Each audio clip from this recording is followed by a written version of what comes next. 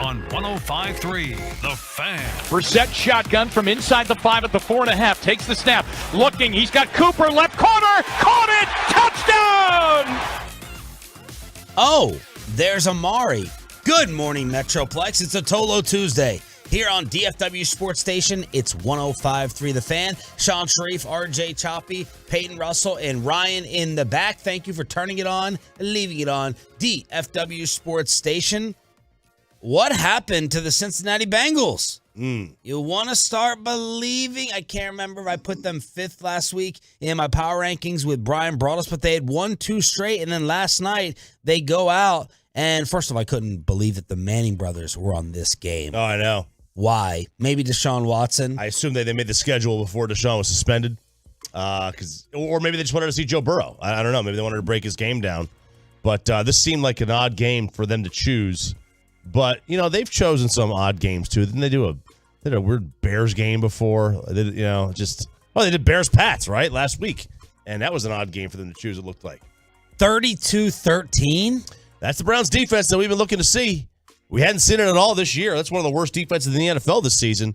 And it showed up, man. 5 sacks and a couple of turnovers. That was exactly the defensive performance that the Browns fans have been hoping for all season. I mean, look, this year was going to be, once Deshaun got suspended for 11, this was going to be I don't want to say a wasted season, but one that they were going to hope to tread water till he gets back. But now who knows? So Cleveland is 3-5. Cincinnati is 4-4. The early Amari highlight was throwing, like him throwing. Amari Cooper throws an interception. It was an awful one. I thought that some receivers or running backs on that halfback or receiver option pass have kind of come around to throwing it out of bounds, just getting rid of it. Nope. Amari's like, I'm getting mine up. It's staying in regulation. It gets picked off, but Amari Cooper ends up with 5 catches, 131 yards, and a touchdown. He is one of 7 receivers this year with 500-plus yards and 5-plus touchdowns on the season. I was ready to move past this, right? The Amari rear view, but now you have all this talk of the Cowboys adding a receiver with today being NFL trade deadline day. You got to go back and think about it again. You do. And look who he's doing it with. He's doing it with Jacoby Brissett. Imagine what he'd be doing with Dak Prescott. Or that's the assumption, what he'd be doing with Dak Prescott. That's Or the problem. The problem. That some of those numbers weren't there with Dak Prescott. But he's on pace, as Bobby said, for 83 catches, 1175, and 11 touchdowns. I mean, that's a hell of a year. It's a hell of a year. That's way better than it did last season for this team. And is it in part because he's the main guy? And there is no second and third option. Look, when the Cowboys were here, when he had the Cowboys, you had CD and you had Gallup, you had Dalton Schultz, you had Cedric Wilson. There was a lot of guys to take away from him, and that's why looking at his overall total numbers probably skewed things in a poor way for him, but. Man, he looks good. So he's tied for 17th in catches. At home, he looks good at least. Tied for 10th in yards, tied for 4th in touchdowns, and he's averaging 14 yards a catch. That's good enough for 26 in the NFL. So we kind of focus on Amari as a bigger story here in the Metroplex, being the former Cowboy. I think the big story is going to be nationally Joe Burrow and the Bengals. Burrow, 25 of 35, 232, 2 touchdowns, 1 interception. They were down, though, 25-0 after 3. It was over. It was 11-0 at halftime. I'm sitting there like, what else can I watch? I'm not that interested. The Manning boys are having on all their guests. Who was the first? Oh, they had on Boomer Esiason. They had the Kelsey brothers. Eli went with that weird Rocky Dennis mask. I was like, I don't know about that one, man. But they were sitting there saying, we got to take 19 commercial breaks with Boomer on to start off this thing because they're punting every single possession. 11-0 at halftime, 25-0 after 3, and it was game over. T. Higgins had 49 yards, Hayden Hurst, Tyler Boyd, but the Cincinnati offense laying an egg, and the Bengals are now 4-4 as the defending AFC champs, as I think you and I both felt like they were going to take a step backwards. Baltimore doesn't feel like they're 5-3. Yeah, they don't feel it, but because all the blown leads, even though we know they're a good team, they should probably be 7-1.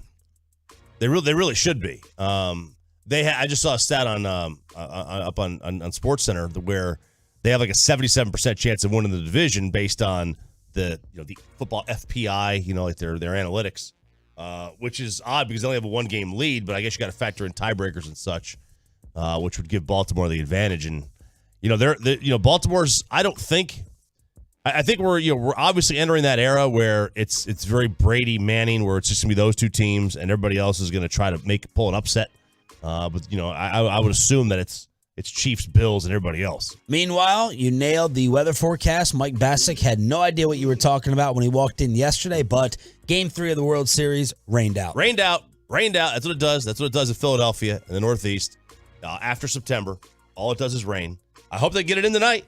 I haven't seen the weather forecast for tonight, but they canceled that one several hours before the game. What's up with this fan, the player, McCormick? Oh, Chase McCormick. Man, I feel for this guy. I really do. He's from West Chester, not one word, 2 words. West Chester, Pennsylvania, and he's a diehard Phillies fan. Okay, as a kid, his family all Phillies fan. His friends are all Phillies fans. So they asked him for a bunch of tickets, and he's like, "Yeah, sure, I'll hook you up." So he plays for the Astros. Yeah, he's 27. He was on the team last year, so he doesn't have a World Series title. And a lot of his friends are telling him, "We hope you go 4 for 4, but your team loses." And his family, even his family members, even his family members are like, "We're not really sure who we're rooting for in this game." And I'm like, you are losers. Like, are they diehard true fans? No, or they yeah, right. They are. They're diehard true fans, and they're losers all at the same time. Sometimes those goes one in hand. If my kid was playing in the World Series and you asked me for tickets and you told me you were going to show up in the other jersey, first of all, I'd slap you, and second of all, I'd take your ticket. You ain't going to the game. I'm sorry. I agree. Like, you're a friend of his. Your friendship goes higher than your allegiance to, or your family member goes higher than your allegiance to the team. Like, I'm Texas Tech Red Raiders. If Sonny Dykes signs up my godson to TCU, you're a TCU fan. I got to be a TCU fan. Yeah. If my kid goes to Alabama, I'm an Alabama fan. I'm sorry, I'm not a Tennessee fan anymore. There's a lot of Tolos who are going to, I think, disagree. I think that could be a 50. I think it'll be a 60-40 split. 60% for the family. Yeah. 40% for team. Like, props. You don't turn your allegiance. You don't turn your back. I think that's the way it may go. You might be right. Or like the Eagles. If your son's playing for the Eagles and stuff, who are you going with? I'm an Eagles fan. Okay. If my kid plays for the Eagles, that's who I root for. Now, how far does that go, though, down the family line? So, like, I think is it your cousin that's living with you or your nephew? My nephew. Okay, your nephew has a son. He plays. He's getting drafted by the Eagles. Yeah. What do you do?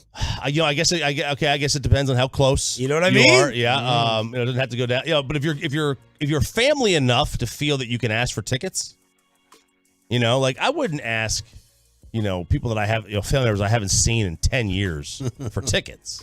I think you're family enough that I think you've got to go with the where the family go with the blood. Yeah. At that point, I think I'd just root for the stats. Have good stats, but don't win.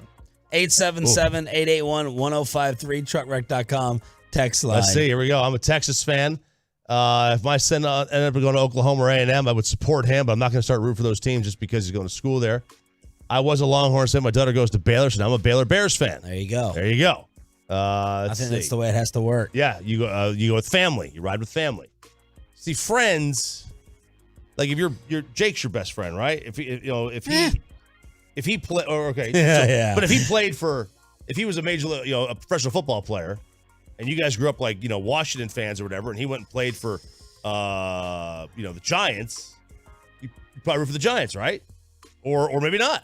I don't think the Giants would be like my overall team. I'd root for the Giants when they weren't playing the Cowboys. It's more important for me for the Cowboys to win. But that's an interesting one. That's an interesting one. So that's a little storyline in the World Series. Another one. If my son played for the Eagles, he's not my son anymore. In the EPL, the players themselves would stay fans of the teams they grew up watching. That's right. They might. They're nuts there. All right, today is NFL trade deadline day. We're going to talk about it and preview it with Jerry Jones live at 8:30. Trent Dilfer is going to join us in the 7 o'clock hour to talk about Dak and other quarterbacks. We do have a trade in the league. The league's leading tackler is going to the AFC North. We got a college coach fired in the SEC. We got suspensions with the brawl from Michigan and Michigan State. And Stephen Jones setting us up for the Cowboys bye week. It's all on the way on a Tolo Tuesday next. Coming up in the next G-Bag Nation. It is a Tuesday, of course. We'll be reacting to Jerry, but the NFL trade deadline hits at 3 o'clock. Nation 2 to 7 on the Fan. Get up to a 25% bonus and up to 10% growth per year for your retirement income. I'm Jeff Jr. with Trajan Wealth telling you.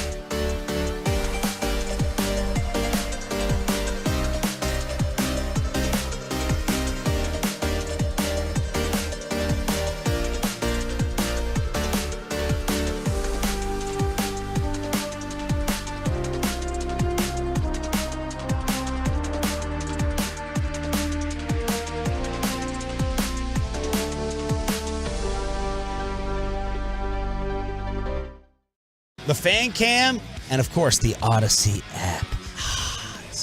Roquan Smith has been traded to the Baltimore Ravens. I didn't notice Roquan basically at all in the Cowboys game. I go and look, right? I didn't either. He had 5 tackles. Now, normally he's good for 12 a game, but he was pretty quiet. Where was Roquan with that run defense with Tony Pollard and the rest of the boys going crazy? But Roquan Smith is traded to the Ravens in exchange for a 2nd and a 5th round pick. Okay. Of course, he had the contract drama in the offseason. He was wanting an extension. It did not happen with the Bears. He leads the league with 83 tackles this season. He was owed $5 million for the rest of the year. As part of the trade, the Bears are paying $4.8 million, and the Ravens are paying him league minimum for the rest of the season. Patrick Queen has fallen short of expectations as a first-round pick. Ravens tried to get Bobby Wagner in late March. Of course, he decided to sign with the Rams. So here is Roquan, 25 years old, second most tackles in the NFL since 2018, trailing only Bobby Wagner, two-time second-team All-Pro. I have not heard from him since Carson Wentz ended his career with a block. One of the most vicious blocks a quarterback's ever put on a linebacker before in league history. On Roquan? I'm going to play this for you. This is vicious. This is vicious. So now the Ravens, the pressure is on for them to sign him to an extension before free agency in 6 months. Yeah, it's they got to sign him. You don't trade for somebody without signing. It was the only good move Carson Wentz has ever made for Washington. Yeah, but he laid him out, man. So this is a traditional linebacker. Okay, he's not coming after the quarterback like Lawrence Taylor or Micah Parsons. And this is a Ravens organization that we think is a model one. So Are you rolling your eyes or raising an eyebrow at them, giving up a second and a fifth for a traditional linebacker in the middle of the defense? It's so disappointing. Jim Harbaugh does so many things right by going for it on fourth downs. Yeah, John Harbaugh. I'm sorry, John Harbaugh by going for it on fourth downs. And, I think he's a little bit overly aggressive sometimes with his, let's just go for two. Because it does put the other team in a position of aggressiveness, but this is kind of counter to their how they run their organization. But they've always done things a little bit differently. They've zigged when the league has zagged quite a bit, like not pass the ball. Right? They don't pass the ball, and no, seriously, they do. They're zigging when the league is zagging a lot of times on on those fourth down plays and going for two. So I guess it's on brand. That they're just doing things a little bit differently. Not a huge fan of it, though. But then again, they put a lot of money in, like, the safety position that, or they have in the past that teams are shying away from. So they just do things differently there. 4 Michigan State players have been suspended for the brawl against the Wolverines, where it looked like it was 10-on-1 back near the locker rooms. Jim Harbaugh sounds like he doesn't think it's enough. An apology will not get the job done in this instance. There should be serious consequences for the many individuals that are culpable. And on behalf of the 2022 Michigan football team, our players, our coaches, our staff, our university, this has been a very traumatic experience. There needs to be accountability. There needs to be a full, thorough, timely investigation. I can't imagine that this will not result in criminal charges. Ooh, criminal charges. This goes back to the old sports debate, right? Devontae Adams with the cameraman. Now, this is 2 athletes. This is actually, it's like 13 athletes. Criminal charges, or we writing it off to that's a sports fight, let them deal with it? I would write it off as a sports fight. I know one of the dads of one of the players. I thought the dad did the player no favors by saying we're going to press charges. I mean, that kid's going to get mocked. He's going to. I mean, it's over for him. The other players on other teams are just going to sit here. Well, your daddy going to do all your dirty work for you. It's going to happen. No, not that it should, but it is. To me, this is like take their scholarships away, leave the courts out of it. That's how I would handle it. I would take. They're not playing anymore. They sit the year out, whatever it is. But I don't know. Criminal charge is something that happens at the game. At the end of the day, these are 18-year-olds, 19-year-olds. They're full of testosterone. They've got You're technically an adult. That's why. I know, which I hate. I hate that idea that 18-year-olds are adults. I was not an adult at 18 years old. I agree. I don't think that, just because they're 18. Not on you, myself included. Yeah. I don't think that, just because you're 18, you should be charged as an adult all the time. Sometimes you should be. Sometimes I think 18-year-olds are really like 14-year-olds. We have, studies that show the human brain doesn't develop till 25. So he's 18. Give him a break. What do y'all think? Is this charge worthy? 4 of them suspended. And you start getting helmets involved with it, that feels like it crosses a line. But Myles Garrett threw the helmet, Aaron Donald does every other week. Yeah. I wouldn't press charges against them. I mean, it's a game of emotion. These guys aren't playing football anymore. Like that's how I would do it. Like, I would say, you're not playing. You're done for the year. You might be done for more than the year. You might be done for 2 years. I don't know. The head coach of the Auburn Tigers is done. Ryan Harsin is out. He is gone. Now they're already paying Gus Malzahn a fortune not to coach anymore. Harson's in his second year, and they owe him like $15 million on the buyout. $7.5 million's due in like a week. Wow. I don't know where they're getting this money from, but SEC, baby. SEC, man, that's what it is. So now who's going to take over? And the number one candidate that they are going after is Lane Kiffin. And a lot of people are saying that Lane Kiffin already has a better job, and maybe, but there's no money in the problem that Ole Miss is going to run into is they have no money. Like, there's no NIL money in Mississippi. That's the biggest problem for that state, is that they have no industry. Alabama doesn't have much more, but they've got plenty more compared to Mississippi. And that's his biggest complaint, is that we need more NIL money. They don't have it. So I don't think it's crazy. Also look for Matt Rule and Hugh Freeze and guys like that take over. Meanwhile, the transformation of Lane Kiffin is amazing. Yeah, it is. He's so loved and likable. He was like the number one hated coach years and years and years ago after what happened in the National Football League, what he did to R.J. Choppy's Tennessee Volunteers. Yeah. Do you even like Lane now? Love Lane. I know. It's crazy. It's crazy how I love Lane Kiffin. It's snotty-nosed punk, right? The Stephen Jones of the coaching world. You're only there because of your daddy, Monty. Yeah. And now he's loved. He's loved. He made the real A-Rod transformation. He really did. Now, but when Tennessee hired Josh Heupel, I was like, oh, Josh Heupel, really? That guy, he took a great team at UCF and he torpedoed it. What happened? I wanted Lane Kiffin. I wanted Hugh Freeze. Kendall Bryles, something like that. And, Heupel has turned out to be a godsend. And Lane's got a memory, too. Yeah, he does. He keeps receipts. During the Texas A&M offseason, after Kiffin insinuated that, there was some sketchiness over A&M's signing haul with that number one class, Jimbo fired back, calling Kiffin a clown act. And after Ole Miss beat A&M the other day, he remembered. Halloween right around the corner. What are we dressing up as? I don't know. Maybe Jimbo has a Joker outfit for me. Thanks, Coach. Baby's got a Joker outfit for me because he referred to him as a clown act. Did you see the Diddy video as the Joker? Wait a second. Yes, I did. I saw a still shot of it. It was a great look. The interaction he had with some other celebrity, I couldn't tell whether it was real or fake. They were about to fight on the street. They were about to go at it right there. But yeah, Diddy, I was like, that's kind of old. Get something a little bit more current. What were the best Halloween outfits you saw yesterday? Cardi B, Marge Simpson was amazing. Oliver, as I was driving to his school at 90 miles per hour after we forgot the car seat, went as Spider-Man. So he enjoyed that. What else did y'all see as outfits? What about in the Scrooge McDuck neighborhood? Oh, yeah. Peyton handing out what a nice candy display that was. Yeah, we had to give out 2 full-size candy bars, Well. We only had about 30, 35 kids come by. Neighborhood is, obviously not everyone is allowed in, so, it's all. What area do you live in? Rockwall. Oh, okay. You live with your parents? Yes. Okay. Yeah, that's a good display. That's a good display. I love the Haribo's. Huh? Not everyone is allowed in. We saw a lot of Spider-Man.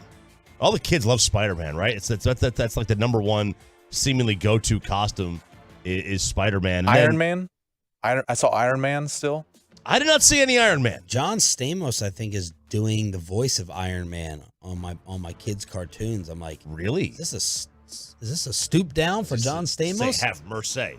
They'll have mercy. It's like Full House reference. So let us know. And you got no trick-or-treating in, right? Because of the game? I had the game, so I didn't get to go trick-or-treating. My youngest one went to a friend's house, and he trick-or-treated. My older one had his final middle school football game of the year. What did Luca go as? Nothing, because he was playing. So, I'm sorry, Julian. Julian, he went as Aaron Judge. all of his friends were going as baseball players. So, one kid went as Was he wearing a Giants uniform? He was not. That's a good reference, though. Okay. It's a good reference. No, he wore it was a Yankees uniform. He had the pants and everything, and one of his friends went as Mike Trout, and one of them went as Adrian Beltre. So they were all Major League Baseball players, which I liked because kids don't like baseball. All right, go ahead, Peyton. Take it. So TMZ has confirmed that Takeoff was shot in Houston last night. Dead. This is what y'all were talking about in the commercial Yeah, break? I saw this trending. And I saw Takeoff trending, and then I hit it, and I saw that he was the reports are, and these were all unverified, that Takeoff and Quavo were both shot, and that Takeoff didn't make it. And now apparently, once TMZ gets it, it's obviously you believe it. That is awful, awful. Stephen Jones on the trade deadline. Zeke versus Pollard. And the second half of the Cowboys season. Let's go inside the Star on your home of America's team with Sean and RJ next.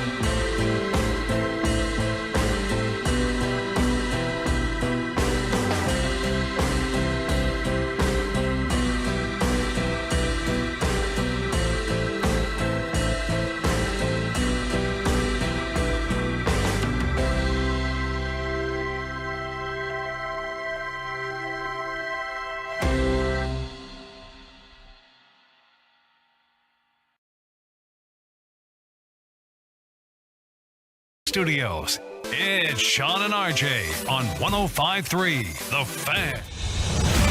From news and notes to the coaches and players for America's team, let us go inside the stars on 105.3 The Fan. What would you have said after the Tampa opener if I told you the Cowboys were going to be 6-2 at the bye week? After Dak got hurt, yep. I would have thought that Dak got healthy in week 2. As Jerry forecasted. Yes, I would have guessed that, Dak played week 2. There's no way that they could have had Cooper Rush for 6 weeks, 5 weeks, and that they'd be in this position. No way. No way. None.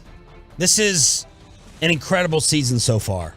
There's no doubt. It's one of the most remarkable things that we've seen. There's really no explanation for it. Like in our time covering the team, you had the 2014 run. You had Dak and Zeke's rookie season, and I think this is third on the list. This is the third best or most special Cowboys season that we've covered in 11 years. Yeah, now look, we probably said the same thing after 6 weeks last year. They were 5-1. Not with Cooper Rush versus Dak Prescott playing. We had the backup quarterback in. Oh, 6-2. I'm just saying, at 5-1 last year, we were thinking this is it. This is a Super Bowl team. Now it's a little different, because we had Cooper Rush. A lot different. You don't have your quarterback. No, that's fair. We all said the season was over. We did. We all said that all this build up, this entire season coming up, it's over. We're going to have to figure out how to talk about something else for 17 weeks plus the playoffs, because the Dallas Cowboys would be a non-factor. That's reality. That was the truth. That's what we said. And now we're sitting here at 6-2. Incredible. They rip off 4 straight with Cooper Rush. That right now is the story of the season. Cincinnati, New York, Washington. Who knew that those would look like impressive wins now? The Giants and the Commanders, much more impressive wins. You handle the Rams, you lose them filthy, and then you go off on the Lions and the Bears. Fantastic. It really is. It's a remarkable season. And Dak the last 2 weeks, most efficient quarterback in the NFL, by a wide margin. I saw this thing yesterday that he's on this chart, this little graph with dots everywhere. He is so far away ahead of everybody else for the last 2 weeks since he's returned from injury. It's like he's playing a different game. But, he was just phenomenal on Sunday. Fantastic. He was making the right calls. He was everything that he did was clicking. Maybe it's because the Bears stink. I don't know. But he was doing everything right. Stephen Jones was asked on the KMC Masterpiece, what would he have said if after the Tampa game we told him he would be 6-2 heading into the bye? Probably right after that game, I'd be where can I sign up? So, right. Obviously, that game, we didn't play well. Let's start with that. And played against a good Tampa team that really beat us good. And then to also think, right after the game, we might lose Dak for, 8+ weeks. And certainly we were having to check our hold card, but this team's been resilient. Our coaching staff, the whole organization's been resilient, and we've really come around. I think this team actually should only get better. I think we saw a little bit of that yesterday with Dak and the offense as he really starts to get back in rhythm with what he knows he can do with this offense, what he's done in the past with it, and I think we saw signs of it yesterday. And obviously we got to keep working on the run game in terms of, stopping the run game on the other side of the ball. But also you got to give Chicago credit. They had a really great game plan. They weren't going to throw it around much and had a good design for their quarterback, as well as they've got a couple of really good running backs. And certainly was a challenge to us, but we were able to make the plays when we needed to. Man, He mentioned the hold card. You got to check your hold card. They got a 7-2 and they flopped 2 sevens. They did. There's, obviously when you get a 7-2, it's the worst hand you can get, right? And that is, you lose your quarterback week 1 and you lose. That's the worst hand you can get. And here they are sitting there at 6-2 now. There's a long way to go. There's a long way to go in this season, but they now have, they've got such a second lease on the season. Yeah. This season, I mean, people were coming to the Trucker.com text line. Like they thought they were going to be 0-8. Yeah. Season over after week 1. Over. Done. You're not going to be able to get out of that hole without your quarterback. And I think it's the third most important or third best season that we have covered. Dan Quinn better get Defensive Coach of the Year. Mike McCarthy better get Coach of the Year. Cooper Rush better get a single MVP vote. One. Just one. That's all he needs is just one. Third place MVP vote, not a first. Steven was asked about Tony Pollard. Does he have the makeup of RB1?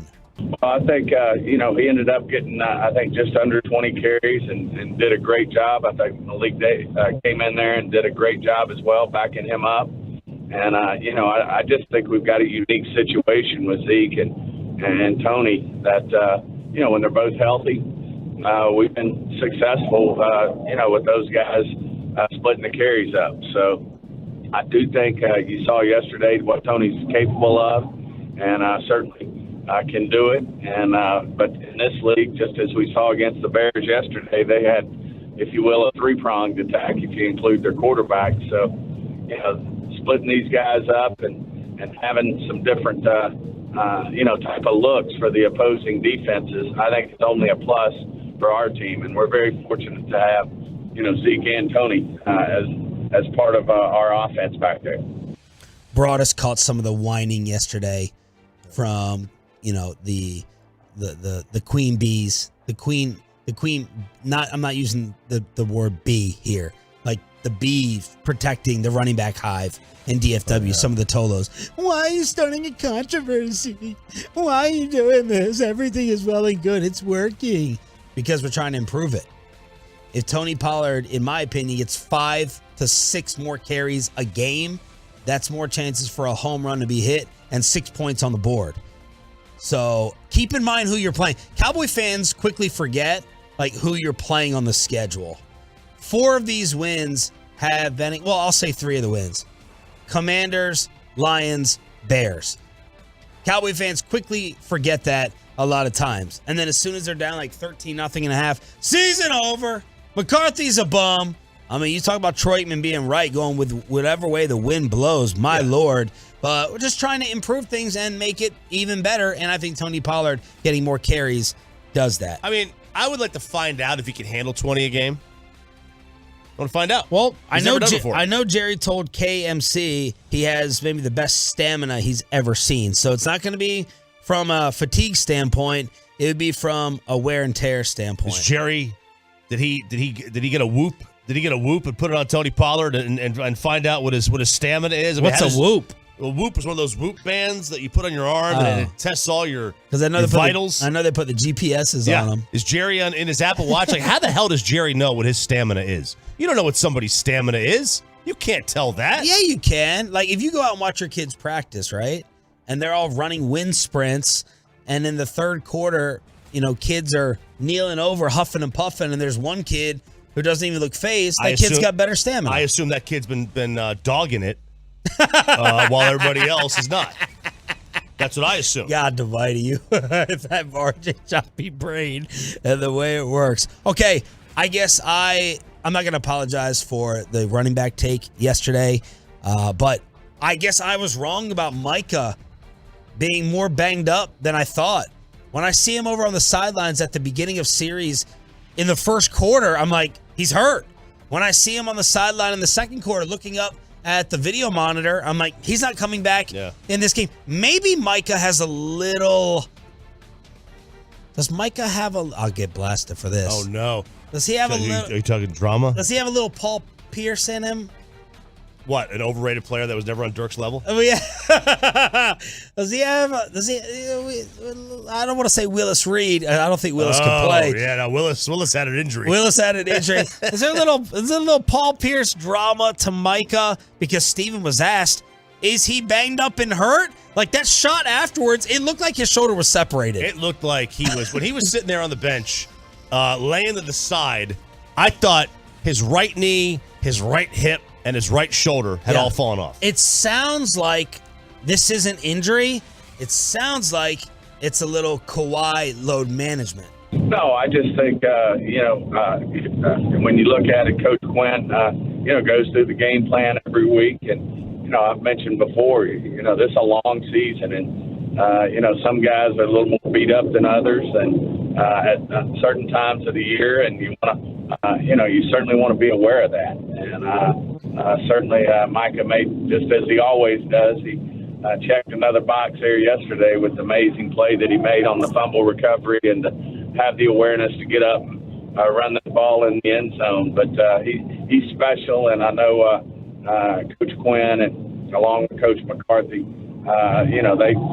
we've got good thoughts as we go into each game in terms of the health of each player and what's in the best interest, for our team to win the game that day, as well as also protect each player for the full season, if you will. So both Bobby and Nick Eatman yesterday, I know it's radio, but I could tell they were looking at me like I was crazy when I was like, how hurt is Micah? And Nick's like, I'm not really aware. And Bobby's like, I haven't heard anything. They say he's fine. I'm like, what am I watching on TV? So that leads me to believe maybe he's got a little, maybe he's got a little drama in him. Well, it also could be it could be drama. It could just be their just load management. Yeah. And they do that in other sports. They load manage in baseball. They load manage in the NBA. Why would they not load manage in the NFL? It is a long season. He is now playing a position where he's a little bit undersized. Yeah. Right at the edge, or maybe they're just trying to, maintain that he is going to be as healthy and ready to go. I think what they figured out is, all right, we're going to make the postseason. Do me a favor, Let's Peyton. get ready. Look up snaps per game for Micah. I'd like to see if it has reduced a little bit, to see if it's dropped somewhat for that load management. I'd be interested in seeing that. I think what I say yesterday, he was in the high 50s. There's a pretty big drop-off with snaps played from the two highest guys on the team. But let's see if we can get game by game Here we go. with Micah snaps. It's pulling up. So this year, this is 2022. Yes, it is. He has played, let's see, from week 1. All right, so you're going to start with Tampa. Okay, 62. Yeah. 59. Okay, we're in 60. the same range as the other day. 63. Okay. 46 against the Rams. All right. 67 against Philly. I think, was the Rams where he had the hamstring? I think so. All right, 67 Philly. 42 against Detroit. And 57. So, kind of in the same range. It's kind of that same range. Sometimes, 42. 2 games in the 40s, Rams and Lions. Yeah, and, that's... So it sounds like he's kind of on a little bit of a pitch count. Yeah, look, the first game he played every snap. Played 100% of the snaps in the first game. And then he went 84, 83, 85, 70, 94, 71, 72 percentage-wise of the snaps. And I think, 75% of the snaps is probably a little high for an edge. Plus, you got to factor in the score of the game to determine the snaps. Right. So, like, when you have the highest scoring game of the year on one side, the Cowboys putting up 49, and the other team was putting up a lot, and they were running for a lot, you're going to have a lot more plays to get them out. So, it looks like load management. And that's, that's fine. Like, they, like I said, they load manage in every other sport. I assume they do it in the NFL. With certain positions. We do it with running back every third series here. Absolutely. The third series. Yep. Pollard or Zeke is out. Zeke doesn't get every carry. That's a form of load management. And then finally, Justin Fields was asked in Chicago about the Micah play and reliving. That was the NFL play of the weekend. What happened, man? That's my fault for just hopping over him. I should have, tagged him, but I can't tell you the last time I made a tackle. So just got to be aware in that situation. Just tag him and make sure he's down. Yeah, you don't have to make a tackle. Justin got a little edge to him. Got a little bit of edge to him, which I understand. All the criticism, you can't throw the football. You're already a bust. They shouldn't have taken you out of Ohio State early on. You didn't have to make a tackle. You just had to make a touch. All right, Monday Night Football. Amari Cooper says that he should never be asked to throw a ball again. We got some problems in Pittsburgh. You Steeler fans, sounds like some of your players are turning on your quarterback already. And NFL trades to work out. Stephen Jones comments on that. Today is NFL trade deadline day. We already had a big one yesterday. What could be happening today? That's all next. But let's get you over to Zero.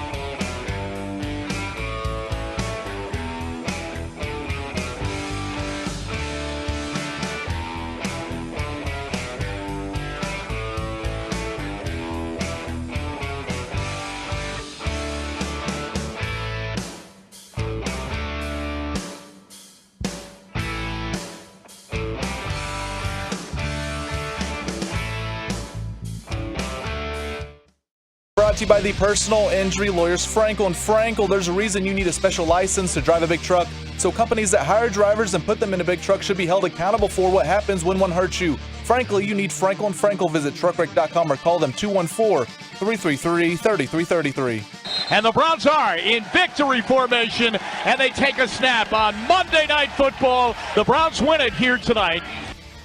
That was the final call. Wow. Where did that score come from? 32-13 Cleveland over Cincinnati. Joe Burrow is now 0-4 against the Browns. Not quite as crazy as Aaron Rodgers being winless in D.C. against the Commanders, but this one still jumps out. Amari Cooper, the former Cowboy, 5 for 131 and a touchdown. A lot of Tolos.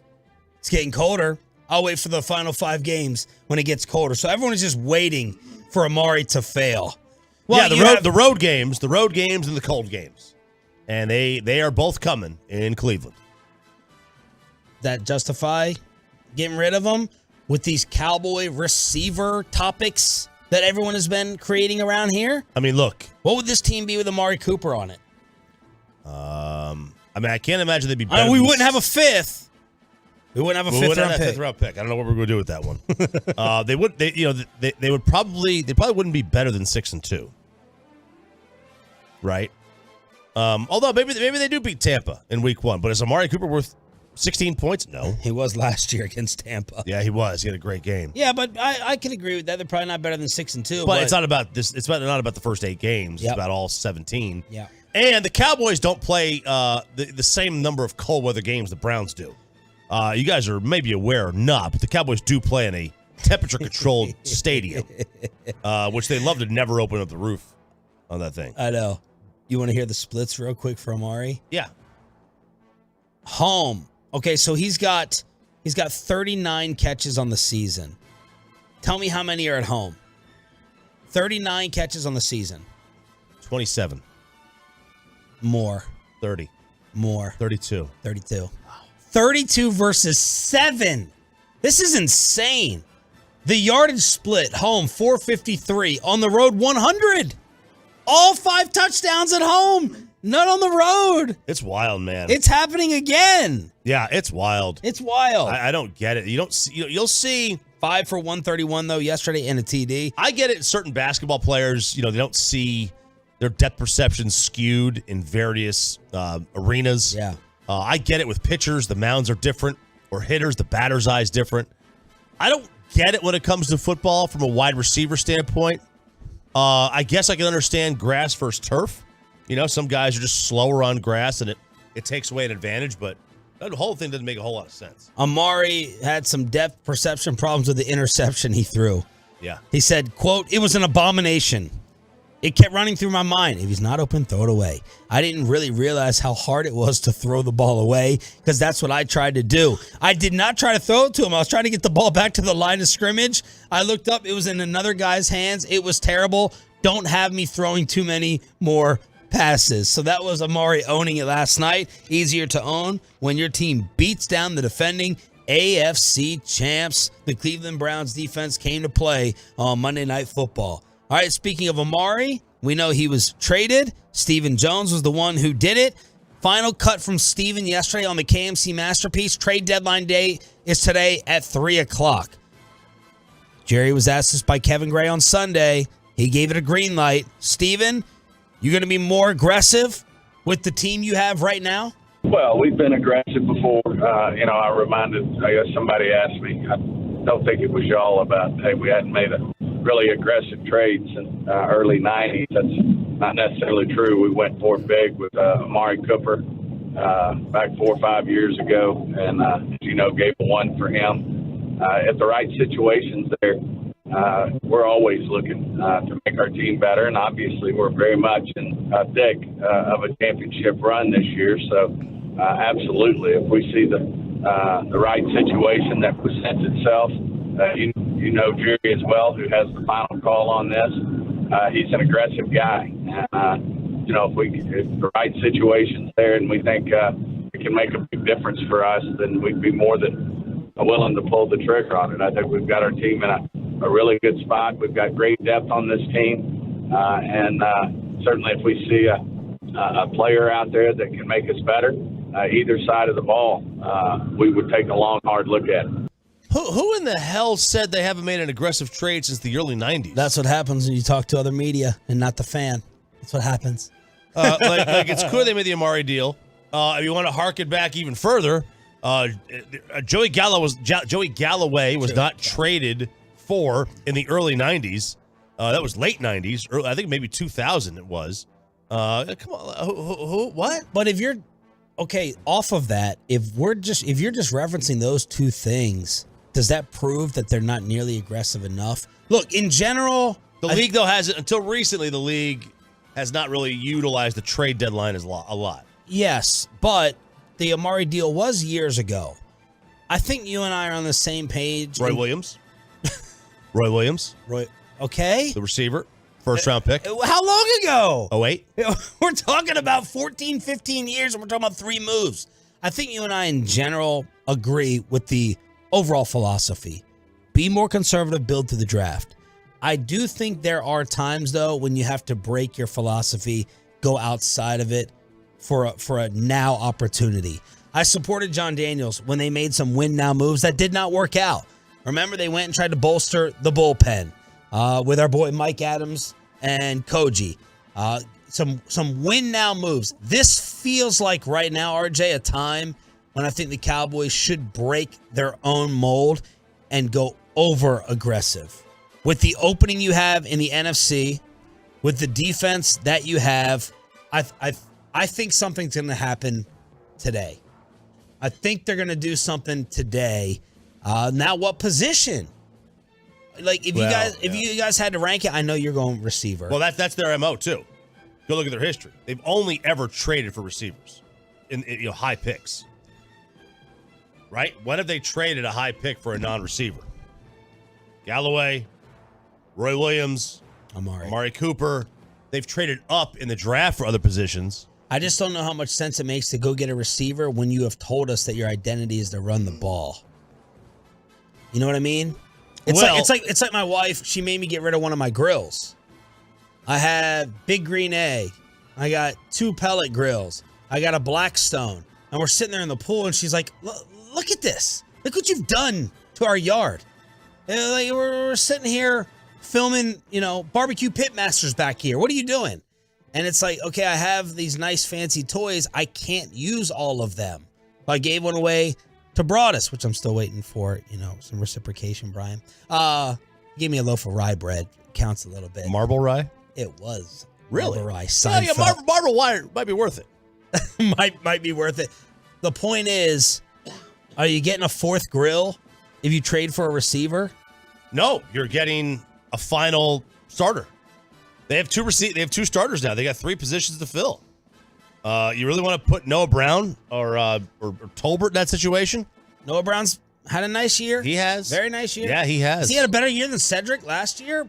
Probably not. I would think not. Cedric had a really nice year. He's come up in really big moments. He has. Would you trade for? Let's talk about this Odell thing for a second. All right. Is this a health thing? Otherwise, Odell Beckham would be on this football team.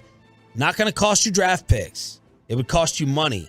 What do you think we're looking at health-wise in terms of Odell coming back and playing? I mean, Bobby had said, he doesn't know, like, if they really wanted Odell, do they really want to go down the road that they're doing with Michael Gallup? The inconsistencies of coming back from an ACL. Right. If you sign Odell, it's not for this year. If he helps you this year, great. Yeah. It's a long-term play. It feels like a Brandon Cooks would make more sense than Odell Beckham, as weird as that is to say. Yeah, maybe. But like, here's my question with Odell. What about another corner? I think I'd prefer corner, another run stopper. Well, you need to replace Jordan Lewis. You need to replace Jordan Lewis now. You might need to replace Anthony Brown. I mean, he had, like, PFF said he played well. In Sunday's game? I mean, not well, but not much worse than Diggs did. Okay, we'll get to that in a second. He's been very consistent this year. He's got a very low ceiling, but a very high floor. So he's never going to be great, but he's never going to be like god awful. The people that think he's god awful, they just his PFF grade is pretty bad. It's a 61. Yeah, that's a high floor though. Like that's what that is, And Diggs' PFF grade's not much better. It's like a 69 or 70. But that's what you want in your second corner, out of your number 2 corner, right? You can't have everybody be in the 80s. So I got a B student and a C student. Yeah, and being that defense is a weak link unit, you give me a bunch of C students and I'll be okay. What you can't have is a D student. But I will say this. You need to replace, if you can upgrade the position and make Anthony Brown your 3, then that's even better. Right. Because now Anthony Brown is your 3, going up against their 3 makes him, it's like Gallup going up against a 3. You put Gallup against a 2, all right, it's a little bit more difficult. What do y'all want for today? I want names, position, what you're willing to give up compensation-wise. Trade deadline day, 3 p.m., 877-881-1053. Give me the position, give me the name, what you're willing to give up. Roquan Smith got traded from the Bears to the Ravens for a 2nd and a 5th rounder. And one more thing from Bobby Belt. I asked Bobby to run the numbers on Zeke because we got a good amount of Tolos saying, can we trade Zeke? Do you think we can just get rid of Zeke for the deadline? That's not happening. No one is adding Zeke's salary to their books in a trade this week. This according to Bobby. Cowboys have no interest in moving him right now anyway. So that's not taking place. If they want to move on from him, they can save $5 million with a release this offseason, almost $11 million if it's post-June 1. All right? So that's what's going to happen. They can save $5 million with a release this offseason, almost $11 million if it's post-June 1. No one is adding Zeke's salary to their books right now. Of course they're not. They never were going to. Right? A little bit of a lunatic thing to even think of. No one's going to trade for Ezekiel Elliott. And the Cowboys don't. I mean, the Cowboys don't operate like that. They're not going to get rid of him. No. So that was a moot point to begin with. I don't know where they go. People are saying, bring in, go get Kareem Hunt for a 4th, get Elijah Moore. Why would you get Kareem Hunt? Who knows? All right, Elijah Moore not happy in New York. Stop throwing money at defense. Give up 2 firsts for Patrick Surtain. Boy, has he been tremendous. I haven't heard his name on the market. I don't think Denver's doing that. They'd be insane to do that. Bradley Chubb, though, they're talking about moving him. Yep. Jerry Jeudy, KJ Hamler. Get an outside corner and move Anthony Brown to the slot. Can't think of a more perfect CB2 than Brown. Let's go. Let's see. Let's get a corner. Move Donovan Wilson down to the box and be a QB spy. So there's some defensive text there. Yeah, Cooks is an awful fit here. Give me Greedy Williams and Big Booty Judy. Why is Cooks an awful fit? It's a burner that goes down the field, which everyone is waiting for Michael Gallup to be. Well, he is that. Like, he already had that with Gallup, and he's a bigger threat. He's bigger. Like, Brandon Cooks to me is better than Michael Gallup. Oh, hot take. It's not really that hot. I'm just gonna look. I don't think it's that hot. Elijah Moore, he the one who was asked about Zach Wilson the other day, as Zach Wilson was getting destroyed with the Jets losing to New England. Mac Jones playing that entire game. Elijah Moore was asked about his relationship with his QB. How would you describe your chemistry with Zach on the field? Probably, I don't even know. I couldn't even tell you. I don't get the ball. I don't know. I don't get the ball. I don't know. That was Elijah Moore's reaction to being asked about the connection with Zach Wilson. He's 5'10", 178. He's 22 years old, 2 years in the league. We know that the Cowboys, profile-wise, they don't like the smaller receiver anyway. On the season, Elijah Moore has 16 catches. Last year, he had 43. He had 5 touchdowns last year, nothing this year. So he is not thrilled with what's going on with that New York Jets offense. So maybe he could be someone that you could make a call about in addition to Jerry Jeudy. And there's going to be a surprising name somewhere else. 877-881-1053. Truckwreck.com text line to hit us up here on DFW Sports Station. Thanks for being a Tolo, y'all. That stands for turn it on, leave it on. Whew. Done a lot of homework. To try to talk about this subject. Need your help and need your input. What's going on with Kyrie Irving and the anti-Semitism in Brooklyn next. But first, let's go ahead and get you that job.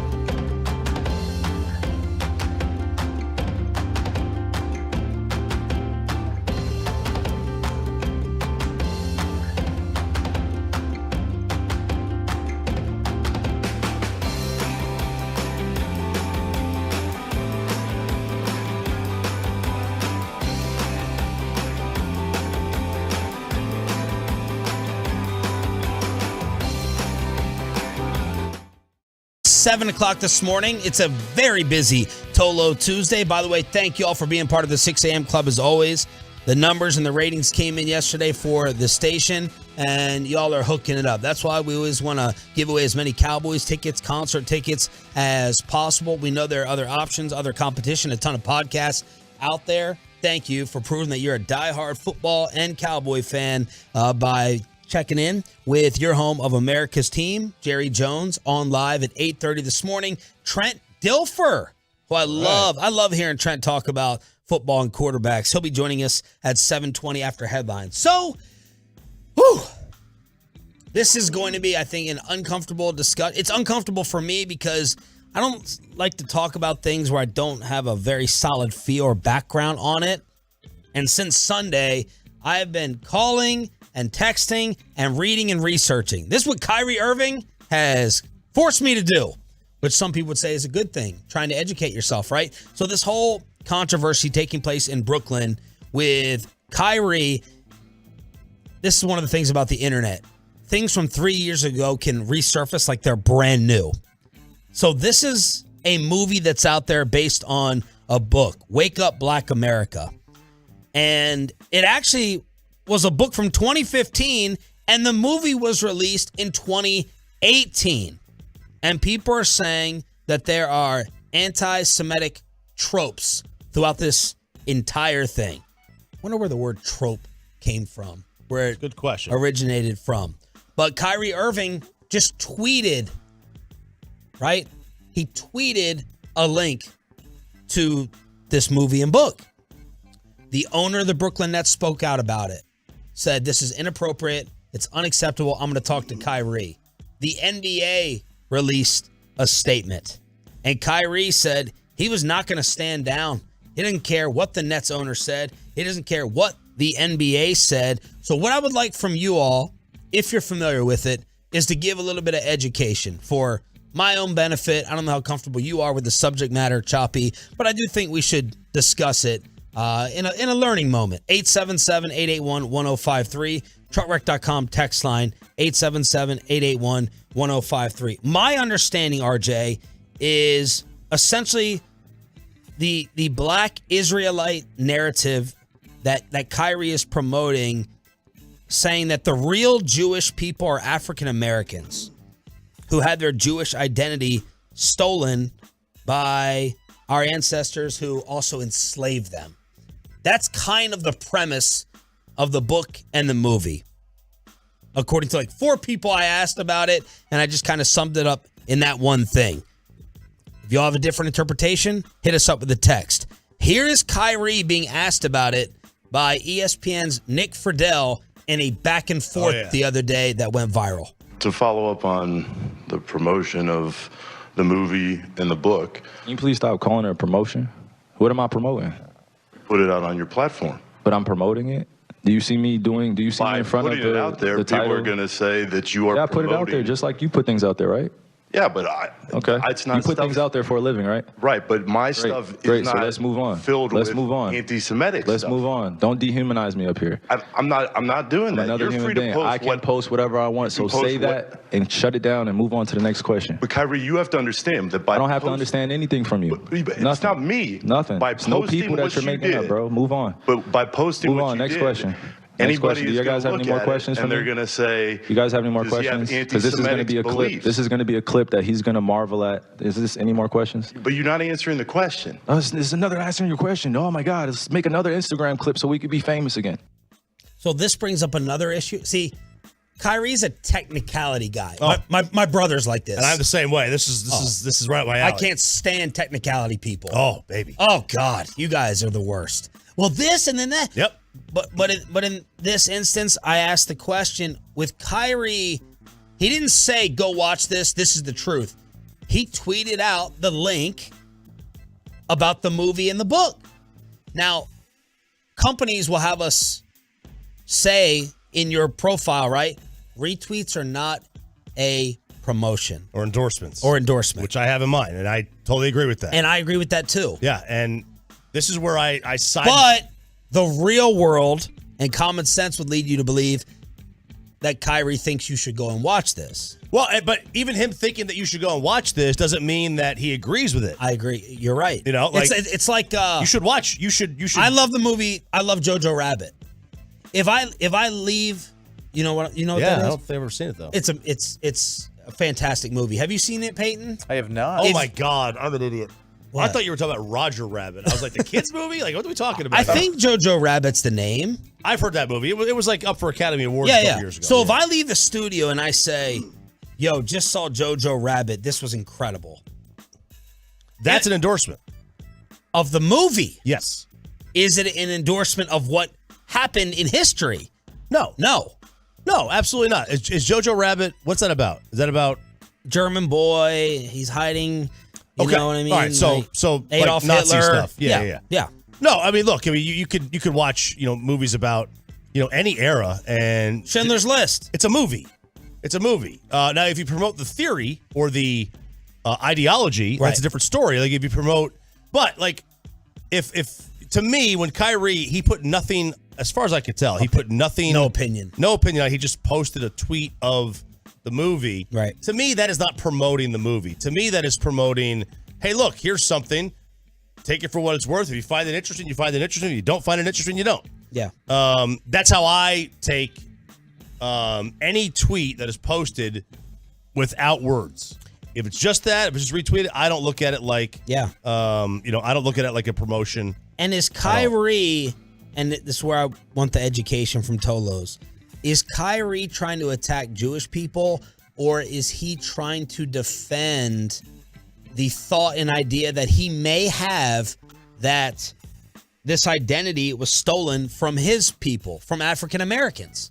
And if he believes that, this is another RJ Choppyism we're about to hear. If he believes that, how offended can we get? If Kyrie Irving believes that the earth is flat, is that just his belief? And we have to respect what he believes.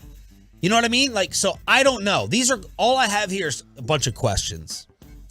Is he trying to attack Jewish people?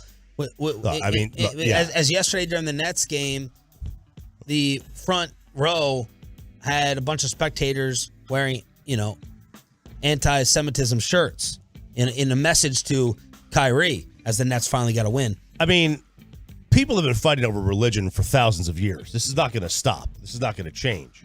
Does Kyrie believe that?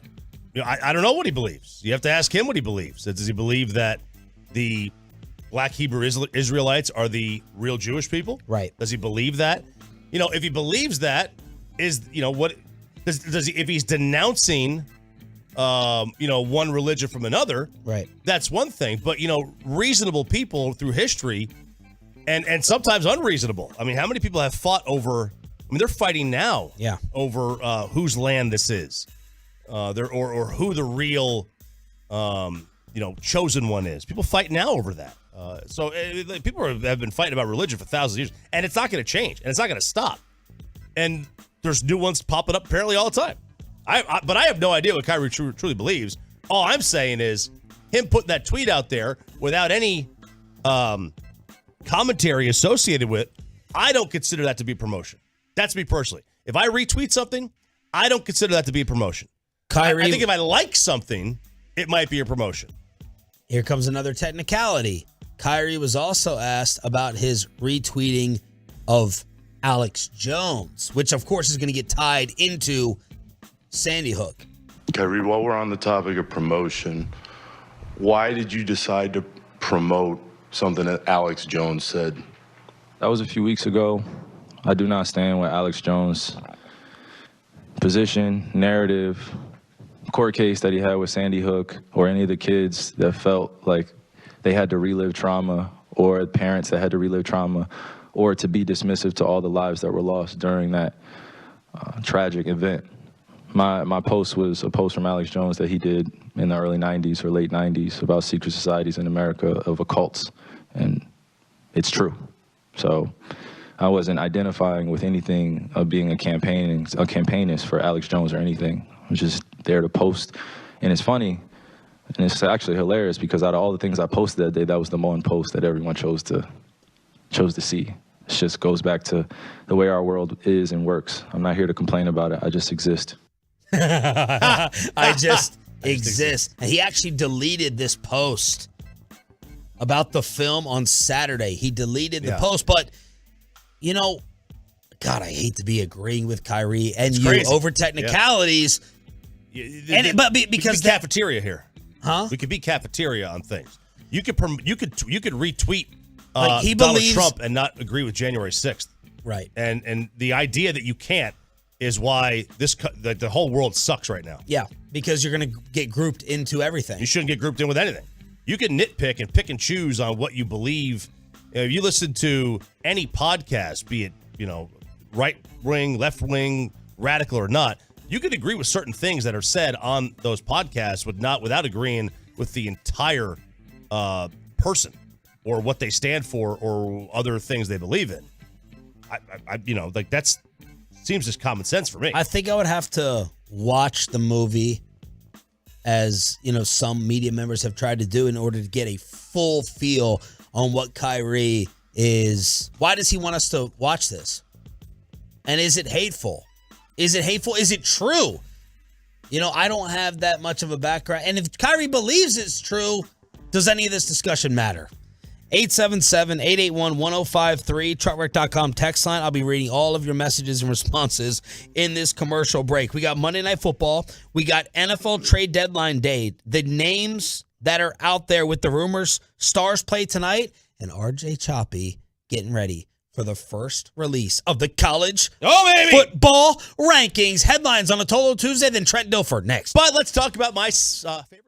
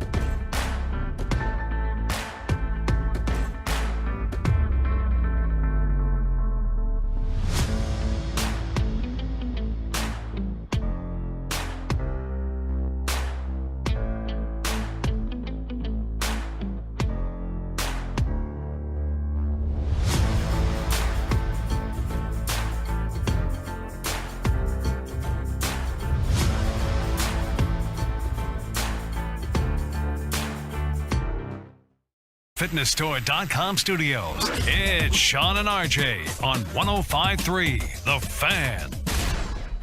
Good morning, Metroplex. It is time for headlines on a Tolo Tuesday. Trent Dilfer is going to pop on the show coming up in about 15 minutes. Jerry Jones live at 8:30. Today is NFL trade deadline day at 3 p.m. Going to get a full preview and reaction if moves take place with the KMC Masterpiece and G-Bag, along with Brian Broaddus, right there to analyze. We'll be covering the breaking news, if we get any, with the Cowboys. So Clarence Hill tweeted this out. Thanks to the Tolos who just sent me this. This is alarming.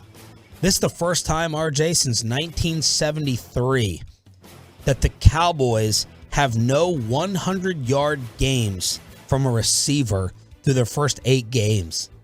Okay. First time since 1973 that no Cowboy receiver has put up 100 yards or more through the first 8 games. Amari has 3 games with 100 receiving yards and a receiving touchdown this season after what happened last night, Monday Night Football, which we'll get to in a second. But that was a lot of the talk last week.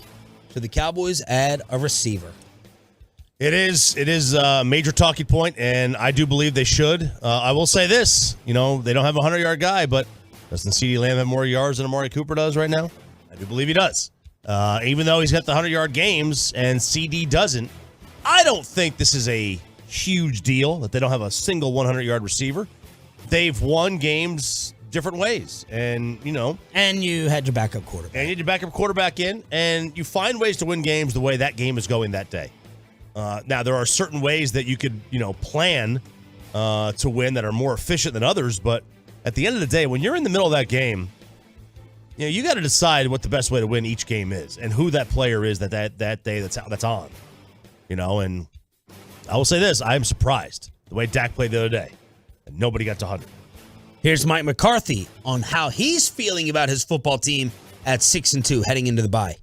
I think you got to keep things in perspective, and that's something that we really always have to do for one another. And I tell the defense every week, if I was building a game plan offensively against you, I'd try to run it every which way I can. And we saw some of that today. So there aren't too many design runs, hardball runs, tight inside zones, outside. So they must have ran crack 5 or 6 times. So those are the things that.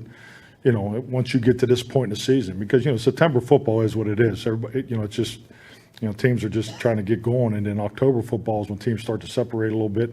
And, what you do well and what you don't do so well is fairly evident to everybody. So that's really where my mind's at. That's where we'll be at as a staff, the first part of the week. And just to make sure, we have a good, healthy South Scott, and we have our what we call cross the hall session. We'll do that Monday when we get back to work, where the offensive coaches coach the defensive players and vice versa, break them down. Because, I think it's just like anything. You got to know who you are.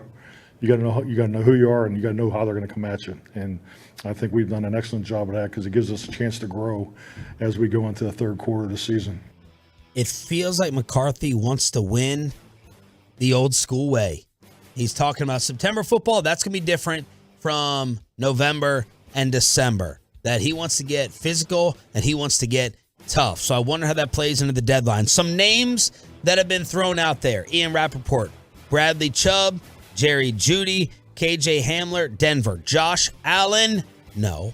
Jacksonville linebacker, Josh Allen. Oh, man. Brandon Cooks, this man can't stay on a team ever. Patriots, Kendrick Bourne, Isaiah Wynn, Nelson Aguilar, Brian Burns. Remember the offer for 2 first-round picks? Yeah, give it a break. To Carolina.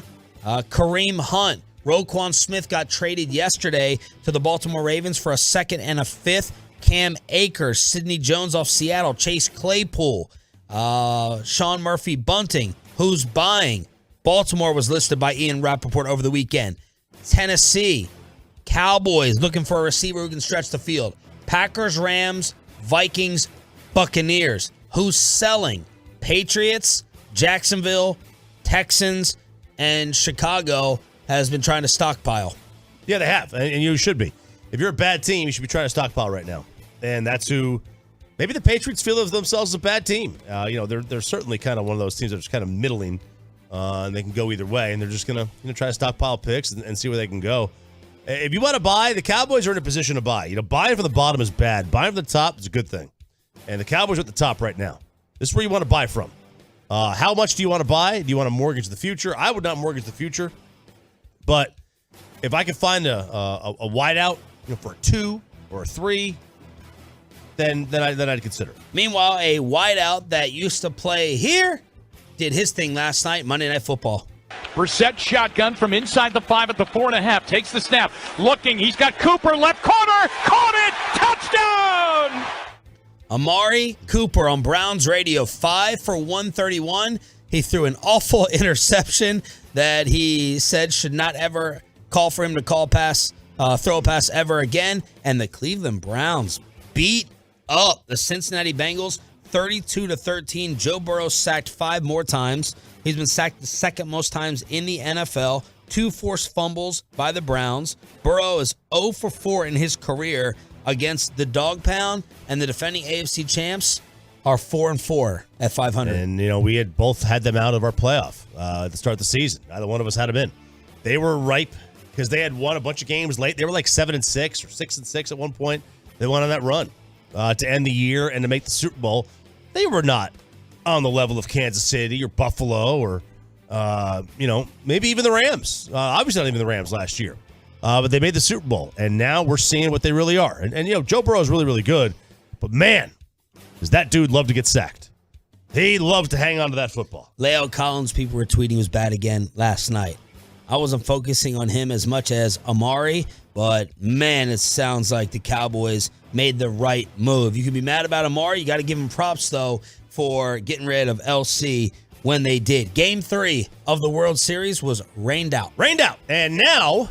Ooh, baby. So they're going to keep the off day. So it was supposed to be Monday, Tuesday, Wednesday, off Thursday, play Friday, Saturday. Now it's going to be Tuesday, Wednesday, Thursday, off Friday, and then play Saturday, Sunday. Okay? Well, we have an interesting little situation happening on Thursday, Sean. The Eagles play the Texans on Thursday Night Football. Fox in both cities, Philadelphia and Houston, was supposed to air a simulcast of the NFL game. Now they're going to have to air the World Series. Or maybe, who knows? I don't know what they're going to want to do. I assume they're going to air the World Series. What will get the higher rating in Philly? Oh, the World Series without question. Now both will get good ratings. With their undefeated football team. Against Houston. Yeah, against Houston. No, the World Series at Philadelphia might get a 50. I have to go check to see what Game 1 and Game 2 got in those cities. But, yeah, it'll be a stupid number. College Kegger at 7:40 after Trent Dilfer. King Stars tonight at 7:30. And the Flames head coach was asked why one of his players had to leave the game the other day, right? Old Suts asking about why one of his players was leaving the bench in the first period. Huberdeau left the bench for a little bit in the first period. Are you able to say what it was? I think he had to go take a shit. Okay. Simple. Sometimes you got to go. We've heard more about players leaving for the bathroom this year than like the previous 40 years that I've watched sports. Yeah. DK Metcalf, others. I always wonder, how often, how many times, does this happen every game? Somebody to leave the bench in every game, every sporting event. You would think. To go to the bathroom. I would think so. You get the toots of nervousness, and then all of a sudden, bam, it rumbles in the tumble. Well, it's only 3 hours, though. 3-hour game. You can't hold it. No. Really? Are you kidding me? You want to be running, you want to hit somebody, and you want to get the blank knocked out of you, literally? No, when you're percolating, man, you got to go. 877-881-1053, truckwreck.com text line here on Sean and RJ. It's DFW Sports Station. Jerry Jones live at 8:30. Thank you all for turning it on, leaving it on. College football kegger with the rankings out tonight. They're still doing it right here in our backyard? Right in Grapevine at the Gaylord. Gaylord Texan. Why are you alerting everything? Or you doing something with your Tuesday? Well, that's how they say in Gaylord, Michigan. They call it Gaylord. Gaylord. And I'm just used to saying it like that. And you're saying Tuesday and Wednesday in a particular way. Yeah, well, they're pronounced different. Monday, Tuesday, Wednesday. Thursday, Friday, Saturday, Sunday. Let's talk Dak Prescott and other quarterbacks. Get on my level. Youth football as well. Trent Dilfer Next on the home of the Cowboys with Sean and RJ, 105.3 The Fan. But let's get you to cars.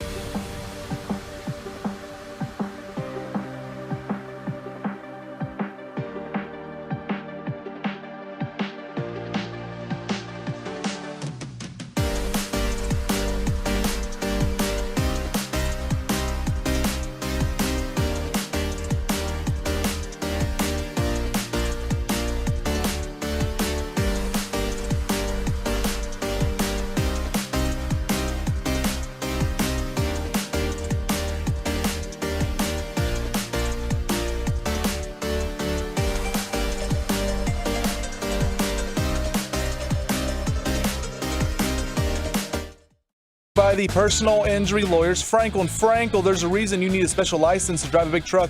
So companies that hire drivers and put them in a big truck should be held accountable for what happens when one hurts you. Frankly, you need Frankel & Frankel. Visit truckwreck.com or call them 214-333-3333. It is now time to go commercial free to the end of the hour. RJ's college football kegger after Trent Dilfer, who is joining us on the Diamond Factory Hotline, former NFL quarterback here on behalf of Panini. You can check out his Dilfer Dimes at Panini America. We're going to talk about trading cards, which KMC, the show after us, absolutely loves. Trent, good morning. How are you? Good morning. How are we doing? Doing well. Your assessment of the Dallas Cowboys season so far is what? I like the identity they've created for themselves. I actually think Dak getting banged up was one of the better things that happened to him offensively. It forced them to be a little more professional in their approach offensively, higher volume of runs, physicality on offense, multiple personnel groupings. I think it allows them to get more chunk plays in the passing game instead of being more spread-based like they were at times, pass-happy. Defensively, obviously, they have a lot of talent. They put teams in a really difficult position in must-pass situations with their ability to get to the passer. They have great team speed. I think they're really kind of finding who they are for the first time in a few years, and I think that's really an important thing in the NFL is creating identity in all three phases of football. And their hand was kind of forced this year with Dak getting hurt. If you're Dak and they just gave you $40 million a year and they're saying, hey, we want to run, we want to play to the defense, are you like, yeah, is that kind of a shot at me? Is that an indictment of your $40 million quarterback? Not at all. I think that's a narrative created by TV people. Radio. No, there's a winning formula that works in the NFL. It typically has to do with controlling the tempo on offense. It's not always a high volume of runs. There's teams that do it the passing game, but it's usually the quick passing game, the perimeter screen game. But it's stuff that's high reward, low risk. And I think that's what the Cowboys have found. They found by running the football, they have two really good backs. They have an offensive line that run blocks better than they pass block. Allow them to do what they do best. And I think every team's searching for that is who are we? What do we do best? How does it complement our personnel? I think Kellen Moore's found that as a play caller. I think Coach McCarthy's done his best job, too. When Dak got hurt, I bet you he really stood in the gap and said, hey, I've had to play this way before. This is how you do it. This is how you find a way to win. Cooper did a nice job, but it's not like he won the game for him. And they said, hey, now when Dak comes back, we'll just be better. You know, if we have to throw it to win it, we can.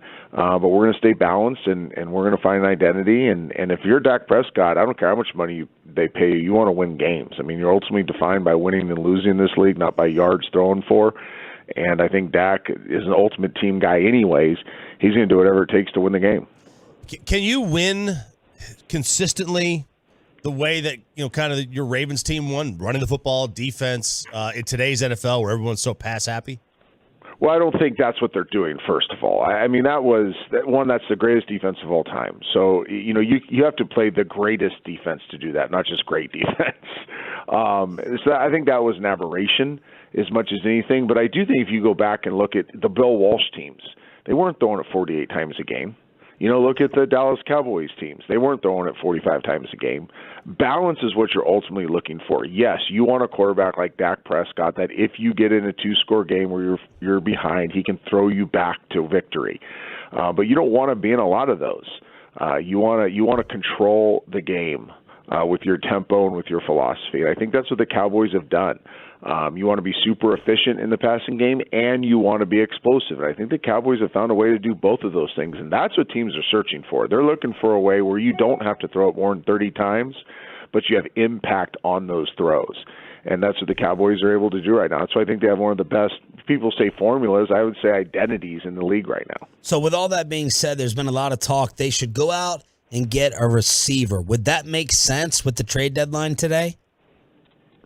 I don't know. I'm not in the building. You know, I don't know what their struggles are. It doesn't seem like they have a whole lot of struggles offensively right now. They're just choosing to play a certain way. I think the trade deadline has become like the NBA one in football. Typically, it has not had massive impact in the NFL. There are some examples. You see McCaffrey in San Francisco, and yeah, that's going well after a couple weeks.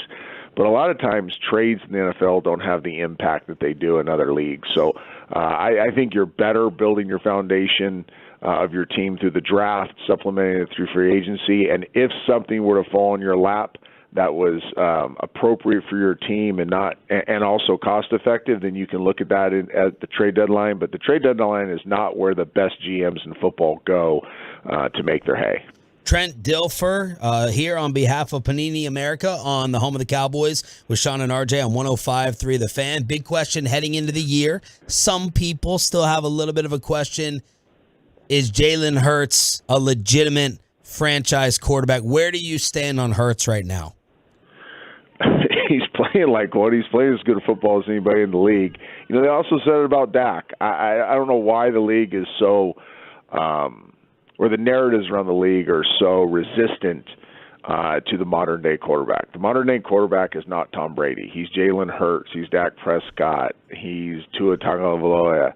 He's those guys. He looks different. He plays different. He's growing up in a high school, college environment where they read players in the run game. They read second-level players in the passing game.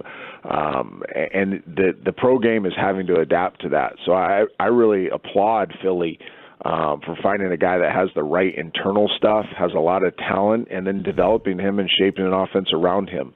What they do is very creative. It's very effective. It's also sustainable. Now, I don't think they're going to go undefeated, and I think there may be games where he's going to be 2 scores down, and maybe he's not ready to throw him back into a game. But I think he can develop into that, and right now he's playing at a high level as anybody. Yeah, I was going to ask you, has he taken a humongous leap as a passer compared to last year?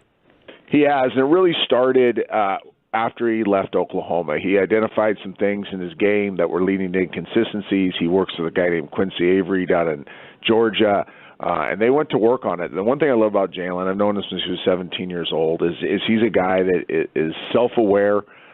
He doesn't get defensive. He's constantly trying to get better. He knew there were some flaws in his games, and he went to work. You know, the NFL is still a developmental league. People forget that you do get better if you're trained the right way, if you work on the right things. Yeah. And he was a young man that wasn't refined yet, and now he's becoming more refined, and he's growing into a really solid passer, especially in the vertical game. He's as good and he's always been a great vertical passer, and I think that's what the Eagles have identified as, hey, maybe he's not the best. He's not like Tua. Tua is as good as there is from 8 to 28 yards. Those are arbitrary numbers.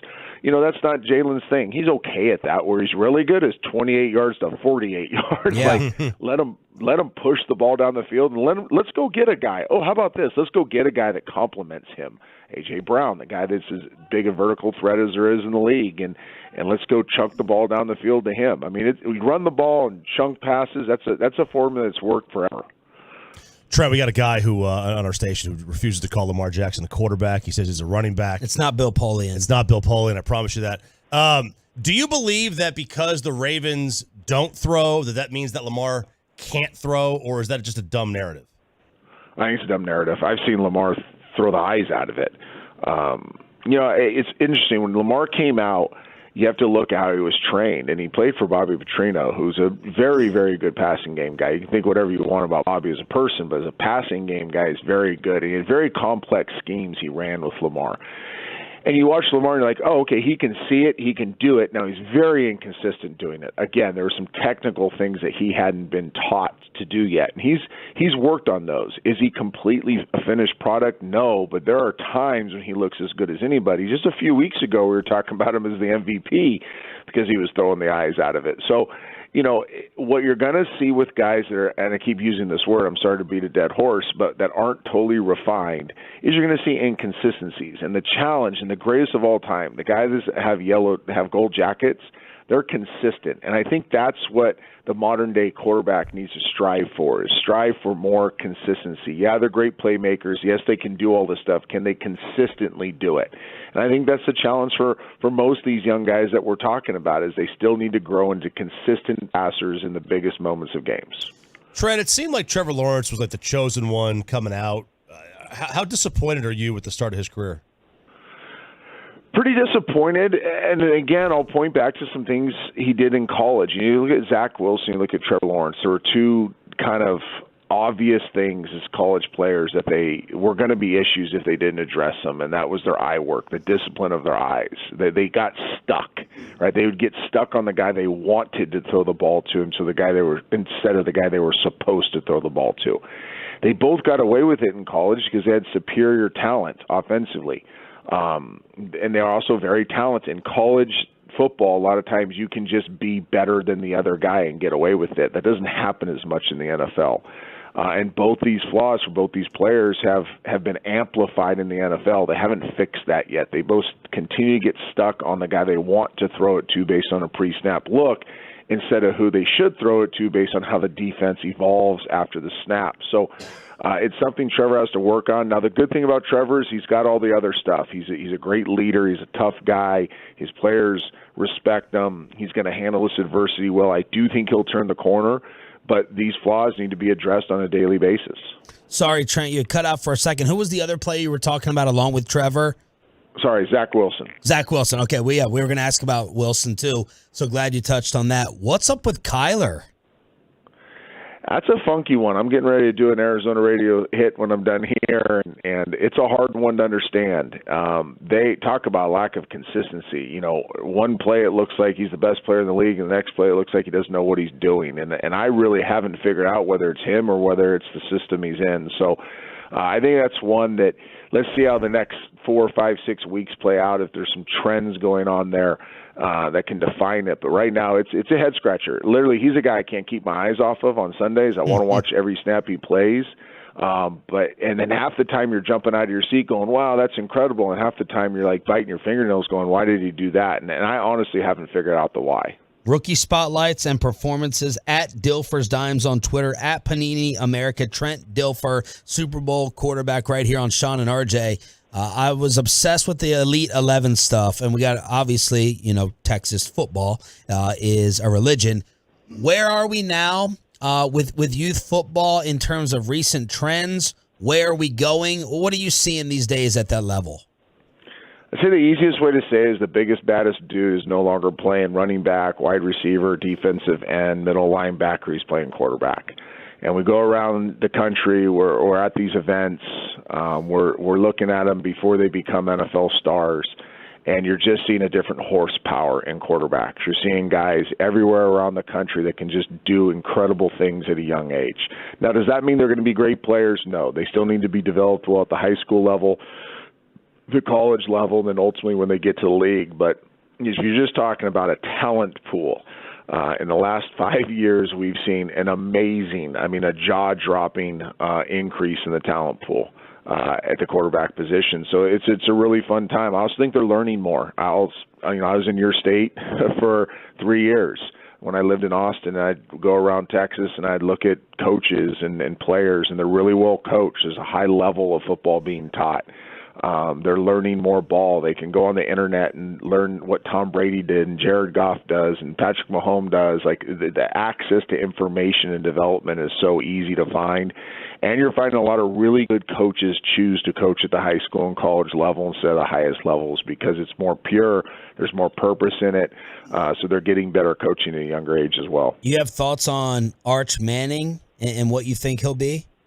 I think he's a really good player. I think people want to say he's overrated or whatever. I've studied his film. I think he's really, really good. Is he the most talented? No. He's not Quinn Ewers. He's not some of these guys that just have off-the-charts talent, but he's got a lot of it. He plays the position at a really high level, obviously with his pedigree. I like his stuff. I think he's a dude. Like, I think he's a man's man. He's a great leader. He's a tough guy. He does all the gritty things well. He's not a prima donna. That's the stuff I like about him. I think he walks into a room and makes the room better. So I'm a huge Arch Manning fan. I think he's going to be wildly successful. And I'm not going to be one that jumps on the bandwagon and says, oh, he's overrated. I think he's probably rated right where he should be. Is there another next? Is there someone that you're really excited about keeping an eye on moving forward that we should look out for?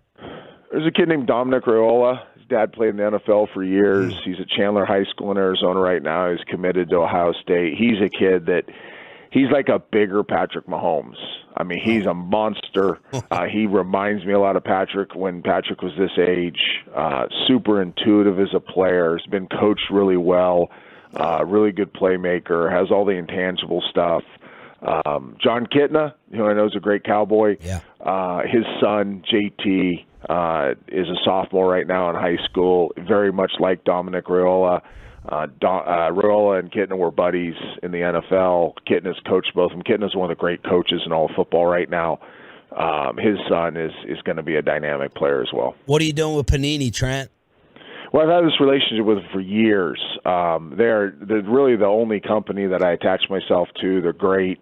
I was a collector as a kid. I was the one that rode my bike down to the 7-Eleven, was excited about what I would get in a pack of cards, and now it's been now the trading card industry is just amazing. I mean, the technology, the quality, it's incredible stuff. I get to do the Panini Super Bowl Kid Reporter with them every year, where we take a kid at the Super Bowl and he becomes a reporter. Unfortunately, he has to learn from me, but he has a great time. He or she has a great time, and it's just been a great relationship. I encourage people, if you're interested in your favorite players, trading cards is a great way to follow your favorite player and get involved in the game. What was or is the prize card in the Dilfer collection? You know, I only had one picture on my wall ever as a kid, quarterback, and I only had one card that I really valued, and that was Troy Aikman. And I'm embarrassed saying that because he's a friend of mine now, and I feel like I'm fanboy.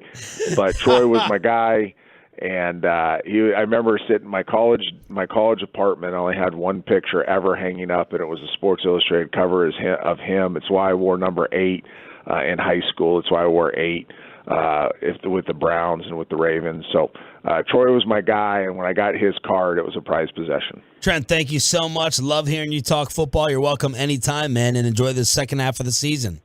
All right, thanks, guys. Thanks for having me. Trent Dilfer at Dilfer's Dimes on the Diamond Factory hotline. I've always loved him as a guest. Not sure why he's not on TV anymore. That's a good question. I think he's doing so much with his Elite 11 that he may not have time for it. I don't know. Don't have time for a national TV analyst job? I don't know. He may enjoy getting his hands dirty more. Feels like Orlovsky is kind of taken over there. You can say what you want about Orlovsky. We've called him out. Feels like he's, taking on the role, the script of the Cowboy hater. But when he dives into a subject and really gets passionate about it, I do like hearing Dan. He's really good on TV. And we were just talking about Zach Wilson with Dilfer. Orlovsky had a little message to Zach after their latest loss to New England. Everyone knows that I like Zach Wilson as well. If I was in Zach Wilson's quarterback room right now, this is what I would say to him. It's time to grow the fudge up, dude. Amen. It's time to grow up, dude. You're not in the Mountain West anymore, champ. Yeah. Okay? Gary Kubiak called me over as a young quarterback one time and said, you got to understand, man, that when you have that ball in your hands, you have everybody else's job in our building. Livelihoods, yeah. It's not just yours. Yep. It's everybody. There's a difference between carelessness and aggression. There's a difference between confidence and ego. Right now, you play with such ego, such carelessness, such recklessness with the football. Woo. And there's moments in that game where you sit there and go, that's what it looks like. There's that second-round talent. But these decisions are unbelievably reckless. You don't have to do this anymore, Zach.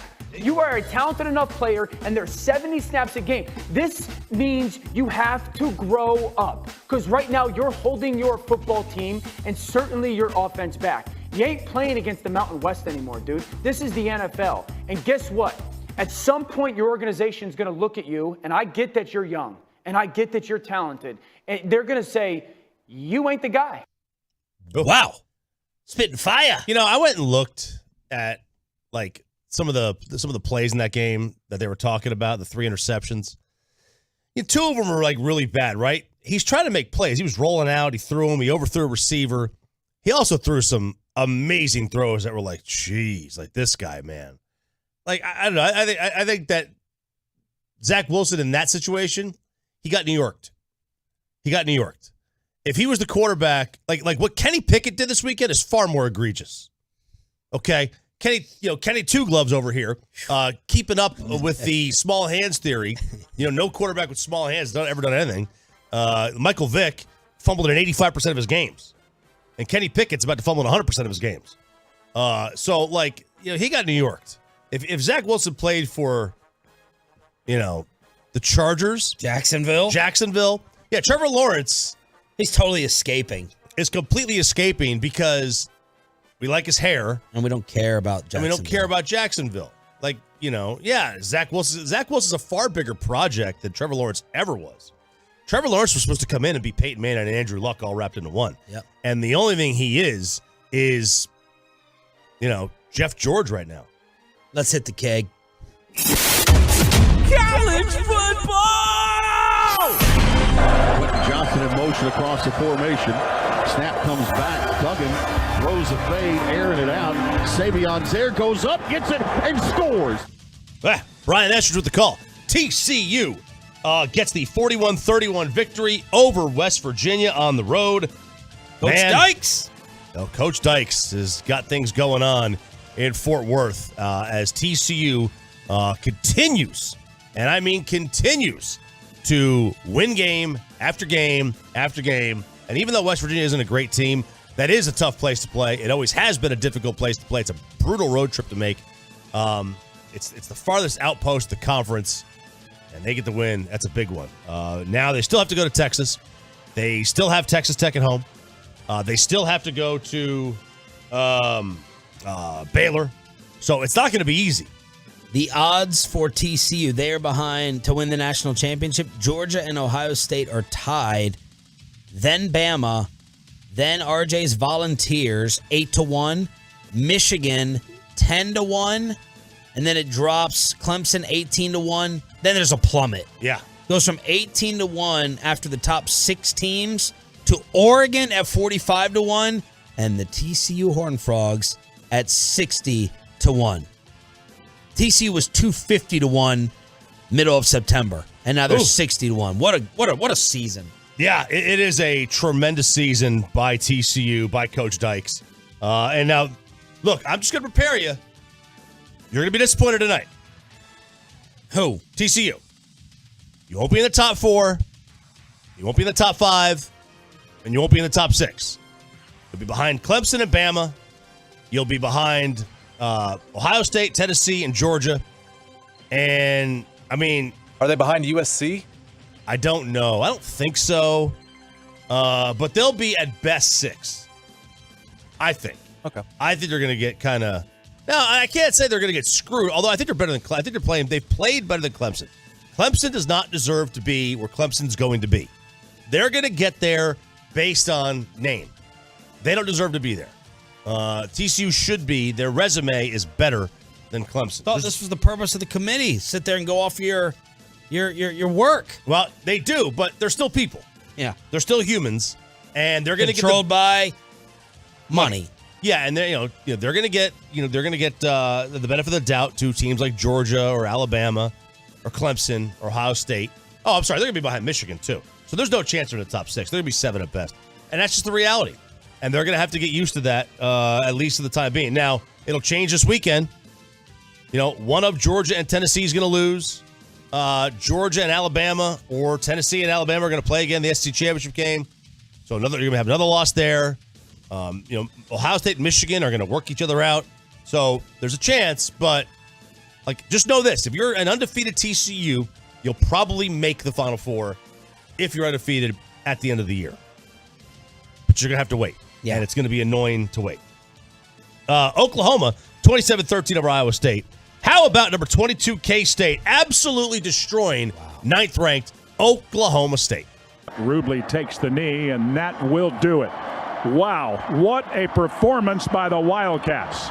They see the 9th-ranked Cowboys come to town, and K-State puts a whipping on the Pokes. They win it by a final count of 48-0. That was on K-State Radio. Over number 9, Oklahoma State. And my goodness, this is the worst loss by a top 10 team while getting shut out by a lower-ranked team in college football history. This was embarrassing for Mike Gundy and for Oklahoma State, whose national title hopes are basically gone now. They're gone. They had an outside chance, but they're gone now. Baylor 45-17 over Texas Tech. Number 15 Ole Miss. They go on the road and they beat A&M 31-28. Aggies fall to 3-5. Did you see the country dude, pulling the possum out of the stadium there? No. That guy's more of a man than I'll ever be. Same. He reaches behind his seat against the wall and reaches down and grabs his possum by the tail. A possum? Yeah, by the tail. And just picks it up, carries it out. Like, he's country. Yeah. As I saw on the internet. Man, there's video of me addressing a possum one time at my parents' house in Maryland. Oh, my gosh. Take the man card. Yeah. Instantly. Just take it right away. That bad? I'm throwing ping pong paddles at it, trying to wake it up. Is it really dead? Is it playing possum? It was embarrassing. It was humiliating. Yeah, look, I and mean. they go, hiss at you. They'll hiss at. They got teeth, nasty eyes teeth. at night. Oh, they're hideous. Hideous creatures. Get rid of them all. Arkansas tops Auburn 41-27. What does this mean? This means Brian Harson's got fired. See ya. He gone. They're paying $15 million in a buyout to him. They're paying Gus Malzahn like $1 billion to not coach their team, to coach somewhere else. And now where do they go? Do they go to Lane Kiffin? Do they go to Hugh Freeze? Do they go to Matt Rule? Kiffin's their top candidate, but is Kiffin going to leave Ole Miss for Auburn? I mean, that's it might be a little bit premature. Do you look at this Auburn athletic department and go, 2 years? You gonna run me that quick? Look, if I'm Lane Kiffin, I'm like, dude, I got job security for the rest of my life. Ole Miss doesn't get 10 wins a year. They do with me. But can you win the national championship? I mean, no. I mean, can you? Yeah, you can. It's, a lot easier to win it at Auburn. It is easier to win it at all. I would think so. They've done it, twice in the past, 15 years. They've gone to the national championship game, once with Cam and then once with Gus Malzahn as their coach. They lost to Florida State, so they've done it. Ole Miss hasn't been back there in a long time. Ole Miss doesn't have the NIL money. Last 3 years for Auburn, 6-5. Last year, 6-7. This year, 3-5. Yeah, not great for Auburn, but it still is a premier job. As you've seen at Miami and Nebraska and Tennessee, and these premier jobs, they can become unpremiere very quick. Yeah, and it takes one guy to get it back, but if you don't get that right coach and you miss, you get forgotten about. And then the recruits, remember, if you're not good for 5 years, that means the kids you were recruiting were 12 and not watching college football, and you ain't the cool kid anymore. Look at Oregon. Oregon was the cool kid on the block, and they went bad for a couple years, and they're trying to get back, and they're doing a nice job of it, but they're not as cool as they used to be. SMU 45-34 at Tulsa. UNT tops Western Kentucky 40-13.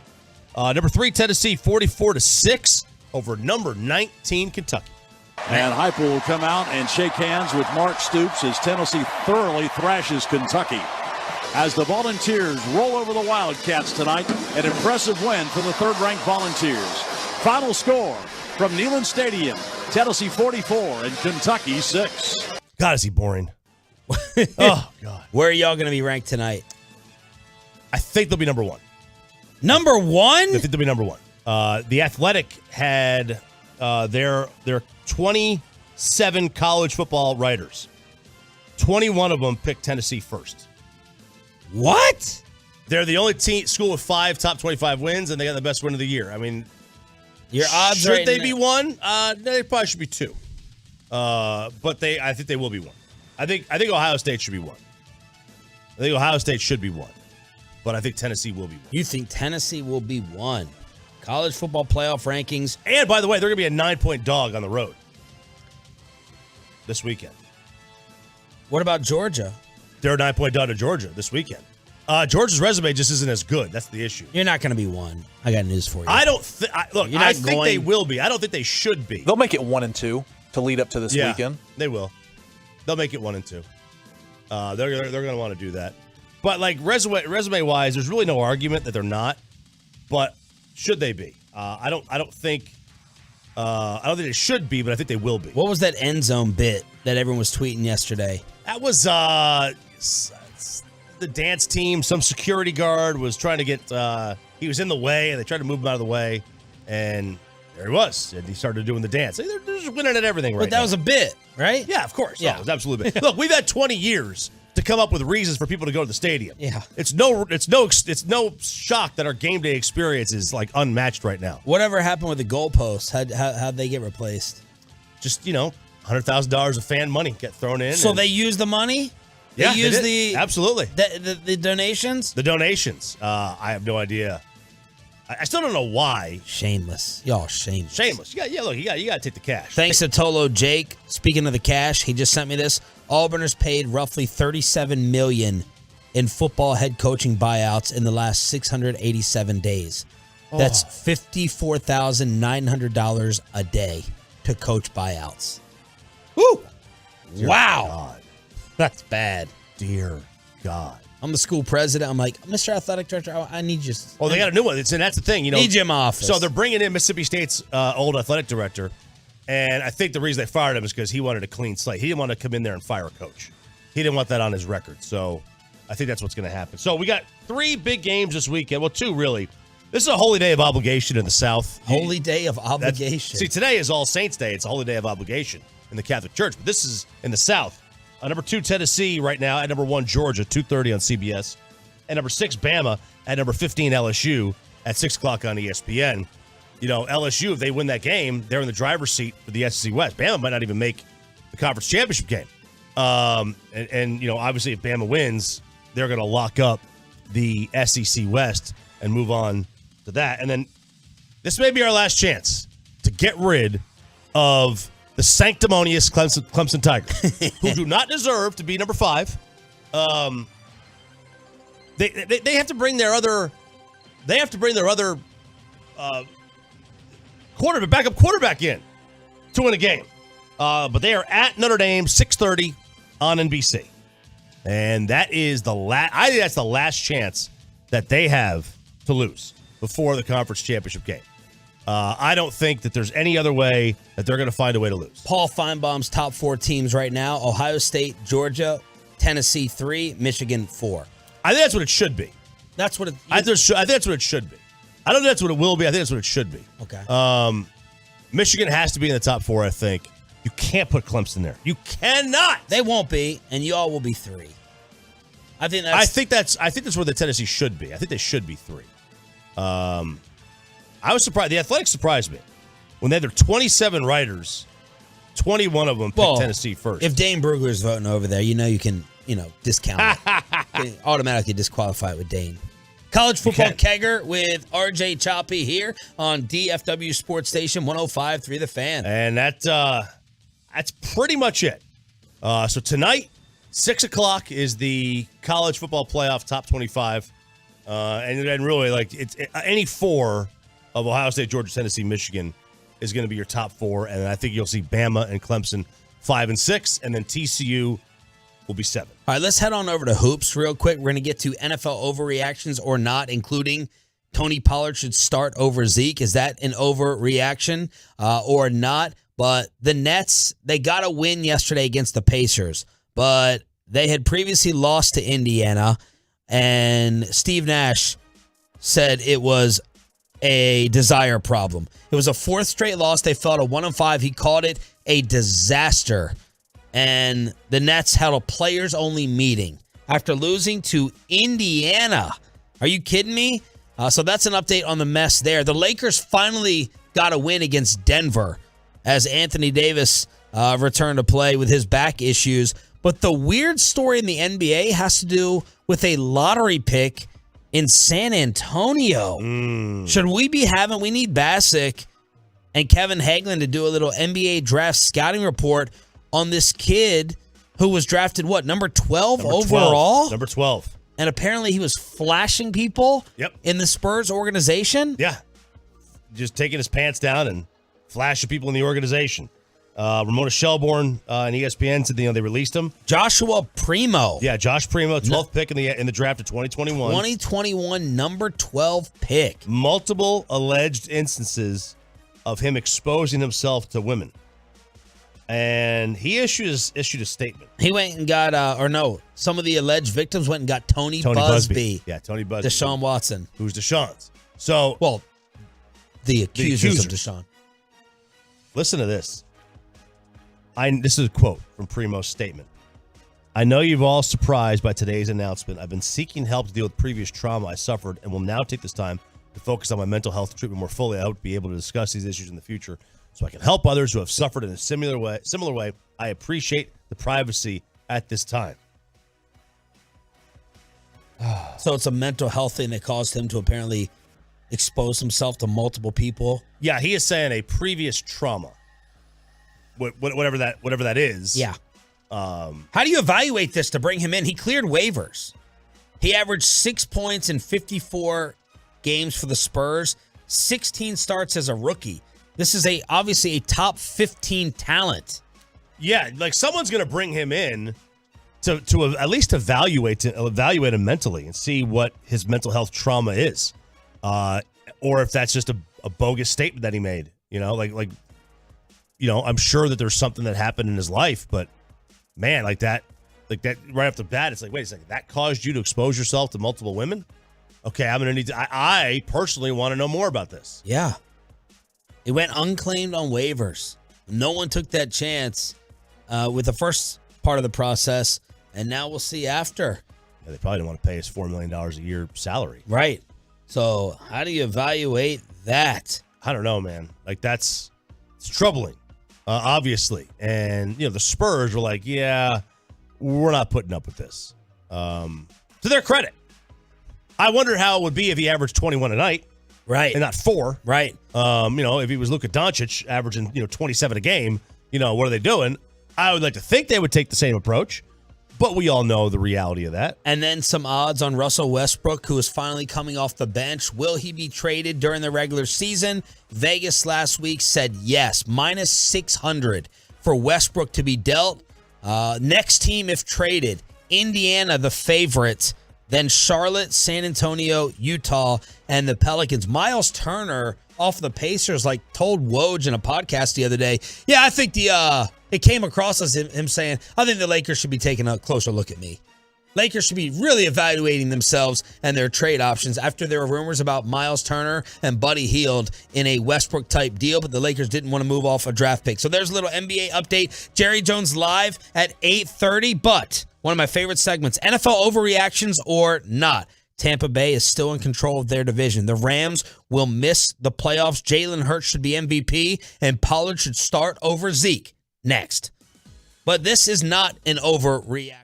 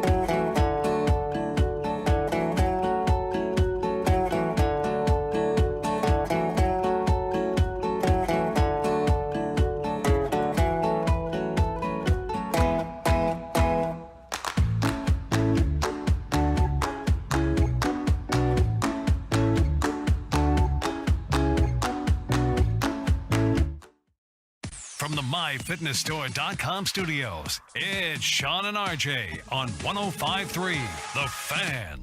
Jerry Jones is coming up live at 8:30 on trade deadline day. KMC has done such a good job asking Jerry about trades in their past interviews. We got to figure out a new way to try to ask something to see if the Cowboys make a move. And thanks to Eric Chiafalo for Trent Dilfer last hour.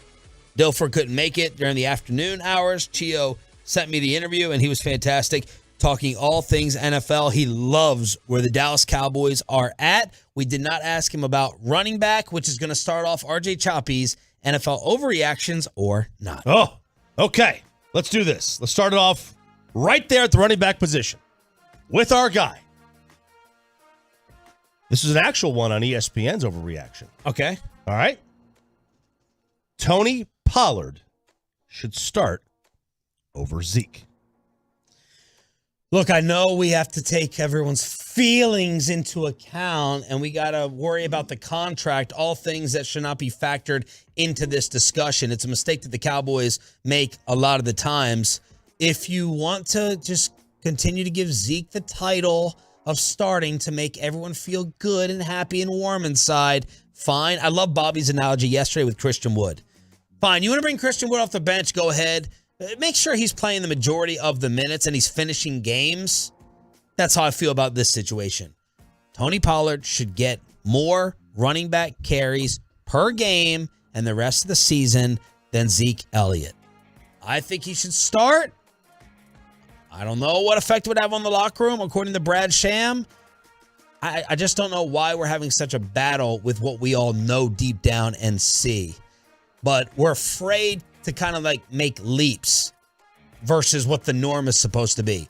And years ago, I was worried about saying it, but I said on the air, I'm like, Zeke doesn't do anything special.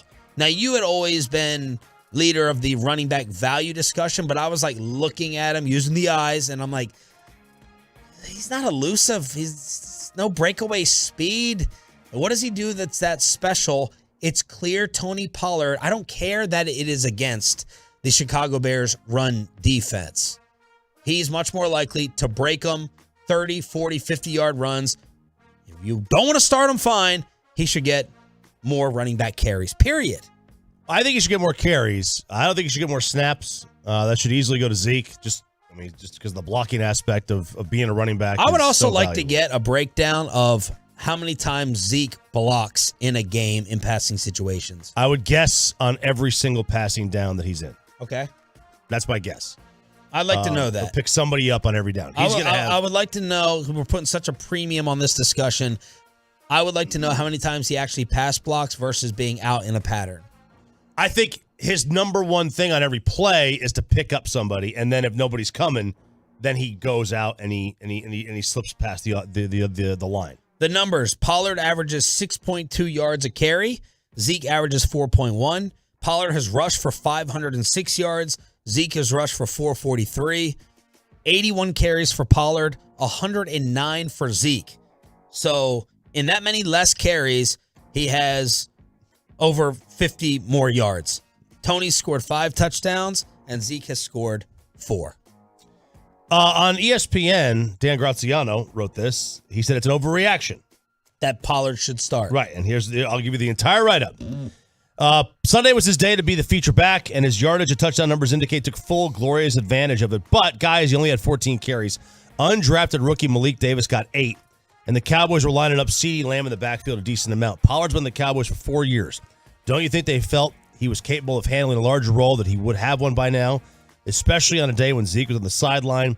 He isn't the pass protection block Elliott is. Few are, so once Zeke is healthy, this is a moot point. They will keep playing him in order to help protect Prescott. But fundamentally, the point here is this. The rotation with Elliott and Pollard has worked. They're winning games with it, keeping Pollard fresh so he can keep hitting those home runs feels like a good idea.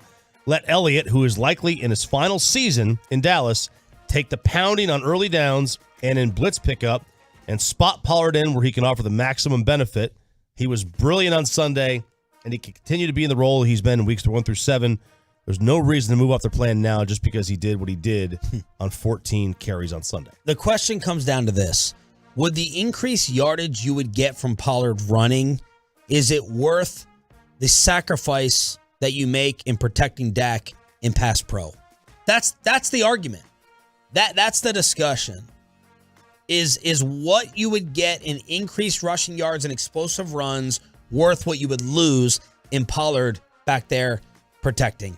That's the discussion. 877-881-1053. There is no explosive run that is worth getting your quarterback hit. That's what I would say.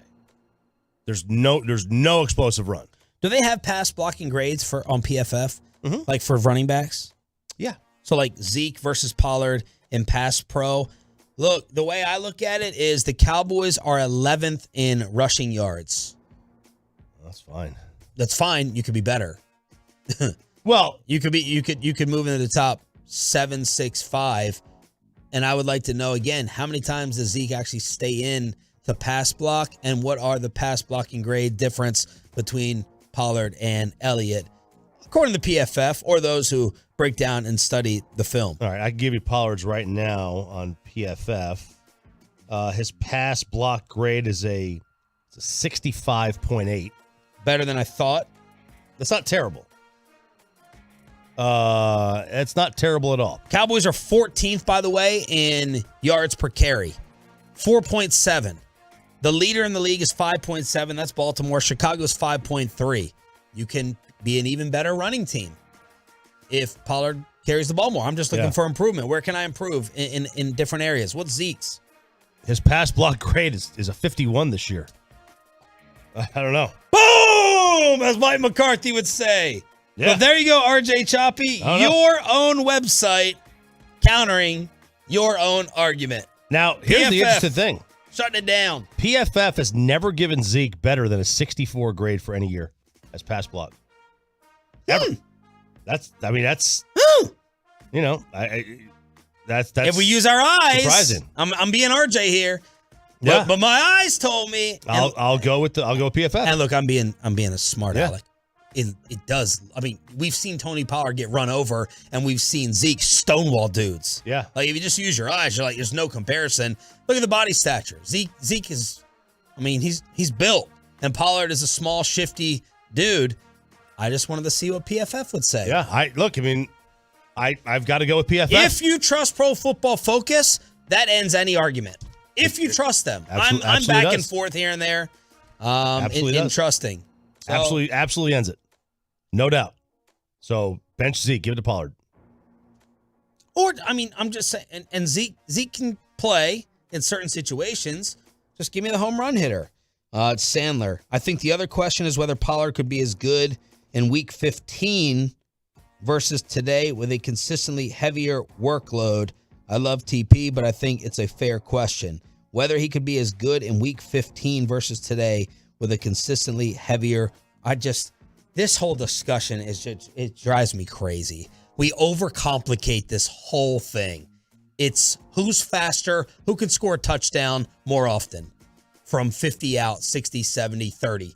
And there's one answer. So, like, that's the guy. That's the answer. Why are we, like, these reaches in this discussion and argument?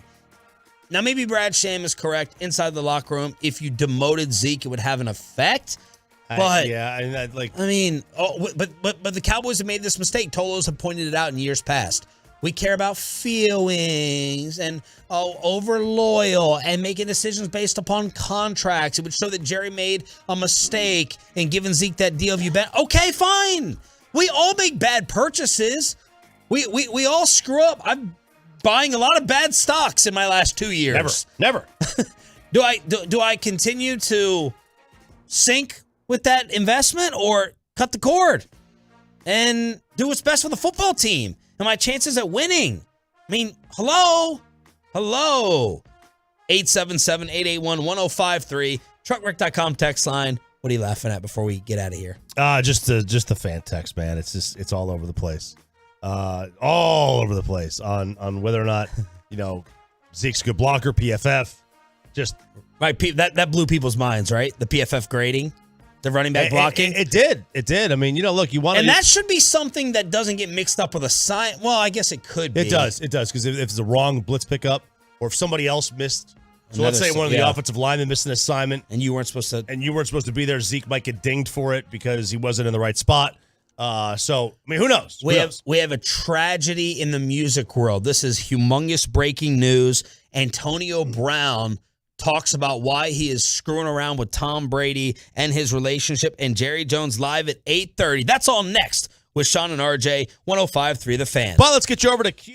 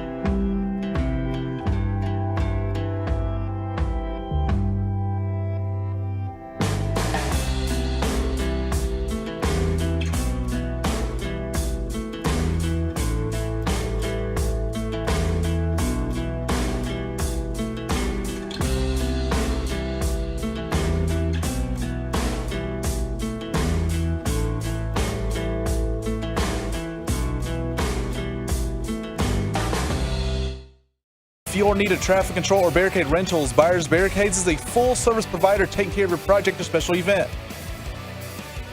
No matter the price from start to finish, the Texas Authority and Barricade Rentals at SpiresBarricades.com. Jerry Jones is coming up live at 8:30. You know what? Call Broadus, Peyton. He was commenting on the running back discussion, and he brought up another point that I don't think should be factoring into the decision in terms of contracts expiring. Oh, I see what it is. I think I know where he's going with this. Yeah. And I don't disagree. You don't disagree with Broadus? I'm assuming he's going to say, use him up. Yes. He said, if you don't have any intention of re-signing Tony Pollard, then give him all the carries. Yeah. Yep. Use and abuse. But my reaction is, do what's best for the football team. Well, yeah. I mean, if it's that's third best, and, yes. If it's 3rd and 2, 4th and 1, give Zeke Elliott the football. If you're on the goal line on the 1, give Zeke Elliott the football. If you are trying to, batter a defense and wear him down in bad weather, give Zeke Elliott the football. I don't want to do any of this stuff off a contract. Broadus was driving around as wanted to pop him on real quick on the Diamond Factory hotline before Jerry. Just repeat what we were talking about, Brian, with this running back talk. Yeah, I think the grades for Pro Football Focus, I think, one of the things you and I were talking about was that, Pollard saved you on that 30-yard pass to Schultz. I mean, Pollard would rather somebody run over him than him have to stay square and block somebody, but he's getting better at it. And the thing about it is, like I say, he made a big play. He made a nice adjustment and, was able to do that. But this is my point. If you're interested in Pollard being your full-time guy and you have no interest in re-signing him, use him up. Just go ahead and use him up. I mean, there's no – because if you're in a situation where, you're not going to sign him, well, that's the whole thing that happened with Zeke. Every year they put more and more carries on Zeke. And DeMarco. And his play declined. Yeah. Or, he's playing well this year, but if your intent is not to re-sign him, well, then go ahead and use him up. There's no reason to, but you got to be mindful if you put a lot of carries on him and then all of a sudden you're going to pay him and you're like, okay, it's like driving a car. You buy it, you use it up, and then you go get a new one. But this situation, I'm all for Pollard playing, but if you give me a back, they had a game the other day with between them they had 27 carries, 142 yards, 5.2 yards per carry. That's wear and tear on 2 guys and not 1 guy.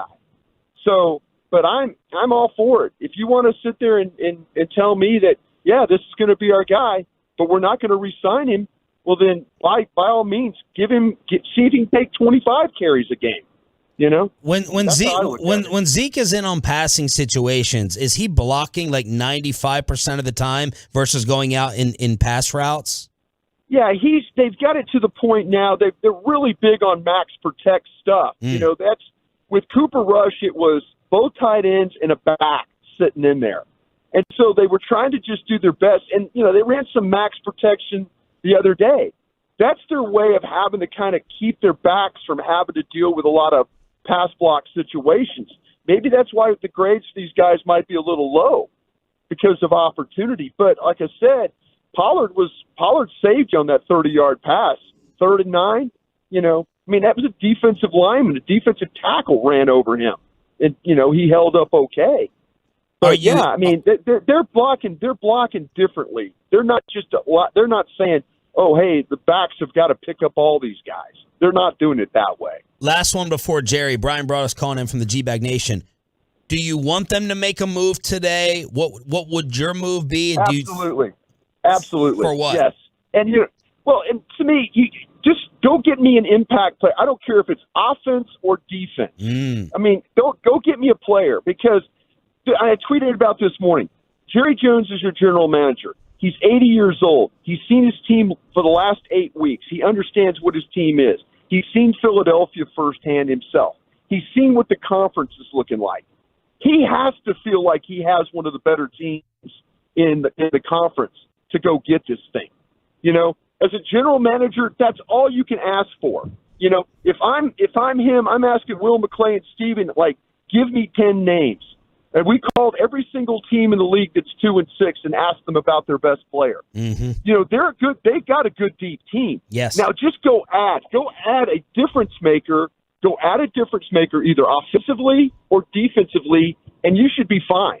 You should be absolutely fine. And it doesn't have to say, well, they need a wide receiver. They can use a wide receiver. They can use a corner. They can use a defensive, another defensive lineman. Yep. Yeah.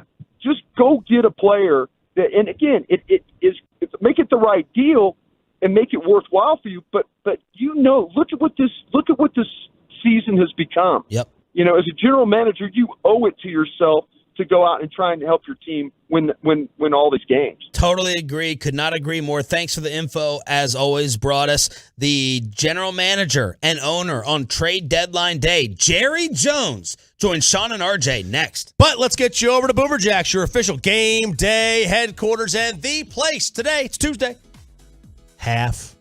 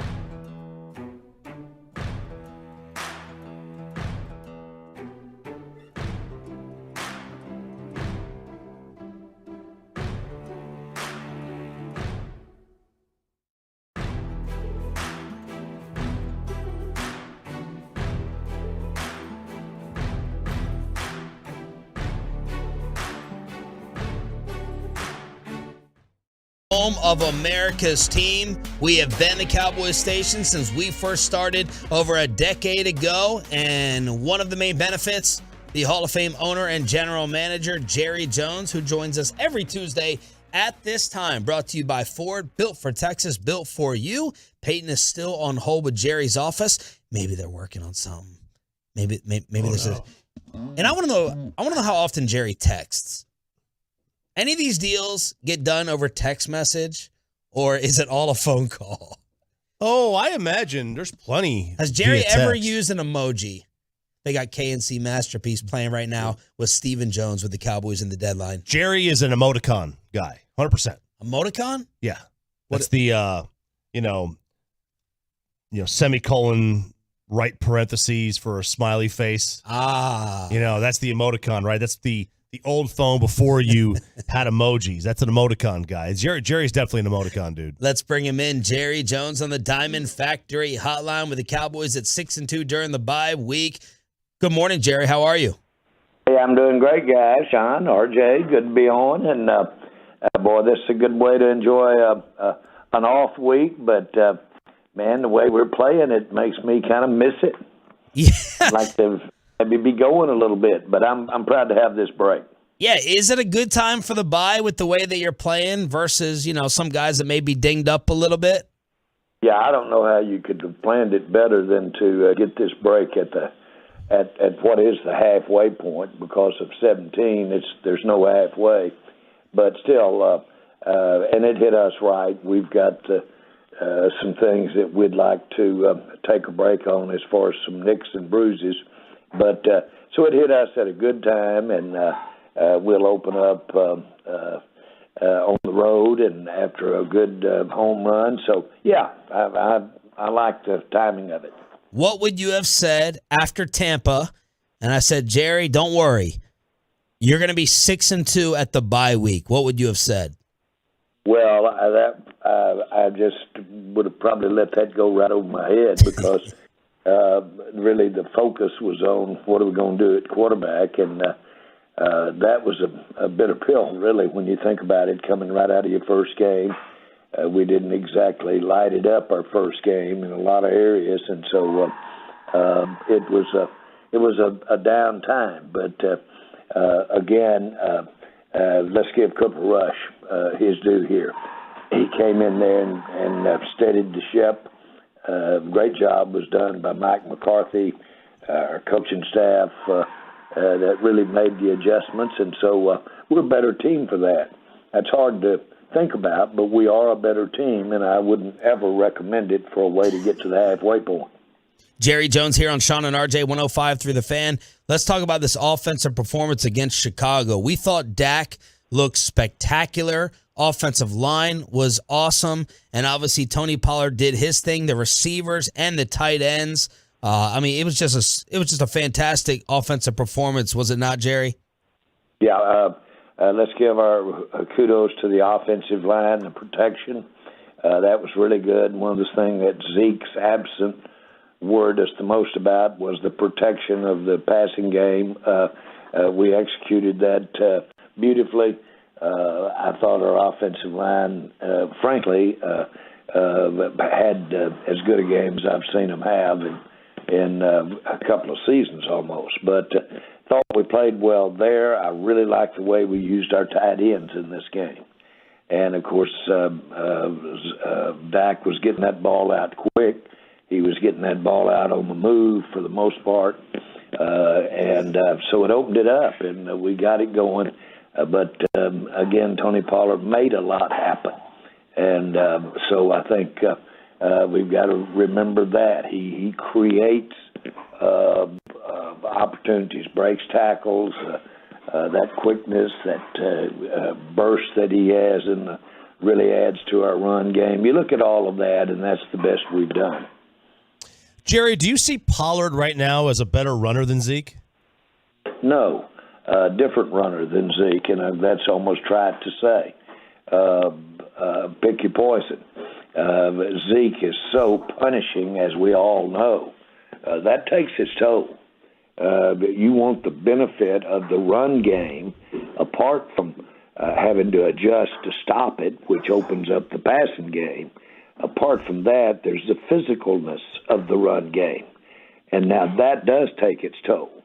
And so if you can establish that with the physicality that goes with it, then you've got a good chance to be at the end of that ball game to be more dominant.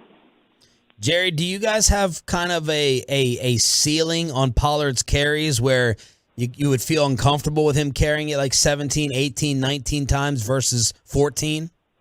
He hasn't done that, and we certainly went into the game thinking percentage-wise he'd have lesser carries early to kind of save his energy. But I've never seen his energy diminish. And so I don't know what his, quote, pitch count would be if you just turned him loose and let him have as many snaps as you could.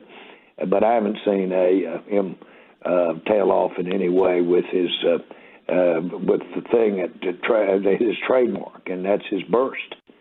And that breaks tackles, that quickness that he makes his cut with almost in midair. I'm not seeing that diminish with more carries. But we haven't had him carry the ball over, 16, 17, 18 times. Jerry, there's sort of a newer school theory that pass blocking for a running back is as valuable or more valuable than running the ball for a running back. Do you agree with that philosophy? And is that part of the reason why Zeke is still the premier guy? Well, it's always been underappreciated. Now, it's not underappreciated when you see who makes the team, and when you see younger backs come in and have to handicap them because they don't have the nuances of the blocking down. But when you see it done right, and that's Zeke, when you see it done right, you realize how important it is. And of course, all you have to do is look at what happened to us with Dak's thumb, and you can see how important it possibly could be. And it is a big part. Running back is a big part of the protection of the quarterback. Jerry Jones with us every Tuesday on Sean and RJ as the Cowboys are 6-2 during the bye week here on 105.3 The Fan. How are you feeling this morning about NFL trade deadline day? Is it any different feeling from years past? Are the phones a little bit more active or no? Well, we've got some things, I'll use the mildewing around, that could have some interest. These things come quick when they happen. And so from that standpoint, it'll be a long few hours here. Not long, but it will be potentially a little lull and then a lot of feverish activity if we really get going. But we've got some things we're entertaining. Jerry, we're not going to ask you about specific moves, but just in terms of the opportunity, we're salivating. The fan base is salivating. We're saying the NFC is wide open. You got a championship-level defense. Your offense can run it. Your offense can throw it. This is it. This is the opportunity. This is the window. Do you agree with that? I agree with that. On the other hand, it never works for you if it doesn't come to you. If it doesn't come to you. This is an area where aggressiveness, trying to go after and make something happen just because of what you outlined, we should be doing something, that doesn't work. It's got to come to you, but we've got some things that are coming our way. Jerry, what do you say to the narrative? Yeah, Jerry may be aggressive and love trading, but it won't happen because Steven is a little bit more conservative. That he's not as aggressive as Jerry. What would you say to that? I think you've got that exaggerated on both ends. I'm not as aggressive as I'm portrayed, and Steven is not as conservative as he's portrayed. It's somewhere in the middle, and it's a good middle. Good answer. Thank you for that. Jerry, Des Bryant said that this is the best team since the 90s. Do you see that? Well, I get in trouble every time you make these comparisons, but I like the mix of youth and the mix of just the mix of the youth with the veteran players, and I like the talent, and I like the fact that we've got it probably leaning in toward the defensive side. And in the 90s now, I don't know that you could say that it leaned toward the defensive side. But I will say this, when we doctored up the defense in the 90s, when all of a sudden Charles Haley appeared, when all of a sudden Deion Sanders appeared, along with an all-star cast of top offensive talent, Aikman, Emmett, Novacek, and a really, really solid offensive line. And frankly, you could say, who are you describing here? But when we got to where we could slow them down, stop them real good in the 90s, I think that's when we started seeing the contender thing come into view, although we had marquee names on the offensive side of the ball. Have you let yourself get excited about this team yet? Of course I have. Yes, I have. And I do know that it can happen to us. Will it? I don't know. But one of the things that happened to me that probably was the most productive, positive thing in my career is when I realized it could happen to me. And that went all the way back when I was a senior in college and we won the national championship. Up until that time, I thought that was something you read about or had somebody else's name on it. When I saw I could get to be a part of that, it changed my life. Jerry Jones, the Hall of Famer, with us every Tuesday here on Sean and RJ. You always say you ain't got time to have a bad time. You're not 50 anymore. Does any of that play into an urgency window right now, or you try to remove that totally? No, I am conscious of it all the time. It's different than it was 10 years ago. That never crossed my mind 10 years ago that you might be running out of time.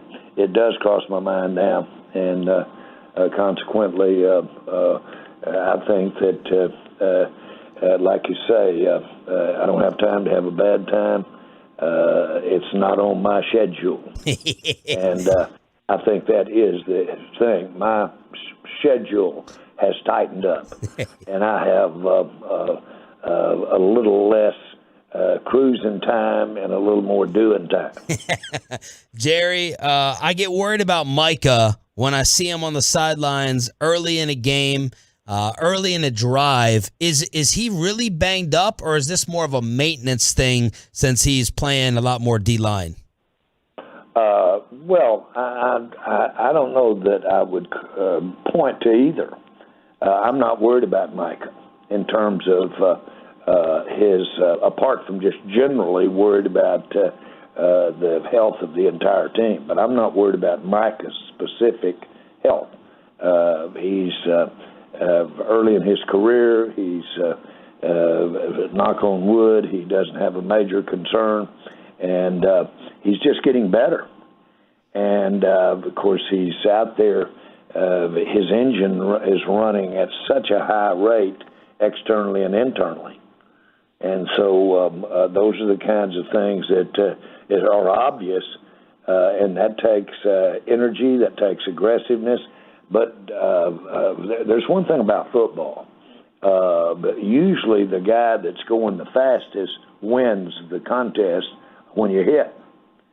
And so the guy with the most power, the most oomph. And so, again, being very aggressive can be a deterrent against injury. Jerry, we were all excited that you addressed the run defense with that Hankins deal. Chicago came in, they did what they did, lead the league in rushing. Are you concerned? Where are you with the run defense after even trading with the Raiders? Oh, I think you can have trade-offs. We are we're a defense that I would call us a fast defense, and I think we've got more bulk in the middle, especially in our front guys, than we've had in the last few years. But everything is a trade-off, and I think if we're getting ourselves in position to get a few more turnovers and doing that with speed or let's say being aggressive with a particular defense called that may have left us a little compromised in a couple of spots. I think that's cricket. I like that. The turnovers, that should be the result of the way we're playing, and I think we're seeing that. Jerry, if it's possible, besides Cooper Rush, what has most pleasantly surprised you about the first 8 games? What did you not see coming besides Rush's performance, if it's possible to give another answer?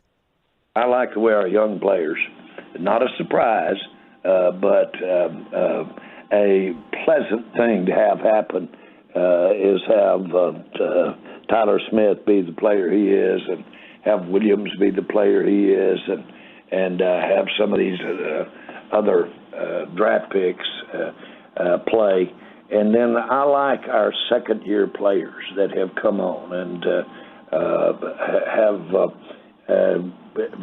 I just like the way that the acquisitions over the last 2 or 3 years are contributing to this team. And I'm not going to say it's a surprise. It's just something that you didn't know how it would maybe what the results would be until you see it. Jerry Jones, brought to you by Ford, built for Texas, built for you. Do you have big bye week plans? Are you getting away for a little bit? Yeah. And when I call getting away, it's taking care of some things that don't have to be done right there at headquarters. And I've got a busy time of it. Not the beach, but it's just a real good time to get a lot of things done. It's obviously a time we're looking at potentially trading here. But we've got a lot going out there, and you need every minute, and this is the busiest time of the year. So it'll allow us to, and I'd planned on it. I'd planned on this period of time to get some other areas of my activity addressed. Could you describe for us, Jerry, your Halloween costume that you decided to go with? Well, you can start with a big cane that it kind of was not helping me find the way, but helping me punch people with it that were in the way. And that was a lot of fun. That got more fun as the night went along. Yeah. And so you can imagine. But obviously, certainly, because I have such a fondness for our officials, I wanted to be sure and honor them with a representation. So, we have official outfit or official shirts and hats and things like that because we invite actual officials from high school and college in to monitor and officiate our practices. So equipment was readily available, and I had a big time. It was nighttime, so when you put the sunglasses on at nighttime, and you really can get like the officials are, and that's have a little hard time seeing sometimes. Are you? I want to be sensitive here. As you know, you can get criticized for this stuff real good, like a several $100,000 fine. We were having this discussion before you came on. Are you a texter? Like, do you text? And if you do, are you an emoji user? Well, I am a very limited texter. I can text. It is as limited as anybody you've ever talked to or met. But I use it, but I'm speaking to it more than I do the actual testing. Voice memo. So are trades typically done, are via the phone? Like, do you make phone calls, or are a lot of guys texting other GMs for offers? I'd say both. I wouldn't have you mix there, but obviously there's a better way to. You can communicate better today than you could 15, 20 years ago regarding that type activity. A lot of chumming going on can have a lot of people involved that are really just testing the water. And you really, that's one of the issues is, who's robbing this train? You or Jesse? Remember the old joke. And so the bottom line is that you got to make sure you're talking to the right or getting the message to the decision maker. Well, Jerry, we're all on the edge of our seat. We're excited for today. We'll see if something happens. And regardless, we are all pumped and thrilled over 6-2. Enjoy the bye week. Thank you for your time, as always. Well, you said it well. Don't get too far out on the edge of that seat. I'm not. But if it comes, it'll come quick. But better chance of nothing happening than there is happening here. But, Jerry, that's a business principle that you have? Like you wait for someone to come to you in general versus you saying, I need this, I need to make a call to get it? No. What it is I'm standing by the track. And when the train comes by, I've got ready to hit that caboose and not let it get by me. If you're not, you will miss the whole show. And so I can grab the caboose on this train today in the next few hours. Yes, sir. Thank you, Jerry. Enjoy the rest of your day and your week. Thank you, guys. Jerry Jones brought to you by Ford. Built for Texas. Built for you. What do you think? I always like asking him like those life questions. Jerry Jones would charge or command what money at a speaking event? How much money?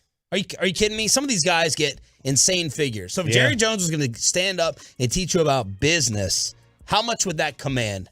How much could he charge for that? And we get to ask him every Tuesday and Friday here and with KMC. Get the business lessons for free. I wonder, former presidents seem to get, former President Obama is now among the 10 highest. I just Googled this real quick. Highest paid, public speakers. A lot of former presidents get just gobs of money. He got $400,000 for a speech for the Northern Trust Corporation. So $400,000.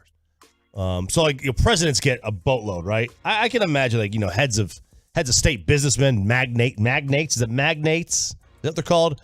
Business magnates. They're getting tons of cash. I thought the number one quote that jumped out, because he's going to say, things could be happening, he could build it up. Both things are exaggerated. Jerry is not as aggressive and Steven is not as conservative with that narrative. Yeah. Right? Because we're all saying, Steven's not going to allow anything to happen. All the Catboy jokes. Jerry's being held back. Steven's putting his forearm into his chest and his neck inside the room. And he's not going to let Jerry pull the trigger on something. And I thought that was the number one thing. Jerry's not as aggressive and Steven is not as conservative. Let's react to that and other NFL overreactions or not. And I want you all to text the position. I agree with Broadus. Either side, I'm fine. Wideout, corner, D-line, what would you want the Cowboys to give up? And are you willing to give up a lot of capital to do so? Final hour, and our breakfast just arrived. Oh, look at that. He wouldn't bring it in for Bobby. He had to wait for you. Thank you. I don't know what it is. My boy Samir, Savor by Samir. We have Mike McCarthy. They have this like for you. It makes me sick. I'm just likable. I don't know what people love me. I don't know what it is. Wasn't bringing in for Bobby. Had to wait for Choppy. Yeah, that's right. Let's go get breakfast with KMC. Final hour on a Tolo Tuesday. Let's react to Jerry and NFL overreactions or not. Next.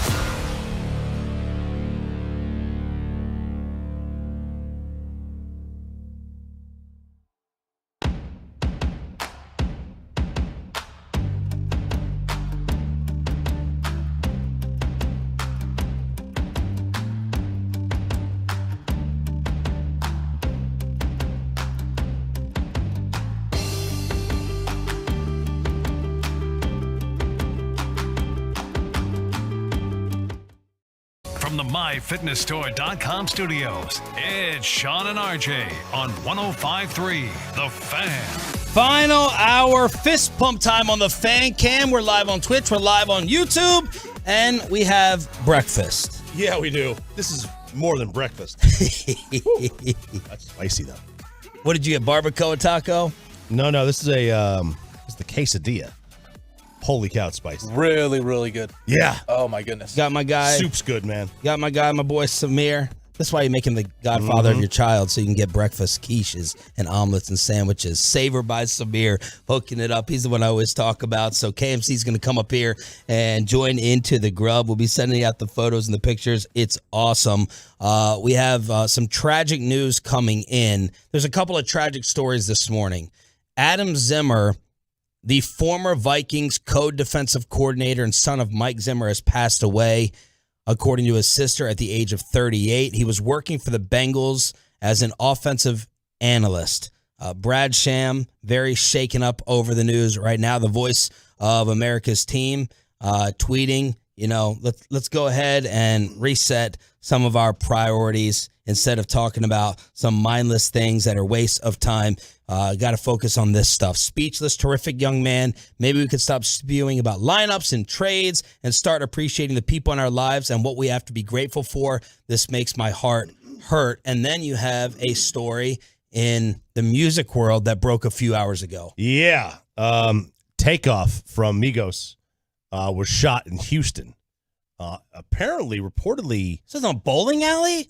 Yeah. So apparently there was early in the morning or late at night, I guess, and like a game of dice started, and according to TMZ, it got a little heated, and all of a sudden, next thing you know, Takeoff got shot, and he has passed away. That is terrible news, tragic news. And Peyton, you were all over this. Huge fan? Yeah, no, I mean, Migos for a while has been one of my top 5 groups to listen to. And so when this hit, I mean, it's another tragedy in the music industry. It seems like every other month, there's a rapper that's gone way too soon. And it's tough. It really is. All right, awkward transition. There's no way to do it. I want to open up the phones for your trade requests. What do you want the Cowboys to do today? If anything, 3 p.m. is the deadline. 877-881-1053. Hit us up right now. 877-881-1053. Jerry Jones was just on with us. All the TV shows are replaying Steven on KMC yesterday. And Jerry said, we have some activity. We have some things taking place. Jerry is a very rare texter. A lot of these things are going to get done over the phone. Feels like he agrees with us that this is a huge moment, a huge opening, a win now opportunity. We're not looking at that incorrectly, right? With Philadelphia, and then on the AFC side with Kansas City and Buffalo. Incorrectly? Yeah, I don't think so. Like golden opportunity right now. Yeah, no, it's definitely a golden opportunity. Definitely now, is. If there's one team that you're worried about in your conference, it's a golden opportunity. Rodgers and Brady are out. The Rams look weakened and susceptible. It's a mess in Arizona with Kyler. The Giants, I don't believe, are for real. It's a golden opportunity. That's a strike now moment. It is. It is. It's definitely a strike now moment. Now, look, you got to remember this.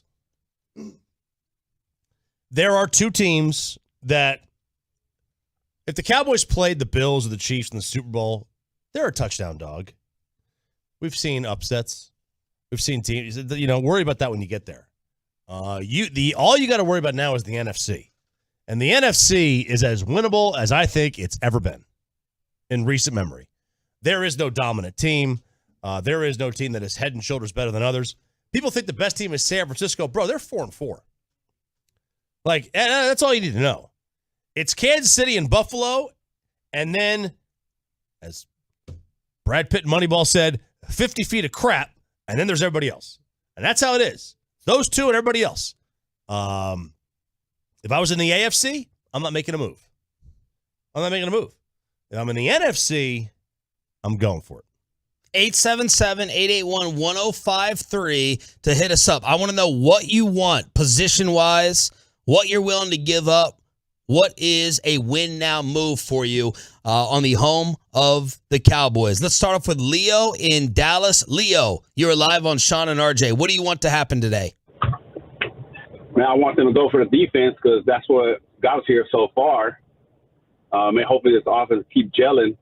And I just want to chime in on the running back discussion. Why can't the answer be both?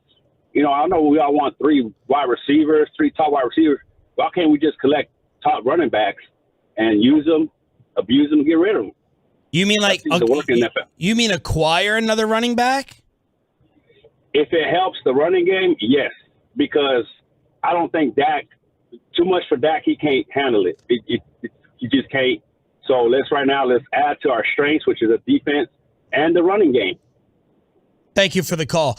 I'm not doing that. Look, we're trying to divvy up 18 carries a game as is. I'm not doing that with 3 guys. I'm not giving up anything for Kareem Hunt, and I'm not sitting here trying to figure out.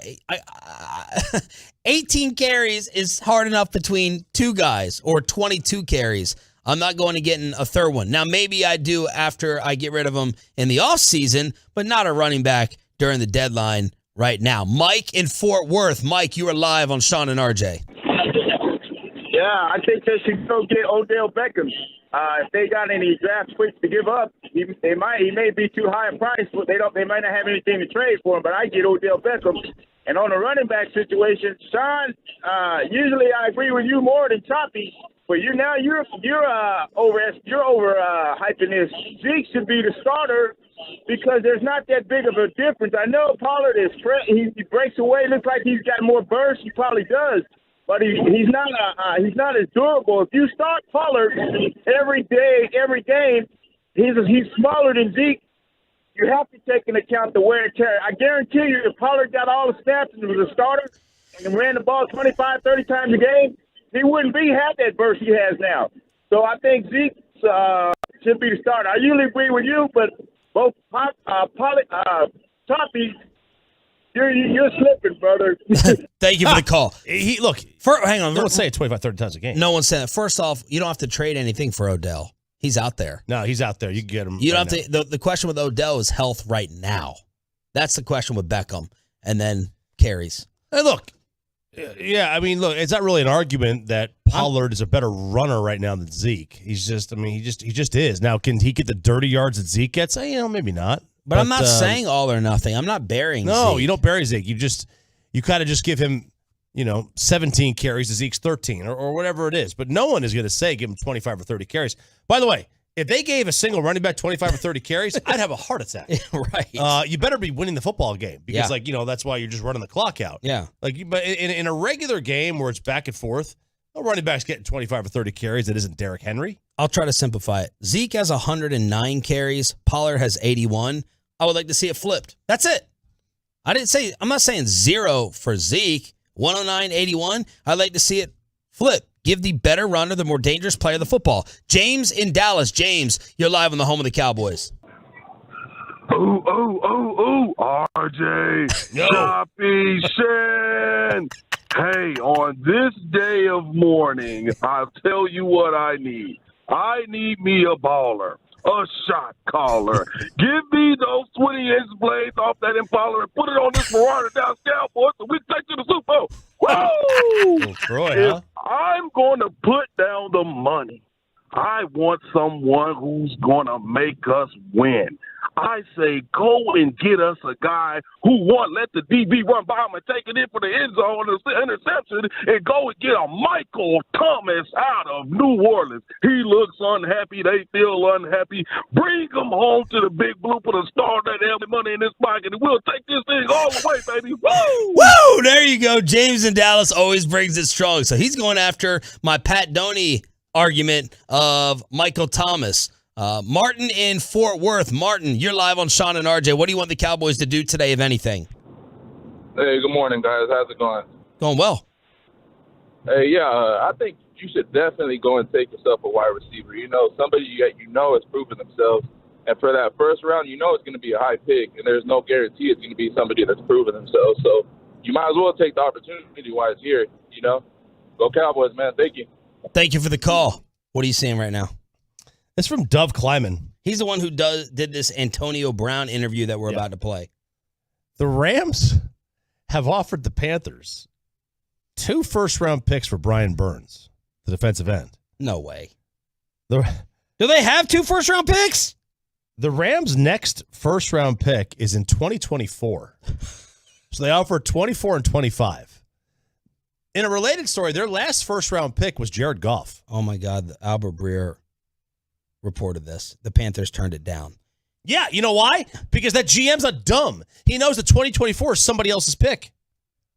If the Rams pull off something like this and the Cowboys do nothing, people here are going to lose their minds. Right, but a pick in 2024 is the equivalent of a second rounder right now. Like, it's too far down the road. You don't like, if I'm the Rams, I'm sorry, if I'm the Panthers, I absolutely say no to this. Because if I'm the GM, now if I was the owner, I say yes. If I'm the GM, I'm like, dude, this is somebody else's pick, man. I'll be gone by then. Yeah. I'm on borrowed time as it is. There's no way I'm doing that. Luke and Jerry talked about Jerry would do this. Time being a factor. You know, he does think about it every single day, his own window. Luke in Fort Worth. Luke, you're live on Sean and RJ. How y'all doing today? Doing well. Well, I was thinking about that request that you just said. Who do I want to trade for? I want to trade for Kenny Clark from the Green Bay. Play them. Kenny Clark consistently gets pressure up the middle, and he has sack production. And I would love for him to be in the interior defensive lines of these Dallas Cowboys. I think he would be a fantastic addition, and I could see us getting him for a 3rd and a 5th. I love it. He's sitting there going dirty with the big guys up front. He gave the draft compensation. Thank you for that phone call. And Kenny Clark has a 70 grade on Pro Football Focus right now. Deshaun, you're up next in Dallas on the home of the Cowboys. Chop, RJ, good morning. How y'all doing? What up? What up? Man, so for me, if I'm going to do a trade, it's got to be defense. Offense, you got OBJ floating around out there in the world, and he'll be healthy right at the beginning of the part of the season where you actually need to add that anyways. I would be looking at either a DB or Chubb from Denver. I mean, that's just my personal worldview, but, I mean, what do you guys think? Bradley Chubb has been a name floated. Look, the thing with Bradley Chubb, you got to pay him. That's going to be a lot of compensation. Yeah, and you're going to be a lot of compensation, and you got to pay him. There's you guys don't get rid of players that they have under contract long term cheaply. They just don't. Like, if you want to go get Jerry Jeudy, Jerry Judy's got a couple years left on his deal. I can be down with that. Bradley Chubb, let's see. Bradley Chubb's contract that he signed is, he's an unrestricted free agent at the end of the year. No, thank you. Bradley Chubb is going to want DeMarcus Lawrence kind of money. You're going to trade up a first-round pick and then pay him $20 million a year? More than Tank now. Well, more than Tank now, but you know what I mean? Yeah. It's like he's going to want top 10, end money. And that's just, that's just not realistic, man. I'm just not going to wind up doing that. Like, in Jerry Jeudy, if you're to go get him, and what his contract is going to wind up being, he's still got another year left on his deal, plus the 5th-year option. So he's not an unrestricted free agent until 2025. So if you want to go get Jerry Jeudy, yeah, you're going to have to pay him, but you don't have to pay him for this year, next year, the 5th-year option, which will be like, high money, $20 million, and then you pay him again. Timothy and Allen. Timothy, it's deadline day. What do you want the Cowboys to do? Hey, good morning, guys. Honestly, if we don't make a move, I'm perfectly fine with it. But if we look for a good option, why not look in the state of Texas, looking at Brandon Cooks down at the Texans? Yeah. He's reliable. We don't really need a superstar with CeeDee Lamb and Michael Gallup. We just need somebody to help boost our offensive looks for Dak Prescott. Yeah, I agree. Brandon Cooks, underrated, never stays anywhere. Is Odell Beckham? I think I'd prefer Brandon Cooks over Odell because of the Beckham health factor right now. All right, let's finish it up. Mike in California being a Tolo at 7:15 out in Cali. Mike, you're live on the Fan. Let's go. Good morning, everybody. I say we stop playing games and go after Chase Claypool. Okay. What do you guys think of that? I'll hang up and give it a listen. Thank you guys for taking my call. You guys are the best. Thank you, brother. Thank you for listening out in Cali. Pittsburgh Steelers offense broken. Oh, it's definitely broken. He's a waste there. They're wasting his career in Pittsburgh. And they grow receivers. Yeah, they have. And he's got this year and next year left on his deal at a super manageable number. His cap hit this year and next year combined is $4 million. Wow. He's only got a $2 million cap hit for next year. You absolutely go, and you could absolutely make this move money wise.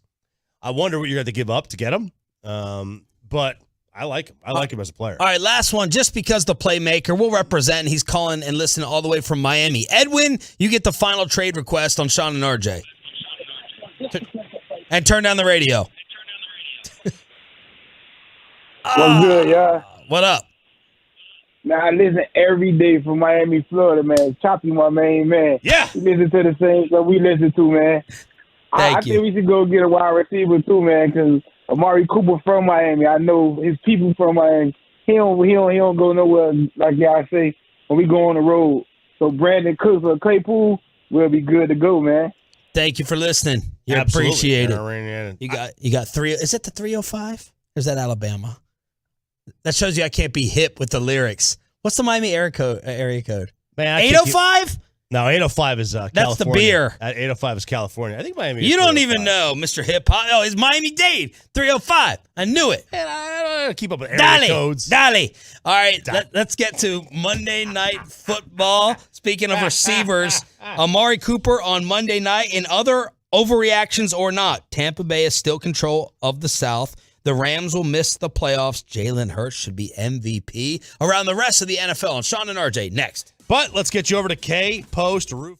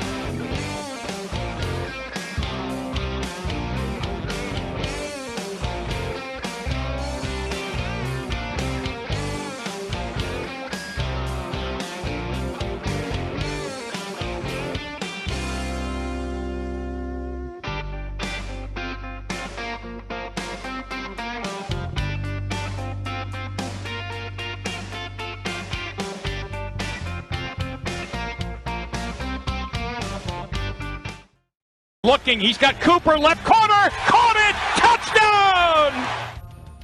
That is what happened last night, Monday Night Football. Where did that come from? Cleveland crushing Cincinnati, 32-13. Amari Cooper with 5 for 131 and a touchdown. He just finds the end zone. 5 for 131 and a touch. At home. Had an awful interception. And yes, the home versus road splits. You couldn't even make up more different numbers. No, you can't. It's everything at home and nothing on the road, but longest active streak of consecutive years with 5 or more receiving touchdowns. Amari, 8. Devontae, 7. Kelsey and Diggs have 6. So that's Amari getting it done with Jacoby Brissett, which is pretty impressive. Yeah, he's doing that with Jacoby Brissett, not Dak Prescott, not, Deshaun Watson. Justin Herbert, Deshaun Watson, Patrick Mahomes. He's doing that with Jacoby Brissett. That's impressive. Of course, it is the MO of Amari Cooper. He will not show up on the road for whatever reason. I've never seen it. I've never seen something like this in the NFL. But that's what Amari is, and that's where he is right now. The Ravens got the trade deadline started yesterday. They traded a 2nd and a 5th for Roquan Smith. Roquan pretty quiet against the Cowboys. Only had 5 tackles. That's it. He's usually putting up 12, 11, 13. He leads the NFL in tackles, and now he's going to Baltimore. Before we get to other NFL overreactions or not, Antonio Brown sat down with the PBD podcast. While you were out, Tom Brady and Giselle finalized the divorce. That was quick. Real quick. How does it happen that fast? Real fast. And I think they finalized what they're giving up to each other. All that stuff got worked out, I think. Yeah, that's really, really, really fast to be finalizing. It must be you're so rich, yeah, whatever, take that. I'll just buy another one. So Antonio Brown has been mocking Brady, posting pictures with himself and Giselle. He printed out these T-shirts of him and Giselle hugging after the Buccaneers won the Super Bowl. And on this podcast, Antonio Brown was asked, dude, why are you crossing the line with Tom and his marriage? That is a woman he's got kids with, man. That's gonna hurt. If they did put my mother, my kids out too, everyone. But he never did that to you. That is what it Brady didn't do that to you, bro. Brady had your back. But Brady had your back the entire time. Brady was all love with you. Brady went at bat for you. This is a parody, man. It's a charity shirt to raise money for the fatherless kids. You know what I'm saying? But even that's a dig. Now that's a dig. This is a real moment that happened at the studio, at the game. Play the video. No, it's a dig because you don't understand it. You trying to make me rationalize it. Why to tell you what is going on? What did it mean? I'm not smashing this girl. I don't know his girl. Oh, that's not where I'm going. That's what you just said. No, my God called. Okay, not where I'm going. All right, not where I'm going. Where I'm going. It's a T-shirt that raised money from a real moment that happened. How is this a reach? Because they going through a divorce. People go through stuff every day, man. Yeah, exactly. I understand, but what about me when I'm on the news for I'm crazy. Something happened. This. Bro, it's a T-shirt on the shirt, bro. Image that really happened, man. It's all right, bro. Yeah, but it's wife and kids. It is what it is, man. He's such a piece of crap. I'm sorry. I just can't get past how he says the word parody. Was that what he was trying to say? Yeah. It's a parody? This is a parody, man. I can't get I can't get past it. Oh, not a pierogi. A pierogi? A pierogi. And then it's like a food thing? Yeah. No. He was trying to say parody? He's trying to say parody. I guess the only thing that made me hesitate in thinking that he's just a piece of garbage is he doesn't know what he's doing. That's the little out I'm trying to give him. He's so crazy. He's so far gone. He doesn't even realize it. But here he is. It's a moment. It's a fundraiser for the fatherless kids. Tom Brady didn't pass away in 9/11, you jackass. And he knows that too. He's a freaking clown. What a piece of crap. Man, there's just some things you don't cross that line, man. Guy's going through a divorce, and did he not house you? Did he not recruit you? Did he not get Tampa Bay to sign you? Did he not fight for you? What happened? What happened to make Kyrie turn on Brady? Or is he just so desperate for attention or so desperate for something else? I don't know his financial situation. You'd think he has a lot of money, but who knows? Is he just so desperate he's just trying to get attention no matter what? This is over the line. Just no debate about it. Over the line, as he was asked about it on this podcast. And then Pete Carroll was asked to give a message to the haters, the Sean and RJ show, those who thought that Pete should be put out the coaching pasture, got rid of the quarterback, wants to run the football. Pete Carroll was asked about the doubters. All the people that doubt, like you're losing, like we run the ball too much, you don't understand football, and you can't stay up with the new game and all that kind of stuff. That's a bunch of crap. I'm telling you. But look, we're doing fine. We're all right. So I don't mind proving it day in and day out. All right, Choppy, let's get to the other NFL overreactions or not. All right, next one. Tampa Bay is still in control of the NFC South. Skip Bayless sigh. They're still in control? Good Lord. Yes, they're still in control. They're going to win the NFC South. Atlanta's 4-4. The Bucs are 3-5. I mean, can it get any worse? Can the offense be saved? That's the question. Or is Brady's arm dead and done? They still have Mike Evans and Chris Godwin and Leonard Fournette, but in their last 4 games, they haven't scored over 22 points. Last 4, they scored 21, 18, 3, and 22. So you say Bucs or Falcons, who wins the South? Bucs. I agree. Easy. All right, next one. The Rams. But Atlanta throughout the entire season has played so much better. Oh, of course. Absolutely. The Rams will miss the playoffs. The Rams will miss the playoffs. What was that deal you said that they offered? Are we talking about 2 firsts for Brian Burns? And they haven't selected in the first round since Jared Goff. Man, their future schedule is at Tampa, Arizona at home, at the Saints, at Kansas City. They just got stomped out again in the regular season by San Fran. They've lost 3 of 4. They lost to the 49ers. They've already played the 49ers. They're done with San Fran this year. They played them twice in 4 weeks. They lost to us. They lost to they beat the Panthers. Standings in the West as I'm stalling here. Seattle, and then San Fran, and then the Rams. And the Cardinals. And the Rams have less than a 10% chance of winning the division. 7 teams get in. Yeah. 3 from the East. 3 other division winners and another wild card. I'm gonna say they miss. I think Seattle's big enough of a pain that they can make some noise as a wild card and create. Oh man, Rams or San. I'll say they miss. I will say they miss too. Crazy. It's crazy to think, but this is their MO. It's not that crazy because they went on a run last year. Oh, it is. The Cowboys and the Rams were dead even as teams you compared to or thought about before the playoffs. But this team makes the playoffs basically every year. Yeah. Yep. They made it the year before. They went to the second round of the playoffs the year before. They won the Super Bowl. Obviously last year. The previous year they missed the playoffs by a game. The year before that they went to the Super Bowl. I mean, this team makes the playoffs all the time. The problem is you're only getting one playoff team from the NFC North and the NFC South. I think. Yeah. You're getting a division winner. You get 3 from the East. And then you get 2 more, but I would lean towards San Francisco and Seattle as the NFC teams. I think Seattle is not a big problem, but they're a legit nuisance. How about that? Yeah, they are. They are a legit nuisance. All right, next one. The Lions are 0-4 in one-score games. 2-10-1 in one-score games under Dan Campbell. Dan Campbell's getting a pass because people hate Jared Goff. Dan Campbell's getting a pass. That's your statement? Dan Campbell's getting a pass that he shouldn't get. Because they like him. We like him. But what do we expect?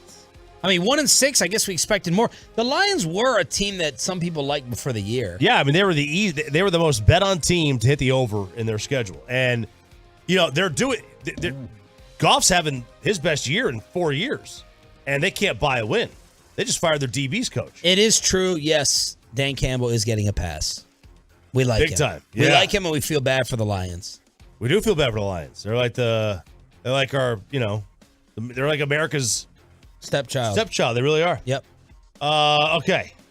You want the Jalen Hurts one or Trevor Lawrence one, the Minnesota one? Hurts. Jalen Hurts should be the MVP. I'm going to guess Josh Allen's still the favorite. I would guess he is, yeah. Have you looked at the numbers? Do you have an answer for it? I'm going to say Jalen Hurts should be the MVP. But I think Josh Allen's the favorite still. He is the favorite in Vegas. Yeah.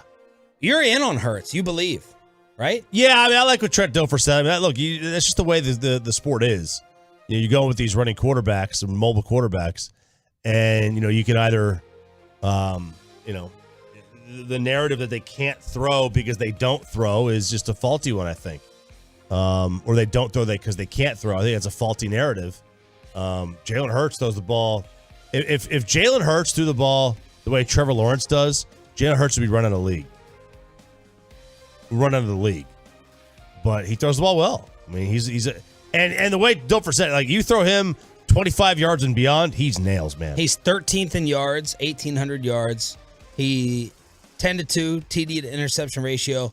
He's 9th in QBR. So 10 touchdowns and 2 interceptions. And then rushing-wise, that you have to factor in. He's rushing, 50, 60 yards a game. That versus Allen. Oh, look, Allen's a better player. It's not even close. Allen's a much better player. And it's probably due for Allen to win the MVP. I just think that this year, the Bills have been great before. The Eagles haven't been great. I can't give it to him yet. I can't give it to him yet on the Homie Cowboys. I'm going to say Josh Allen's still right now the MVP. So overreactions or not around the NFL with RJ Choppy. Let's crosstalk with the KMC masterpiece next. But let's get you over to Platinum Chrysler Dodge Ram Jeep. Oh, baby, they've got it going on at Platinum Chrysler Dodge Ram Jeep when you go into their brand new location, the brand new store at I-20 and Highway 80.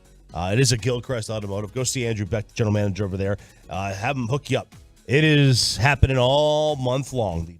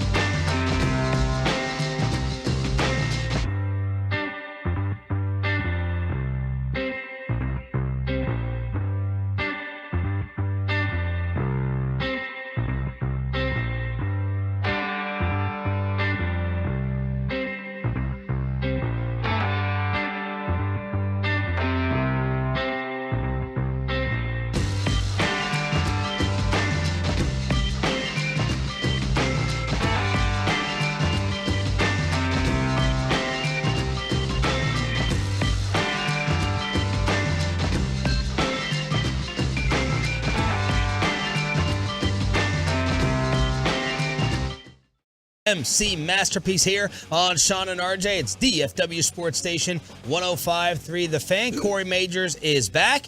Sickness going around. No, I think this is allergy related more than anything, caused by sinus infection kind of stuff. So I don't think it's a sickness going around. I think I just collected dust from the attic. There's a lot for allergies. A lot of sick kids right now. I couldn't talk yesterday morning, so that was significant. When I woke up and I was like, and she was like, "Shut up and go back to bed." And I was like, "All right." That's so rude. Yeah. Well, she didn't want me to kill my voice. You know how you do whenever you're like, saying I'm gonna she fight did that through thing it. like take me to bed or lose me forever. Goodness gracious, great balls of fire. No, that's not what happened. Oh, but I appreciate you, Mike. asking, You're fired up today. In a good well, way? my kid's actually sick now. Corey got my kid sick. Wasn't even around his kid, but he's at home right now. It could have been from me. Sore throat and a fever, a mild fever and sore throat. So yeah, a lot of kind of. It's getting to be flu season now. You know. You had a fever last night. Yeah. I think so. I don't know. I didn't take my temperature. Wife took Lucy to get the flu shot over the weekend, and I refuse because I will not get any more of those shots. Stop it. What are you doing? And also, no RJ, jabs for Corey. Oh, my God. RJ, will you tell me more about you think you had a fever but refused to take your temperature? What do you mean by that? Why? I just don't have a thermometer. Seems like something you'd like. I had that's a good reference, and I would put it there, Mike. Thank you. Oh my God! I have one of those stupid ones that they did for COVID to get into the building where they just gun you in your forehead, and it always came up at 97.4. Yeah. No matter where you were or how hot you were, your temperature was always 97.4. Right. So I had one of those, and it said 97.4. Okay. And I clearly was not. I was, and yet here you are. Well, it was like 9 o'clock at night. It's too late to call in. Yeah. Right. So we have a call-in time limit. Like, what's the limit? I think the latest I would ever call in is 5 or 6 o'clock in the morning, in the evening. You're not doing it at 5 or 6 in the morning. Is there any possibility? Because I've been thinking about this. Is there any possibility he's just been super pre-gaming too hard for Tennessee and Georgia? No, there's a 100% reality. He's just hungover and hurting from Vegas. Well, but I haven't touched alcohol since Friday. Oh. So, well, you can get sick on no sleep. I'm not saying you're hungover. Yes. Oh, okay. Yeah. I'm just saying, like, you go. No, you get travel. Yeah. I was sick going into Vegas. Okay. Like I was not well. Like I had a sore throat. And did you consider altering your plans because of that, or that's foolishness? I would never change. I would never cancel vacation for illness. What happened with your tweet that you had about you couldn't use your airline miles? Did that ever get solved or no? It has not gotten solved. So you had to buy your own ticket for whatever it cost. Well, long story. I have to go through the police for identity theft. A police report for this. And I had to fill out a police report. They wouldn't give me my miles back. Meanwhile, banks just reimburse you. Banks reimburse you. A big argument I had with American, and like they were the absolute worst. I'm sorry to say they were the absolute worst. I've never Sean knows I don't fight with people. Right. I was getting heated with this lady. Well, if you get your air miles stolen, that's a lot of money worth. Well, I mean, it was 105,000 air miles. Yeah. Oh, dang. Okay, they're it's $1 a mile or $1 a mile. Well, if you have a credit card, it's $1 a mile. Oh, okay, I was like, I don't know if that translates, but I get what you're saying. I get what you're saying. Fly, right? Yeah. So you accumulate these over years and years and years. Yeah. And I couldn't use them. So like I was like, all right. This was like 8 o'clock in the morning. I was like, we're flying at 11 o'clock. Let's go. Let's put them back in. And she's like, yeah, we can't do it. It's going to take like over a week, a month. But her trainer saved the day. No, her cycling instructor. And they're very important. Difference. I used to do that. Yeah. And like he was just there with his wife, and he's like, he texted as we were getting ready to leave all these, these places to go. And she said, we're not going to go. And he's like, oh, well, shoot, I got 1 million miles here. Just take these, just reimburse me. Sweet. So I'm going to send mine to him as soon as I get mine reimbursed. If I do, I've had people that have come on that have tweeted to me that they went through the whole process. They filed a police report and they didn't get them back. Can you transfer them? Mm-hmm. Okay. Yeah, that's how the three. Oh yeah, that's how he. If you don't get that's them how back, Anton got mine in Russia and flew to Qatar Airways. If you don't get yours back, will you cancel that credit card? I mean, there's no reason to have that credit card if they're not going to give you miles. Right. You might as well cancel it and go with a different card. Yeah. What's coming up on the show?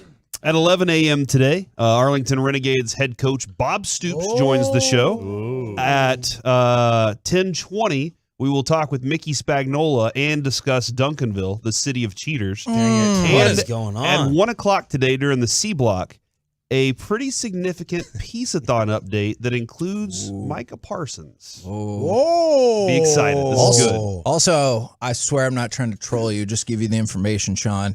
At 12:20, I know you didn't love the ESPN Plus football game. NBA is about to go that route, too. Is it? Yep. Why? So ESPN Plus was for the London game. Yeah. That was stupid. First time I was able to watch it on your account. I just took your password info. It's all right. On my computer, but I mean, Anton has it in Russia, so why can't you? ESPN's basketball's gonna go to Amazon though, if that helps you at all. It doesn't hurt me. I got Amazon. How about Halloween? I brought you a Take 5. Oh yeah.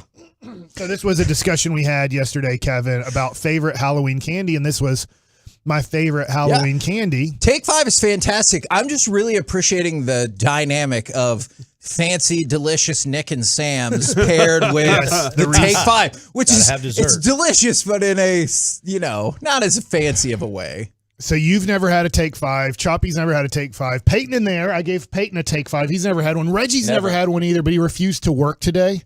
During the daytime. You should listen to the Get Right 7 to 11 on the Fan. He's going to work tonight. The and Kevin Joey Gray Show. said he doesn't like peanut butter. Yeah, I couldn't believe this. I thought, well, he has to have a peanut allergy. He's like, no, I just don't like peanut butter or peanuts. No, that's weird. That's a weird guy. Did you say that's a lie? That's a lie. Nobody doesn't like peanut butter. He has an allergy, and he's too scared to admit it. But he says he eats other nuts. I bet he does.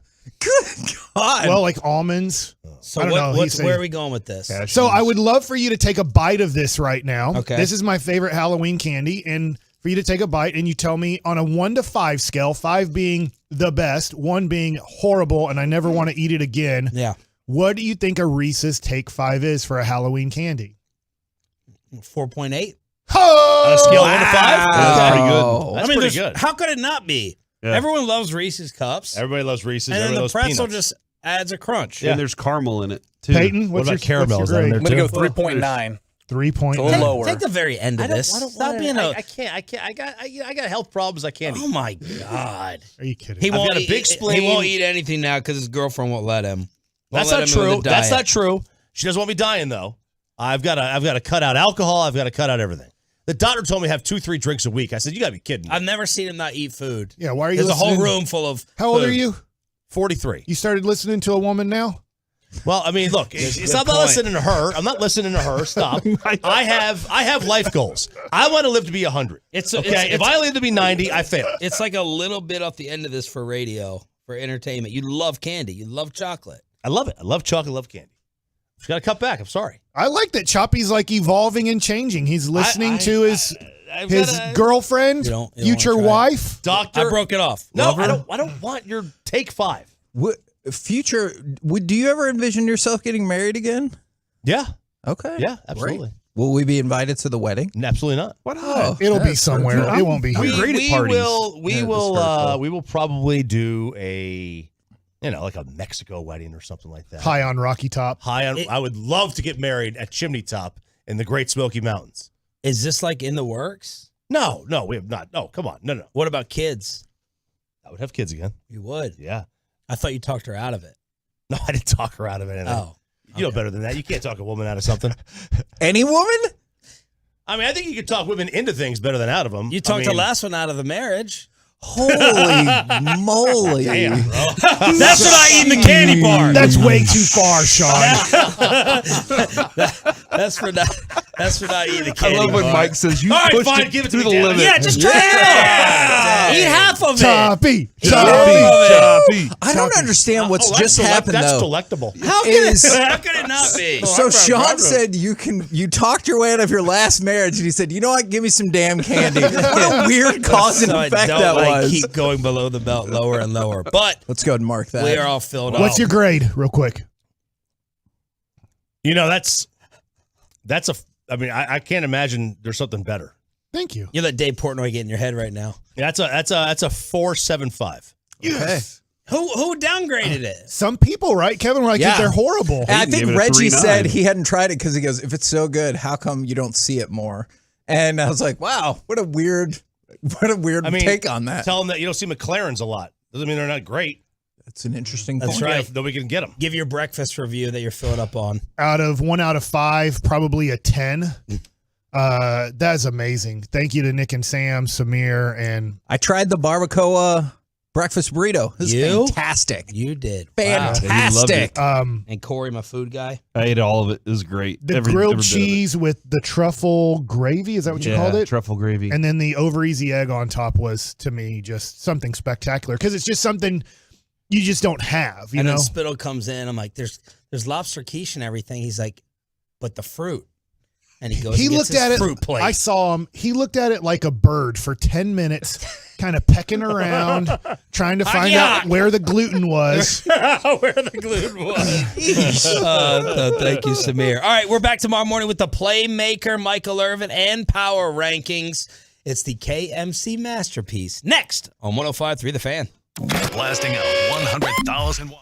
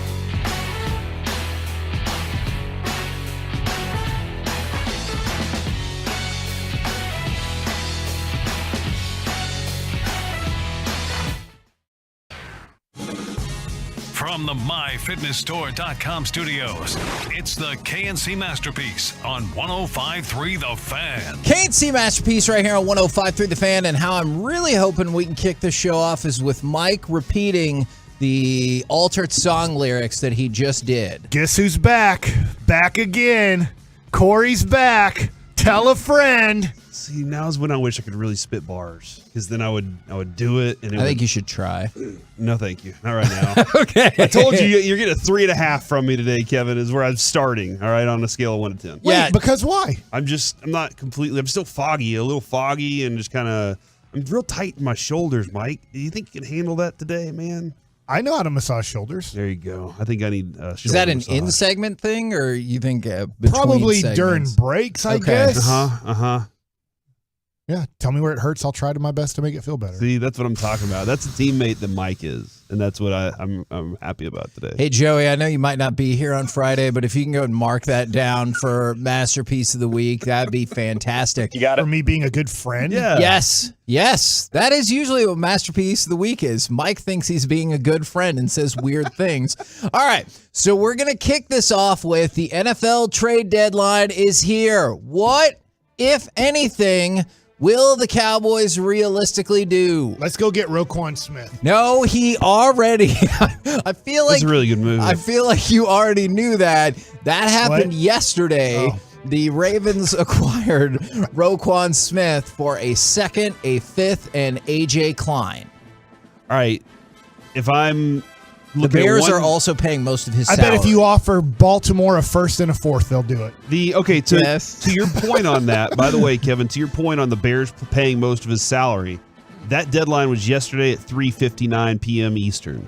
Okay. For any of the contracts to take over those. So anything now, any trade that's made, the Cowboys take on the contract. There's no restructuring available. So there's none of that like A-Rod, we're going to pay him $600 million for whatever years. Like there's none of that going on. Okay. Wilt Chamberlain of them. So, but for me, if they're gonna make a move today, Kevin, and I'm kind of curious about this because of the way Bland plays, it should be for a cornerback.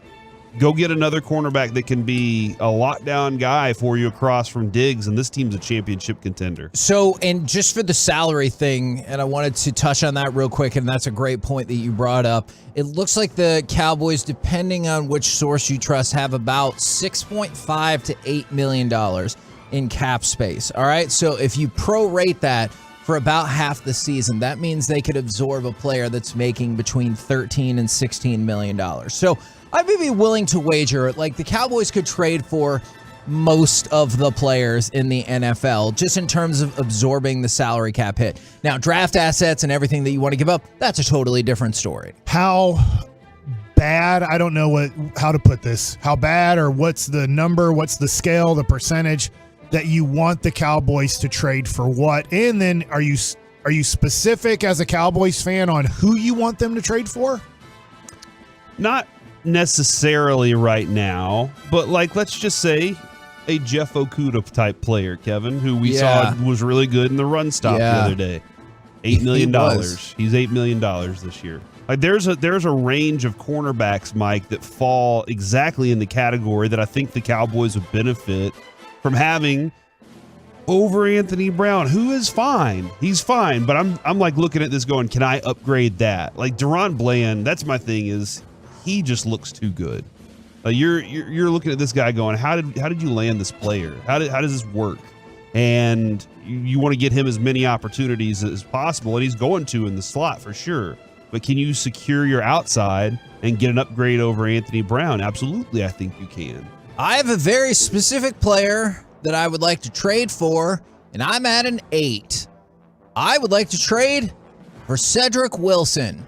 Now, hear me out. The wide receiver? That's right. I know people are caught up on Amari Cooper, and I get that. Obviously, a phenomenal game yesterday, with the exception of his passing ability. But the rest of it was phenomenal. Cedric Wilson might as well not even exist with the Miami Dolphins. All right? They don't want him. They don't use him. He doesn't want to be there. He's not being used. Why don't you come on back home? It wouldn't cost you very much. And Lord knows, and we talked about this, the Dak Prescott and Cedric Wilson can get a connection going, especially when it comes to the end zone. I think Cedric Wilson is somebody that you could make a move for that would cost very little. And how much did he sign for with Miami? It's 80 a year? Let me go double check that. I mean, I'm wondering what the discount you get on that, because obviously the Cowboys, if they wanted him, could have kept him at that number. Yes. I think he would have signed 7 back. a year. So I hear what you're saying. I like what you're saying because he's a proven player for the Dallas Cowboys under this head coach, under this quarterback, under this offensive coordinator. But the Cowboys 6 months ago approximately said, we are not paying you that much money. We don't believe you are worth that much money. So now you're going to pay him that much money and send I'm going to assume like a conditional 6th round pick. I do not think it would be very high, yes. So you're not sending much of a pick. You're sending a late round pick, but now you're saying after he played so bad with his new team, you're now willing to pay him the number that you weren't willing to pay 6 months ago? And here's the reason for that is because after the season is over, he is on a 1-year, $8 million deal. Okay. Like after the season is over. And so I think the reason why I think they're willing to do it, Mike, is for all of the things that have worked out for the Cowboys. Because obviously, moving on from Lyle Collins worked out just fine. You feel good about how that's going. Moving on from Randy Gregory, that's worked out just fine. Actually, that has worked out really, really well. Moving on from Amari Cooper, and I know what Jerry said the other day. He was like, hey, look, Michael Gallup's only got 2 games with Dak Prescott. And I thought Michael Gallup, we talked about this yesterday, was the spark to get the offense going. But with Noah Brown obviously kind of hurt, you've seen ups and downs from him. Cedric Wilson is somebody that I think you could move in for a cheap price. And so, like to Mike's point, maybe it's a conditional 6, and then after this, it's a 1-year, $8 million deal. I think that's somebody who works in the system. And the other reason I'm willing to take a shot on it, Mike, is I think the metrics have changed. Because I think going into this season, a lot of us were like, yeah, this is a hold steady season and start to build ahead. Now it looks like a season where you're like, hey, do you think maybe we could win the Super Bowl? Because that's what Steven and Jerry are saying. How much better do you think he is than Noah Brown? Quite a bit. Okay. I guess we don't know about James Washington. I know we both weren't like huge fans. We're like, hey, he's a person. And that's exactly what I feel. But the other thing is, I thought Cedric Wilson last year showed his ability to get the ball in the end zone. And like that, and obviously Jalen Tolbert's not making any progress during the season. Yeah, which is a weird thing. And I see people who are with you, Corey, about the defensive player, and I totally get that because they think you can make your run at Odell Beckham. And remember when we had Jerry on Friday, he was like, I have great respect for the player that Odell Beckham is. If he's interested in coming here as opposed to going to the Bills, well, then obviously I would be willing to listen to that. And that's somebody whose number I think you could fit into the cap here just fine. I did see that the Washington football team, the Commanders, as they're called, Kevin, are taking, I think it's William Jackson III. They're taking calls, but because he said he wanted to trade, they said they would let him go if nobody trades for him, and that's always wild to me. Idea. And that's what say that out loud. And that's what blew up for the Cowboys with Amari Cooper. Is everybody in the world knew that if they didn't trade for Amari Cooper, they were just going to release him. I'm not here to argue that that was a smart trade in terms of value whatsoever. I just liked it because I was like, well, we told everyone we were going to release him, so I guess at least we got something for him. Yeah. Offensive line, are you good there? Are you comfortable there right now? I think with Tyron Smith coming back in maybe a month or so, based on what he told you guys yesterday, and yeah, for the meat of the season. Yeah, and it's always for the meat of the season. And then Steven said, he was like, look, when you have somebody like that, he goes, we haven't had those discussions yet, but then went on to say essentially, well, obviously he's going to get his job back. And so if that's the case, then if you slide Tyler inside to the left guard, then you have your McGovern and you have your Peters depth. And so, look, I'm not against getting more offensive and defensive linemen. I just don't, that is not as pressing to me as your cornerback or as a wide receiver. Is it because I said, yeah, I got it? No. I like what you said. How much are you guys willing to trade the 2023 first round pick? Yep, I am. Man, that has to be a significant player. If I'm gonna do that, obviously, Mike, this is just like in pit. Would you trade Jeff Okudah for it? No, that's not. I mean, I know he was the 3rd overall pick, and I know he's had like injuries and stuff like that. I feel like it's going to cost more, but like Ramsey is what I'm kind of looking at there. Like I'm looking at that tier of player if I'm going to give up a first-round pick. And to your point, Mike, I don't have somebody in mind, although now I see DK Metcalf's name popping up a lot. But if I'm Seattle, I'm like, I'm going to stay the course with what's working there. I don't have somebody in mind. My point is, I feel like you have a real shot this season. Now, the Eagles might stomp that out, or down the line, maybe the Chiefs or Bills would stomp that out, or maybe even the 49ers. But I look at this team, and I do kind of wonder if this team has got a shot. And that's why I would be willing to part with my first-round pick. But I didn't think that through in terms of but only for these people. I would listen. And I see Jerry Jeudy coming up, and I've actually seen a couple of people already saying they would give up the one. I might give up Okudah. a 2 for Okudah, but the 1 I'm on a different level player for a number 1 or first round draft pick. What about quarterback? How are you feeling about trading Dak today, Kevin? Would you be willing to do that after your performance against Chicago? That is never. He's at his highest. I mean, that's probably. Isn't he somewhat also? I know you're goofing, untradeable. But yeah. Wouldn't the team have to? We'd have to take a $90 million hit or something. It's that would be just straight up if you cut him, but if you traded him, it would still be very high. Kind of like you're thinking about Aaron Rodgers. You're like, he needs to play next year, but the cut would be very high. And I know you're kidding, but no, we're not going to do that. All right. We're not going to do that. I started thinking this morning, Kevin, as I was going through these thoughts in my mind. I was like, all right, I heard Broadus hop on with Sean and RJ this morning, and they said defensive line. And I was like, where exactly on the defensive line do you want to add? And I don't know if it's add either, by the way. More than you say subtract. I think there's a shot the Cowboys will be sending someone away today. They have a lot of names. Yeah. They have a lot of different guys that they could move from, and maybe that would be something that they could be able to do a swap that could benefit them in some way. But I was like, man, I don't even want to go get Sue at this point, Kevin. Right. Because I have Osa, and I think Osa is just as in his area where Sue would be at this point. So I'm feeling really confident with this defensive line, and I don't know how everybody else feels. I don't think it's talent when it comes to our inability to stop the run. I think it's more scheme and the fact that we're willing to give that up as long as we have a good pass rush. Hey, don't give me coming up at noon. Yeah, don't give me 60-yard passes downfield. I'll give you the 5 yards. Now the problem is they're shredding later as they get to the second level. I would be curious about people like Terrell Basham and Neville Gallimore, if they might be somebody who is on the way out because somebody was asking questions about, hey, it seems like you have a lot of depth, but it feels like some of our depth is kind of at the same level. Like you might feel different about Tristan Hill versus Basham versus Gallimore, and obviously you'll shift them around a little bit where they'll play on the line, but the Cowboys might have 3 players that they have equivalent feelings about and feel like they have equivalent depth. I wonder if they would make a move off of one of them. How much would it cost to go get Patrick Surtain? I think more than we have to offer. I think it would take at least 2 ones. Not at least. I think it would take 2 ones. All right. Hear me out here. We could have had him. That's the 2 best cornerbacks in the game, dude. And I think we're going to talk about that a little more, too. But I just saw somebody text that in, and I was like, man, how much would that cost?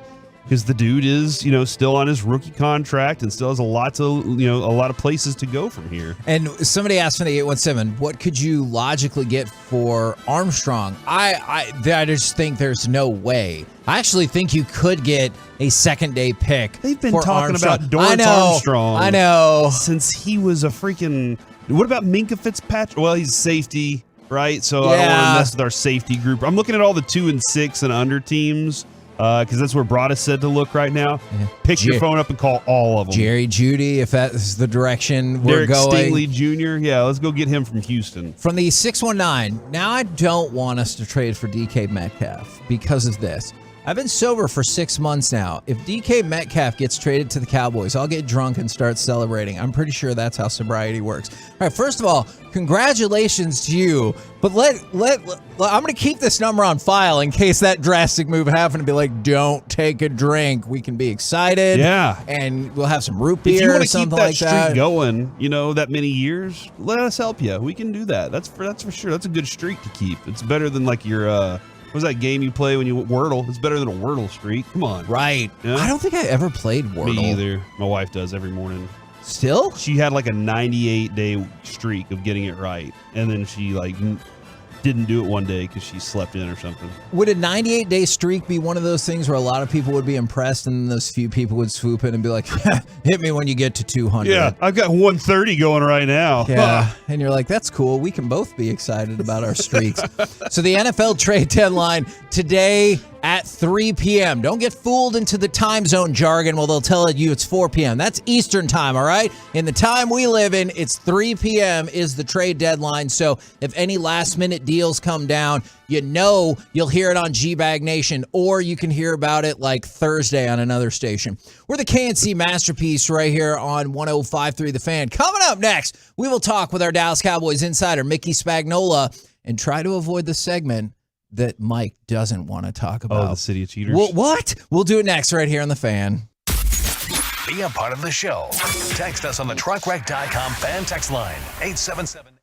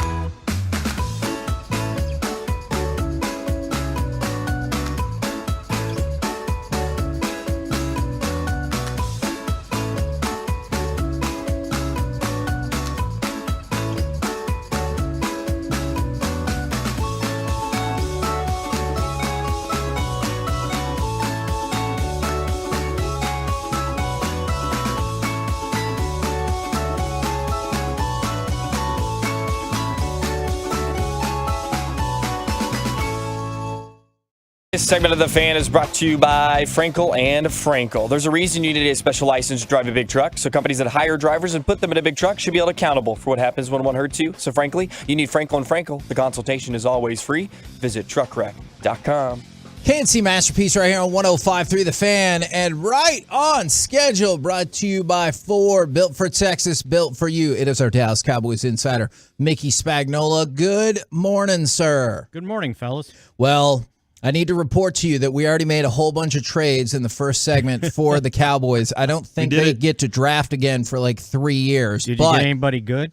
Oh, my God. We got, at one point, Jalen Ramsey's name was thrown out there. I know Jerry Jeudy came up, Denzel Mims. We were killing it. How many drafts would you give up for one Super Bowl? Oh, my God. Ask the Rams. Ask the Rams, Yeah. right? Because I that's all would give they're up getting. 2 years of all my draft picks in a heartbeat. In a heartbeat. You would. Yeah. And then you get 20 years of drought. Hey. Well, what am I sitting in right now, Mickey? Look, 20 Will. years of drought. Exactly. Look, Will McClay, you have work to do now, all right, with these second and third and Hey, sixth Will round McClay picks. has been working really hard. He deserves a break. And we can celebrate. So you helped out, right? He doesn't. He can go. I'll go down the hall and tell him, "Hey, go ahead, go home." I don't even want any of the credit. I just want to bask in the Super Bowl glory. This seems like a great deal. But more realistically, I'm curious to take a step back. What do you think has led to the seeming acceleration of NFL trades over the last several years?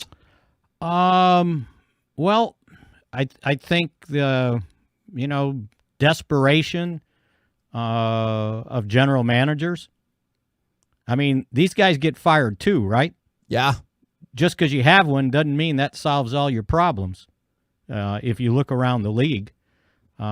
So, a lot of these guys are like, well, I better go because, whatever problem I cause, I may not be here to have to deal with it. Yeah.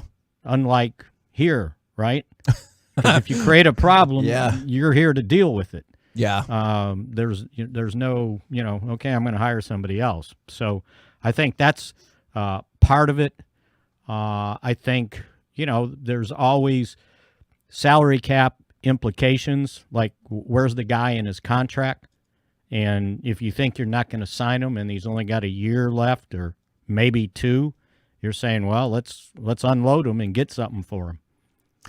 So I think that has become more prevalent than maybe it had in the past, and the way contracts have been structured, because a lot of these contracts now get structured where the last year or the guarantees run out before the contract runs out. Okay, and we were just talking about that with just one of the people that popped into my head was Cedric Wilson, because they're doing a big bag of nothing with him in Miami. And for example, like, he signed a 3-year deal, but realistically, it's just one more year at $7 million for the Cowboys if they made that move. So you go from like a 3-year, $22 million deal to you essentially be trading for a year and a half, with the last year being 1 year, $7 million, to your point. So yeah, and you got to look at what the guarantees are, because if the guarantees are up, then all you're on the book for is base salary. Yeah, unfortunately with Cedric Wilson, his signing bonus and guarantees are very low,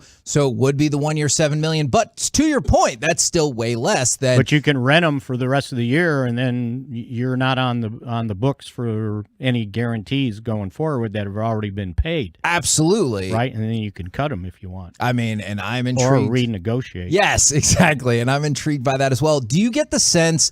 And I know this is the time of year now where everyone is saying the right things or not saying anything at all, but I just got the sense from talking with Jerry and Steven over the last 4 days that it felt like more than lip service. It felt like more than just, well, we're always looking to improve the team. It felt more aggressive in terms of, hey, this could be a big season. So if there's something realistic out there, we'll make a move. Yeah, well, I think they've always felt that way. If it's realistic, yeah, right? And somebody's not, holding you hostage for compensation.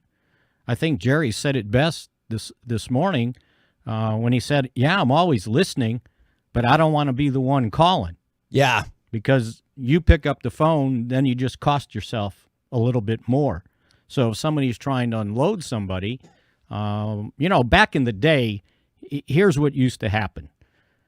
Somebody was trying to trade a player, and they would come out with false statements that the Cowboys were interested, meaning they're telling the rest of the league, well, if you want this guy, you better get him because the Cowboys are going to come and get him. I know it's a different sport, Mickey, but I felt like that's what Roger Clemens and Randy Johnson did like 4 different times with the Rangers. They're like, oh, the Rangers are interested, so you should probably try to make a move. Yeah, but it was a little bit different with the Cowboys because they were good.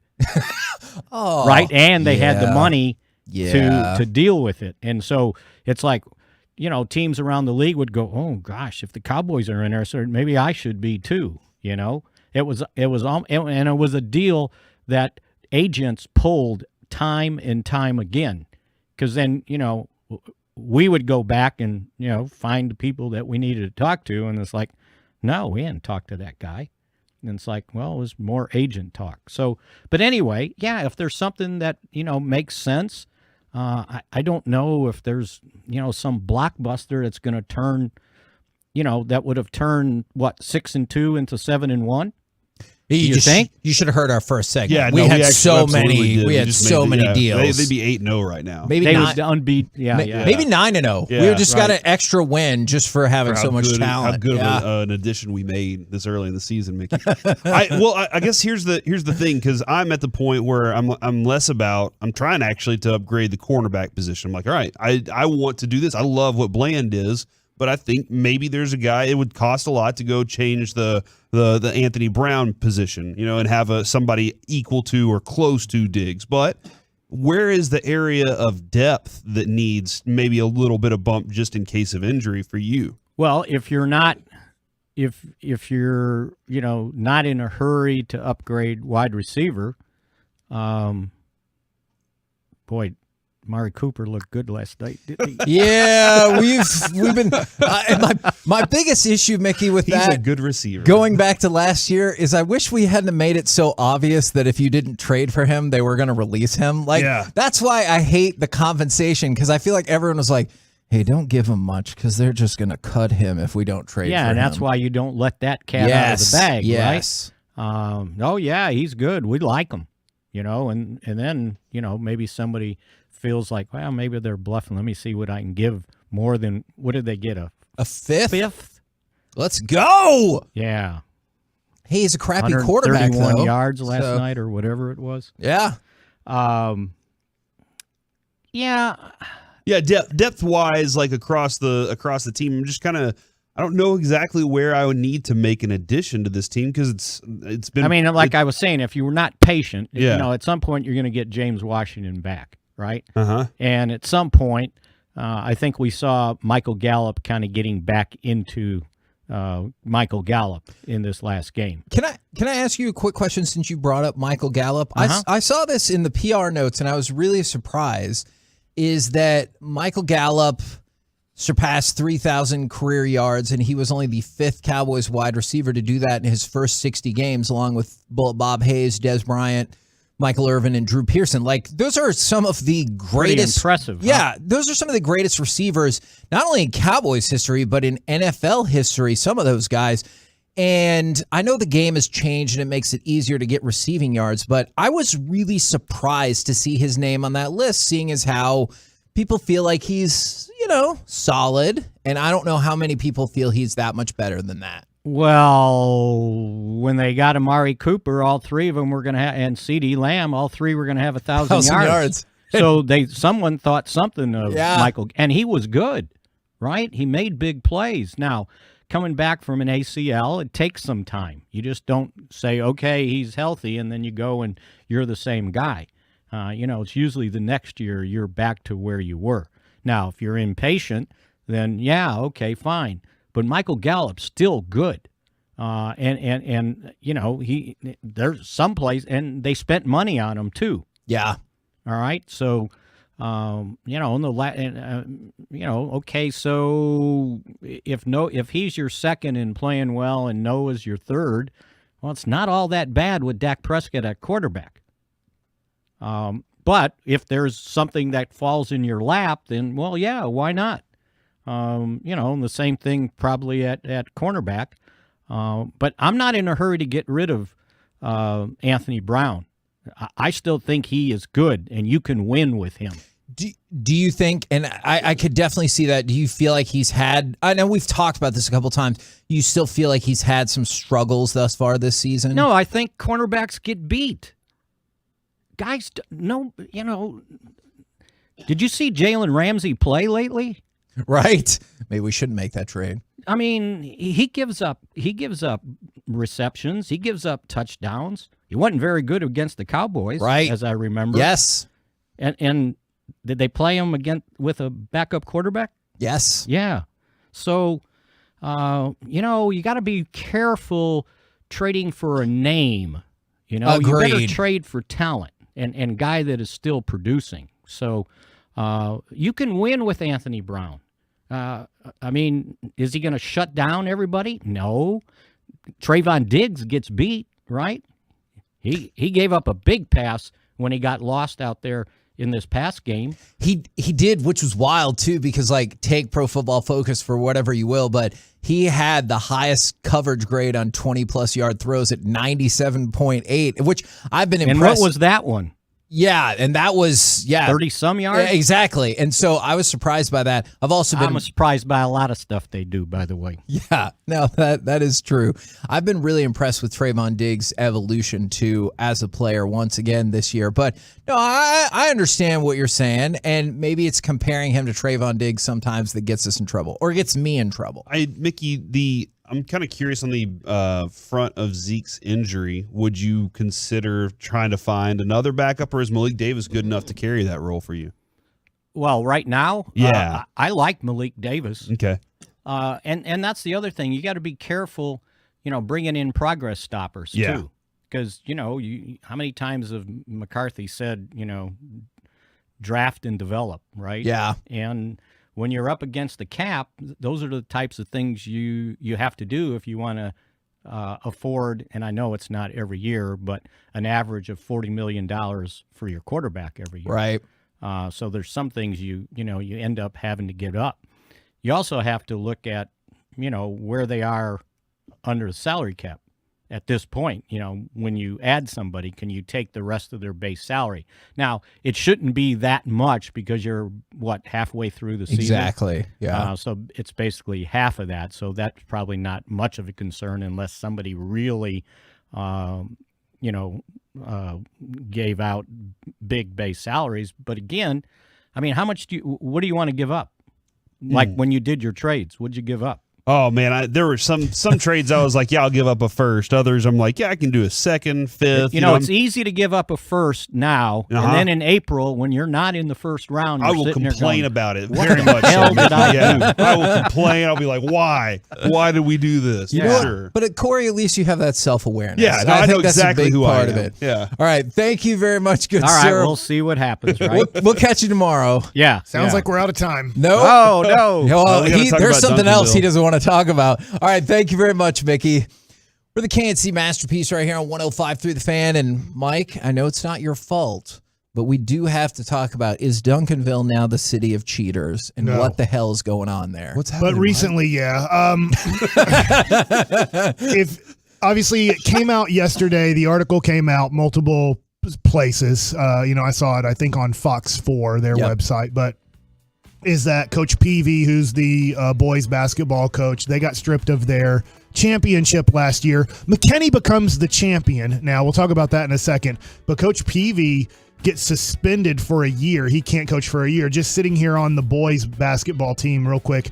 The whole deal had to do with Anthony Black, who right now is considered a lottery pick. He's going to be a one-and-done guy at Arkansas. He's gone from Duncanville. He's at Arkansas. He's considered somewhere between like the 8th and 15th pick in the upcoming NBA draft. He went to Coppell, I believe, for 3 years, if I have his school right before. I'm not 100% sure, but I think. And his mom and Coach Peavy are in a relationship now, I believe. Okay. I don't know if it's still going on. I don't know all the details of everything. But then what happened is, because Anthony Black's mom is now in Duncanville, I believe he's like, well, I guess I can go to Duncanville now and not keep the residence in Coppell that I have, and that became a whole 365 days in very selective. The way UIL enforces this is very perplexing. So it was weird because he would sit out games and he wouldn't sit out games, and he ended up playing in the playoffs, and because he played in the playoffs and they won state, they take away that. McKinney becomes the champs, which is, I think, weird. Like if I went to McKinney and I was on the basketball team, and let's just say I graduated, I was a senior last year, it's a weird championship. Especially since the forfeiture score is 2-0. Yeah. That's a weird side It's just note kind for of you. I guess you are the champ. I guess you get a ring and all these things, but it's just a weird thing the rest of your life to be like, well, we won because another team cheated, but we didn't win, but we won now because they cheated. And it's you do get it, and Duncanville doesn't have it. They have to take down the banner and everything, but it's weird for them. And then real quick on the girls' side, I don't understand everything here because this does seem very harsh for the girls' basketball coach. I'm sorry, I don't have the article pulled up in front of me for Coach Howard. Coach Howard. She started having workouts supposedly in August when you couldn't do them yet.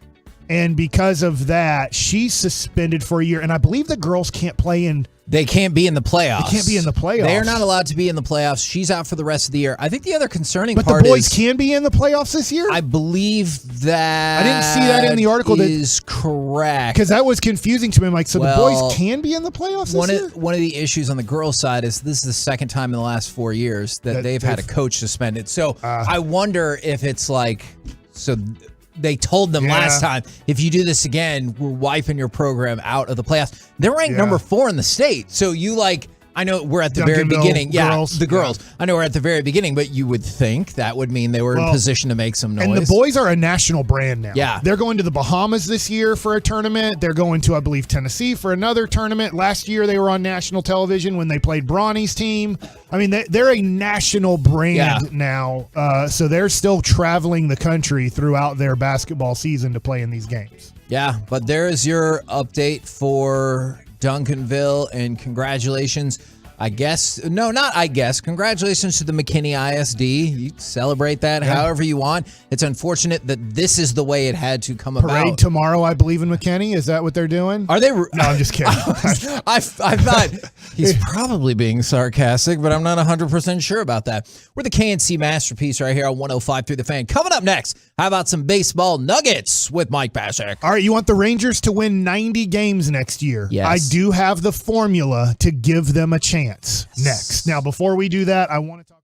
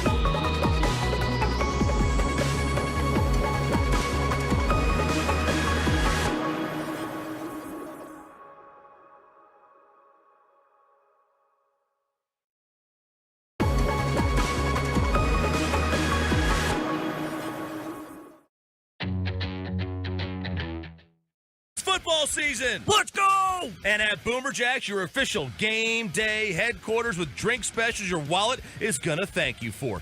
$15 beer buckets, specials as low as $3 all day, every day happy hour, wall-to-wall TVs. You don't miss a second of the action at any of the 17 DFW Boomer Jacks locations. There's not a bad seat in the house. 17 locations. Find yours online, boomerjacks.com. Best drink specials, best TVs in town at Boomer Jacks. Classic Chevrolet and Grapevine is leading the way to be #1 in the nation for the 3rd year in a row. That's why they never charge more than MSRP. Plus, they always pay full market value for your current vehicle. Choose from one of the largest selections in the nation, or custom order exactly what you want at no extra charge. Find new roads.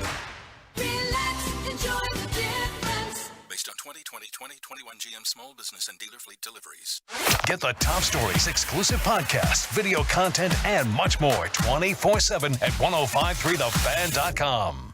This segment of the KNC Masterpiece is brought to you by Classic Chevrolet. Classic Chevrolet and Grapevine is racing to finish this year #1 in the nation. They're leading the way by never charging more than MSRP. Plus, they always pay full market value for your current vehicle. Find new roads. Classic Chevrolet. Relax and enjoy the difference. KNC Masterpiece right here on 105.3 The Fan. We got Bob Stoops coming up at 11 o'clock. Then Mike asks all the football questions. But right now, it's time for some baseball nuggets. All right, so the World Series got postponed last night. I thought it was interesting. I literally turned over to Fox at 5:58, and I think it's ending the news, like the local news. Yeah. And they're like, hey, the game's still on, even though here's a live look with the tarp on. And literally they play the pregame and everything. Go to I don't want to take too many shots, but I don't feel like A-Rod, Big Papi, and Frank Thomas are doing the best of jobs. And Just I know that you don't think they're like in the weeds on all the things happening right now? They're three of the greatest players of my time playing baseball. So I mean, And one of them didn't cheat. Yeah, Frank Thomas. Yeah. But I don't know. I feel like they're trying so hard to be the TNT, Shaq, Chuck, and Kenny. Okay, yeah, and yeah. that's just the feeling I get, and they're just not anywhere close to. I don't know what makes Chuck, Shaq, and Kenny work so well. And I know it took a while for Shaq to fit in. Yeah. But I feel like they try to do goofball stuff, and Right. it just doesn't come off very funny to me, Right. the way that Charles and Shaq come off, so funny. Yeah. But anyways, they immediately come on and they say, game's been postponed till tomorrow. And you were right. I thought they would just go like, no, games 6 and 7 are on the same date, but they actually pushed everything back with still an off day for travel on Friday. So if there is a game 6 and 7 in Houston, it will be Saturday, Sunday. What do you think about that? Because it's not like that never happens during the baseball season where you have to travel and you do the getaway day. I think it gives a major advantage, and we unfortunately ran through this. It gives a major advantage to the team that doesn't have the depth in starting pitching.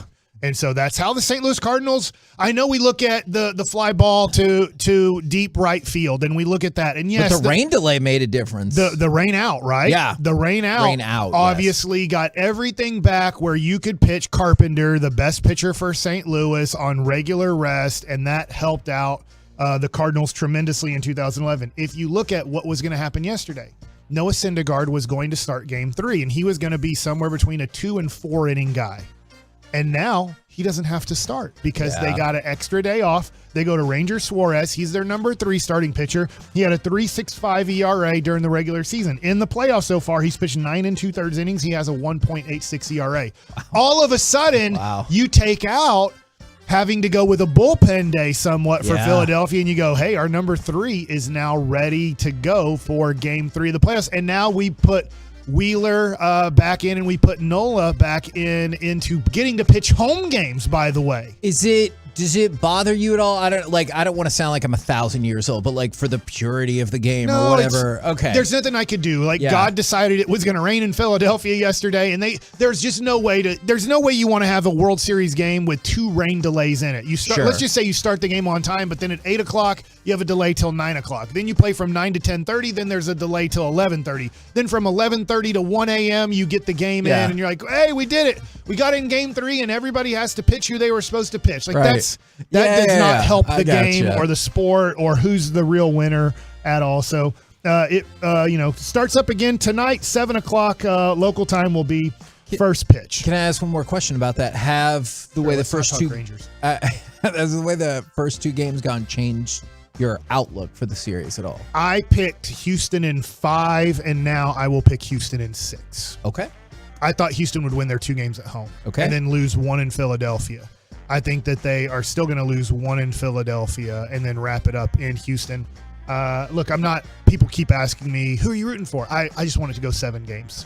Okay. My whole goal is I want a really competitive 7-game series. I don't hate either organization. I was part of the Phillies organization in 2005. I was in AAA all year for Philadelphia. It doesn't make me feel tied into or close to Philadelphia the way I feel about Cleveland, Texas, the Mets, or the Washington Nationals. I was with the Diamondbacks, too, in AAA. Now let's spend the Rangers' money. All right, before we spend the Rangers' money, real quick, the commissioner did make pretty much the proclamation. Oakland is done. There will be no more Oakland A's. They are going to move to Vegas. It's not 100% complete, but that is getting done. Thank God. Oakland, unfortunately, has lost everything. They've lost their football team. They're losing their baseball team. It has become a very dangerous city. And because of that and the lack of money and funds that they have, Oakland is now going to be out of the picture of having professional sports. What are we, like 8 to 10 years late on this? Yes, for sure. For sure. But at least they are going to move to Vegas, get a brand new billion-dollar stadium, and it'll be a retractable roof situation or just a roof situation. There's no way you can play outdoors in Las Vegas. Right. I've done it in AAA. In the summer, the worst thing in the world. Okay, now let's spend the Rangers' money in 4 minutes. All right, if you want this team to be a 90-win team, the Texas Rangers, here's how to do it. Okay. You steal Justin Verlander away from the Houston Astros. Oh, now, I do think this is going to take 3 years and $120 million minimum. Because you think they'll go 2. I think they'll go 2 to close to 80. So if you want to go 3 years on paying a guy in his 40s at that point at $40 million, you can, and he's going to win the Cy Young. I know. That's why I think I would do it. His arm's never going to fall off. And he's throwing. How that happened. Remember, we did the whole thing on how hard he's still throwing. Yeah. He is one of the hardest throwers in the game and the hardest thrower since 2008 when it comes to guys over 35 years old. So 3 years, $120 million for Justin Verlander, I think gives you a good chance to get it done. That one is very iffy. But if you want to win 90-plus games, you're going to have to do some crazy ace.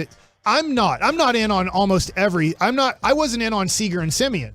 Okay. Not that I'm not happy they're not here. Yeah. I think you build a team the right way and not the spend money way and hope everything works out. I feel like teams have done this before, whether it's been the Mets, whether it's been the Padres, whether it's been multiple teams.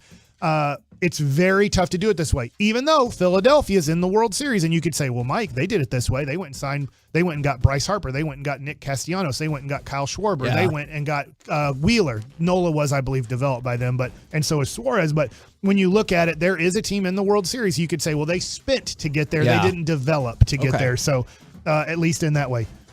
Carlos Rodon. We've talked about him. I do think this is a possibility. This is a guy more in his prime. If I told you not only a possibility of all the names you're going to go through, I think this is the most likely. Yes, but I think you're going to have to go something like 6 for 180 or 6 for 200. Oh, that's a lot. Is that a lot? I mean, it's not my money, so. If you want a guy who's going to be a left-handed guy who's going to throw 150-plus innings, strike out 200-plus guys, give you a chance to win 15-plus games per year, and probably at the end of the contract, you're going to be like, hey, he's not anywhere close to a $30-plus million pitcher. Hey, well, that's what you have to do to get kind of the first 3 to 4 years of really good baseball out of him and hope he doesn't get hurt, too. How confident are you that he can avoid injury? Because I know, like, obviously one of the seasons was picked off along the way, but I was just flipping through him. Before this last year, he hadn't thrown 150 innings in 6 years. That's the hope. That's the risk you have to take in this situation. This is the one guy that I'm signing to a long-term contract, though. The other one is you got to re-sign Martin Perez, and I'm thinking 3 for 45-ish will get it done. Would you know go what 48? He did. Yes, Okay. that doesn't bug me at all to go an extra $1 million per year. Even if I had to go 3 for 50, I would, understanding that's just the market of free agency. But let's just say I put him at a nice, easy $15 million. So next year, I would be spending $85 million on those 3 pitchers, add another approximately $15 million to John Gray, who you already paid, and now you're at $100 million for your 4 pitchers. But if I want to win 90 games, if I roll out there Verlander as my 1, Rodon as my 2, Perez as my 3, John Gray as my 4, and I let all my young guys compete, because when Verlander is, let's say, done and Perez is done 3 years from now, I'm really hoping, because look, if Jack Leiter pitches next year in the major leagues, you're losing. Yeah. You're not winning. Yeah. You're saying we are not winning, and it's okay for him to throw 10 starts, put up a 5 ERA, and him to get experience in the major leagues. Cole Winn last year was so bad in the minor leagues, it's very tough to say that he's anywhere close to being ready to pitch in the major leagues. So what you do here is by signing 3 guys, 1 guy that you had last year, by obviously keeping a guy like John Gray, and then having all your guys, Dane Dunning, Spencer Howard, all these guys compete for the last spot in your rotation. Yeah. That actually can compete with Houston and Seattle in your division. But if you're going to go with, hey, in July and August, I want Jack Leiter here. I want possibly Kumar Rocker. I think you're smoking a whole bunch of good stuff if you think that Kumar Rocker is going to be ready after throwing 30 innings in the last 2 years. But I mean, he just struck out 5 in 3 innings yesterday, Mike. And I totally get it, but he needs 2 years of minor leagues, I think, to then be ready to help you in the major. Or you can just put him up and go like, hey, we don't mind a 6 ERA because we're a developmental team. But I don't think the Rangers are saying they're a developmental team. So if you really want to compete, and I'm done with, there's guys you can sign, like you can sign Kyle Gibson back, but I don't think that really puts you into the 90 win category. We're the KNC Masterpiece right here on 105.3 The Fan. Coming up next, former OU head coach and now Arlington Renegades head coach Bob Stoops right here on The Fan. Stick around.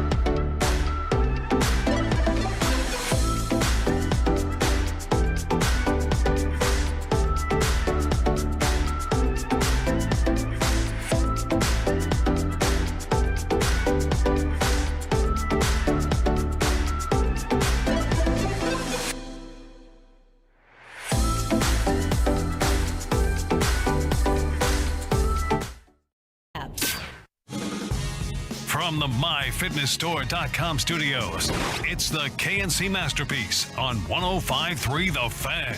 KNC Masterpiece right here on 105.3 The Fan. Right now, we bring to you former OU head coach, now Arlington Renegades head coach Bob Stoops. Good morning, sir.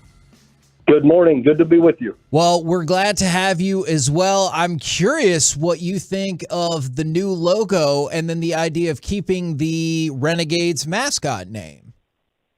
Yeah, I love it. The new creative logo looks great. I loved the Renegades last time. That's a great, great name, great mascot. And I think they may even be bringing back the old logo as part of a secondary logo. So we'll see. But the colors and schemes are great, and the Renegades. I love the name. Are you a creative person? Did they pick your brain at all for help with the mascot and the logo and everything like that?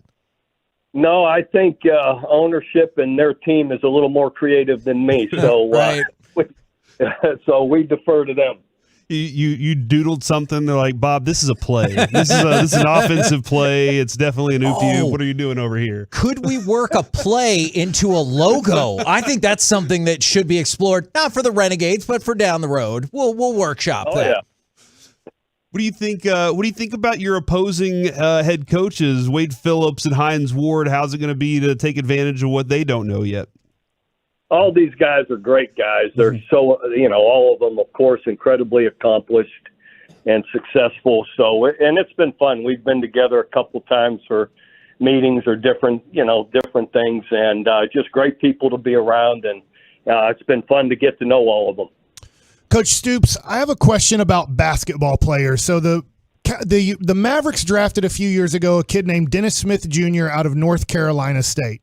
And he didn't have much of a basketball career from there. And he said, hey, he told his agent, if you can't find me another team this offseason, I'm going to go into the NFL. I'm going to go be like a cornerback, and I'm going to cover people and go into the NFL.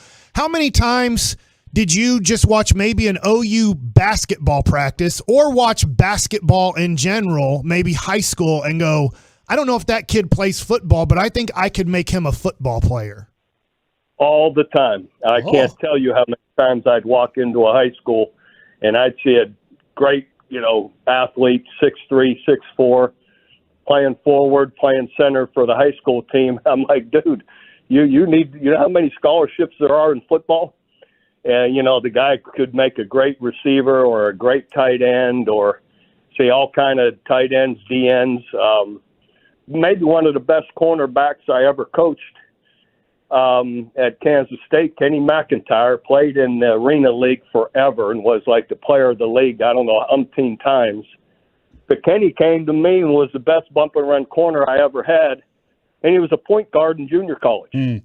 Wasn't playing football. So, no, there's guys all over the place like that could have amazing football careers that are on the basketball court.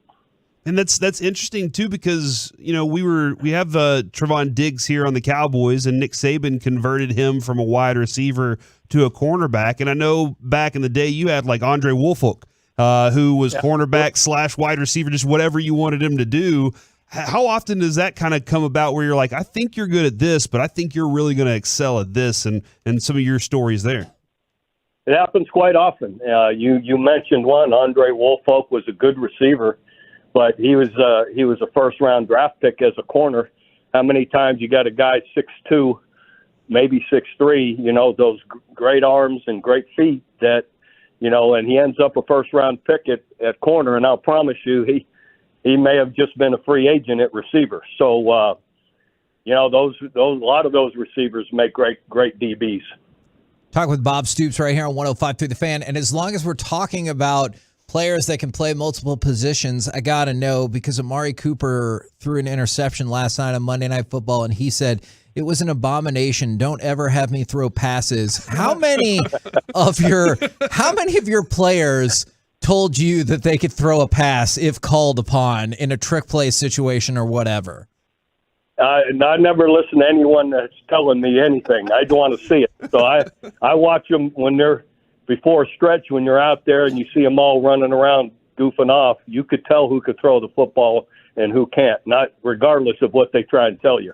So you would be like, don't call me, I'll call you if I need to dial it up. I get that. Oh, yeah, that's exactly right. So the recreation or the new incarnation of the XFL, it gets going in February. And I'm sure you've been asked this before, and I am really curious, what aspects of the league do you see that you think will make it successful this go-round? Number one, the quality of players. There's a lot of players that are right on the fringes of the NFL that that want to continue their careers and maybe have another chance to be seen and looked at. So there's a lot of really good football players out there. So that part of it is really exciting. Working with all these other successful, accomplished coaches in the league, that's going to be exciting to see the different creative ideas offensively, defensively, all of that. We've got some exciting different rules. Our overtime rules are different. Our extra points are different. Rather than just kicking a field goal, we're going to be going for 1, 2, or 3 points. So different ideas like that make it exciting to watch. The rest of it's the regular great football you're used to watching, with some different innovative changes to it. Like I just mentioned. Does the extra point thing make it more difficult to strategize as a coach? Because it could be an 18-point game, and you're like, well, that's only 2 scores if things go the right way.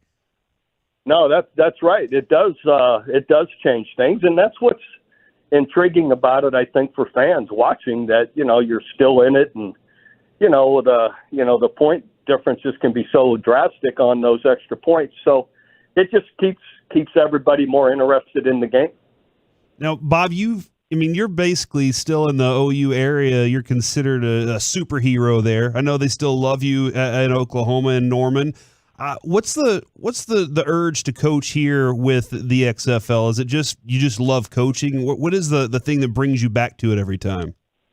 Yeah, my passion for football. It's different than what I was doing before, obviously. I loved working with the older players. They pick up football so quickly and easily because they played so much football. And then the other parts of it make it, and the fact that I'm not in a compliance meeting all morning. I'm not in a academic session all morning on who went to class, who didn't, who's failing what, and having to call a parent that night because Johnny won't go to class. Recruiting all night up on the phone, talking to recruits and their parents till 10, 11, 12 at night. Those kind of things aren't part of this. So, it's just football, and it's a certain portion of the year that really fits my schedule, fits my family, being here in Arlington. Going up to Norman's only about 2.5 hours away up north. So It just fits me for what I'm doing right now. Did you ever talk to a parent about a kid's grades and the parent was like, don't worry, we'll take care of it? And then the phone call was really short and you're like, that kid is screwed. Yeah, I'll promise you more than once. Oh, yeah. Well, Mom and Dad don't like to hear Johnny won't go to class because I say I've done all I can, but he won't. If he won't go, he's not going to play, or he's going to be in trouble. And all of a sudden, Mom and Dad are in the car on their way down. Boy, Coach Stoops, you bring up, I remember talking to Coach Slosselnagel, and I know I have trouble saying his name, but he is at TCU. He's the A&M head baseball coach now, and he told me at one point, he said, Mike, my job in college is really only 30% coaching baseball. Would you say it's similar when it comes to being a head coach in college versus being a head coach in pro football, where I'm assuming more like close to 100% of your job now is just coaching football?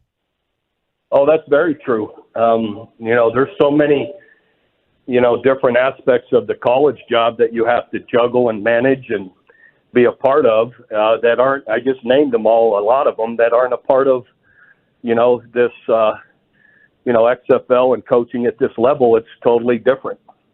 Well, we appreciate the time, and like we kind of referenced, Disney is taking over this thing, ABC, ESPN, FX, things will get kicked off February 18th, and we're looking forward to the return of the Renegades, now the Arlington Renegades. Thank you very much for your time, good sir. hey, good to be with you guys and looking forward to working with you down here. Absolutely. Heck There yeah, you go. Bob Stoops right here on 105.3 The Fan. We're the KNC Masterpiece right here on 105.3 The Fan. And I want to throw it to this real quick. Brissett shotgun from inside the 5 at the 4.5. Takes the snap. Looking. He's got Cooper left corner. Caught it. Touchdown. Monday Night Football last night, and holy cow, what a difference it looks like without Jamar Chase. Now, there might have been a whole number of things happening in that game that didn't work out for the Bengals, but the Browns win 32-13. Interesting note about this. This is the Browns' 5th straight win over the Bengals. Since the franchise came back in 1999, this is the first time they've beaten a team 5 straight times. So, tough times for the Bengals, but what I really want to talk about is this. There was a bettor who bet $7 on a 17-leg parlay. Leg 1, correct.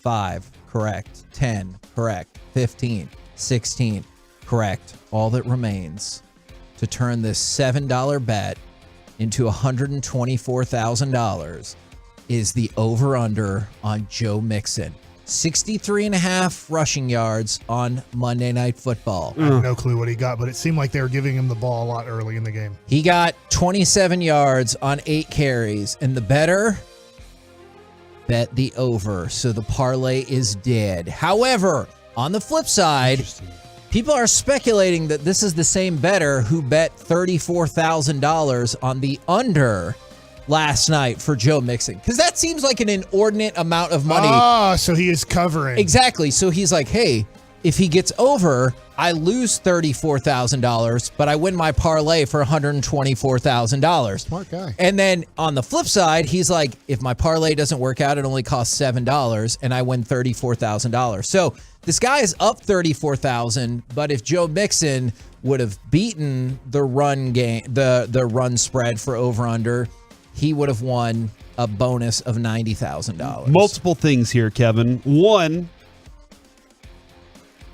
how many yards did you say he needed? 67? 63.5 for the first one, and then 67.5 for the second one. He had the number 27 rushing yards and 37 receiving yards. It's for the whole game? It's just rushing, though. No, hold on. I wanted to. I swear he touched the ball like 5 times out of the first 7 He plays. had 8 targets in the passing game and 8 carries in the running game. Wow. Like that's like they gave him 16 touches in the game. So they tried. they tried to help with that. From the 817, great hedge by him. I am absolutely, I agree with that. Because like I said, if he would have won the parlay, he would have got $124,000 and just lost his offset 34 so he's just grand. saying, I'm either going to win $90,000 or 34. Yeah, and so he got the lesser of the amount, but still, you started the week with, if you just assumed even, and you're up $34,000. So I get how he has $7 in his pocket to bet the parlay.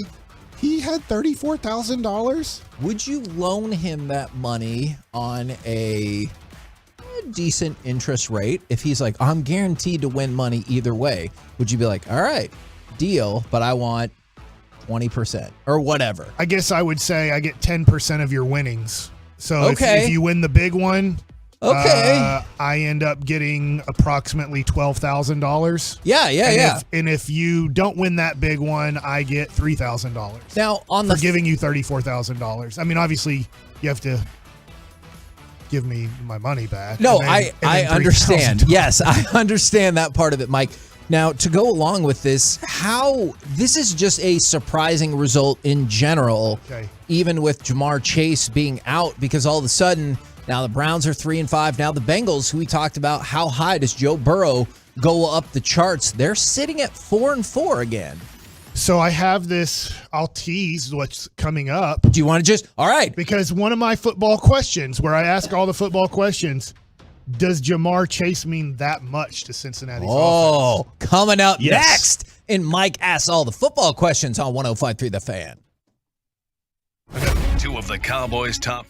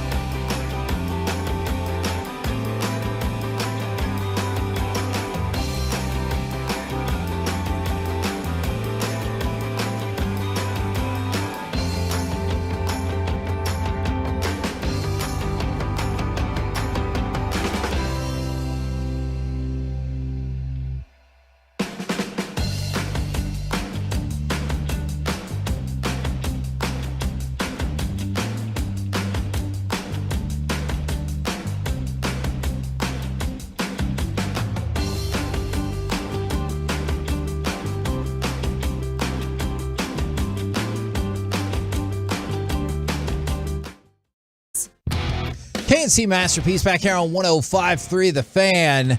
It's time for Mike Asks All the Football Questions. All right, so I have a lot of fun doing this. I have about 7 or 8 questions here. We probably don't get to all of them. Maybe we go to Mike Likes It later in the show if I don't get to all of my football questions. My first football question is the one I teased because we kind of talked a little bit about it. And Corey, I know you said the answer to you is yes, but I want you to expand on this. Does Jamar Chase mean that much to Cincinnati's offense? Yes, because I think he can be a quick outlet in the run game. Also, not necessarily, as a runner out of the backfield, but go watch his chart. And a lot of times his route chart is a lot of things that go directly to the sideline or directly across the middle. He is a quick outlet for Joe Burrow to get rid of the ball, and he didn't have it last night. And that's not saying that whoever was replacing him couldn't do the job. Whoever it was, he didn't trust him last night. Watching him throw downfield to T. Higgins, there was some comfort there. But obviously, whenever you have a safety that has to roll over to Jamar Chase and still sometimes can get beat, then now this safety is rolling over to T. Higgins, and it just changes your receiving group. And then, therefore, you saw a lot of targets to the backfield. And Joe Burrow looked just very uncomfortable all night. I understand, that pressure from the Cleveland Browns front was really good, and his offensive line stinks. But Jamar Chase being there is a security blanket for him and all else. Okay, so all of that makes 100% well thought out logistical sense. I'm going to ask if I can have one more week to be sure. Because there's something... Oh, you're going to get it. Because there's something weird going on with... how we talk about the 49ers and the Rams? I talked about it. This is the 5th straight time the Browns have beat the Bengals. Last year, they scored 16 in both of those games against the Browns. Okay. So I don't know if it's just a weird matchup issue as well. So I'm going to request one more week before saying for sure. But I see the possibility of what Corey's saying for sure. And I'm with you guys. It's crazy how much it seems like a wide receiver. Hey, Joe Burrow's great. I'm not taking anything away from Joe Burrow and making the Super Bowl last year because that was an unbelievable run he made in the AFC to make it to the Super Bowl. But everything really changed when they got Jamar Chase. They were a bad team Joe Burrow's rookie year until he blew out his knee, so he wasn't really determining wins and losses by himself his rookie year, and then he got his teammate from LSU, Jamar Chase, and then they make the playoffs and make the Super Bowl. So I'm like, wow, is Jamar Chase the most impactful wide receiver in the NFL because of what he did in Cincinnati his rookie year? Now, I'm going to stick with that same draft, okay? And I'm going to go to the Dallas Cowboys. And I think this is a fun hypothetical for Dallas Cowboys. And text in on the text line. I always know the number, but I love when Corey or Kevin says the number to text in on their thoughts on this question. 877-881-1053. What if the 2021 draft would have played out the way the Cowboys wanted, which would have meant, I watched the Sunday morning football game. The Cowboys draft Patrick Surtain with the 8th overall pick in the 2021 draft. Was it 8 or 10? Because they had 10 and then they moved to 12? Yeah. Is that right? Yeah. Okay, so it wasn't 8 to 10, it was 10 to 12. So at the 10th pick, the Cowboys do take Patrick Surtain. And they don't take Micah Parsons because the draft played out the way that the Cowboys draft room wanted it to play out. Where would the Cowboys be today if the Cowboys get Patrick Surtain, who did look really good? I mean, he looks like a really good He's cornerback. One of the best corners in the league already. Cowboys don't have Micah Parsons. They have Patrick Surtain. Tell me about where you think the Cowboys are at today if that draft plays out that way. A couple things here, Kevin. Yep. That would mean, based on what they've told us, that they went against their board. Yep. Because their board, they tell us that he was the highest rated player, that Micah was the highest rated defensive player on their board. Is it wrong to tell you that my long held belief, not just about the Cowboys, but of everybody, is that they reshuffle their board after the fact to make it look better? Yeah, no, I'm perfectly okay with that. But again, this is. But they said they were going to take a corner, right? Yeah, this would go against what they told us. So that's thing number one. Thing number two, you would have 2 of the best cornerbacks in the NFL right now. Yep. And 2 of the best cornerbacks, I think, at turning the ball over too. Yep. So like that, the ability to get the ball out of the sky. Hold on.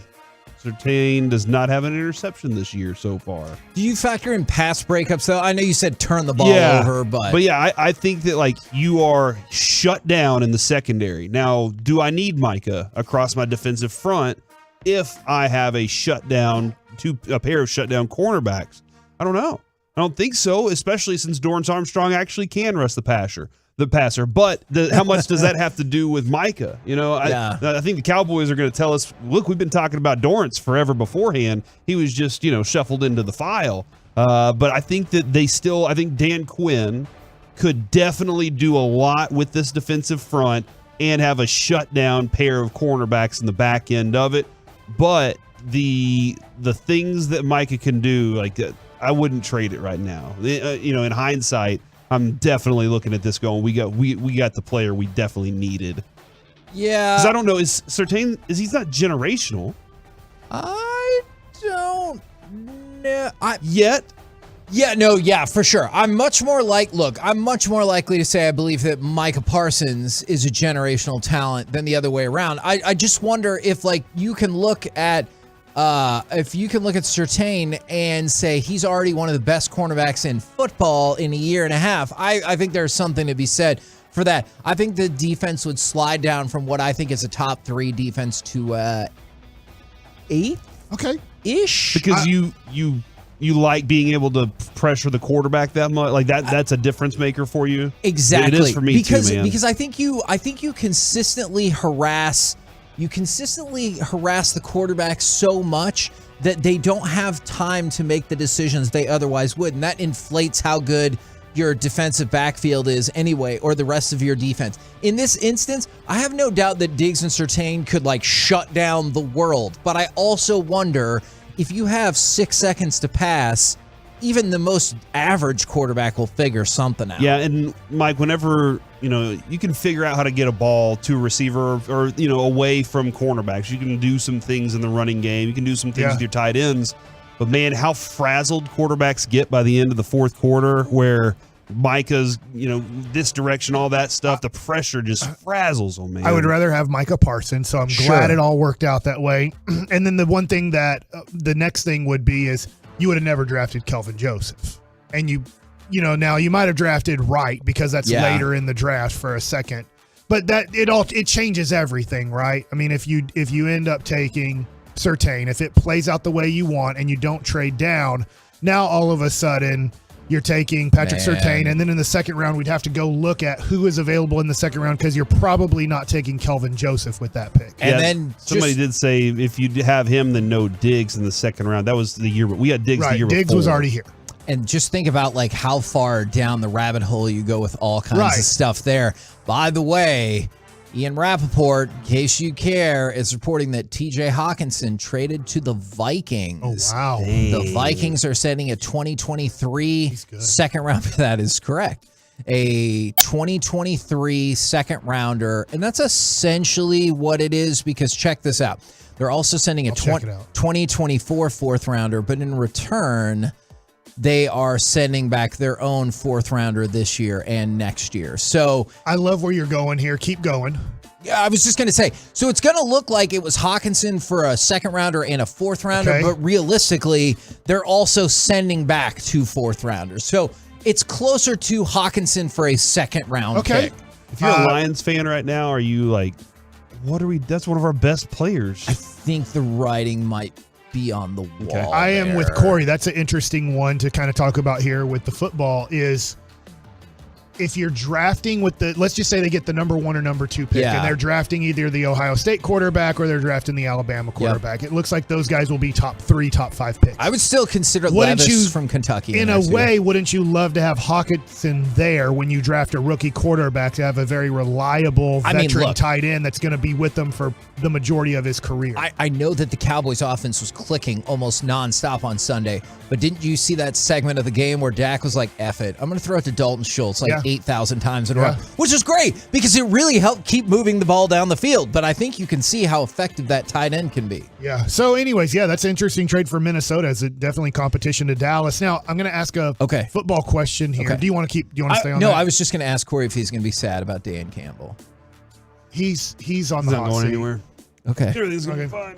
You sure? So, nope. Okay. We talked about Jamar Chase and the major impact that he's had on Cincinnati, and we have one game without him here, and Cincinnati look like a different offense, at least for one game. Yes.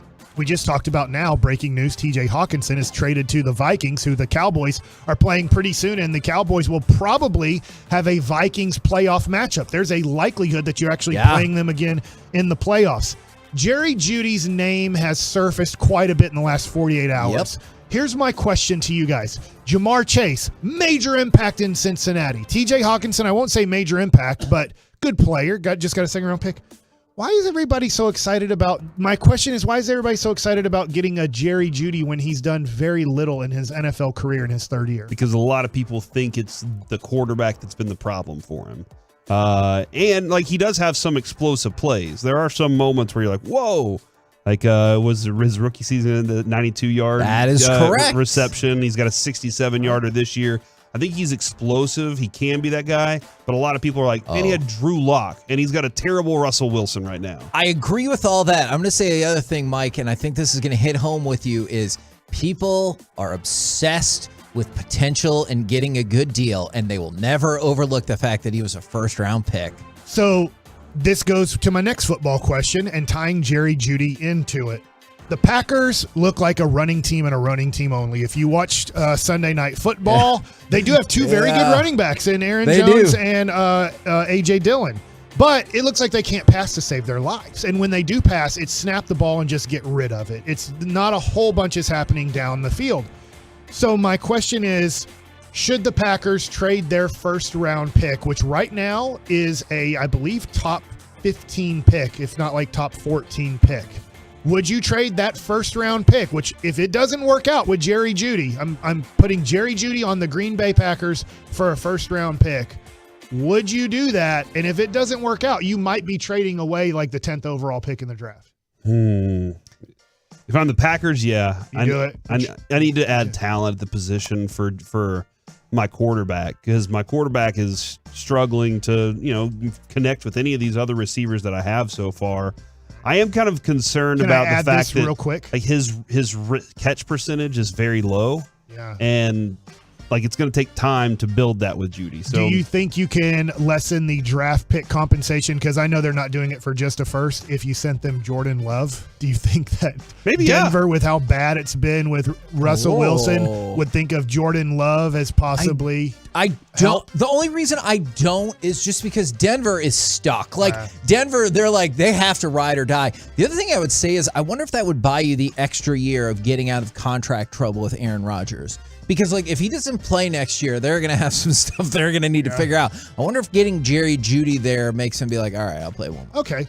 So my next question / fact here is Hill and Waddle for the Miami Dolphins have 1,688 receiving yards, the most ever through 8 games in NFL history. I think I know where this question's going, and I don't know the answer. Well, is it, as we talk about all these wide receivers and then TJ Hawkinson during this just getting traded to the Minnesota Vikings, is it Hill and Waddle making Tua T good, or is Tua T improved? Okay.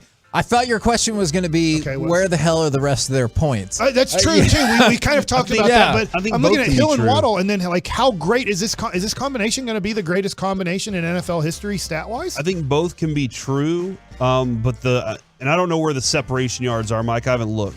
I think Tyreek Hill gives you a good target. He gives you something that he gets space between him and cornerbacks. And a lot of these times that I'm watching the Miami team, I almost said Vikings. A lot of times when I'm watching these guys, I'm like, man, how did they get that open? And Waddle, like his contested catch is amazing. So I think they're really talented receivers, and Tua has gotten a little bit better to go along with that. He understands what this offense is, and I think McDaniel does a phenomenal job of creating ways to scheme receivers open. I think I would be inclined to say that I think both can be true, but if I had to pick one or the other, I would say it's having the receivers together. We're out of time. I guess quickly answer, do you think Hill and Waddle over the next 5 years is the best wide receiver combination in the NFL? Probably. Yes.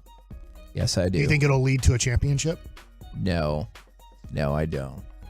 Where are all their points? That's a really good question. That's a I mean, really good that's the biggest question. deal. By They're the a way, weird team where they start games just weirdly poor and then end them in this very strong way. and I know we got 3.5 hours till the trade deadline hits, but is the biggest winner of the day going to be TJ Hawkinson? The Vikings, that's all fine and well, but Hawkinson just went from 1-6 to 6-1. Yeah, and he gets to play the Cowboys again.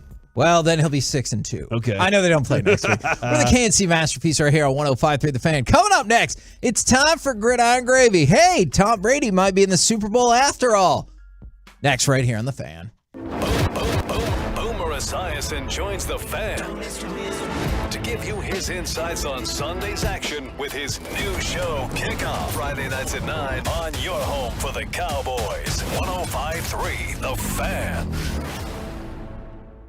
Halloween is over, so now it's time for, I know you might be thinking Thanksgiving, but a lot of people, especially small business owners, are already looking ahead to December and the Christmas season. And if you're a small business owner, Stamps.com can be the thing that can help you across the board. Stamps.com, it's like a 24/7 post office where you can access anywhere. But guess what? No lines, no traffic. No hassle. If you want to print postage, Stamps.com can do that for you. All you need is your computer and a printer. If you want to set up a package pickup, guess what? You could schedule that through Stamps.com dashboard as well. Rates are constantly changing, and with Stamps.com's Switch and Save feature, you can easily compare carriers and rates. So guess what? You know that you're getting the best deal every single time. Best deal, best convenience. It's why Stamps.com has been around for 20 years and has helped tens of thousands of businesses every single year. And since they've been around, more than 1 million, not 100 million someday, 1 million businesses have been involved with Stamps.com. Right now, go to Stamps.com, use the promo code Kevin. You get that free trial, free postage, free digital scale. Just go to Stamps.com, click the microphone, and enter the code Kevin. In this market, you'll find Fisher Investments is different than other money managers. Different how? Aren't we all just looking for the hottest stocks? Nope, we use diversified strategies to position our clients' portfolios for their long-term goals. You don't just provide cookie-cutter portfolios? No, we tailor our clients' portfolios to their goals and needs. But you still sell investments that generate high commissions for you, right? No, we don't sell commission-based products. We're a fiduciary, the highest standard of care for a financial advisor. It means we're obligated to act in our clients' best interest. So when do you make more money? Only when your clients make more money? Yep, we have one transparent management fee structured, so we do better when our clients do better. Sounds like you really look out for your clients. We do, because our priority is helping them achieve a comfortable retirement. That might be why most of our clients come from other money managers. Visit FisherInvestments.com to find out why investors like you switch to us. Fisher Investments. Clearly, different money management. Investments in securities involve the risk of loss. To understand what makes Diamonds Direct so different than other jewelry stores, you have to go back 60 years, when a diamond cutter in Israel became well known for his exceptional craftsmanship. His diamond cutting business flourished for decades. Then his sons got involved and started selling these exceptional diamonds to upscale jewelry stores here in America. Then, after a few years, these wholesalers changed the game and started selling these precious diamonds direct to the public at the same prices they had sold to the jewelry stores. The no middleman concept became an instant success, and Diamonds Direct was born. Today, Diamonds Direct provides that extraordinary value to people all over America, leading the industry with the highest quality diamonds that still come straight from the best cutters, offered at the guaranteed best prices, period. Diamonds Direct, a truly revolutionary concept with a unique history, rooted in quality, committed to excellence, and always focused on value. Diamonds Direct, your love, our passion. DiamondsDirect.com. Hey, Tolos, RJ Choppy here for one of the best dealerships in all of North Texas. It is Platinum Chrysler Dodge Ram Jeep on the east side of the Metroplex between Highway 80 and I-20. And right now, you can take advantage of this massive savings this month at Platinum Chrysler Dodge Ram Jeep with the Black Friday sales event. Truly one of the best times to get your brand new ride from GM Andrew Beck and his team over at PlatinumCDRJTexas.com and drive a little further to save a lot more at Platinum Chrysler Dodge Ram Jeep. At Target, Black Friday deals are happening right now. Save on the hottest gifts to get ahead this holiday, like must-have toys, the latest tech, and incredible offers to get your home holiday ready. You'll discover new Black Friday deals each week in stores and at Target.com. And make holiday shopping easier than ever using free drive-up, free order pickup, and same-day delivery. Get low prices and great deals so you can holiday your way. Only at Target. Exclusions apply. Okay, can I have everybody's attention for just a second? Morgan's media planning firm just landed a multi-million-dollar client. Because we won the pitch. She needs to staff up before trafficking hits a traffic jam. So we're going to need research, planning, buying, obviously, and probably data analytics. Indeed can help her hire great people fast. I need Indeed. Indeed you do. We instantly connect you with quality candidates whose resumes on Indeed match your job description. Visit Indeed.com/credit and get $75 towards your first sponsored job. Terms and conditions apply. RJ Chopper here for A1 Air. If you need a new heated and AC system, it is time to level up with A1 Air. Get a 17-SEER system at 15-SEER pricing or pay 0% interest for 60 months. That's a 17-SEER system for 15-SEER pricing or 0% interest for 60 months for all your heated and AC, plumbing, and electrical needs. Trust the folks I trust. A1 Air, 1-800-NEW-COOL, 1-800-NEW-COOL, or A1Air.com.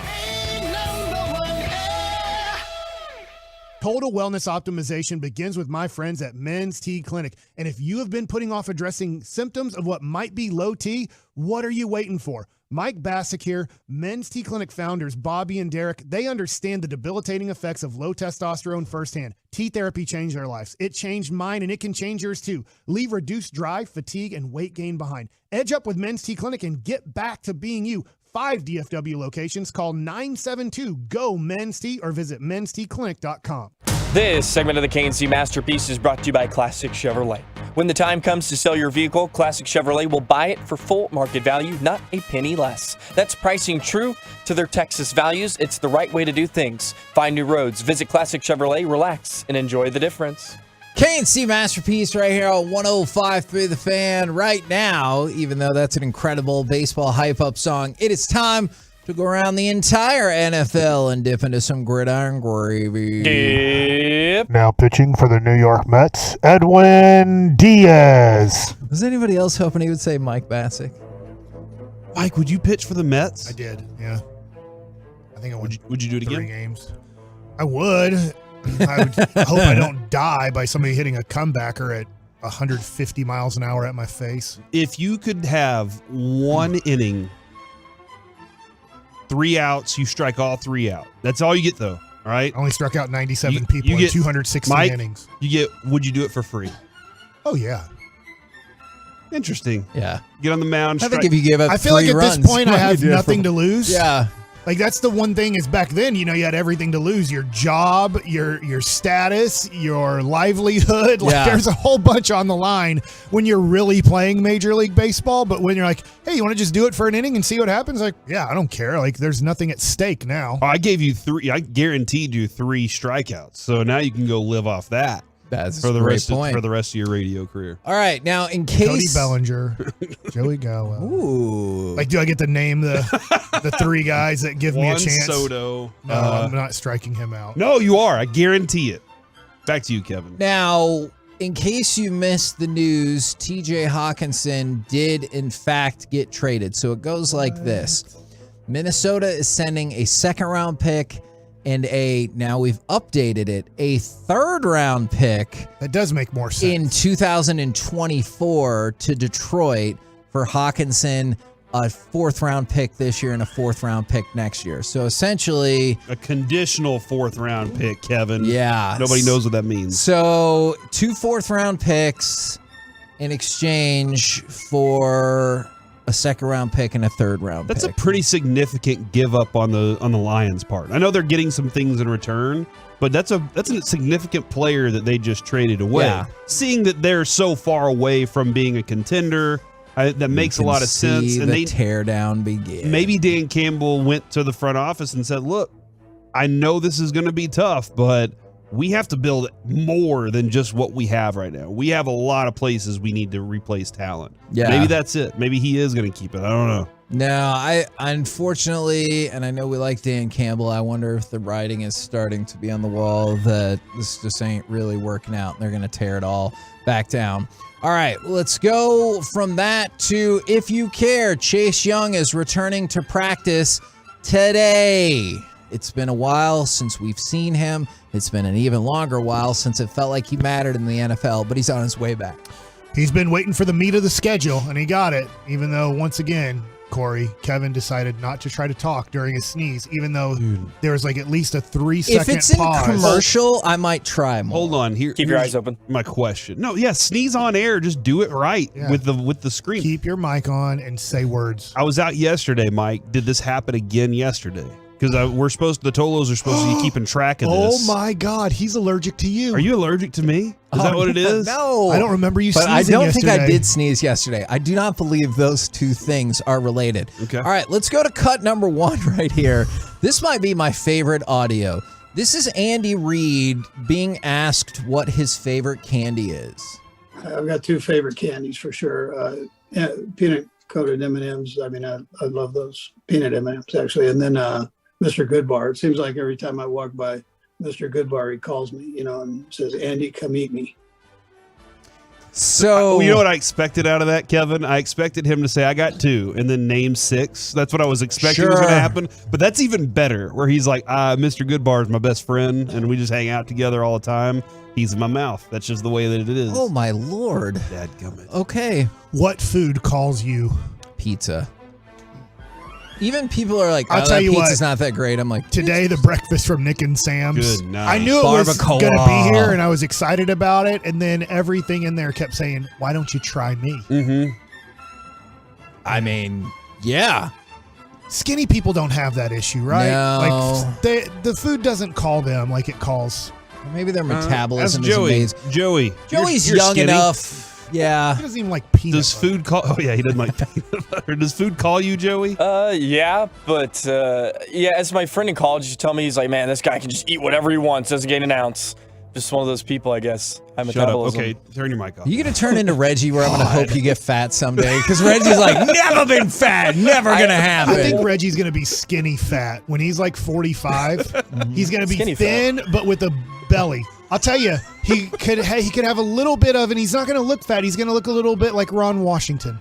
And he's also going to be bald on top, too, just to put it on gosh. Reggie. You're just tearing it down. He's going to look like Ron Washington at 50 years old. We're going to enjoy it. Zach Wilson has been so bad this year, the Jets already had to come out. Robert Saleh had to say he has full faith in Zach Wilson, and that barring injury, he's their quarterback for the rest of the year. But, which I believe, but that's just how bad he's been this year that they're like, all right, we need to talk about this. Can you imagine if they ever were honest and go, "We effed this one up, didn't we?"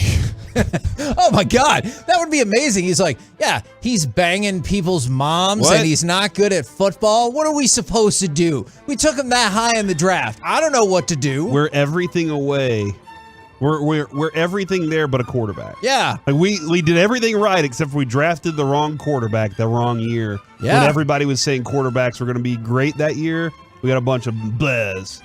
Man, I'm telling you, I really have questions about how that class is going to turn Justin out. Fields can't tackle. If you, but he can jump, all right. So Sean McVay said he expects Cooper Kupp to be able to play on Sunday. If you went back and watched that game against Tampa, there was some massive concerns when he was sitting there on the ground that he had suffered a big injury. But McVay said, looks like he'll be right back out there ready to go on Sunday. Excuse me, they're going to play Tampa on Sunday. Obviously, he hurt his ankle against the 49ers. Let's go from that to Daryl Worley. He's a cornerback that the Raiders have released 5 times this season. How? Wasn't he with the Cowboys too for a minute? It's kind of like the Cooper Kupp effect where we kept releasing him and nobody across the NFL wanted him. This is now the 5th time he's been released, and the anticipation is he'll be back on the roster sooner rather than later. So good for him for keeping his job, sort of. All right, Kevin, I just want to point out, drafted by the Panthers, all right, was there for 2 years, went to the Eagles for a second, went to the Raiders for 2 years, 18 and 19, Cowboys in 20, Bills in 20, Raiders in 20, Cardinals in 21, Lions in 21, Ravens in 21, and now you said... Now he's been with the Raiders 5 times this year. This is wild. Whenever you think all lives of professional athletes are glamorous, like sometimes it can be more difficult. All right, let's talk about Tony Pollard. Did you know with the 54-yard touchdown in the fourth quarter, that was his second 50-yard touchdown or longer this season. Since the beginning of 2021, Tony Pollard is tied with Jonathan Taylor and DeAndre Swift for the most 50-yard plus touchdowns in the NFL with 3. Wow. Is that good? I mean, it is, but remember, as Zeke goes, so goes the football team. Because the power he runs with. That's right. Good news for Tom Brady. He might just get to the Super Bowl after all. As a broadcaster, word is that Fox would like Tom Brady to participate in their Super Bowl coverage one way or another if and when his team is not in the Super Bowl. I don't know if he'll retire and this will be the official beginning of his broadcast contract, but they're like, hey, you're not going to be in the Super Bowl. We would love for you to come participate. And he's like, well, I'm divorced, so I got plenty of time on my hands now. Do you think he responds like that? Yeah, probably so. He makes a joke about it. And he's... Who do you think he's going to be? Do you think he'll look back and go celebrate a lot with the Tampa Bay Buccaneers after his career? Or will he go back to New England? More New England. I think so. But I do think he'll be celebrated in Tampa because of winning the Super Bowl there. Hell yeah. Because if I just think about this. If Joe Montana would have gone to the Chiefs and won a Super Bowl, he would be a god there. Right. He would be a 49er, but he would be celebrated also as a Chief. Now it's like, hey, he played for the Chiefs. He was pretty good. Like, it was a nice little ending to his career. But if he would have won a Super Bowl there, he would be like, hey, we want to have you back at any time you want to come back. You are welcome, and we will honor you. Now, since we were talking about marriages, Joey, if I said for your life, I'm putting over under the number of times you get married at 1.5. Are you taking the over or the under? I would probably take the under. Ooh. Hey. Over under half. Over. Okay. Would you like some hard court gravy also? I don't know. The way you said that. What does that mean? Right. According to Adrian Wojnarowski, the Nets fired Steve Nash. What? Whoa! I was just trying to make a mock trade, but not with them.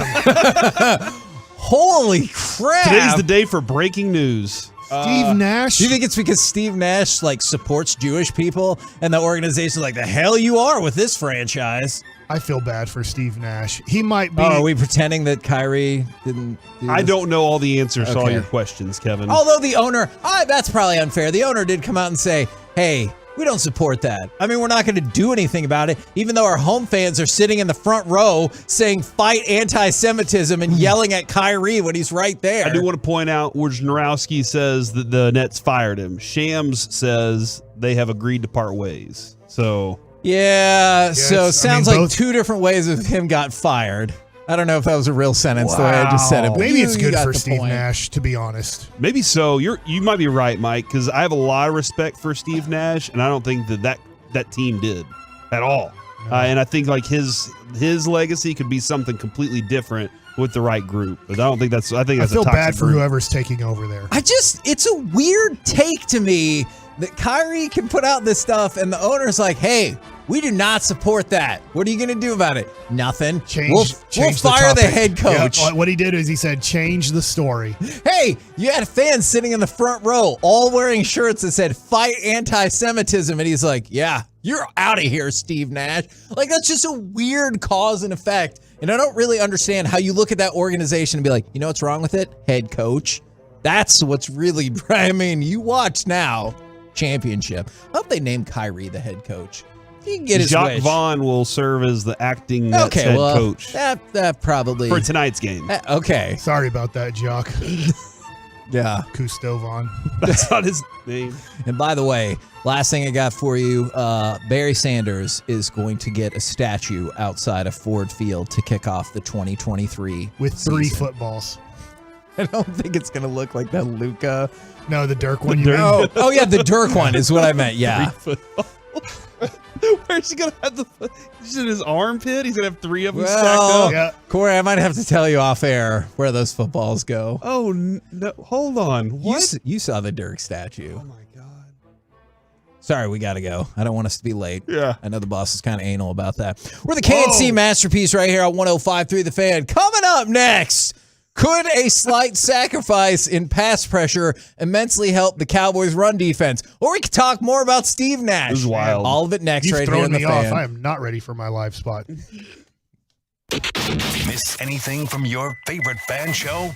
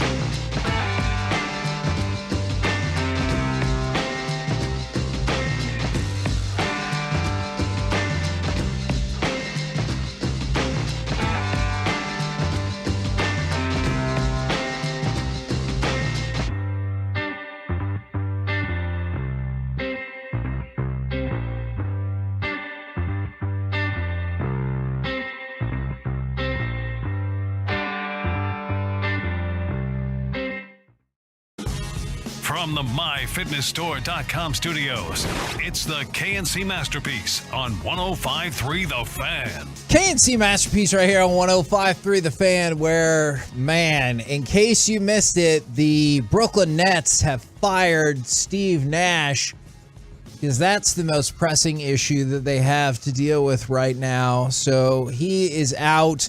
We will talk about that more as we go on. Go ahead. I just want to read this little excerpt real quick, Kevin, because he did post a 3-paragraph tweet. Did he bash them? He said, "Thank you, Brooklyn.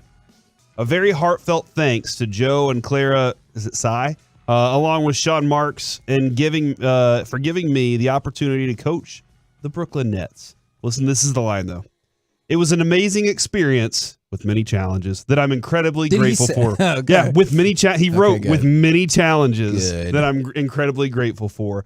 I wonder what the many challenges entailed that he's talking. Was it just like driving to work? Was that difficult? Was it finding the break room? Was that tough? No, I think it was the questions of, hey, what do you think about the fact that nobody thinks you're the real coach? And Kyrie last year said, we have many coaches, including myself.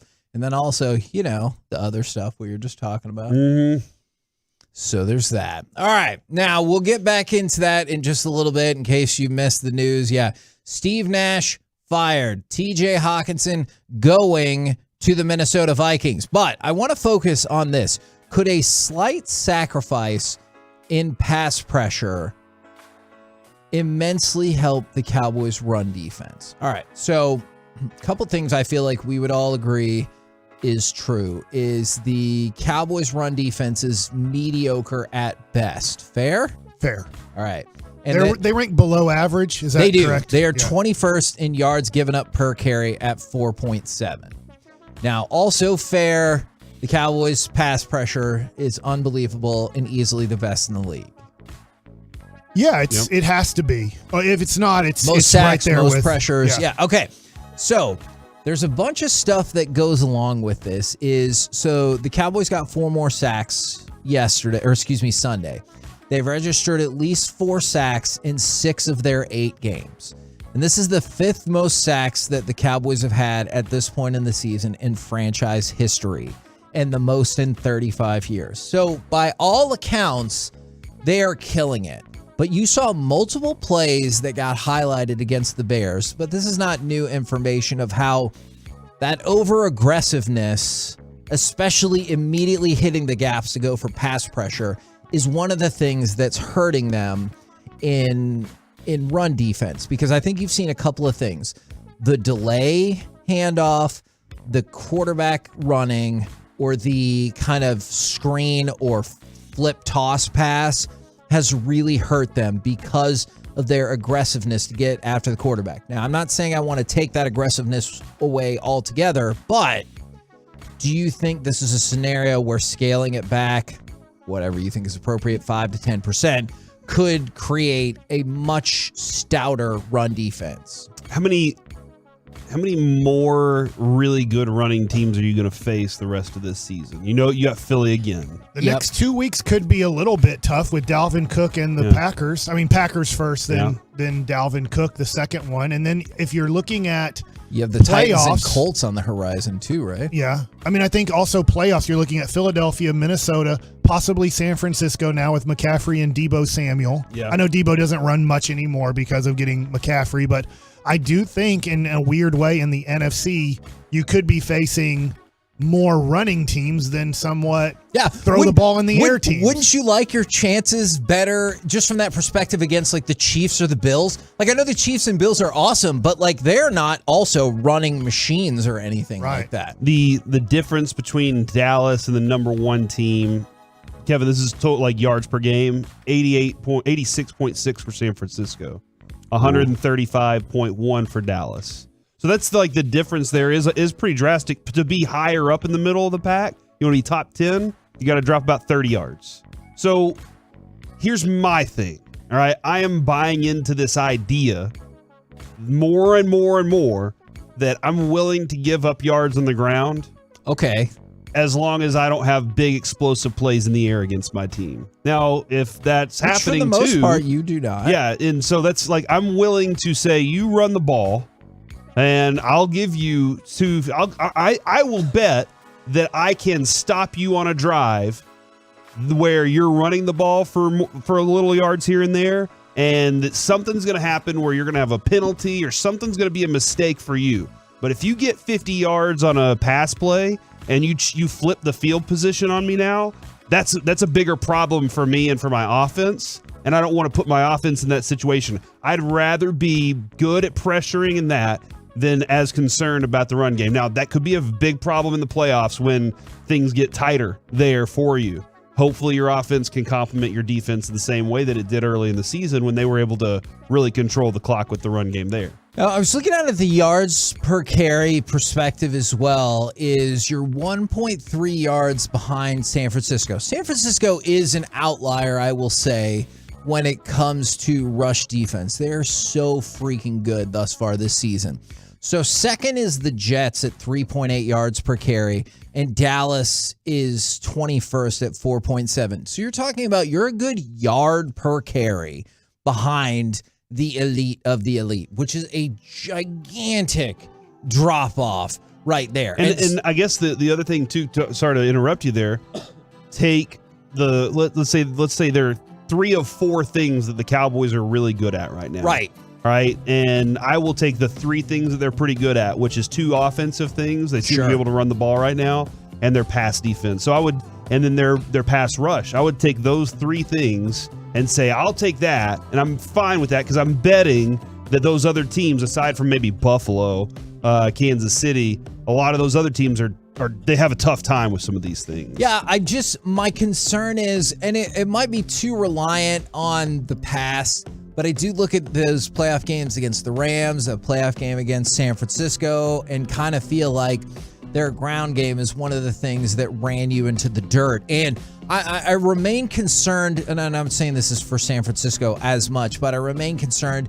Justin Fields, 8 carries for 60 yards. Daniel Jones, 9 carries for 79 yards. Is how susceptible you are to the running quarterback. And then the Bears, we were just the last stop on this, but the Bears had 200 yards rushing for the 3rd straight game. It's the first time they've done that since 1968. So that's impressive for them. It just sucks that the Cowboys were the last of the teams they faced. And then I went through the logs and figured this out. And this is the part that scares me the most. 13 players have run the ball at least 8 times against the Cowboys this year. Because, obviously you're facing different opponents, and 8 carries, that's happened 13 times against the Cowboys. Of those 13 times, 7 of them have run for at least 5 yards a carry. So more than half of the time somebody gets 8 carries or more, they run for at least 5 yards a carry. That is bad. Yeah, did you feel like I'm sorry we didn't get to discuss this yesterday. Did you feel like Sunday's game was ever in control for the Cowboys? Did you ever feel like they didn't have control of the game? I don't think so. Like even when Montgomery ran in for his touchdown, did you feel like, oh no, it's too close? Did that make it 28-23? Yeah. That was when I was going, oh man, because I bet the spread, obviously, Cowboys by 10. I was like, this might be a tight game in the end. Because my theory on this, Kevin, is if you're a team and you're looking at the Cowboys and you've been looking at the Cooper Rush run Cowboys and even the game against the Lions, you're looking at it going, oh man, they can't throw the ball. They don't want to throw the ball. They want to run it against us. Let's plan our game to run against the Cowboys. And now I'm kind of curious if teams are going to have to abandon those plans pretty quickly if Dak's going to respond the way he did to start that game against Chicago. And I think that's a fair point, but I wonder if you face a team that has a rushing attack anywhere near that good, as well as a more prolific quarterback that can actually throw the ball, that balance will smoke you. You know what I'm saying? Because at no point, I didn't think the Cowboys were going to lose, but also at no point did I think Justin Fields was going to start lighting us up through the air. Yeah. So I wonder if that team is out there. Like when you find yourself down, you go into the game and you're like, we are planning to do this against the Cowboys because we know we can. Yeah. And you find yourself down 21 points real quick. You're like, oh crap, we have to scramble and do something else now. Yeah. Or you just stick to it and hope that it gets you close. But the Cowboys seem to be very good this 1 week. It's a small sample size, but they showed it a little bit last year too at being able to score points in a hurry. I haven't seen anything official come out about this just yet, but I know Twitter is a-buzzing. Is Brandon Cooks is not at Texans practice. He's not for the open skate. So yes, he's not. Yes, he is. That's not. a hockey thing, Mike, where if you don't see him out there, or you see the netminder, if you see him, he's the starter for that night. And people are still pointing out that Houston Texans is still in his bio because people are trying to read everything they can into this.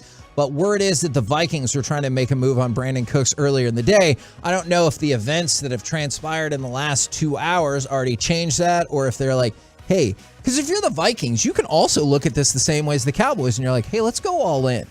This is an NFC that is open, because right now, I think it would be hard to argue that the Vikings, Cowboys, and Eagles are not the best 3 teams in the NFC. And I would be willing to bet that is not how most people would have, almost any people would have envisioned this playing out. So if you're the Vikings and you're pushing all in, I 100% get that as well. Somebody did from the 817, Kevin, to go back to the topic that you started here with. Don't forget what the Niners did to the Cowboys in the playoffs. I'm afraid. I will say, Kevin, I want to figure out how to eliminate huge runs, big gashing runs that go for touchdowns. Like, that's something that I know you're like, hey, well, can we give up a little bit of this for this? I want to keep it. I'm greedy. I want to keep my secondary and my pass rush. But I also want to figure out how to not let big plays happen in the run game. I'll let them have, 2, 6, 8 yards here and there, but I can't give up 22 and a touchdown. Okay, and I get that. I guess my concern is I feel like you're getting stabbed with the smaller knife more. When it's first and 10 and they're like, oh, heck of a run to start off. I feel like you hear that so often on the broadcast for the opposition, and then it's 2nd and 4. Mm-hmm. Or you'll get your 7-8 yarder, and they're not breaking it off, but all of a sudden you find yourself consistently in your 2nd and 3, 4, 5, which keeps you ahead of the chains. I still believe in this defense, but I hear your point. I am also greedy, and that's why I was curious if we could tweak down the pass pressure 5 to 10%, if it could roll into a 15 to 20% run defense approval. So how do we do that? Do we just say only run 3 yards up and then you wait? I'm just trying to figure out how we accomplish that. Maybe Broadus can help me figure that out. Is how do you scale that back? We're not going with all 4 up front. I don't know. I would like to choose one person, and it can vary on every third all-out move. Hey, take a half a second. You know what I'm saying? Like, and I'm sure Dan Quinn's like, that's not how I would describe that at all. Fair enough. Like, you're the professional, but they don't blitz, but they bring people at an all-out pressure that if it's ever a run or a delayed run, you're going to be cooked. I would love to take one of those people, and Micah makes a lot of sense in these situations because he recognizes things so quickly and say, wait half a second. Well, I wonder this, and this is very tough to analyze, is the education that you have in the front 4 that are on the field at the time, and their education is, they're probably running the ball here. I'm staying in my lanes. They are probably passing the ball here. I'm going to be more aggressive in beating my guy to try to get to the quarterback. Because when you start getting that type of sense and you're guessing right, I know it's an old game, but kind of like Tecmo Bowl, where you just blow up the offensive line. Yeah. If you're able to guess right, but you all have to be on the same page, because all it takes is one guy. Out of the 4 or 5 guys up there, if one guy gets out of his lane because he's trying to make a play at the quarterback, and that running back finds that lane, that gap, it didn't matter that 3 or 4 guys stayed in their lane. Yeah. The one lane that opened was the one that the guy saw. We're the KNC Masterpiece right here on 105.3 The Fan. Coming up next, we'll jump into the lunch rush as part of the Expressway. Were you upset about the ESPN Plus exclusive football game? And is the NBA about to go a lot further down that route? Plus, how was your Halloween haul? And Mike likes it. All of it next right here on The Fan. Where you going?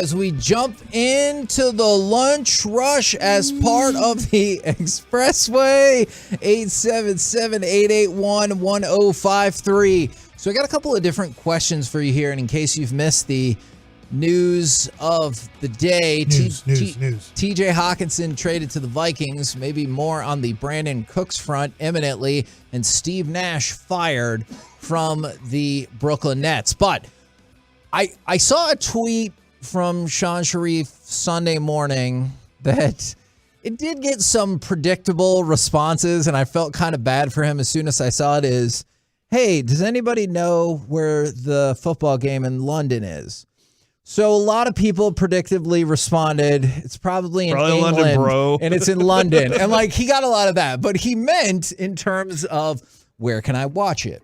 And the answer to where you could watch it was ESPN Plus. So my question to start this out is, do you get upset for y'all, for the Tolos, the Twolos, 877-881-1053, or if you're in on Dallas Fan Cam, do you get bothered by the Amazon exclusive Thursday Night Football or the London ESPN Plus exclusive football game?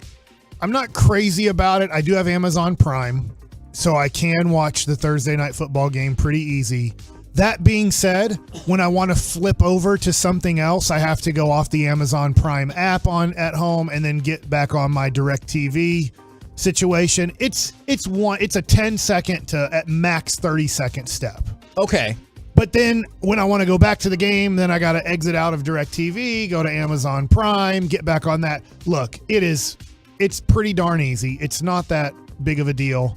But it is just kind of an extra step that sometimes I don't go back to Amazon Prime going, I'm fine. I found something on DirecTV or on Netflix or whatever. So it's not the best, but it's not the worst. And that is interesting because most of my apps, because I have YouTube TV, Netflix, Hulu, Prime, and Disney. Those are my 5 main ones that I flip back and forth from. But because I have a smart TV, it's like changing channels, but so it doesn't take me away from anything. But my problem was when I woke up, I didn't realize the game was on already until almost halfway through the game. Yeah, because it started at 8:30. I was like, I got to go make a move on my fantasy team, and I looked and I was like, oh crap, this guy already has points. And I was like, what? Oh, so then I went to look for it, and Kevin, it's not in my YouTube TV listing. Yeah. And then I'm like, I'm not adding another one. I know I already have ESPN Plus, actually, but I didn't want to go add it to my TV that day. That's how out I was on that idea. The Amazon Prime game, I'm kind of liking, though. I really do like that. I kind of like the cast a little bit that they have with Fitzpatrick and Richard Sherman. I like what they're trying to do and trying to develop. It's very similar to the product we already have.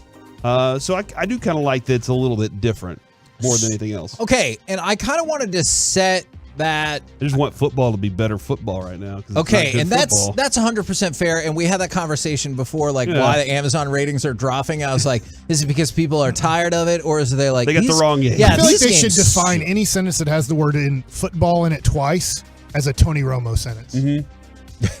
When you said that, I was like, did you just turn into Tony Romo by just keep saying the word football in every sentence? Football. No, that should have been a touchdown. Ball.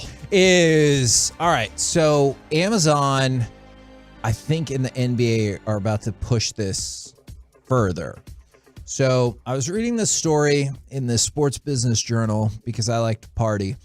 Is the NBA? I want that to be the Sports Business Journal's new slogan. It should, absolutely. So the NBA is preparing to sell $1 billion worth of exclusive games. And don't worry, that shouldn't affect TNT. Right now, TNT pays the league $2.6 billion per year. But the long-term rights that the NBA has are up in 2025. And so the last deal that they made for about $24 billion. This go around, they're hoping to get $50 to $75 billion of total revenue. So they're looking to between double or triple their money. One way to do that is just to charge the ESPN and ABC family of networks more. One way to do that is to charge TNT more. Another way to do that is to maybe still do that, but also start farming some of your games out to be exclusive to streaming sites. All right, so how would this affect me, Kevin? You said a lot of big numbers. Okay. What do I want? What am I getting in return? So it just depends on if you already have the service in a lot of these cases. And so right now, Amazon Prime Video is paying about $1 billion a year, just a little bit less than that, for Thursday Night Football. For only Thursday Night Football, which is above market because of streaming service. So $1 billion a year for a deal that runs through 2033. And so now Amazon's looking at the streaming landscape where it's a very competitive. You pointed out, like, list all the streaming services you have. Yeah, Hulu, Netflix, Disney Plus. I got I also have Twitch, which is available too. Sure. Like that's on my TV. I got YouTube TV, and then you factor in Amazon, HBO Max, Peacock. Like it's a competitive. All the free channels from LG. It's a competitive streaming landscape out there, and Amazon is like, look, we just got exclusive Thursday Night Football, and now what if we can get an exclusive set of NBA games? And they're essentially running a trial of this down in Brazil. So in Brazil, Amazon signed a deal to stream live games, including playoff games for this season. All right. So what I think is going to happen is I think TNT is going to keep the NBA, and so is ESPN. But Amazon, are you looking at Amazon Brazil? No, I'm looking inside the rapid expansion of the NBA and NFL in Brazil. This is a story from May, Kevin. This is in May that this story popped. So what I think is going to happen is I think those networks are going to keep it, but Amazon is going to siphon off some games. And I truly believe that will include some playoff games.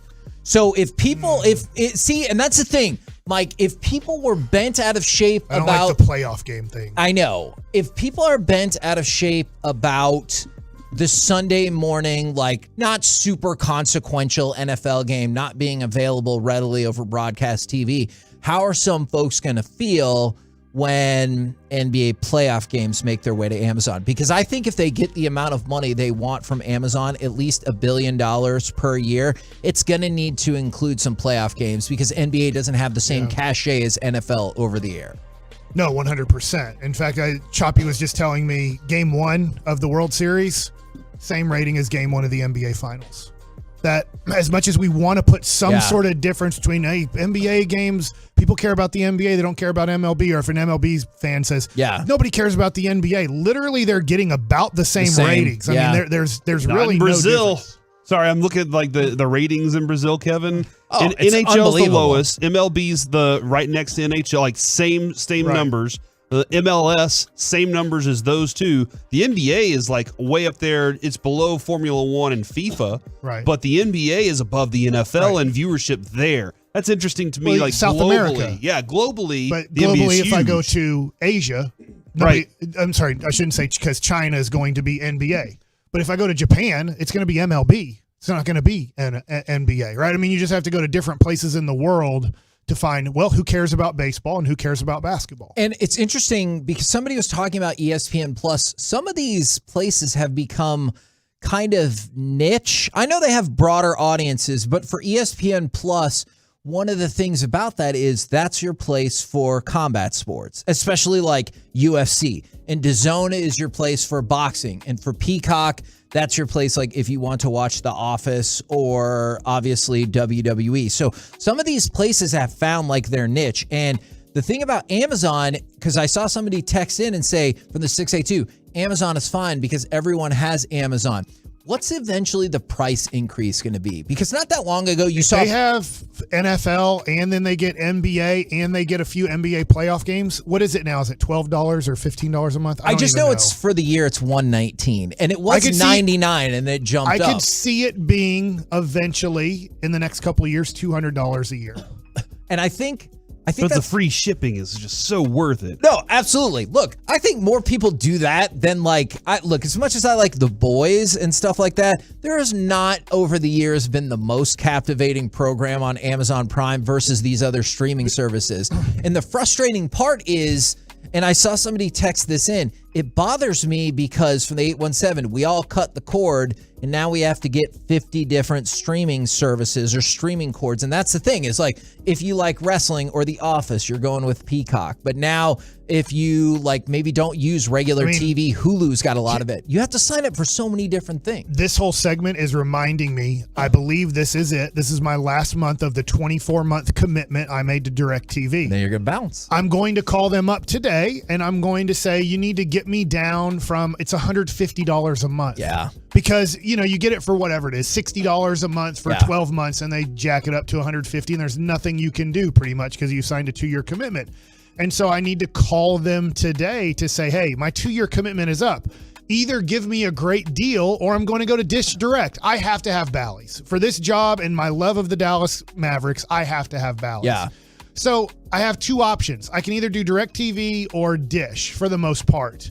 And I know people have texted me other things, some random places to get Bally's. I know a lot of people are encouraging, they're like, hey, and we got another NFL trade coming up, I know people are like, hey, if you just jailbreak your Fire Stick, and like, I know there are other methods. Are you smart enough to do that, Kevin? No. And I've done also it. I'll be honest, like I said, Bike Massic has done it before, but usually the Fire Stick people usually start figuring out where it's getting jailbroken the most and how it's getting jailbroken the most. And then people like my buddy Bike end up finding out that they start doing things to that code or whatever to mess up the jailbreaking the Fire Stick. Or if you ever had a free trial under the name Kevin Fakester, like that is all possible. But I was just curious where people were. And by the way, a couple people have mentioned this, and that is super helpful. I forgot about this because I had already renewed on Amazon Prime. It's going up to, I think, $139. And if you think that has absolutely nothing to do with the NFL, it'll go up $20 every 2 years. Can you imagine this for NFL fans? Because right now we're like, oh, big deal. It's Thursday night football. And everybody's NFL. I'm sure if you're listening right now, there's very few people that are anti-NFL that are listening to our station right now. Can you imagine if they said, and you know what?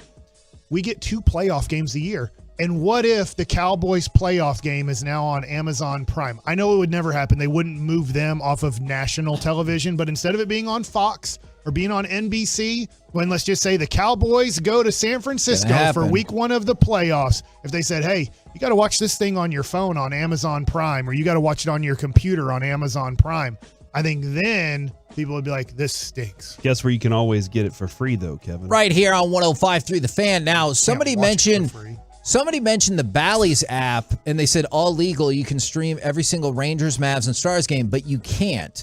They have not reached a deal with the Rangers yet. Right now, it's just the Mavs and Stars because there might be a whole different conversation. Right. And also, they don't have DVR on those apps, and it's $20 a month. And I've heard from some people they're already frustrated because they're like, I want to start a game 30 minutes late, skip the commercials, and be able to catch up, and they don't have that capability just yet. And people have said that it might not be the best streaming of games. Oh, interesting. I don't know. I'm just people that have said, hey, I have the Bally's app and it doesn't stream as clean and crisp as I would like it to. Now, we told you we had more trade news, and here it is. I'm still waiting to see the final compensation on this.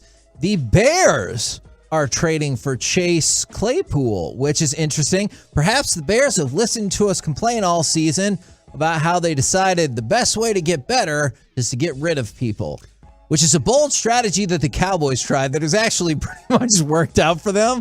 But they are trading for Chase Claypool from the Steelers. A guy who was complaining that they just need to throw the ball deeper so that I can go track it down because I don't run good routes. Did he say the rest of that part? No, I made all that up. Okay. He did say, hey, we need more go routes. And I was like, dude, just catch the ball that you're getting across the face. I don't know that his quarterback situation in Pittsburgh was the best. I think he has a better quarterback for sure with this guy, with Justin Fields. But I think, Kevin, what you saw Sunday was a team that said, we aren't great at passing the ball and getting open for it, so we're going to have to run the ball effectively. And I think they went and answered a question of that they might have to answer in the draft this year by going ahead and doing it now. What's the compensation? 2nd round pick. So not bad at all. Stupid trade. What? Stupid for the Bears? Stupid. What's that? This dude was taken 49th overall in 2020. Your pick's gonna probably be a top 10 pick in the 2nd round. And this guy hasn't, his rookie year, very nice. 873 yards, 9 touchdowns. It looks like he's off to a great start for a career. But then from there, and I get, you can rag on the quarterback, but he was 49th overall. You're going to trade approximately the 40th pick in the upcoming draft? Yeah. For Chase Claypool? That doesn't sound good to me. Especially for a team that's not imminently about to win. If I draft a wide receiver with the 40th pick in the draft, I have him under my control for 4 years, and with tags, if he's really good, I really have him for 6 to 7 years under my control. And now I just traded for a guy that I'm going to have for 1 more year under my control. So he's going to play the 9 games I have left. Yep. Then I have him for next year, and then he is a free agent. That's what I just did with the 40th pick in the draft for a team that's not going to make the playoffs? I have to admit, the Hawkinson compensation made more sense to me than this one does. I'm trying to look at the 3rd round pick I get. If it was a 3rd round pick, I would have said, hey, I get where the Bears are going here. A top 40 pick for Chase Claypool. I'm trying to look at the I don't love it either. The coaching staff for the Bears and see if there's anybody that's worked with him before and see if that's like a significant thing, because you can look at it and go, oh yeah, I can get this out of this guy. There's always a coach that says that, right? I will tell you, this does show you the benefit of not tipping your hand that you're going to for sure trade somebody. Because in this situation, it did not feel imminent to me that Chase Claypool was going to get dealt. Right. And so in that instance, you're like, I don't know. And then they have to twist your arm a little bit. Whereas, as we've talked about with the Cowboys and Amari Cooper, everyone's like, hey, they're definitely going to get rid of him. You're like, I'll give you junk. It's really strange, though, seeing like the Bears are very active right now in the trade community. Like they're just wheeling and dealing everything right now. So I'm very interested in like their whole approach to this thing at the moment. And I did see the suggestion that perhaps they're conveying the Baltimore pick as the 2nd rounder that they got yesterday. I've not seen confirmation is better, right? on Because that. now that's going to be pick 52 to 64. I have not probably seen confirmation on that, but I know that is a theory out there. But yeah, so Hawkinson to the Vikings, Claypool to the Bears, some of the deals, and Steve Nash getting fired, some of the deals happening. And by the way, the question we've got for you guys, 877-881-1053, how was your Halloween haul? All right. Did you go out trick-or-treating with the kids? Did you take some of their candy? Did you stay at home? Did you have leftover candy? Because, man, we had more trick-or-treaters this year than last year by like a 5-to-1 ratio. I get some things in the world have changed. And yes.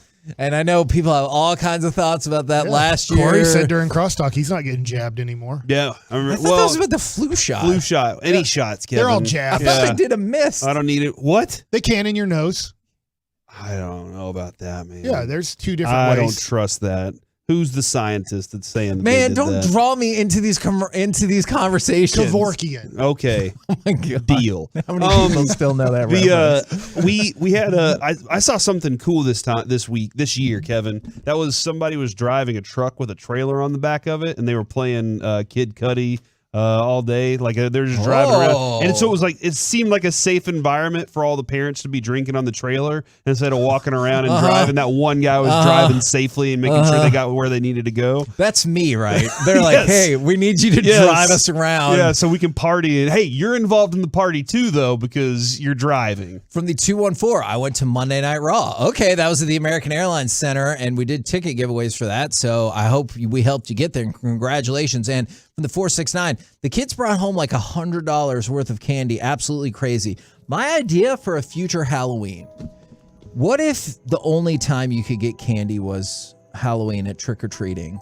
Because I know that's the they thing. didn't make any candy bars ever again. We had like a 3-month embargo. I know you'd have to subsidize Hershey's and all that other stuff, and they never go for it. But I'd be really fascinated what the streets look like if like it was like Halloween purge kind of deal. I like it. Yeah. Okay. Well, Joey's in. He's like, I'll watch somebody. Yeah. Just go up. I like what you're saying, and there's this whole thing about it, but the kids get so excited about how much candy can I get, and literally as a parent. If you want to spend $15, you can get 3 different assortment bags of candy and have all the candy in the world that you wouldn't have to go door to door and say trick or treat and everything. Like, here, I just went to the store, I got the Take 5 bag yesterday for $5 a bag by the way, they're out of Halloween candy at Target. I had to then go across the street to Kroger. Yeah, we had to buy whole bars. Like the big bars. Oh, man. I saw some people with the whole bars. So you might be right. They might be out of candy. It begins.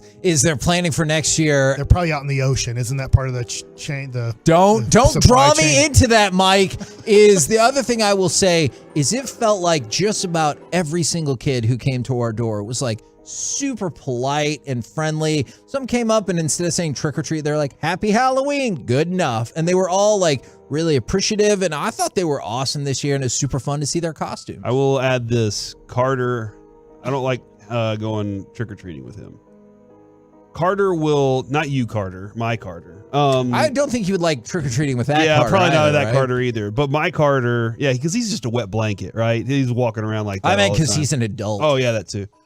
But I would treat him as my kid. You know, I'd be like, come on, little Carter. But my Carter, he was like, hey, Dad, I'm going to split off from the entire pack of people that are going to all these houses. I get it. And I'm going to go to the street where there's not a light on the entire street. And I was like, Carter, look down the street, son. There's not a light on the street. Nobody's answering doors. And he's like, I'm sure we'll find one somewhere. Yeah, that's a terrible philosophy. I'm okay if he broke off from the pack that's too slow.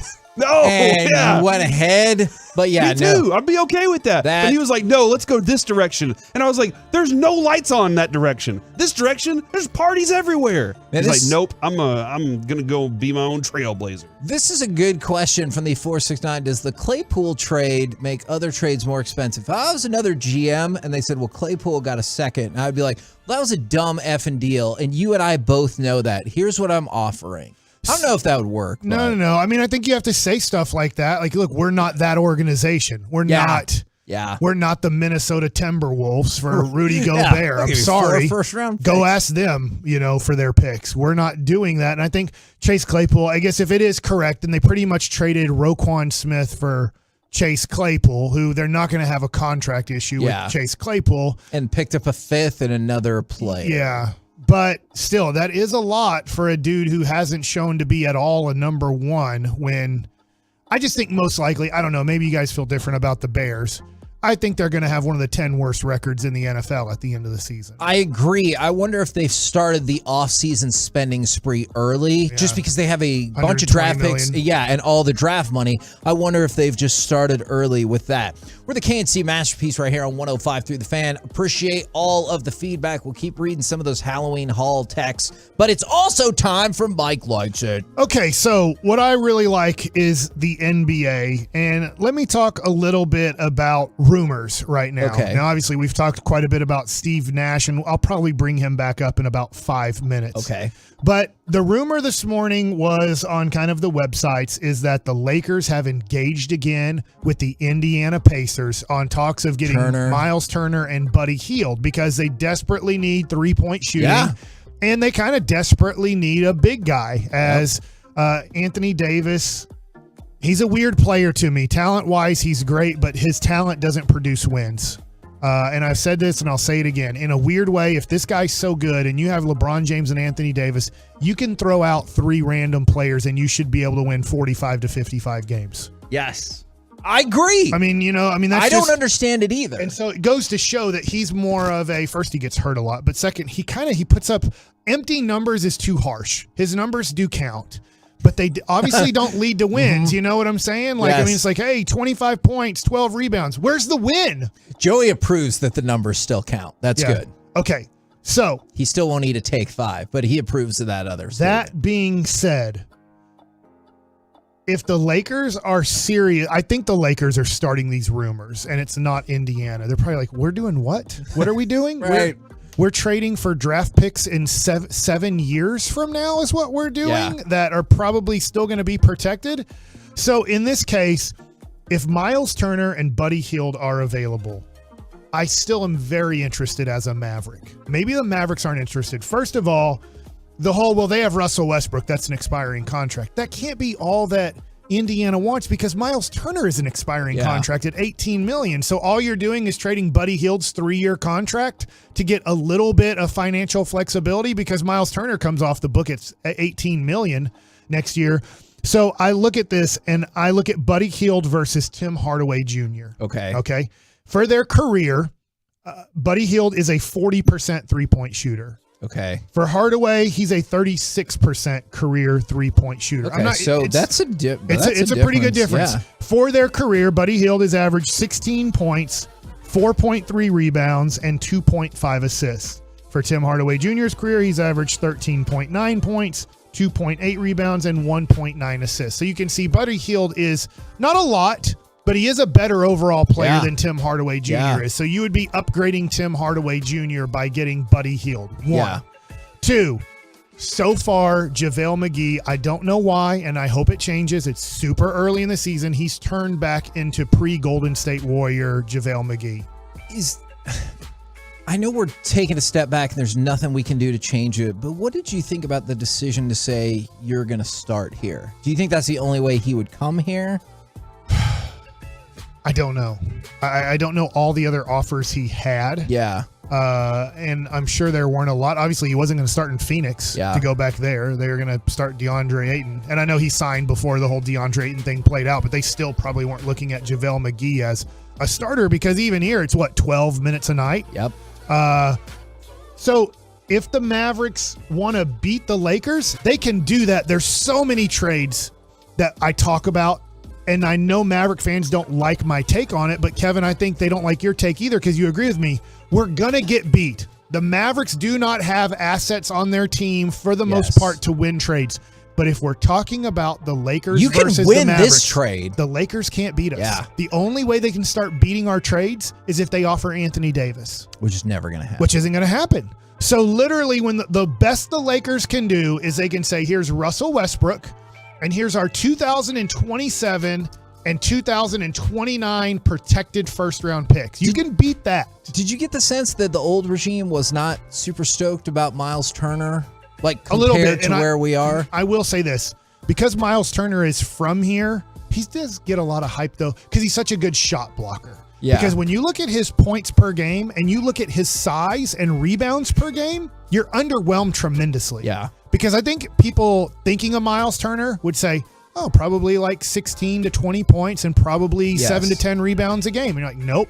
How about 12 points and 6 rebounds? Yeah. So for $18 million, that is quite a bit. Now, he does block 2 shots a game. He is a very good defensive center. And that's why I would want him, because you look at JaVale McGee, and that's why you brought him in. And so far, he seems to be struggling in every which way. Now, maybe it's going to take time. Maybe it'll take in 25 games. We're going to look at JaVale McGee and go, oh, he finally understands how to pick and roll for Luka. Oh, he finally understands more of the defensive concepts that we're running here than what they possibly ran in Phoenix. But is 20 games, sorry to cut you off Mike, but I do want to know, since you just mentioned that number, is 20 games the fair barometer? Because you're talking about a fourth of the season where you're like, hey, this either works or it doesn't. I think after 20 games, I think Nico and Jason Kidd have to start making tough decisions on who's going to play and not play. Okay. Not overall be all, it's over, we have to do this or we have to do that. But I think after 20 games, you have to start having conversations on, hey, is this the right mix of guys? Okay. Next thing, and I'm just going to repeat, Steve Nash did get fired. If you haven't heard, he got fired. And Corey, I can't remember if you brought this up on the air or not, but Adrian Wojnarowski is reporting that they do have interest in Udoka, the former Celtics head coach. Man. The Celtics have said he's not coming back here to coach. If they want him, they can have him. Now, that being said, I don't know if they have to trade for him, because he is under contract with the Celtics. Yeah. But supposedly there is interest from the Nets and there is interest from the Celtics to get rid of him. Huh. So if you can get a compensation of a future second-round pick or 2 second-round picks, I guess, for the Nets, you're like, look, second-round picks aren't that big of a deal. Obviously, they have picks that are owed to people because, going and getting Kevin Durant and Kyrie Irving and Ben Simmons did cost them picks. So it looks like Udoka could be back in the league sooner than we thought as the Brooklyn Nets head coach. Man, that is fascinating. I would hope that the players would respect him more, but that is another bold move of somebody who has had some problems coming into a franchise that has one of their big players is mired with problems right now. And I wonder this, tying it all together, I know I'm almost out of time here, is Russell Westbrook's gotten off to a horrible start. Yes, they did finally win a game, but there's rumors of, can we send Russell Westbrook to Indiana, which Russell Westbrook wouldn't play a day for Indiana, by the way. Indiana would pretty much release him. Yeah. So Russell Westbrook would become available on the market if this trade were to go down, that I think LA is throwing out there as a rumor. But I'm wondering if the situation with Kyrie Irving in Brooklyn is getting worse and worse and worse, is if that Kyrie to LA starts gaining steam a month or 6 weeks from now, especially if Russell Westbrook's still in LA 6 weeks from now and they're well under 500. Because you want to see it, right? Because I know you're not a Lakers supporter. You want to see how that would all go horribly makes wrong. the Lakers a bad franchise, that's what I want to see. Okay. The way that I also don't like Philadelphia Eagles, but the way I think a lot of Cowboy fans feel about the Philadelphia Eagles, I feel that way about the LA Lakers. Okay. I wish them nothing but the worst. We're the KNC Masterpiece right here on 105.3 The Fan. Coming up next, it's time for the C Block starring Corey Majors. Oh, man, I'm about to tweet something out, and if we get it to 100 likes, I'll talk about it on air. So I'm going to tweet it out right now, right, add in the Majors. I'm going to go look. And we can talk about it on air. Next.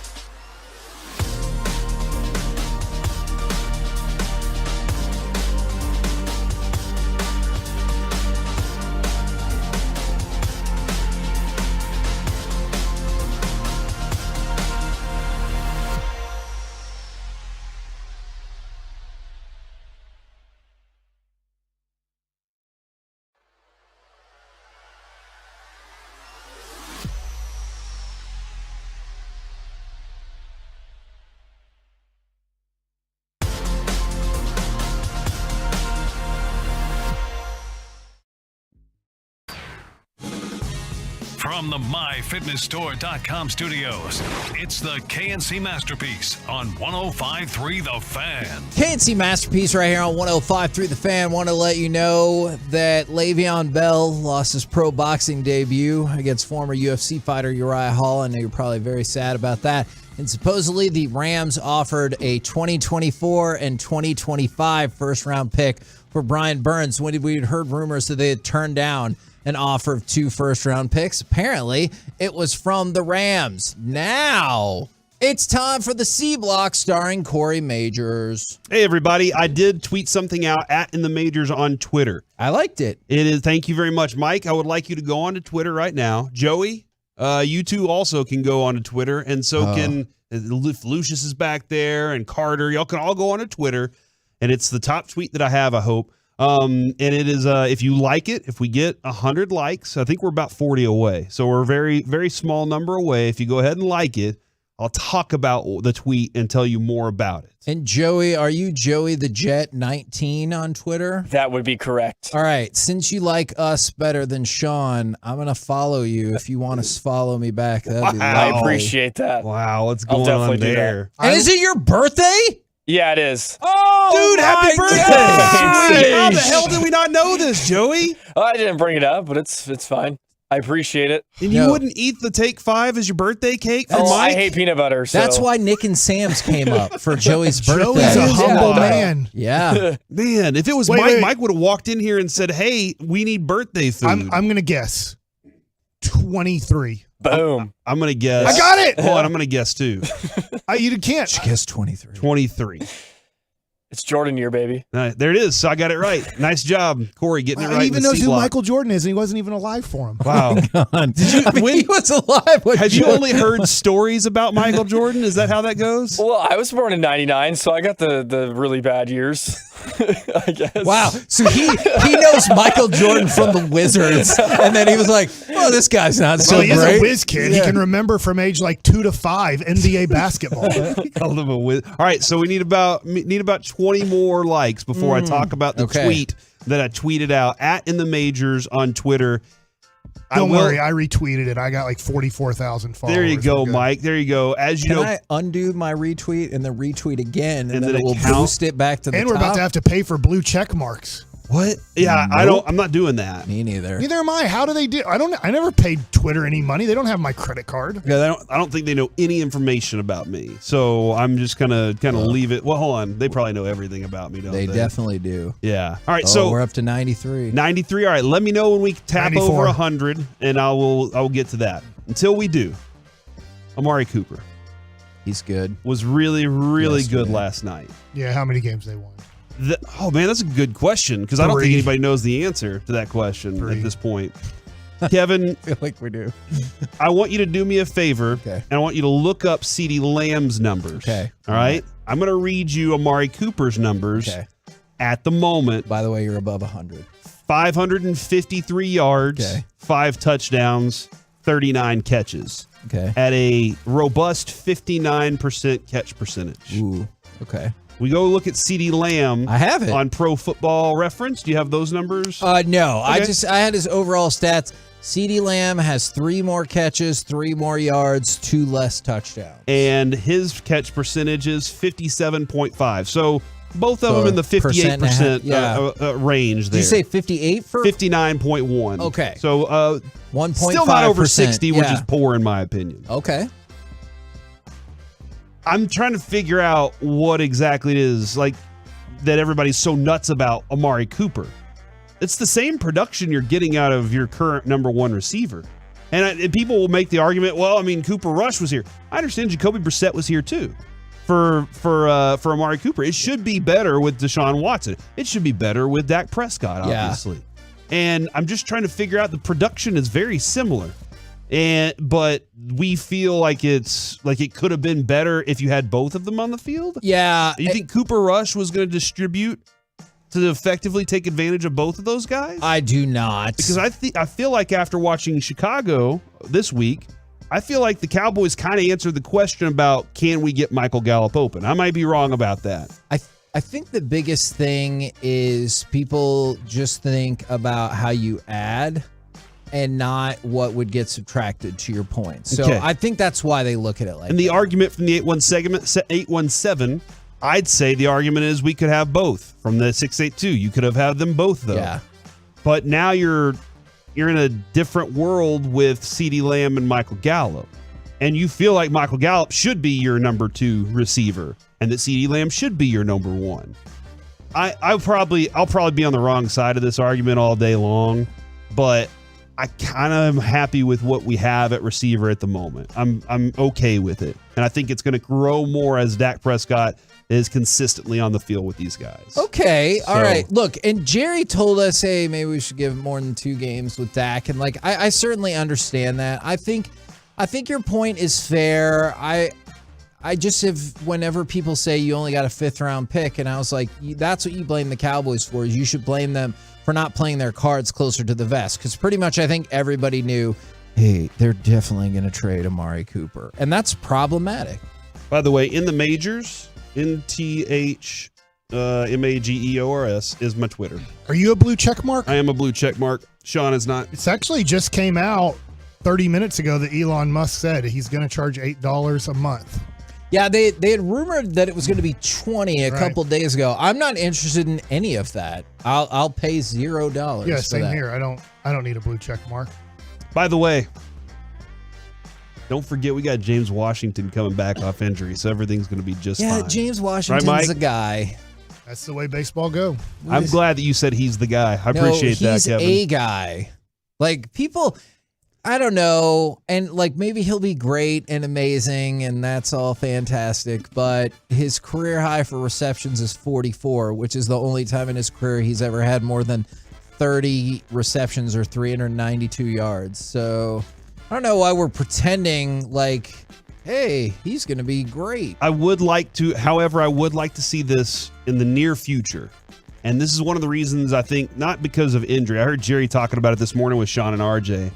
Not because of the injuries that are going on, but I think this is a very significant bye week for the Cowboys to reevaluate and reassess how they can use their players. All right, now do we sit back and look at Turpin a little differently? Do we sit back and look at Tony Pollard differently? Do we look at what we have with CeeDee Lamb differently? I think, and on the defensive side of the ball, how you're approaching some of the other, Deron Bland and what you're going to do in the future with him. You feel the same way? Oh, no. I'm chuckling because on the, we'll have ideas tomorrow. As one of them was, what would you like the Cowboys to do and perhaps reassess in the bye week? So I think that's a fantastic point. Great. I like that a lot. All right. So let's go to the tweet that I tweeted out with my blue check mark on Twitter that I'm not going to pay for. That's the only reason I retweeted it, because you have a blue check mark. Thank you. So I knew I could trust you. Yes. Is that what? I don't believe that at all. I've had the blue check mark since I started at the station. So that's all I really know about that, is that I've had it for a long time, and I have no clue how I got it. The tweet is a picture, and I may be the biggest supporter of the matte black helmet. As you know, Kevin, Ooh, yeah. I did the interview with Charlotte while I was out in Oxnard, and I was like, hey, we need to talk about this. There's a one-on-one that I got with Charlotte. You want to turn us into the Bears? Well, not necessarily, because I thought that those helmets were infinitely ugly. Brad Cham, not a fan. Yeah, I did not like those. This the black map popped up a couple years ago during COVID while we were at the house, and I was like, oh, this is really cool. And while I was talking to Charlotte out there, she said that the NFL only allows them to have 2, and they want to pay homage to the past, so they want to have their old school look. And they also want to have something current, which their current look is the silver helmet. And then the white helmet is which has been around our whole lifetime. Yeah, and the white helmet was around for a short Very period. short amount of time. But the black helmets never existed. She said, we'd love a third one so that we could pay homage to what could be the future. And everybody's throwing out these, you saw the dark cherry from Arizona. You got all these other different colors that are popping up. The Jets throwing out their black helmets. And everybody's like, hey, what about this black for the Cowboys? How cool would it be? So I was texting back and forth with the people over at the Cowboys, and I was like, look, Charlotte said we could probably get an autographed matte black helmet. And I was thinking, maybe, Jerry would do it. Maybe she could run down the hall and ask Jerry, hey, will you autograph this for KNC? And he'd be like, I love them boys. They're always so cool to talk to on radio, far cooler than Sean and RJ. Oh, my gosh. That's what I imagine. That's my fair. imagination. That's fair. Okay, but I think Sean and RJ do a great job. Just not as great, is what you're saying. Right. Moments after I sent my email over to our friends over at the Cowboys, I saw Micah Parsons tweet out the Jets' black uniforms that they were going to be displaying. And he said, please, Cowboys, we need these. He loves the black uniform, the black helmet and everything. And I was like, what? Micah Parsons is on the same page as Corey Majors? This is amazing. And I did refer to myself in that way, too. Yeah. And so I just kind of threw it in that direction of, hey, is there any chance we could get that person to autograph this helmet? So the picture right now is the first donation item of the year, which we do have a lot more items, Kevin, on slate. I got stuff from Japan already. But this is the first one that I've collected. It is an autographed matte black helmet from Micah Parsons with his signature right on it. And I'm hoping there's a possibility we can get him to join us on the show during Peace-a-thon as well. So that might be something. Could we get MP to come on and talk about MP? Is something that I would be like completely down with. Ooh, I like that. But it is an autographed matte black helmet. They're going to be a very unique. I've seen a couple of them online. None of them that really look like this one though. And I do have it in my possession right now. And DFW security is awesome. So don't try to break into my house, please. Is what I'm kind of throwing out there. Mike will dare you to. I'm asking you not to. So I would appreciate Always that. a bold strategy from Mike. But I don't want him to. But you're just She'll saying. get on camera. Yeah, you're going to be there. So there it is, the matte black autograph, Micah Parsons helmet. I think that's just the beginning, man. I think we also have some other really cool items. Can we go ahead and talk about the one the boss brought in this morning to us? Yes. We are going to also auction off, because we've never done this before. We have never done this ever before. We've never auctioned off, hey, experience something with the KNC Masterpiece. Mike, this is going to include you. All right, buddy?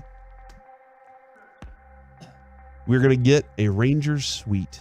Oh. And you can go hang out at a Rangers game with the KNC Masterpiece. You get to watch a baseball game with Mike Bassick, which I contend is one of the coolest things other than watching a football game with Brian Broaddus. Yeah. Watching a baseball game with Mike Bassick out in at spring training is always a blast because you hear insight you won't hear anywhere else. So that's something else we've added to this list for this year. I think a lot of people, we raised almost 50 grand last year, Kevin. I think a lot of people are really excited about this season and what we can do this year. Our goal is 500,000. Yes. I mean, if we could just surpass 50,000 this time, I would be pretty stoked. I set that goal last year for no reason other than I thought it was achievable. And if we're just throwing things out there, we also have a pair of 100 level tickets to the Royal Rumble. Nice. That we got directly from the WWE.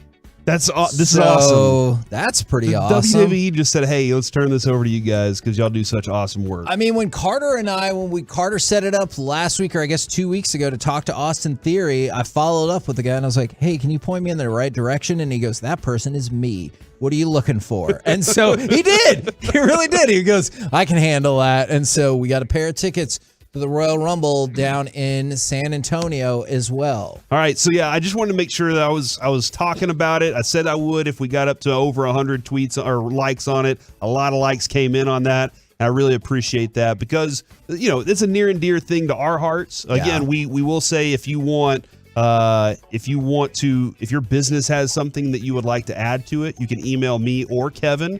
Our names at odyssey.com. That's another thing. One of our Tolos from last year already has pledged it for this year is a exterior house painting. Oh, really? Awesome. That's painting fantastic. of your house. They won't make a painting to hang outside of your house. Although I bet they would though. I guess if you chose that instead, that is viable as well. Yeah. So lots of really cool stuff on the way here, but I wanted to talk a little bit about that. And I got a couple people on Facebook that are messaging me some items that they want to add into the mix as well. I'm going to get with those as well to make sure they're authentic and what we can do with those to make sure. Kevin, we always do add the opportunity. I think we can bring this back now too. If you donate any amount of money, you can just send your receipt to Kevin and join us in the studio for the day. Yes, and I am also getting more My Possibility t-shirts printed up for this year. So there we go. Make sure we can reward folks that way as well. Awesome. And I don't know if Brandon Cooks has been traded to the Cowboys yet, so I just wanted to point that out.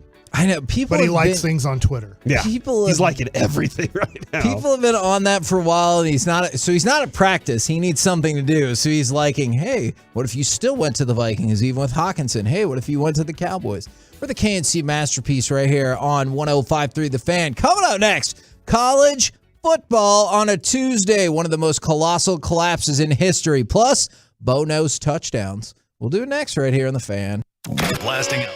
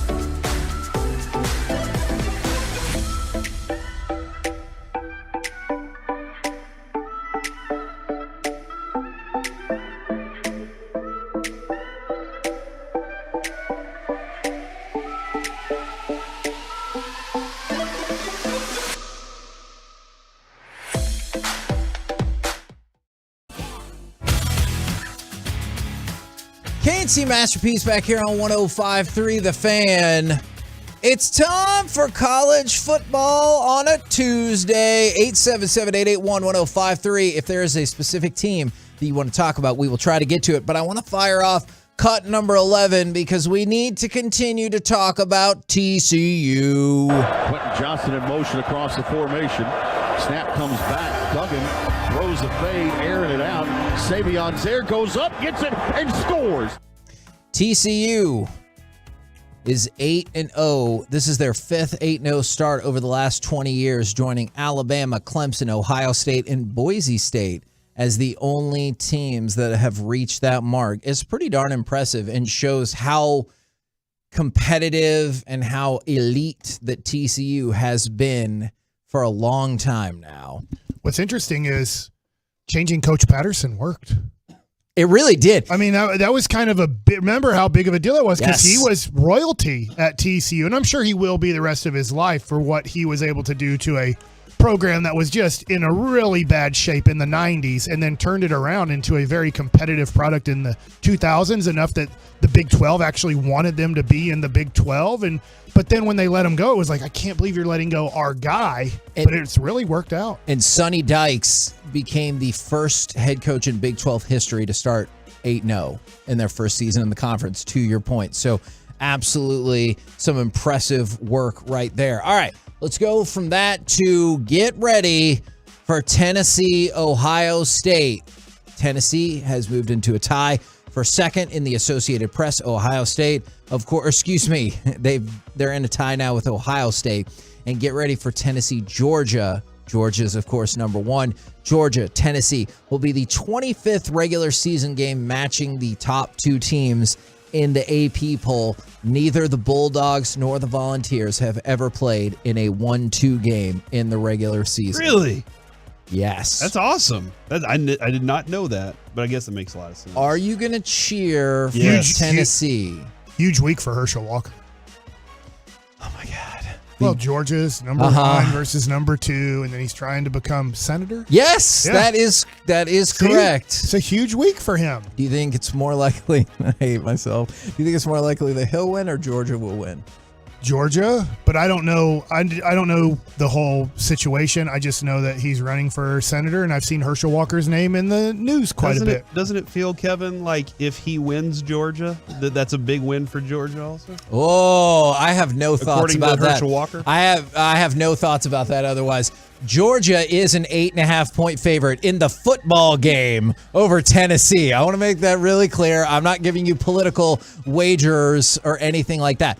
By the way, taking a step back to the Big 12, and this is a big deal for them, is they secured a new 6-year media rights deal with ESPN and Fox through 2031 worth $2.3 billion. The reason why this is such a big deal is because, remember, it will kick in right after Texas and OU are gone. Okay. So there was some concern, and I know sports just continues to build on media rights and everything like that, but there was some concern about how Big 12 would look without Texas and OU, and it looks like they're going to be just fine. Big 12 revenue, $50 million per year. It's currently $42 million a year. So part of that is just sports fees have been going up, but they're able to weather the storm without Texas and OU. How do we get some of that money, man? We need some of that money. That's a good question. We should have asked Stoops that. He probably could have helped us out. I'll ask him next time. Let's talk about Wake Forest.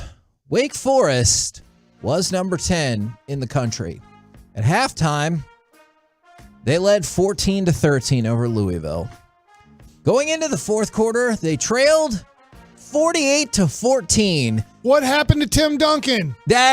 He was not eligible to play in this game. It was also a different sport. And what happened was Wake Forest turned the ball over 8 times in the second half, 6 times in the third quarter alone. So blame Travis Best.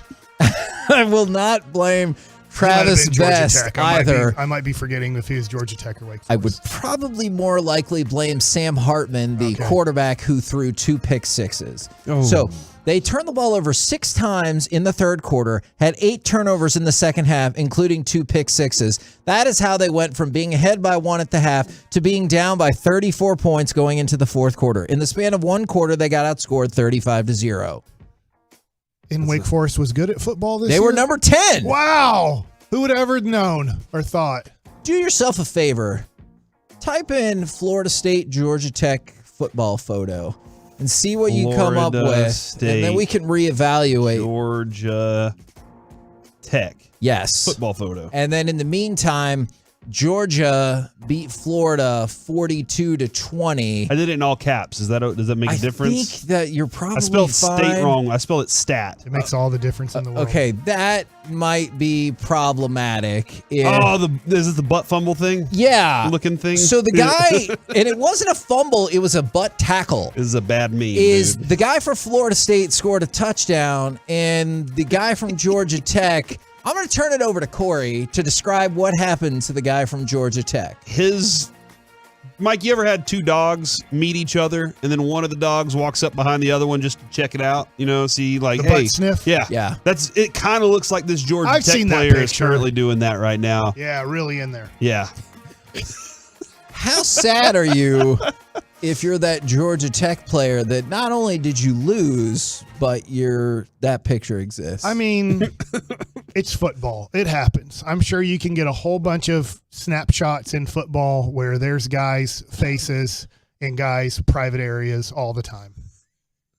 By the way, for people You're a texting legend, in, Mike. we're not doing Kevin's degenerate political picks. That is not going to happen. All right, Kevin. we're not going to be doing that. Kevin, did you report this Adam Schefter post yet? Oh no, what is Adam Schefter reporting? Would you like me to report the Adam Scheffler report? Did you say Scheffler that time? Schefter. Okay. Denver is dealing Bradley Chubb to the Dolphins for a package that includes a 2023 first-round pick that Miami acquired from San Francisco. Here's something that I'm learning. Moly. If you make trades, you have more assets to make trades with.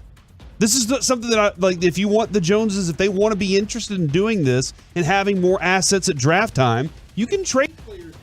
You can trade players that are good.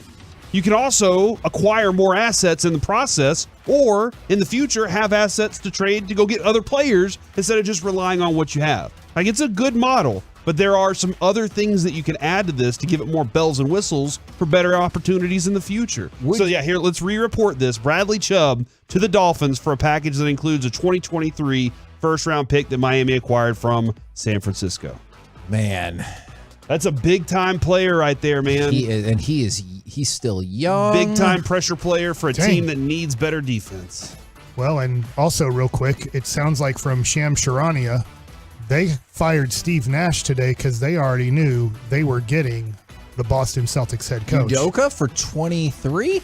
Yeah. Let me add to this. What the hell's happening? Yeah. Miami trades the 2023 first round San Francisco pick, the 2024 fourth pick, running back Chase Edmonds. Okay. They in return get Bradley Chubb and a fifth round 2025 pick. Man, that is a really popular thing you see now in trades where they're like, hey, give me a pick that's one round better than the pick I send back as like the sweetener.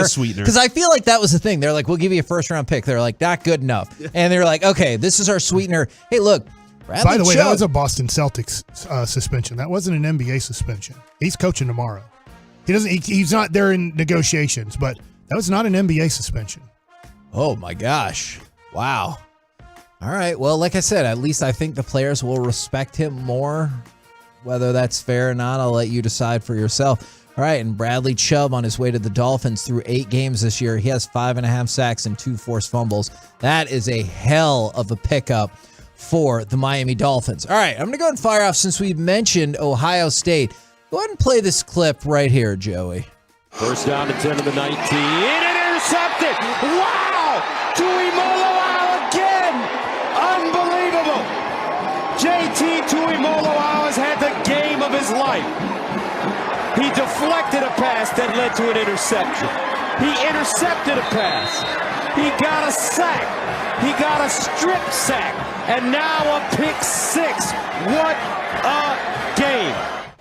So you heard it right there. JT Tuimoloau, for Ohio State, he was freaking phenomenal. 2 interceptions, including that pick 6 that we just played, a batted pass that led to another pick, 2 sacks, a forced fumble, a fumble recovery, and 6 tackles. It is hard to imagine a more effective game by a singular defensive player. Ohio State beat Penn State 44-31. Those two teams combined for 30 points in the first 3 quarters total.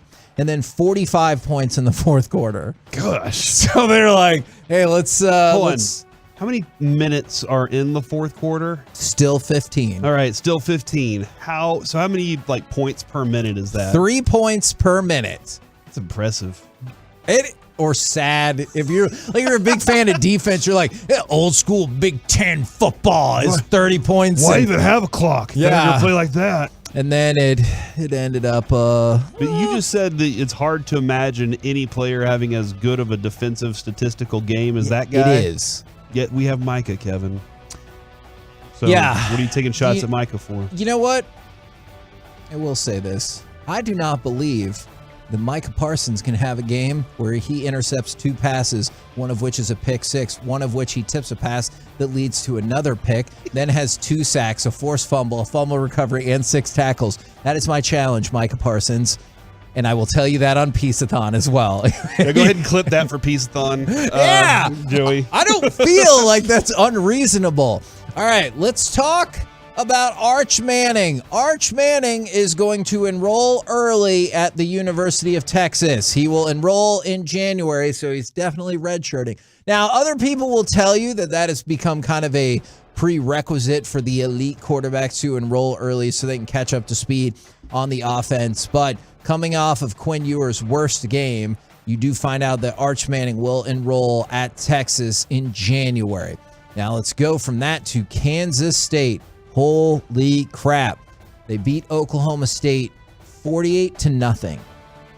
That was the worst loss of the Mike Gundy era. I know he didn't say this, but would you have found it humorous in the press conference if he said, I'm the man. I lost 48-0. Mm-hmm. I think that, no?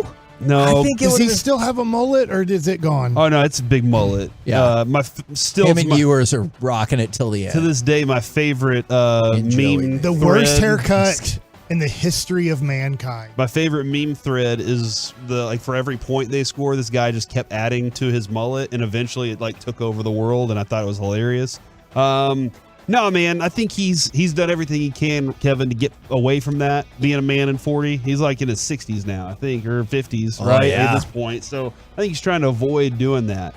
But also, if you're media for that, you don't want him saying that, because now you have to print it, and you have to write a story around it. And plus, what if he laughed in the press conference? He's like, you think that's effing funny? I don't know if that would happen. I'll show you funny. All right, we told you the game that would make defensive fans sad. I have one that will redeem their faith in defense in college football. The Redeem Team is what they're calling them. The Redeem Team on Netflix. It tells the story of Miami versus Virginia, a game that went to 4 overtimes. The final score, Miami wins 14-12. There were no touchdowns in the game. 4 overtimes. Final score 14-12. That's what I'm talking about. That's what you're looking for? That is a Tom Landry type football game right there. Be honest with me right now, Corey.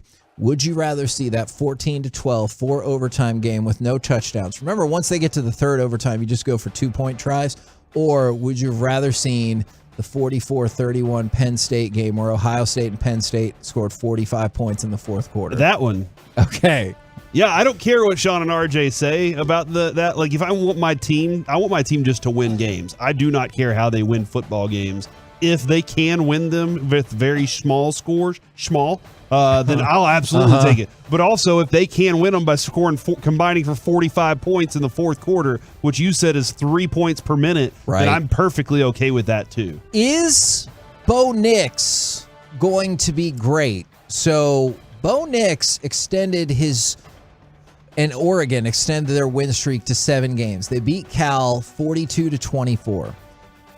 Bo Nix already this season has 20 passing touchdowns and 11 rushing touchdowns in the first 8 games. Wow. The other quarterbacks to accomplish that, Jalen Hurts, Lamar Jackson. Not even close to Jalen Hurts. And Patrick Mahomes.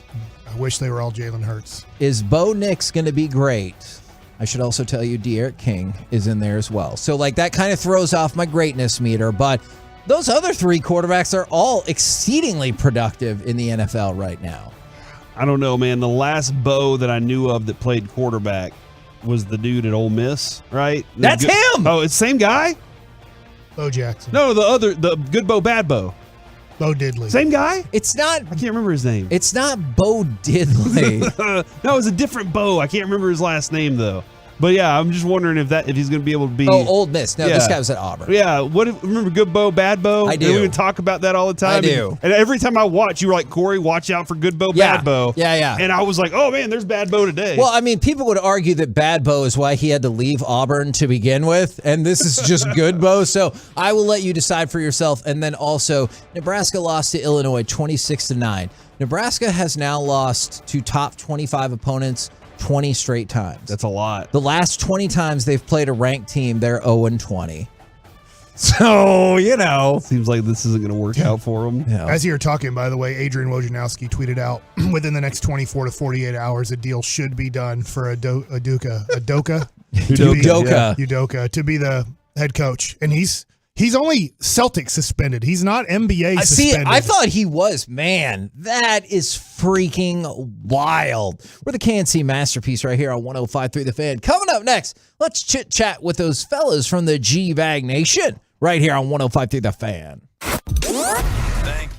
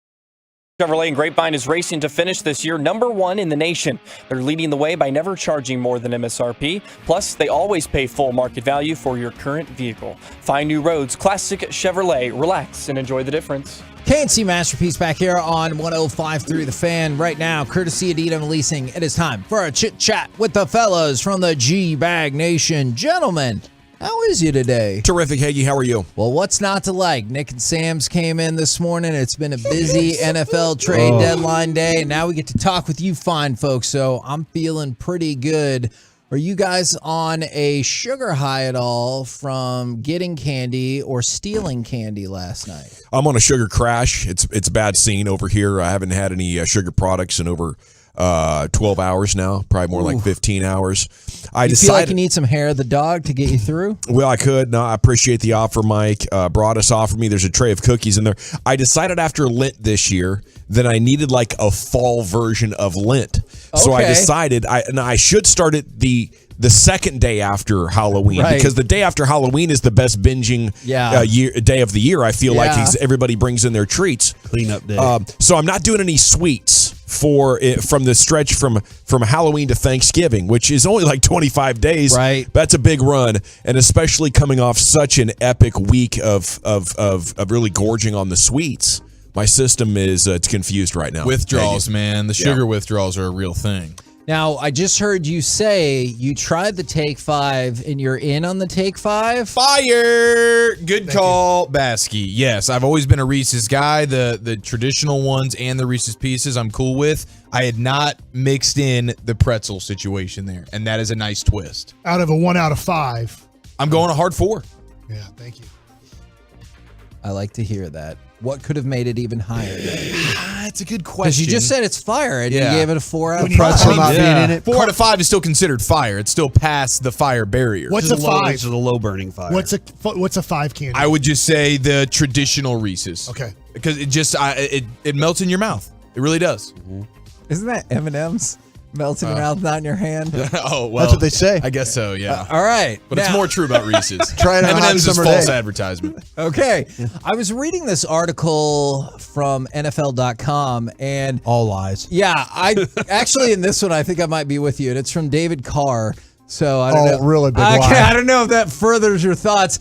He said he's redrafting the quarterbacks from 2021. This is his order, and I just want you to take a running tally of how many things infuriate you. Cool. Number 1, Justin Fields. Number 2, Davis Mills. Number 3, Trevor Lawrence. Number 4, Zach Wilson. Number 5, Trey Lance. Number 6, Sam Ehlinger. And number 7, Mac Jones. Don't forget about number 8. Bailey Zappi. Oh, yeah. Number 8 is Ian Book, who, come on. Otherwise known as Jan. Yes, Jan Book. Jan Book. Is he still in the league? Let's go! How many? That's Jan Mahimi. Oh, okay. I was like, I don't know if the trade came down or what just happened. How many things on that list infuriate you? And please tell me about them.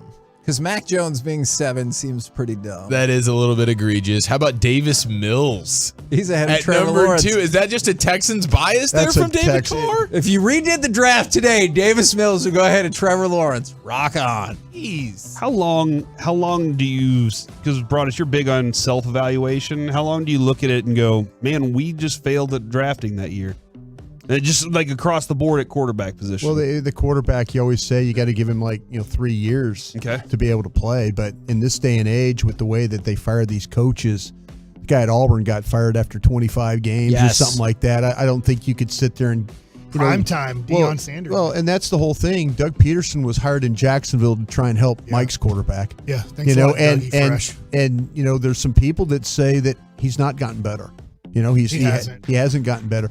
How about this, Mike? I wonder if the guy at Miami is better than the guy at the Los Angeles Chargers now. Tua T over Herbert. Obviously, the thing about Tua T, and who knows, is he was the consensus number 1 guy till he broke his hip in that game. Right. That being said, I don't know this.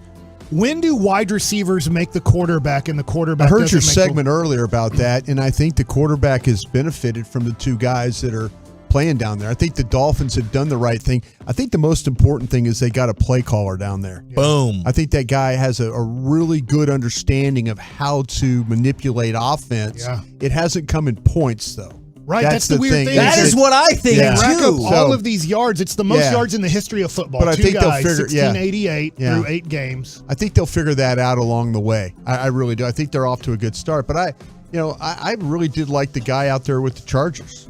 And I just kind of wonder and I'm not just saying is he a guy, but, he's accurate, he's tough, he's mobile and all that stuff. He doesn't win. Right. Guy didn't win. That's the thing Curse about of the Chargers. Yeah, and I don't know if that's because he's got a coach that doesn't kind of call games traditionally and takes chances or takes too many chances, or is it just an organization that is always kind of they trade for people, the guys don't work out, they have a ton of injuries. But there's growing thoughts in the NFL circles that the guy at Miami might be a better player than that guy out there in Los Angeles. You put Justin Herbert in with the Dolphins right now, and it's looking just as good, if not better, in my opinion. And I think everything that's helping Tua in Miami with these receivers, these playmakers, this speed, plus a play caller and play designer and Mike McDaniel, that's exactly what Justin Herbert does not have with the Chargers.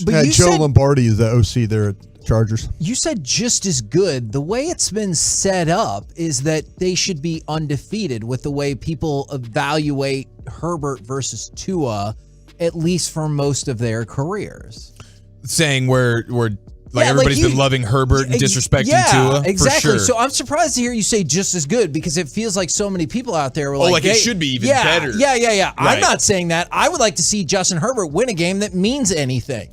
Yeah, and I definitely would too. And there's some things to be said for that. I still have the utmost respect for Justin Herbert and the way he plays a position. He does like to do some dinking and dunking, but I think their offense is kind of built on that as well. And he doesn't have the playmakers. The one thing you would see with Justin Herbert in the Dolphins offense is a lot of similar type deep plays resulting in touchdowns that you saw with Pat Mahomes and Tyreek Hill. And they're pushing the ball down the field in Miami, but a lot of it is Tyreek Hill coming back to the ball and not able to take it to the house because he's having to adjust, and that's fantastic. Justin Herbert's sending him to the end zone.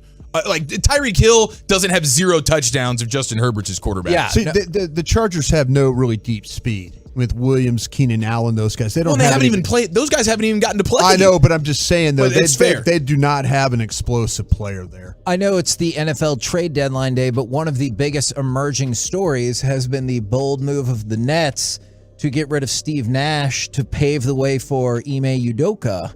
What are your thoughts about that turn of events? Well, I think Steve Nash is kind of a victim of the situation in Brooklyn. I don't think you're going to get it right. I understand wanting to try a different coach, and I think Ime Udoka is one of the best. He will get the players' attention. He will get their respect, and then I think the Brooklyn Nets front office will have clarity that they really screwed up. I mean, probably have to get rid of all the women in the front office so Udoka doesn't try to sleep with all of them. Oh my gosh! Well, was it one woman or was it all the women at the Celtics? I'm not sure. I had heard one, but then there were some people like there might be some other. No, they were calling him the Wilt Chamberlain of coaching. Okay, wow. There's people in the league that I was talking to about Nash getting fired this morning that were telling me that they were surprised that he lasted really this long. Like last night, they were talking about that Ben Simmons has walked in and he says he really doesn't want to play anymore. Kyrie Irving doesn't respect Nash, but he doesn't. These are insider notes, by the way. Yeah, Broadus is giving you the goods. He doesn't wonder why Kyrie doesn't. Well, he doesn't respect Nash. anybody. And then last night, they're saying people say Durant quit last night in the fourth, so they have a lot of issues going on. You brought in Ben Simmons, Kyrie Irving, and James Harden over a 2.5-year period. Yeah, and now you're getting the results of that. So the players that hit, and once you've accomplished everything there is, and you got all the money, it's like, how reliable are you? How much of a professional are you? And once the guy reveals himself as, well, now that I'm super rich and I'll just, tell you to go screw yourself, wait for me, I don't want to play right now. Yeah. Once a player has crossed that bridge, you can't expect them to walk back. It doesn't matter who you have coaching. You know, you have to, acknowledge that is a long-term pattern of these guys not really wanting to be pro basketball players anymore. And you have, if you do not respect that, you're going to pay. And that's what the Nets are right now. I think you make a very fair point. TJ Hawkinson, Bradley Chubb, Chase Claypool, all on the move. I know you guys will be on top of the NFL trade deadline as we enter the last hour. What else you got coming up on the show today? Pure Gold, as always, thanks for asking. Michael Gelkin, Cowboys writer, Morning News, is going to join us at 3:20. So we got the deadline coming up at 3. We'll be watching it, and then we'll kind of hopefully go over some breaking news with Gelkin. If not, just review the Cowboy strategy and the Cowboy topics of the day. Are you predicting breaking news? Yeah, absolutely. Okay, roll home with the G-Bag Nation. We have been the KNC Masterpiece. Make your way back with us tomorrow, 10 a.m. to 2 p.m. right here on 105.3 The Fan. Say breaking news, Kevin. Breaking news. Actually, not fake guaranteed. Oh, nice. Say good night, Kevin. Good night, Kevin. All day, every day.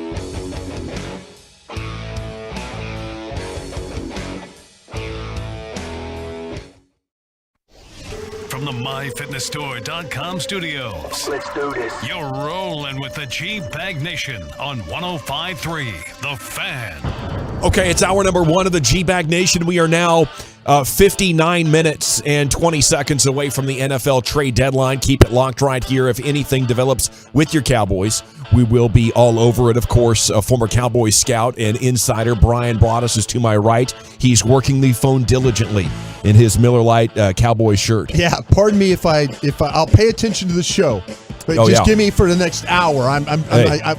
Don't look at me and ask me a question, Eric, okay? You know what I'm saying? If you see me looking down, just know that I'm probably not listening to what you're saying right now. You got 59 minutes of grace at 3:01. Right. I'm going to start testing you. All right, I appreciate that. But no, it's an exciting day. I hope a deal does fall in their lap. We got the very latest scuttlebutt and activity right here out of the gates with you. Lucius Alexander was in the Pimp Cup at Master Control. Carter Freeman is coordinating your video across 3 different platforms, including Twitch. There's Eric Chiafalo. I'm Gavin Dawson. Zach Wolchuk will return tomorrow. Okay, Brandon Cooks not at Houston Texans practice. Is that the most exciting thing going on right now potentially involving the Cowboys? Yes. Okay, because Ed Werder reported earlier that leading up to the deadline, sources were telling him the Cowboys are looking for a wide receiver. And Brandon Cooks liked that report on social media. On Twitter. So, I think that's the thing that's getting the most excitement, Brian, but what are you hearing? I'm hearing that they're looking for a deal where they can maybe swap player for player. So, and they're also potentially looking for somebody on a rookie deal. But it's more like that initially that they'd like to go player for player and then see if that works, then great, you make a trade. If not, they'll probably have to give up some picks. This is not for Cooks, excuse me. This is just maybe philosophy going into this last 58 minutes. That's their goal? That's what they're looking to do? Yeah, that maybe they would be interested in moving player for player if it's right for somebody and somebody on a rookie deal. That's disappointing. I think not being willing to give up draft picks kind of limits what you're going to get back. Well, let's see. That might be where they're going initially here, and then the deal might be just too good, like a deal with Cooks. Yeah. That's not a guy on a rookie deal. Right. That's maybe, but the initial thought was, hey, we'll try and swap you some players, but if not, maybe you'll give up those picks. Well, how about this for an interesting one? Ian Rappaport 2 minutes ago, Falcons trading wide receiver Calvin Ridley to the Jaguars in exchange for complex draft compensation that can be worth at maximum a 2023 fifth-rounder and a 2024 second-rounder. Ridley is suspended, obviously, through the rest of this season, so I guess there is a lot of what-ifs about what the compensation could end up being based on how much he plays or whatever it may be. But Calvin Ridley, who is suspended for the year, is now going to the Jags as like a future kind of outlook situation for them. Yeah, we have a number of trades already happening. Denver is dealing Bradley Chubb, the edge, to the Dolphins for a package that includes a 2023 first that Miami acquired from San Francisco. The Bears are trading for Steelers wide receiver Chase Claypool. The Steelers are also finalizing a trade for Commanders cornerback William Jackson III.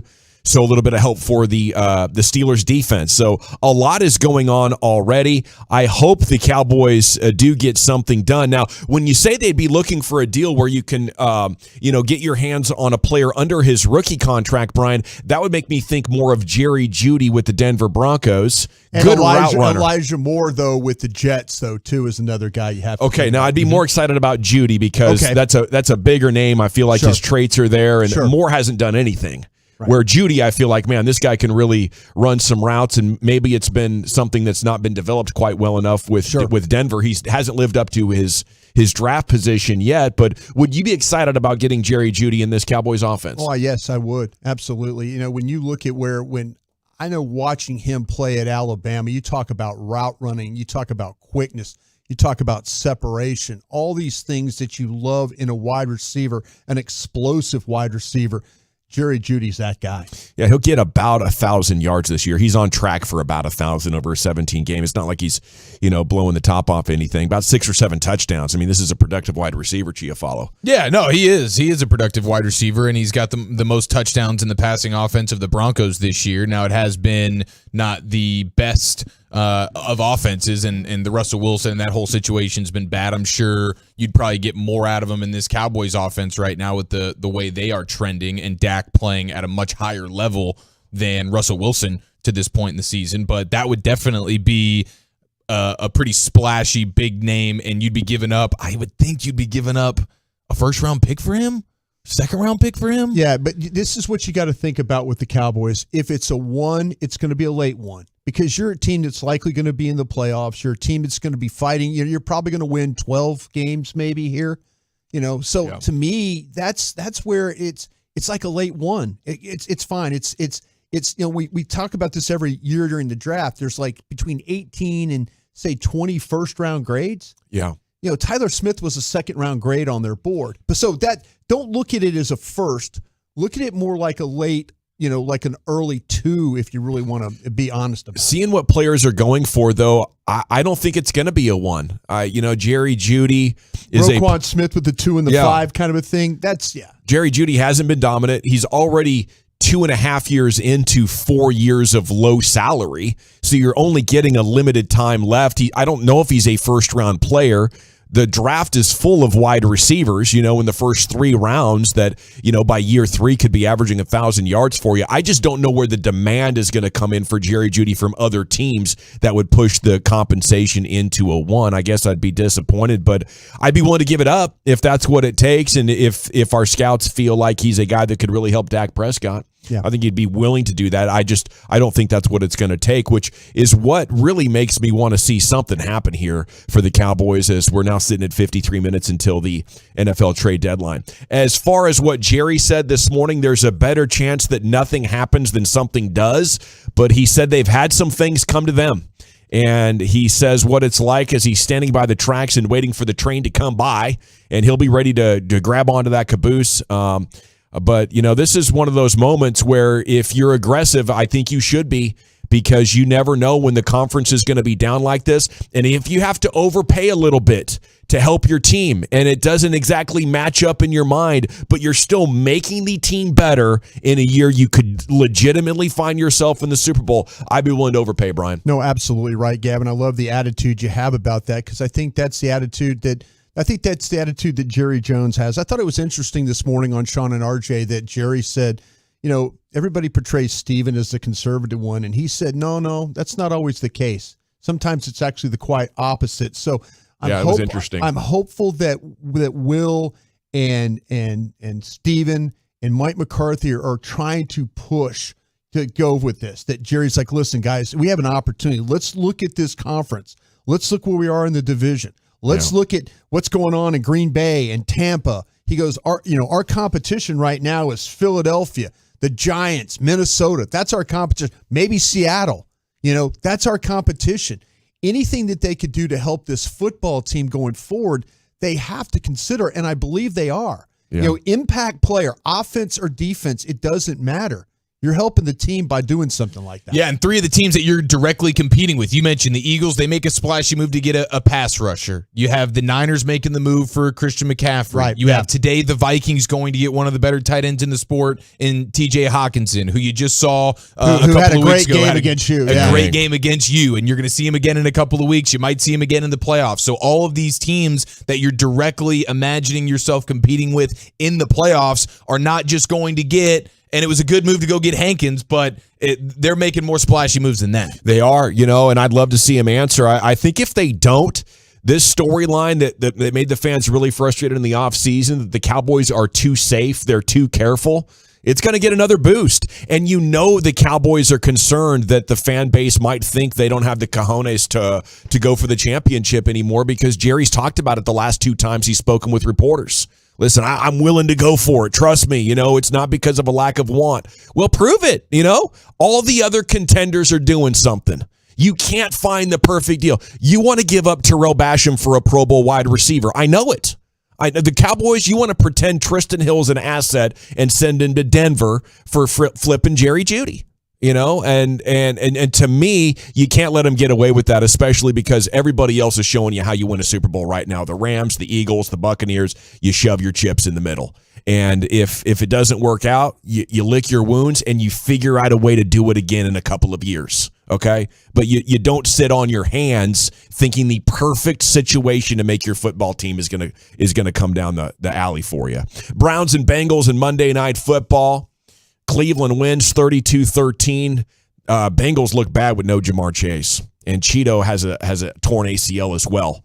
So the Bengals, who appeared in back-to-back weeks to be riding the ship, have now hit some pretty hard times here in the injury department. Yeah, it seems like Jamar Chase not being in that offense is a disaster. That is first and foremost. And then the Cheeto situation, you might be looking at kind of the Bengals falling off of the still the top upper echelon of the AFC. Baltimore, I think, is about to go on a nice run here. Their schedule's about to get super, super easy. The Dolphins make a big trade today, and they're clearly a super competitive team when Tua is in there and healthy. So the AFC might be leaving the Bengals in the dust. And the most disappointing thing was watching how well Amari Cooper played last night. Oh, yeah. Gosh dang it, dude. 5 for 131 and a touchdown.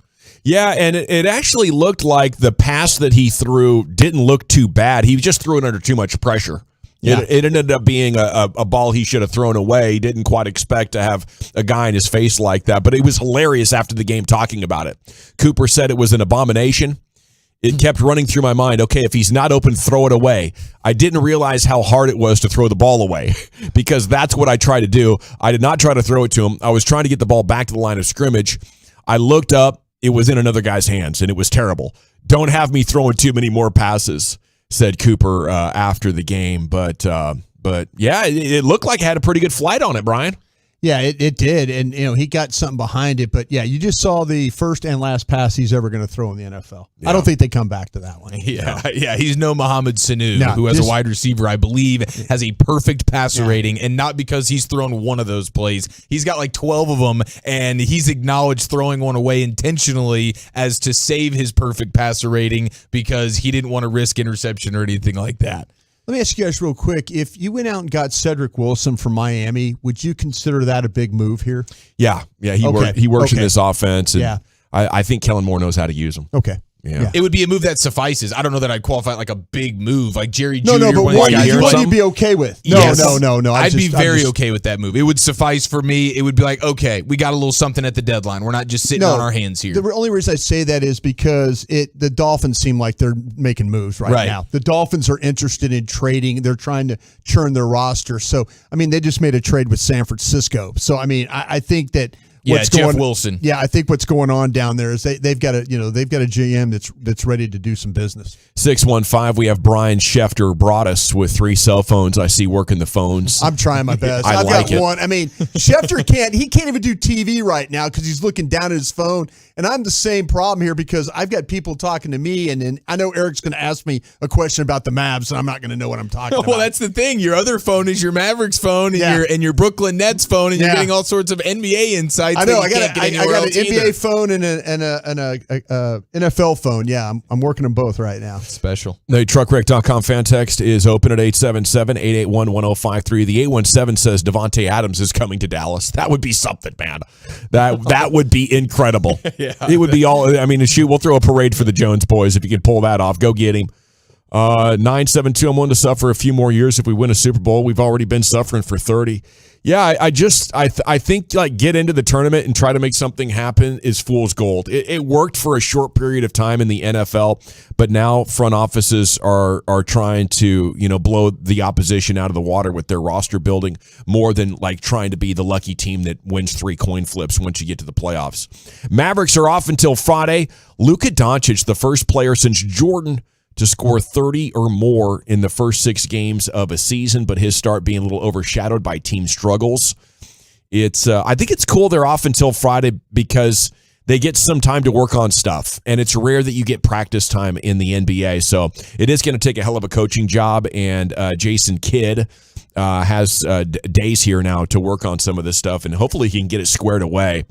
Okay, Stars host the Kings tonight, 7:30. Jim Nill telling reporters that 19-year-old rookie Wyatt Johnston will not be going back to the OHL. He's staying with the team. He has 3 goals and an assist in 9 games. Jake Ottinger is going to be reevaluated in a week. And Stars have come back to the pack a little bit. They're 5-3-1, 11 points. They're still on top of their division. The Mavs play tomorrow. I'm going to the game, so they better be. LOL. I'm sorry. Did I misread the schedule? Okay, DJ the Moore. Jazz, I believe, coming in, right? Is that what we were talking about? Okay, yeah, lots of texts are coming in. I don't know how I misread that. I thought I double-checked it earlier because I was like, no way, they don't play until Friday. You got to start rocking readers. Yeah, I do, dude. Yeah. I do. You need to get with Broadus' I totally do. I'm starting to hold the phone back. Yeah. Oh, no. Yeah. That is a monumental step into the world of senior citizenship. Yes. Yeah. No, it happens like clockwork at 45. Yeah. You know, like at 44, you're like, what the hell's going on? Now it's brutal. I really need the readers. I'm just being stubborn. You should see the font on my phone. It's embarrassing. People laugh. I don't like, look, I'm trying to see it, man. I don't want to make any mistakes out of here. Oh, there's nothing funnier than taking over one of the host chairs after CA has gotten done hosting the show. I was about to say, I didn't want to call CA out. Last night in Crosstalk, he was reading off his phone. On, bro, have and he put it He's down. my guy. He put it down, and it was like the letter, like the whole phone had a letter S, and then the letter next to that was. He's got that fan tag scrolling through word to word. Yes, he was like, okay, he was trying to read it, and then he put it down, and I'm like, that font. I'm not going to let you guys sit up here and talk about CA like that. 2 swipes per word. CAOG, baby. I'll tell you, I'm not going to let this happen. That fan text will be on Zoom 1000 when you get it onto the computer. It's amazing. Love it. Well, hopefully we see CA tonight handing off to the Get Right. Hopefully he sees us. Yeah. Adam Zimmer, son of Mike, NFL assistant working with the Bengals. He passed away at the age of 38. Sorry, I need to get serious now. No other details available. Obviously, the son of Mike Zimmer. But a sad one there, especially. He was working with the Bengals. Yeah. Any other word of what happened? No, and I've reached out to several people, and this is something that was really unexpected. And so, there's several guys and gals around the league that know the Zimmers. I've worked with Mike, and he's lost his wife. No way. And he's lost his son. So, I mean, it's just a very difficult situation. He bounced back from the wife thing pretty well. I will say that. Okay. Yeah. A sad day. Let's get both of them out of the way. And condolences to fans and friends and family of the late rapper Takeoff of Migos, shot this morning in Houston. He was just 28 years old, and that one has sent massive shockwaves through the music and entertainment world. So I know a lot of people are troubled by that news as well. All righty, when we come back, of course, we have the G-Bag of the day coming up at 2:30. We have a mini sports hodgepodge on deck, Chief. Where are you going to take us? I believe this is the greatest sports entry of all time. That's next. Commercial-free fellowship.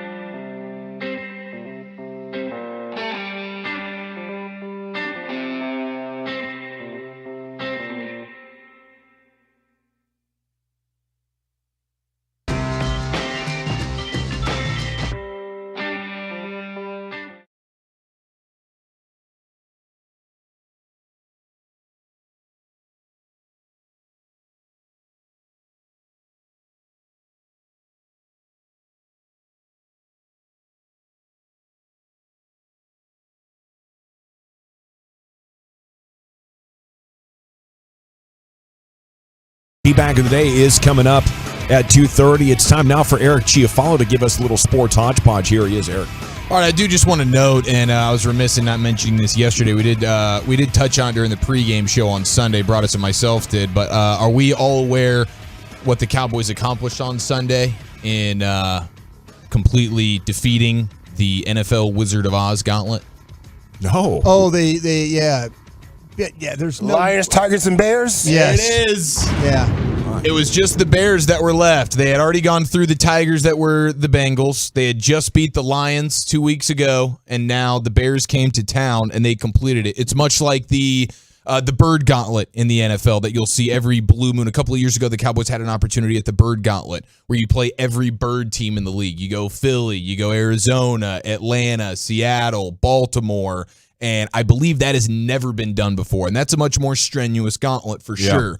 But powering through the Wizard of Oz gauntlet, I do want to at least show some love to the Cowboys for that. Pretty dang no impressive. scarecrow, right?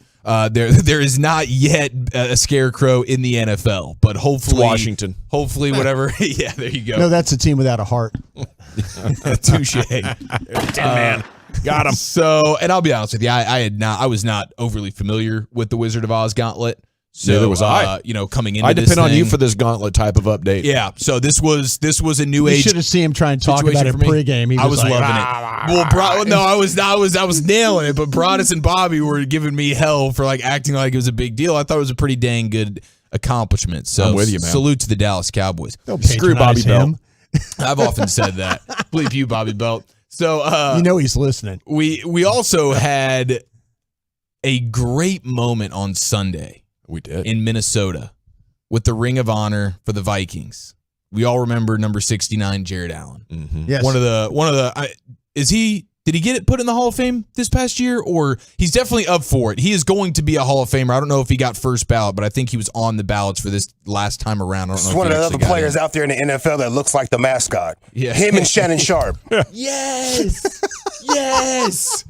He's a finalist. He does look like a Viking. Okay, so he's a Hall of Fame finalist. He does look like a new age Viking. Yeah. That is for sure. Yeah. He doesn't look quite as much like a Viking as Shannon Sharp looks like a Bronco. Yeah. But it is close. It is neck and neck. Company man sold out. He really leaned into it. Shannon's face in the side of the helmet. Bro, I swear they can do it. They Built can like do a Bronco too. Yeah, no kidding. He is built like a Bronco. Gosh, man, that guy is aged like an animal. His yearly shirtless birthday mirror flexing shot Yeah. just gets better every year with Shannon Sharp. It's insane.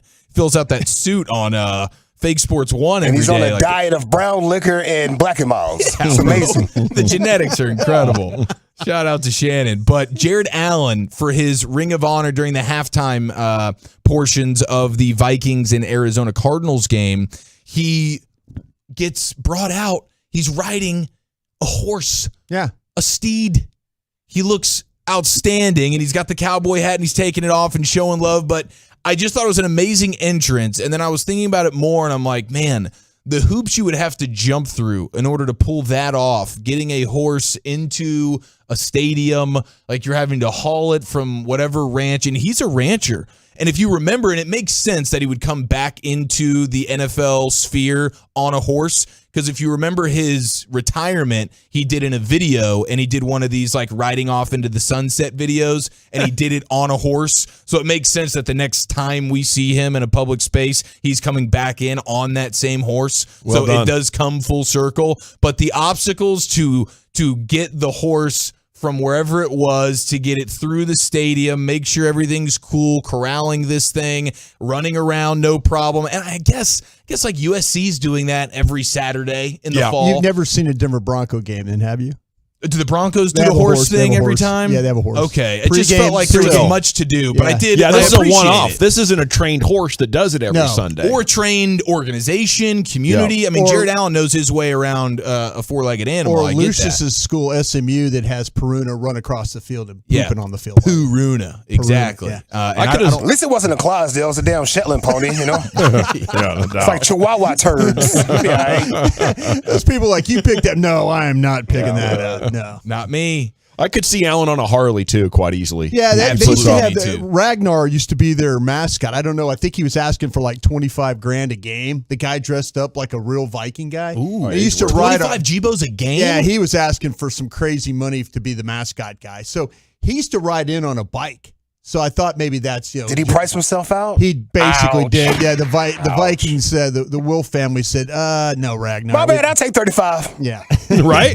Yeah. I mean, shoot for the moon. Yeah. For Come sure. back to Earth. Yeah, but Fast. if you want to hit me at like 5 Gs, then that's fine too. I'll rock and roll that way. But yes, just shout out to Jared Allen for being a legend on the field and off the field. He's from Dallas. Jared Allen's from Dallas. I was not aware of that. Yeah. Which high school? Don't worry, where did he go to high school? I don't have that. I just knew he was from Dallas is where he was. Well, they say he retired from football to focus more on his ranch. So this might actually be like his personal He went to high school in California. He was born in Dallas. Went to Live Oak High School in California in Los Gatos, California, but he was born in Dallas on April 3rd of 82. Well, he's regarded as one of the top bull contractors in America, according to the Cowboy Lifestyle Network, which I believe to be extremely reputable. He raises Up bulls. there with Nolan Ryan. Yeah, that's right. And Tim from Carthage. Wait a minute. Who else did raises bulls that we were talking? Taylor Hearn? Didn't we interview Taylor Hearn and he raises like rodeo bulls? I don't know. I hadn't heard about that. You know what? Maybe. Oh, geez. How about Come that? on, I have guys. no idea. Pay attention when these I know guys he's been talk. doing rodeo You're telling us events. to pay attention. Look at this. Hot meat kettle. I thought he had a... So well, he raises bulls. So are you using these bulls for like, is this cattle or is this like rodeo bulls? Yeah, that's what I was asking. Yeah, you know what? I need to do a little bit more research on this. Bucket Folks. bulls, I apologize. Yeah. And then in the good news of the day, there is potential, maybe slightly chance that we get a dodgeball 2, ladies and gentlemen. Oh. Vince Vaughn, Ben Stiller, Justin Long, the whole squad. Those You dudes dodge are a all wrench, you broke? dodge a ball. No, I don't believe. Well, I don't think Ben Stiller or Vince Vaughn are hurting. Justin Long, on the other hand, potentially. Damn. So I can't speak on that. But otherwise, hey, if we Bank get of America on Dodgeball the 2, phone. it's one of the greatest sports movies of all time. And I'll die on that hill. Oh, yeah. It's terrific. You were Great stuff, killed- Chief. You're killed on the way up. Thanks that. for the mini sports hodgepodge. It is time now for the G-Bag of the Day, curated by Lucius Alexander, sir. Y'all be careful out here. Yeah. Scorpio retrograde. Oh, no. Yeah, that's what we is. We in that retrograde, so be easy, people. Especially if you're out there in traffic. You know, little situations might arise. Contracts, you shouldn't be really signing contracts right now because you can have some miscommunication. Really? And it'll bite you later in the butt. Yeah, man, watch that retrograde. We riding Thanks all for the way the heads to up, though. January. Yeah. Riding all the way to January. Misunderstandings are up. So we're going to have a retrograde for the next 2 months. Yeah, so be careful. Dang. Yeah, be careful out here. Jerry's still our winner and champ. Mm-hmm. He's talking about Emmitt Smith's running style. I believe that's what he's talking about. I think so. He could keep his center of gravity. He could move it over like that a little bit. And with those powerful legs below the waist, you would have thought he was a 300-pounder with his calves and his thighs. And a huge man below the waist. And, boy, I'm telling you right now, he knew how to use it. And he would hit that hole. He'd be the first to tell you that he had a lot of holes. Wow. But that's not the end of it, boy. Not the And end of he it. would efficiently make a little zig or zag, and then he'd put all of that power to it at that particular time. Appreciate that. That's not the end of it. Boy, that's not the end of it. Appreciation. My man's got tricks. I've got to censor myself right here at this moment. I sure want to tell you more. Jake Paul calls out Nate Diaz and Canelo. I watched this fight. Jake Paul and, what was that, Anderson Silva? Yeah. How was that? I mean, it was good. I was scared for Anderson for a while because I thought Jake Paul was going to get him a little early. Jake Paul punches hard, you know? If you look at Jake Paul's body from the last 3 years, bro. Great transformation. I mean, it's amazing. How's the lower body transformation. look? Yeah. I'll tell you what. I'd be the first to tell you. Yeah. That center of gravity. Zig and zag. Yeah, man. Anderson Silva put that champion on him, like, you know, all the intimidation on him, like the first 3 rounds. Yeah, I saw him doing some taunting a little bit. Yeah, trying to intimidate him. And like anybody else would have been intimidated. This is a real life champion. And you can see the intimidation on Jake Paul's face, but he's got this 3-punch combo. Boom, boom, bam. Nobody can Nobody can face it. Wow. Boom, boom, bam. Boom, boom, bam. It's amazing. Oh, my gosh. And that's the one that's been knocking everybody out. Yeah. So hopefully Nate Diaz can get to it, or maybe Canelo if he ever gets in the ring. Check this out. I want Nate Diaz, who's a bitch. He tried to come into my locker room. He tried to cause some and then he always leaves the arena. So Nate Diaz, stop being a bitch and fight me. And Canelo, you too, Canelo. You guys said, oh, you can't beat someone, you can't beat a striker, you can't beat a legend like Anderson Silva. I just did it. So why can't I beat Canelo? Y'all. Because he's an actual boxer. Bro. Go fight MMA against Nate Diaz. Canelo would destroy him. The Cinnamon Kid would destroy him, bro. You ain't gonna see them punches coming at you. You're gonna think you're fighting 8 different people at one time, and it's just that one dude hit you with a combo. It's like a spider in there. But that would be amazing if Canelo could just be like, all right, cool. Yeah. And Nate Diaz could just show up and be like, all right, you called me a B word and said you wanted to fight, so we're fighting right now. I would love that. Fighting right now. No boxing gloves. Yeah. No actual fight. Unsanctioned. We're going to do it right here in the streets. Call me a B. Yeah. I mean, yeah, that's true. My boy just texted me and said thanks for the Migos right now, by the way. No doubt, man. Welcome to that bad news. Watch for that retrograde.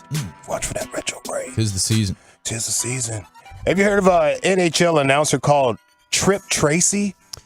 Trip Tracy. No. Trip Tracy made a mistake broadcasting, and it's crazy that his name is Trick Tracy because he trips over something, and I think of Trip Tracy rhymes with what? Dick Tracy. Okay. Okay. Just absolutely hit the lottery with a bunch of Reese's peanut butter cups trick-or-treating. That's what's on the table tonight. It would be a heck of a month. It's crazy, bro. Yeah, Trip Tracy tripped over that word. Yeah. What are we doing? A lot of ideas at that intersection. That's what's on the table tonight? Is that what he said? Just absolutely hit the lottery with a bunch of Reese's peanut butter cups trick-or-treating. What she said. It's really good. Man is out of control. Manning cast Jacoby Brissett trying to draw the Bengals offsides. You guys seen that? I missed it. Did you hear it? Him No, trying I to draw heard them about offsides? this, yeah. Okay, listen to this. And Manning cast, they react. It's automatic. Turbo, time! Almost got you, 55. Oh, did you hear that? I almost got you, beautiful. That's a good mic. That's a great mic. Same mic that got Rodgers bleeping his just center earlier. Literally like a foot above the line of scrimmage. Yeah. That mic is strong though on that Manning cast, isn't it? Like on one touchdown, I heard like 3 bleep yeahs. It was just over and over. Bleep yeah, bleep yeah. I love that. Yeah. Give me more of that. I hear you. It's cable, right? Yeah. That's true. Yeah, why not? Yeah. It's 2022. Yeah. Come on, man. We've heard worse. Yeah, please. Have you logged into Instagram? Any other nominees, Lucius? Rapper Cameron is upset at Ben Simmons. He went to a game in Brooklyn and is really upset about what's going on. Now, Cameron is actually used to be a basketball player himself, top 25 All-American in his day. Oh, cool. He was recruited by Miami, Georgetown, Syracuse, but, he didn't have a diploma. Okay. He didn't go to school a lot, you know what I mean? Yeah. So he ended up going to Navarro College, and he hurt himself and, ended up being a rapper. But here he is mad at Ben Simmons. Look, I'm going to be real brief and short. Pause. Ben Simmons, stop wasting my time. I'm dead serious. Stop playing with my. You got playing 2-on-5 out there, man. Stop playing with man. If you don't want to play basketball, go the Kardashians, the Jenners, whoever you with. Now, when we watch it on TV, oh, it's all good. I went to the game last night, and I watched you shoot an air ball layup. Stop playing with my KD, Kyrie, I know y'all may not approve this much. This ain't on them. This is on me. Stop playing with my real talk, Ben. If you don't want to play basketball, go do what you want to do. Stop playing with man. I mean, man. I could suit up and get 2 and 6 fouls. 2.6 fouls. Yeah, I'd like to see that too. More than I'd like to see Ben Simmons play. Broadus told you in crosstalk, Apparently, he went into the coaches last night and told them he doesn't want to play anymore. Play, yeah. So that is a very interesting situation. I'm keeping my fingers crossed that it totally melts down and the Mavs trade for KD. Okay, just visualize that here. I don't know if visualization pays off in a retrograde, Lucius, but I'm going for it. I'm going for it right now. Yeah, they don't have any options. They don't have any options. Give them all the picks. All right, let's do some voting here. Is it Jerry Jones on Emmitt Smith being 300-pounder below the waist? Jake Paul calls out Nate Diaz and Canelo. Trip Tracy had a stumbling. What did he trip over? The penis. Jacoby Brissett trying to draw the Bengals offside, and Cameron's upset with Ben Simmons. I'm voting for Jerry Jones. Chief, how about you? Yeah, I mean, Lucius, you're throwing some heavyweights out here, man. These last 2 days, it's been tough, but I got to go with Jerry again. What do you say, LA? Yeah, me too. Jerry Jones. Yeah, let's go 4. It's unanimous. There he goes. Jerry Jones, now a 3-time G-Bag of the Day champion, on his way to 5, at which point he'll be immortalized once again and eligible for the G-Bag of the Year. Now, when we come back, it's time for Krusty's Corner. Where are we headed with that, sir? Guys, school is in session, and we need to hand out some grades. We'll do that next. All right, I first got to talk to you about the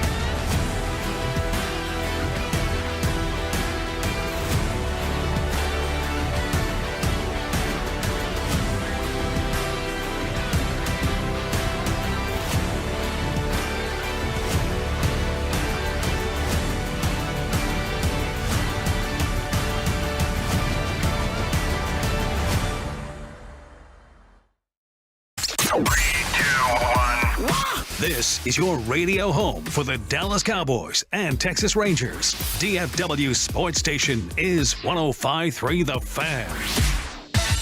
If you're in need of traffic control or barricade rentals, Buyers Barricade is a full-service provider, taking care of your project or special event, no matter the size from start to finish. It is the Texas Authority in Barricade Rentals. BuyersBarricades.com. Thank you, Lucius. It is the G-Bag Nation here on The Fan. The NFL trade deadline, 16 minutes and 15 seconds away. We're all over it. There's no hot buzz right now, so we need this to come in the last few minutes. There are a number of trades happening. We'll recap this for you as the day goes on, but right now it's time for Brian Broaddus in Krusty's Corner. Thank you very much. And, Joe, just to recap kind of what I was hearing for the Cowboys, that they were looking to potentially go player for player and then also somebody that might be on a rookie deal. That was the first possibility. If they have to use compensation, I think they would be willing to do that as well. But the one thing I did hear was potential player for player.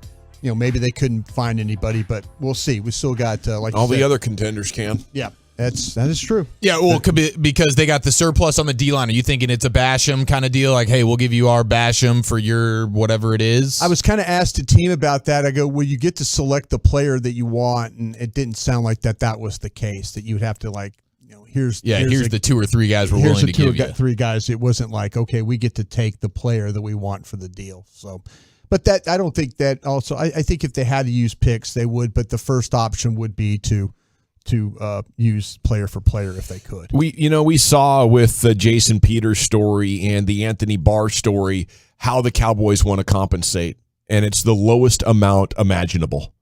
So they're sitting here waiting for perfect opportunities, and sometimes those come along, but they're rare. And in a league that's taking advantage of anything they can find to make their team better and taking big swings, I have a feeling they're going to regret not doing anything today, Brian.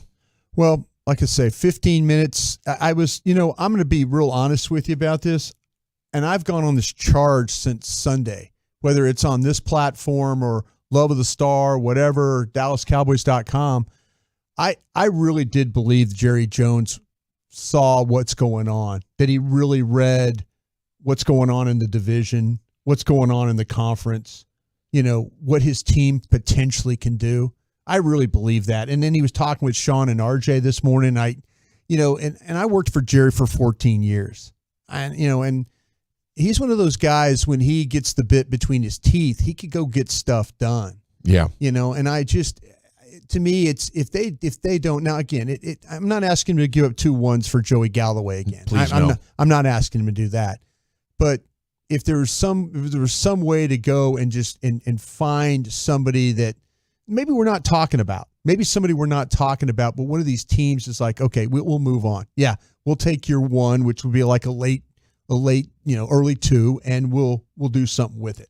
Yeah. And if that's not the case, then man, I just think it's a great opportunity with what's going on in this conference. Huge opportunities. They're probably telling themselves, "Oh, we have a good shot anyway." Yeah. Well, maybe so. They try to find a quarterback without taking one in the first round. They try to win a Super Bowl without really making a commitment to making the roster better at the trade deadline. It's just how the Cowboys think they're getting home these days. Well, they've done better though. 6-2. I mean, at the break, that's a lot better than I kind of thought they were with their quarterback being dead. I'll recover. Hey, it's a kick between the legs here. You're right. We got 13 minutes. I'll recover. I'll be optimistic. I'll be excited. Right. I think they do have a chance, but instead of a 12% chance, let's make it 25. Hot damn it! Yeah, I understand. I was dancing with you, General. I absolutely was. All right. We're at the halfway point. Kind of sound like Ned Flanders right there at the end, bro. Hot damn it! I paid for this. That was good. All right, I just want to get you guys some midseason grades, and I know we're at 17 games, so you really don't have a midseason, but we're close enough here. And I'm going to give you some guys over at the Cowboys, and I want you to give me a letter grade and why you gave the letter grade. And I don't give me an A- or an A+ or just an A, B, C, or D. Just keep it, pretty. A, B, C, or D. Yeah. Can I do F? You can do F. Okay. If you do F. And so I'm going to give you a name. I'm going to give you a name, and then you tell me your grade for the guy for what you've seen through 8 weeks here. and then why you gave him the grade. And Chief, I'll start with you. Kellen Moore. Ooh. I think I would give him a B for getting through 4 or 5 games with a backup quarterback on the other side for the most part, and you could see the changes that were made. It wasn't just like, okay, we're going to bring in the backup and we're going to run the same things as we always do. I think he's become more nuanced in the rushing attack, and some other injuries like this week where you're down Zeke, you're down Noah Brown. Here comes CeeDee Lamb playing a little running back, and they had a really nice stretch where they were doing 3 tight ends, no running backs technically on the field, and they went up tempo and dictated things on Sunday. That was really, really cool to see. So I think you're starting to see the maturation with Kellen Moore here, and it's not perfect yet. And the Lions game, some people are looking around going, what are we doing in some of these scenarios? Sure. But in that Bears game, that was one of his better performances. So I think there is credit to be had there. He's not on the level of these top 5 or so play designers that you see across the league, but he's inching his way.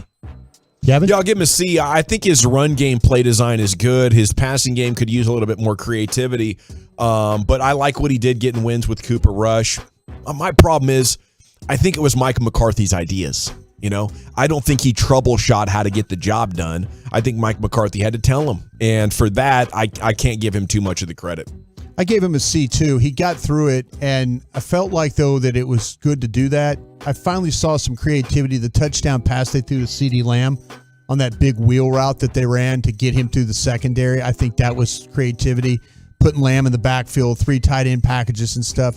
I think he's working the right direction, and maybe that's because he's got Dak Prescott back, that he's kind of, maybe getting a little bit more involved in that way. Gavin, how about Tyler Smith? I'll give him a B. And I have had a high standard for him. I don't think he's playing great, like to trend as good as Martin Frederick Smith, that generation of offensive linemen we had, but I think he can be a pretty good starter. In the run game, he's been good. In the pass game, only slightly below average, and for a rookie, I think you're doing a good job. You're ahead of the game a little bit. Chief?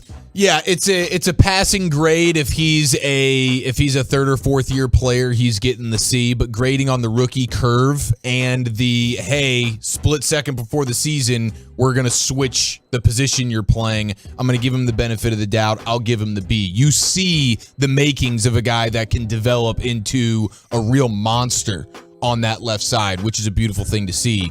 But there's also the growing pains. So I think a B is fair. Yeah, my expectations of him playing left tackle, I really wasn't sure. I mean, I've seen him play at Tulsa, and I felt like that maybe he can do it and be fine at it.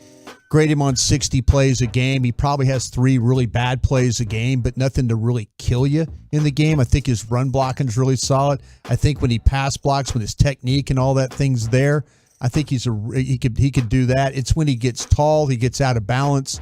I think that's the biggest problem. I would give him a B myself, is what I would do. All right, Chief, Dorrance Armstrong. Man, I think you got to give him an A. And I know it's kind of quieted down a little bit here. And I know in the run game, he and it seems like all of these guys are having some issues. But I can't discount the monster plays that he's made, game-changing type of plays, whether it be on special teams or actually on defense. So I don't know if he's still trending in the right direction with some of these huge plays, but I can't discount the fact in the first few weeks of the season, holy smokes, man. It seemed like every game, there's Dorrance Armstrong doing something special. So to this point, I'll give Dorrance an A. Gavin? Yeah, I think you give him an A, for where he is in his career and for the Cowboys to retain him. It's not like they're paying for him to be the complete dominant edge player. He's getting to the quarterback at a very high level. He's going to be a Pro Bowler. You didn't have to give up a huge chunk of your cap to get Randy Gregory replacement level play. So shoot you out. Hell of a job there from DA. Yeah, I'm more like the lines of the B on him. And I know we saw some early stuff and we've seen some pass rush stuff. I think some of your issues in the running game, and I think there's several of these defensive ends that maybe I'm asking them all to be complete players. Maybe I'm asking them to be like Tank Lawrence and be able to handle the run when it's right at you and not gamble and shoot inside or go too wide and stuff like that. I feel like, though, I knew that. Well, in the preseason, I felt like he was going to be a really good player for you, or he was going to have that level of going up. I think he started off that way, and now I'm a little bit kind of thinking, Yeah, he's starting to come back to earth a kind of little bit. leveling off a little bit right there. All right. How about Leighton Vander Esch, Gavin? I'll give him man, you really did it to me here because I'm stuck between a C and a B, and I can't give a plus or a minus. Yeah, I'll go with a C. Yeah. Yeah, it's a C for me. I'm gonna give him the passing grade, but and it's definitely been improvements, and he's flying around and making a bunch of tackles, but you still see some of the recognition issues, slow to see things, getting off blocks can be challenging for him. He hasn't had like super game-changing splash like we can give Dorrance Armstrong credit. Sure. Hey, you're lacking in some areas, but you've really blown up a couple of games in a positive way for the team. So, and he's the Mike linebacker of a defense that's struggling to stop the run. So, yeah, I'll give him a C. I'd be fine with giving him a D as well. Nice. I think it's more on the lines of the C. I think there's been some times where he's been outstanding sideline to sidelines, and then other times that he's been hooked up on blocks and stuff like that. I think it's kind of been a little bit hit and miss. Not as bad as Anthony Barr. I think Anthony Barr has been more hit and miss. Agreed. I think Leighton Vander Esch has at times played well. And my final one for you guys real quick here, the combination of Jake Ferguson and Peyton Hendershot. Ooh, that's been strong. Yeah. I think especially grading combination of the both. the combo together, I think you have to give it at worst a B, and if you're grading on the rookie curve, I think you give it the A, because especially Hendershot coming out of nowhere. I mean, he was only known for his hoochie daddy shorts at practice all throughout the offseason, including training camp. Then you started to see it in some preseason games. Like, that's a pretty nice duo right there. I'll give it an A. Yeah, I'll give him a B. They're not quite dominant tight ends, but they're very, very solid. And to get that from rookies later on in the draft, excellent job by the Cowboys. Yeah, I would give him a B myself, though. I think the blocking's been really good, and we're starting to see him catch the ball better and be downfield making plays. That could be an A by the end of the year. So thank you guys for your grades. Appreciate it. The NFL trade deadline is 4.5 minutes away. We're going to review everything that's happened and see if anything develops in the next 5 minutes. And then we're into a college football super segment. Michael Gelkin is going to join you at 3:20, and we're back right here. It's the G-Bag Nation and the Fan. I want to chat about Men's T Clinic.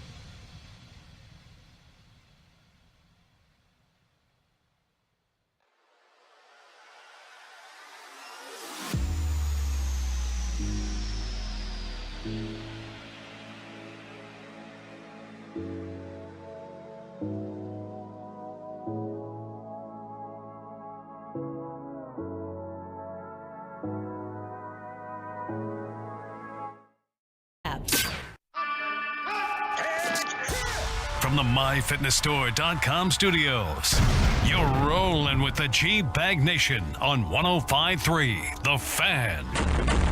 Hour number 2 of the G-Bag Nation here on 105.3 The Fan. If you had the Cowboys making no trades on your bingo card, come on up and elect your prize selected because the deadline passed. The Cowboys did not make a move. Okay, so at 877-881-1053, do you think the Cowboys made a mistake on this deadline? The other contenders in the conference making big moves and some other moves as well, but the Cowboys not among them. Calvin Ridley trade from Atlanta to Jacksonville. The Colts traded Nyheim Hines to the Bills. He's a running back who catches a lot of passes. The Bears trade for Steelers wide receiver Chase Claypool. The Lions trade for tight end T.J. Hawkinson. They traded him to the Vikings. Yeah, yes, My sir. bad. Yes, sir. The Commanders sent cornerback William Jackson III to Pittsburgh. And then the Broncos traded edge Bradley Chubb to Miami. The package the Dolphins are giving up is the Niners 2023 first, the Broncos 2024 fourth rounder, and running back Chase Edmonds for Chubb, and the Broncos 2025 fifth round pick. So that's it. You know, it is over. Gavin, you don't make a move for the sake of just making a move, says the 214. You would be the first to bitch if they overpaid or don't have any first round picks. If it's not the player you think it should be, they've done good with the moves that they have made. Yeah, you know, I said to start the show, I would be willing to overpay on this day. I think it is a day and a situation where you're willing to overpay if you can make the team better. 214, not surprised. They're going to sign OBJ.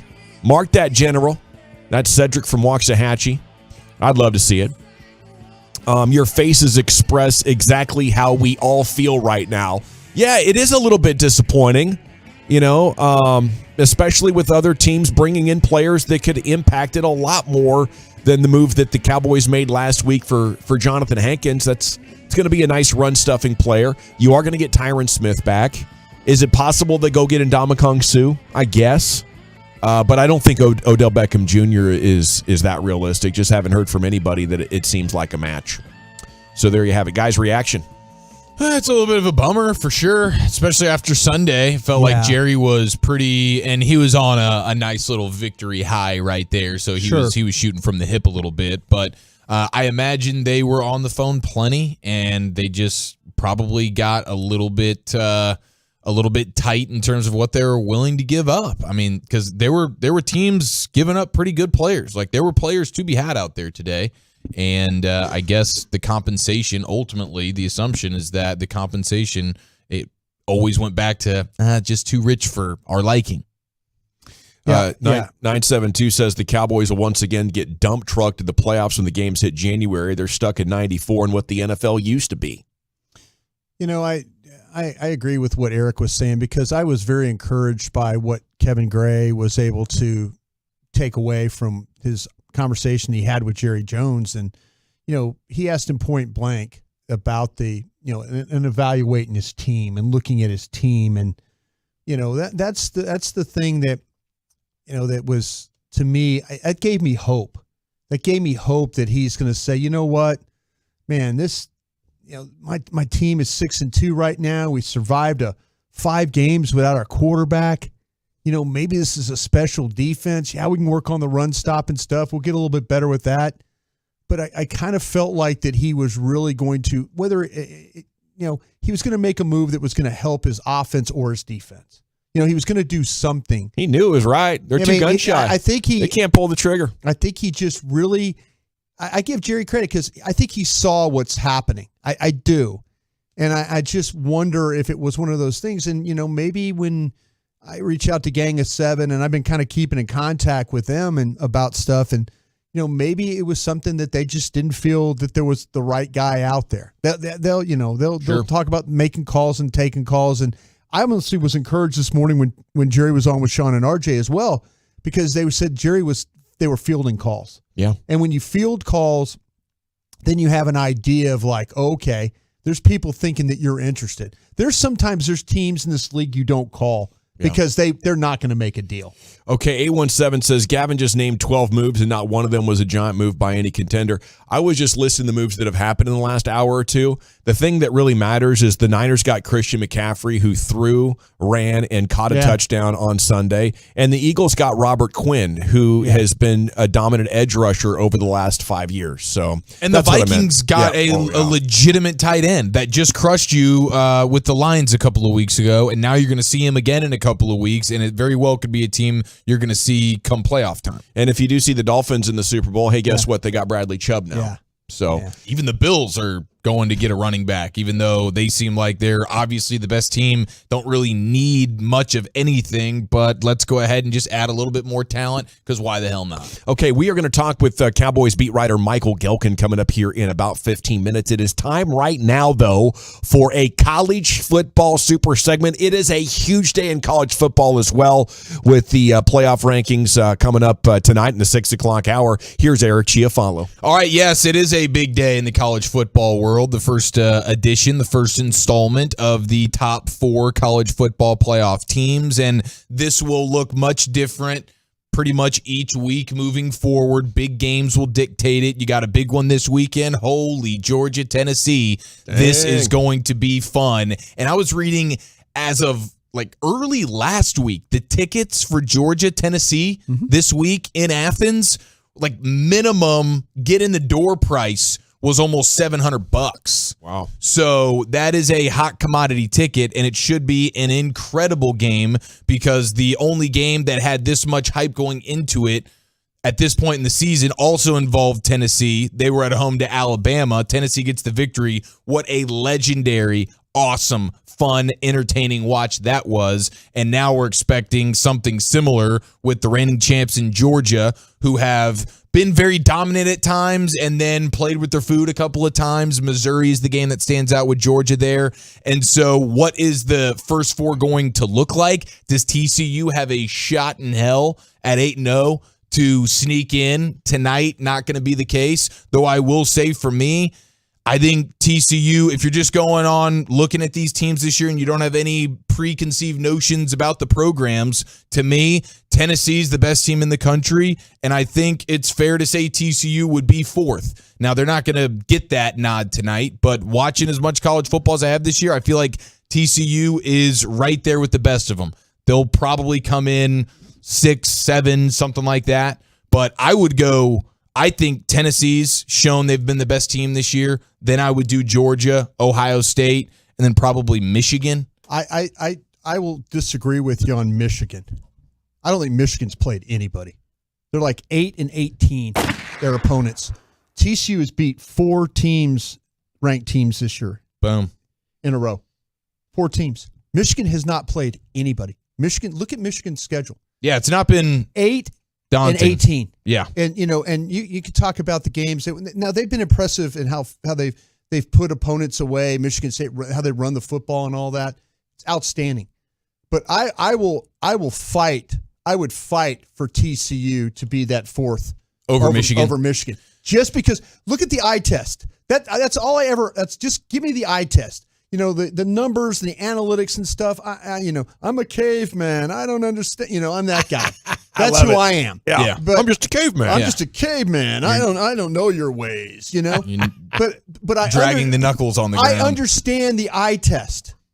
TCU's eye test is better than Michigan's eye test right now. And their resume is better for sure. I agree with you. Like, if this was the final college football playoff one and we had to dictate it today, I do think TCU would deserve it. But in terms of realistically what's going to happen tonight, TCU probably not going to be a team that is going to get much top 4 love. It just shows you, though, that these committee members will not have respect for the Big 12. Mm-hmm. That they won't. And I hope TCU keeps winning. Yeah, just take care of business. Just take care of business. Yeah, because if they're undefeated by the end of it, they'll get in. We hope, because like the Ohio State, you got 2 teams in the Big 10 that are going to probably be in this thing. And by the way, I think Tennessee's better than Georgia. I do too. I feel like Tennessee's the best team in the country. The eye test will now I might be dead balls wrong about this next Monday after this Tennessee Georgia game. I just feel like that Tennessee puts so much pressure on you offensively. Mm-hmm. Their quarterback has been outstanding. They run plays at every 12 seconds. They don't let you substitute. They love to play track meets, and their defense is good enough to get. I mean, that game against Alabama was that to me got my attention. And I saw them play LSU, and LSU is a ranked team now, 6-2, and big game against Alabama. But they boat raced LSU. LSU didn't have a chance in that game. So I think Tennessee. I wouldn't be surprised if Tennessee's the number one team going into this. You think tonight they can get the it? rankings? Yeah. I wouldn't be surprised at all. It wouldn't surprise me. It would actually surprise me a little bit because I think they're going to show the preconceived notion coming into the season, Georgia, Ohio State. They're going to get probably most of the love. Ohio State has only beaten Notre Dame and Penn State. And I'm with you on that. I agree with you when it comes to Ohio State. I don't buy into them as much as everybody else does. Ohio State, who have they played? Well, Paul Feinbaum, who is like the human embodiment of the NCAA football rulebook, he's got Ohio State at number 1 in his. Yeah. And a lot of people, a lot of metrics, a lot of different, like tonight you might get Ohio State number 1. I would personally disagree with it. I'm with you on that, Broadus. But Ohio State's going to be probably 1 or 2, and then it'll be Georgia and there's another right there next to Ohio State, and then they'll probably have Tennessee at 3, and then I guess Michigan at 4. But I'm looking forward to 6 o'clock tonight. We'll have that news in the 6 o'clock hour. A lot of the texters pointing out TCU barely beat West Virginia, who's 3-4, and they played all these close games, and they've gotten in big holes early. Doesn't matter. They've beaten ranked teams. It's not their fault. They show up and play ranked teams. Whether those teams that were ranked that they beat deserve it or not, they have beaten teams along the way. Look at who Michigan's beaten. They've beaten Hawaii. Connecticut, I believe. I mean, they've beaten teams that aren't good. You know, that's if you're okay. So there's who's better, TCU or Michigan, but there's also would TCU be the obvious outlier in a Final Four against the Blue Bloods, the heavyweights of college football? They'll screw TCU on this thing. They will. They'll figure out a way. Somebody will screw TCU in this thing. And I ain't a huge TCU fan. I'm just telling you what the eye test tells me. Yeah. You know, you can say this how about Georgia? And that's an SEC school, and I'm an SEC guy. Okay. Georgia's 22-26 with their record. You know, they've had two wins. So you think TCU beats UT and Baylor? I think there's a possibility. Yeah, I'm going to let this thing play out. You know, we'll see what happens with Texas and Baylor. Both of those teams, Baylor and Texas, have played well this year. BYU went to BYU and lost. You know, I've seen Baylor look good and bad. I've seen Texas look good and bad. You know, I think that you have to give TCU more credit. I really, really do, and I don't think the committee will. I don't. No, they won't tonight. They won't. But if they take care of business and they keep winning, and that Texas game is going to be a big one. And in Texas, their record doesn't really show it, but they are a very, very solid team. Going to be a tough out for TCU. Baylor, similar situation there. So I got a ton of respect for what TCU's done this year. I really do. Offensively, they are just absolutely dynamite. They are a joy to watch. So we'll see what happens with the college football playoff tonight. I do want to show respect to one individual, though, for Ohio State. And I don't really buy into what Ohio State is selling in terms of being the number 1 team in the country. Very, very good. Very well may end up in the college football playoff when it's all said and done. But this particular defender for Ohio State had one of the most legendary college football performances that I could ever remember seeing. Here is Gus Johnson just praising the man. First down and 10 to the 19. Intercepted. Wow! Tuimoloau again. Unbelievable. JT Tuimoloau has had the game of his life. He deflected a pass that led to an interception. He intercepted a pass. He got a sack. He got a strip sack. And now a pick 6. What a game. Okay, he's a sophomore defensive lineman. 6 tackles, 2 sacks, 3 tackles for a loss. He ends up having 2 interceptions. One of them, as he mentioned, returned for the touchdown there. He had a pass breakup as a defensive lineman, and he had a forced fumble. It is a historical one-man band kind of performance that I have never seen before, especially from a D lineman. To get all of those box score things to fill out in your favor is pretty dang incredible. And he's wearing number 44, and I'm watching it. At first, I'm thinking, dang, this is a badass linebacker. Yeah. And it turns out he's a D lineman, and he's having just a crazy game. So shout out to him. JT Tuimoloalu, I believe is his name. Where does he play? Ohio State. Ohio State. Yeah. Check this guy out. Yeah. Superstar. Thank you, Chiafalo. There it is, a college football super segment here with you on 105.3 The Fan. We'll be back to talk college football coming up in the 6 as these playoff rankings start to be broadcasted. Okay, Cowboys writer Michael Gelkin, were the Cowboys too conservative at the deadline's the topic, and it's next on The Fan. All day, every day.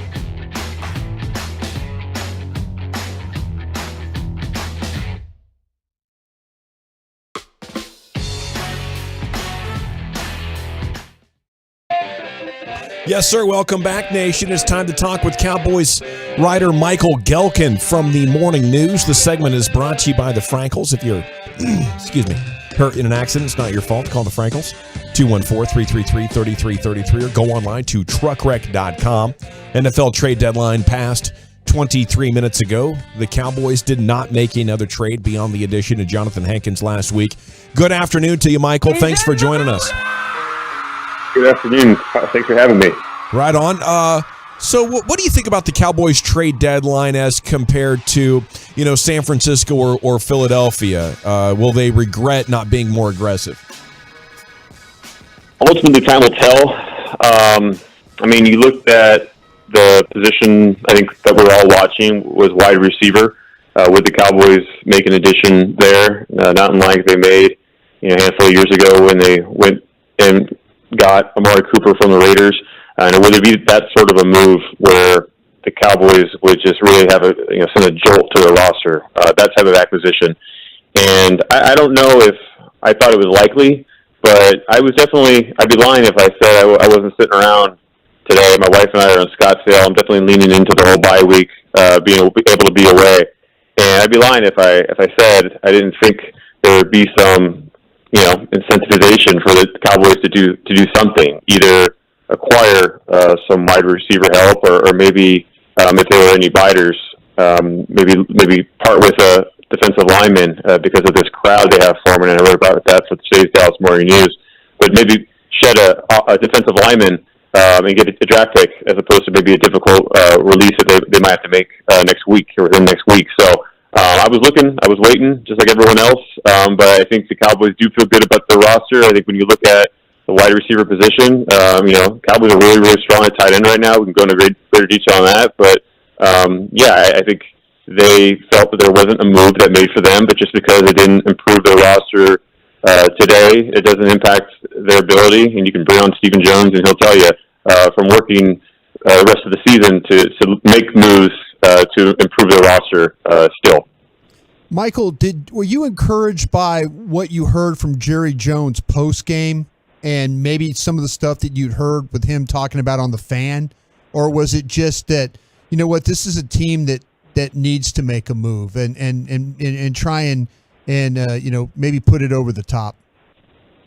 I think it was Jerry saying post-game Sunday that, they were open to adding a wide receiver. That the way he described it, I think opened my eyes that, perhaps this is something that might happen.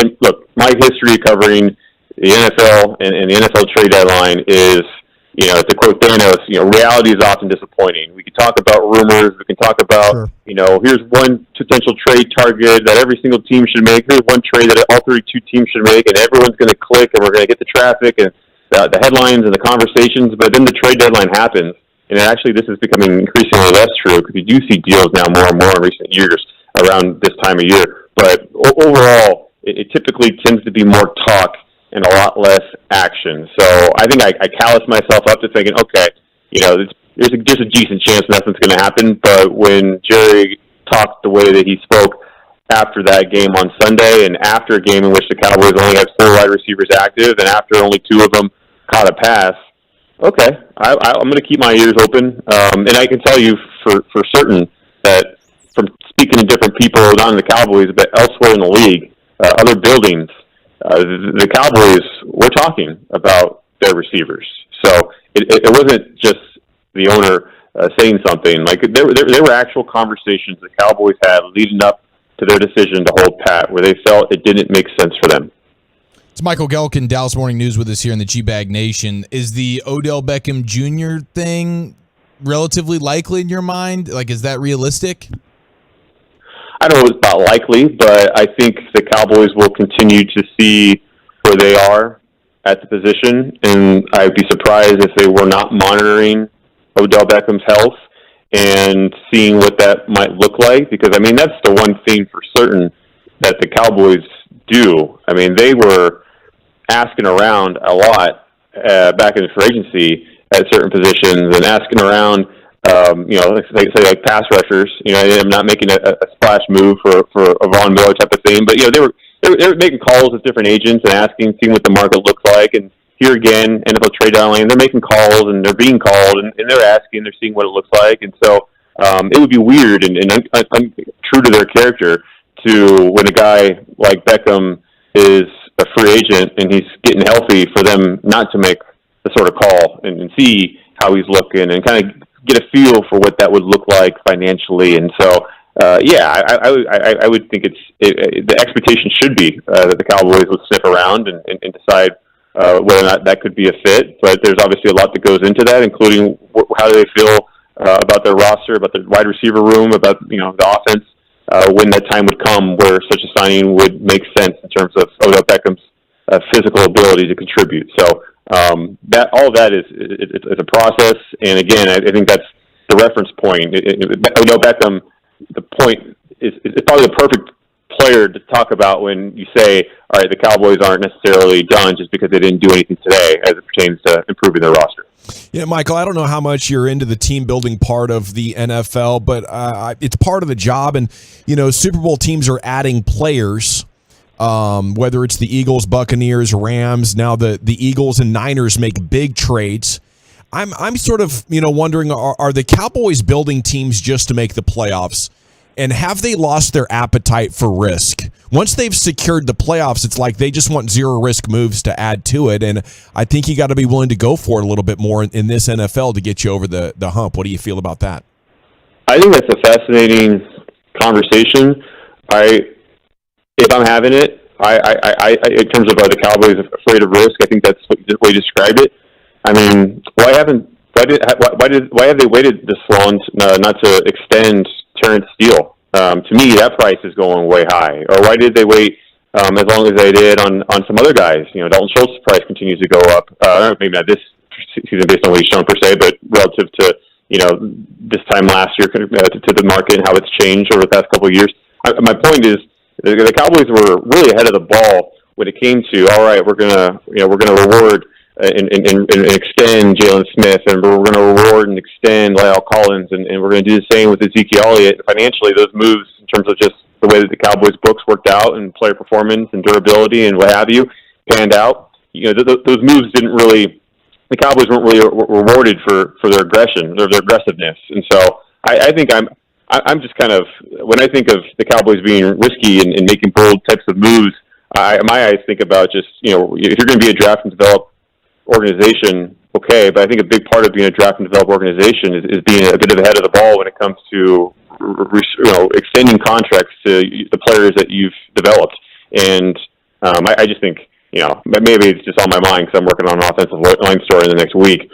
But I look at the right side of the offensive line, and Terrence Steele is going to be restricted free agent next year, and not unrestricted but restricted, and it would make a whole lot of sense to me, at least. To me, you know how hard a guy works, and he's your off-season award winner in a weight room. That's the type of guy you get ahead of, and you pay before the price gets crazy. That's a good point. Are you expecting a Tyron Smith return? And speaking of the offensive line, how do you expect the line to look if and when he does return? All indications are, Tyron Smith is right on track, and we will see him this season, which is alone a remarkable statement. Not beyond where we all felt like it could lead, but when a player that large suffers a hamstring tendon tear from the knee, it's a very, very difficult injury from which to come back. But the Cowboys, everything I've heard, they've been very encouraged by his progress. And so if you have a healthy Tyron Smith, that's not, to me, a swing tackle. I mean, if you got a healthy Tyron Smith and you're playing your best five, I mean, it's hard to imagine it not a healthy Tyron Smith not being one of your best five. But you also want to be smart with them. You want to make sure you're getting the most out of him at the right time, and you're going to ramp him up, of course. And so one thing for certain about the Cowboys is, you see the work that Brett Brown does at getting guys ready. They're going to take care of Tyron and get him back on the field, when he's most comfortable, when Brett and Tyron and the team are feel like he's ready to go. So that time is coming at some point. Queso, what do you make of the run defense for the Cowboys? That seems like when we listen to you guys talk to Mike McCarthy, ask questions of the players and stuff like that, that seems to be one of the topics that everybody tries to address. Where are you on the Cowboys' run defense? I think it's just an area that will be forever tested this season when your pass rush is this good, where the one thing that teams are deathly afraid of when they face the Cowboys defense is getting into obvious passing situations. You don't want to be third and long. You're in your 2-minute offense. You just don't want to be in a scenario where the Cowboys are able to pin back their ears and go. And Dan Quinn and the personnel that he has, I mean, collectively, they just do such a fantastic job of just, pressuring the quarterback, the different games that they run, one-on-one, finding ways to isolate a certain player, be it Micah Parsons or someone else. They're the best in the NFL right now at affecting the passer. And so it really puts the onus on stopping the run so you can get into more of those situations. Because if you're the Cowboys, you want to do what you do best as a defense, and that is affecting the passer.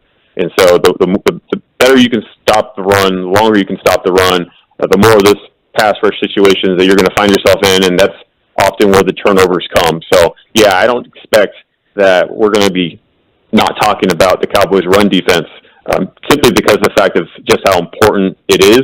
But they also have had, starting week 1 against the Bucs, Leonard Fournette had a lot of success.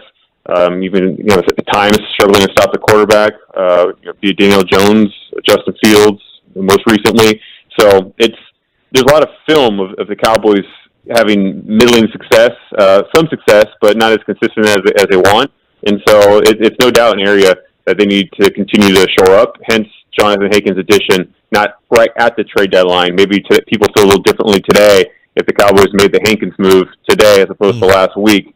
But nonetheless, the Cowboys did make a move at the trade deadline, and it did address the run defense. It's a good point. Michael Gelkin, Morning News, thank you so much for your time, and enjoy your bye week, sir.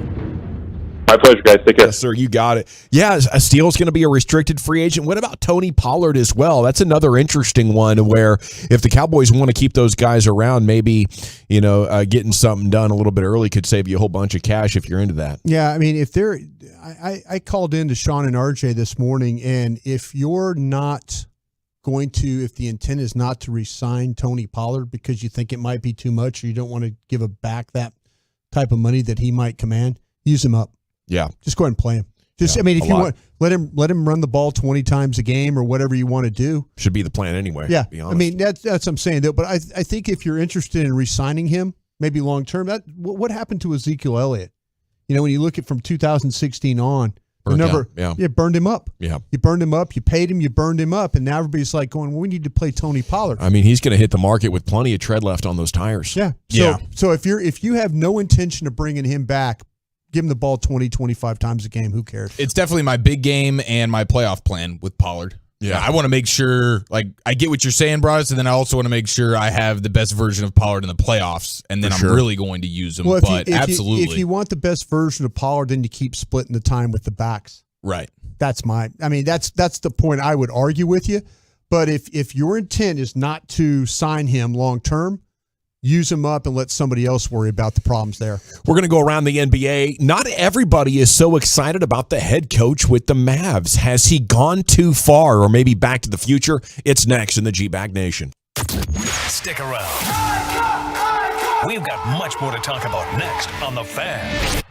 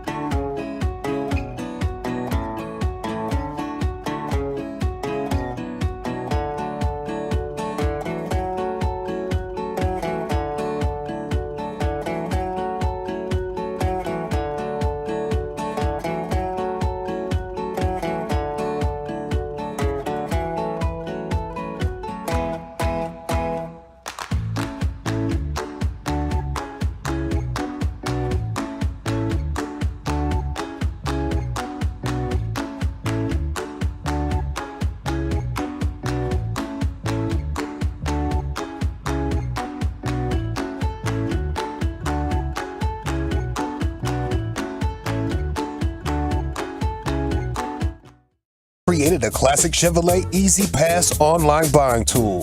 Visit ClassicChevrolet.com to get started. Chevrolet, find new roads. Yes, sir, Lucius. Thank you so much. It is the G-Bag Nation here on The Fan.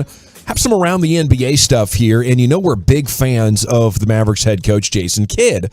But not everybody is, and there might be evidence that we're mismanaging the Christian Wood situation a little bit. Before we get going around the NBA and talk Mavs with you, though, I do want to pass along a Cowboys note that was reported by Michael Gelkin as soon as he got off the horn with us.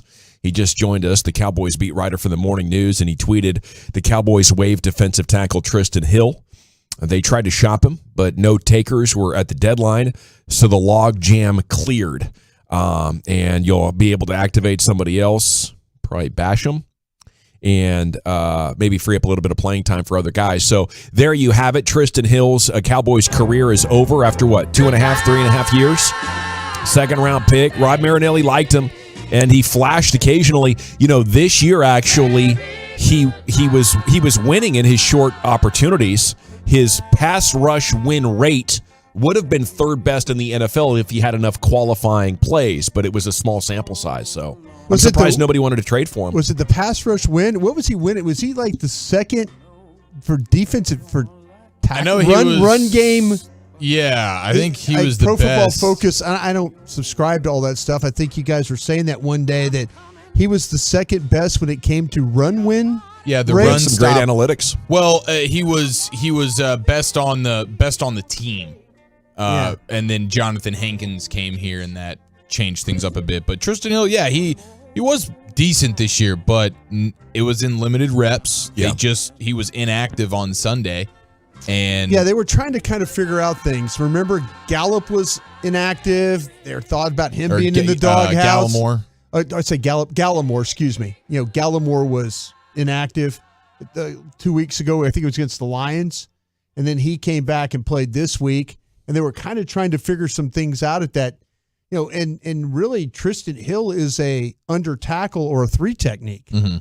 So you know that now where does that leave them with the, you know, when it comes to those under tackles and things like that? Yeah, it was a mistake. They had a tough run there for a couple 2-3 years with the Taco and the Tristan Hill pick, and now they're both gone. And I don't think you're going to be missing them. Okay, I was reading on Mavs Moneyball. It's a review of 6 games in, and the premise is that Kidd is not putting the team in a position to win. Okay, now I'm going to continue to give Jason Kidd the benefit of the doubt as we go around the NBA here with you. He did a hell of a job last year. He knows what he needs to see for their defense to be run right. And I'm not an end-all, be-all analytics guy in any sport. But at the same time, he was known as a mind games guy with the Bucks. And some players felt like it went too far and it became a detriment to winning. Like the point that he was trying to make was making them lose. And they're like, what are we doing, coach? You know? So it's clear he's trying to inspire Christian Wood to do what he wants, and he's using minutes as his leverage. The question is this a red flag for the head coach that everybody's been so excited about, myself included? I mean, the way he held Luka Doncic accountable right in the heat of battle in the playoffs last year, and Luka ends up not only turning in his best defensive performances of his career in the playoffs, but then goes and gets himself even better in the offseason to play even better defense. But here's the part that makes me wonder, Chiafalo. Mavs Moneyball. Kidd will argue that one of the reasons they're keeping Wood out is because they need to favor defense. Doncic and Kleba have played 112 minutes together, have a defensive rating of 111.8. Doncic have Wood and played 93 minutes together, have a defensive rating of 106.3, which is 5 points better. The Mavericks have the 6th worst net rating in clutch time currently, while playing in the most clutch minutes. That's the truth. Taking Christian Wood out of the game, they're the 6th worst. They've given up 50 points in 22 clutch minutes, which is horrifically horrible. That's a rating of, what, 2.3? 2.25? That's insane. But they are the worst on defense with Wood on the floor. With Wood on the floor is a fallacy. They're worst on defense, actually, when Wood's on the bench. So maybe that's just a small sample size. But I think that's something to consider. And how long are you willing to do this? And you're basically telling Christian Wood, you're getting benched for this, so we're going to put a player on the floor that we play defense even worse with. Now, you can see moments where Wood gets lost on defense. And just by watching the games, you'll see Kleba's a better defender at all points. At all points on the court, Kleba's a better defender. So the statistical evidence is speaking against that idea, though, and maybe Jason Kidd's exaggerating it. And besides, if you're going to be bad on the floor defensively, shouldn't you just put your best offensive player on the floor so you can be better at scoring? I'd say that would be my take. Like, okay, I get it.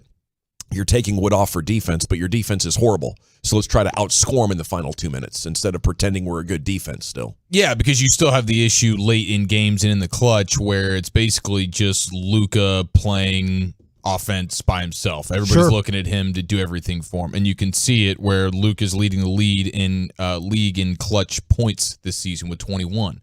And that is credit to Luka for being a stud late in games in tight situations, but it's also an indictment on everything else that they have going on because they really are a one-man offensive band when it's just Luka at the end of these games and there is Christian Wood on the bench. And people point to the game the other night versus Oklahoma City when you had Wood playing late in that game and things did not go your way and it was a historical debacle. But my one pushback on that would be, yeah, you let Christian Wood close out the game, but you checked him in with 6 minutes and 6 seconds remaining in the third quarter, and he never went back to the bench. You played him 18 straight minutes. There's going to be some type of fatigue setting in there. You don't even do that with Luka.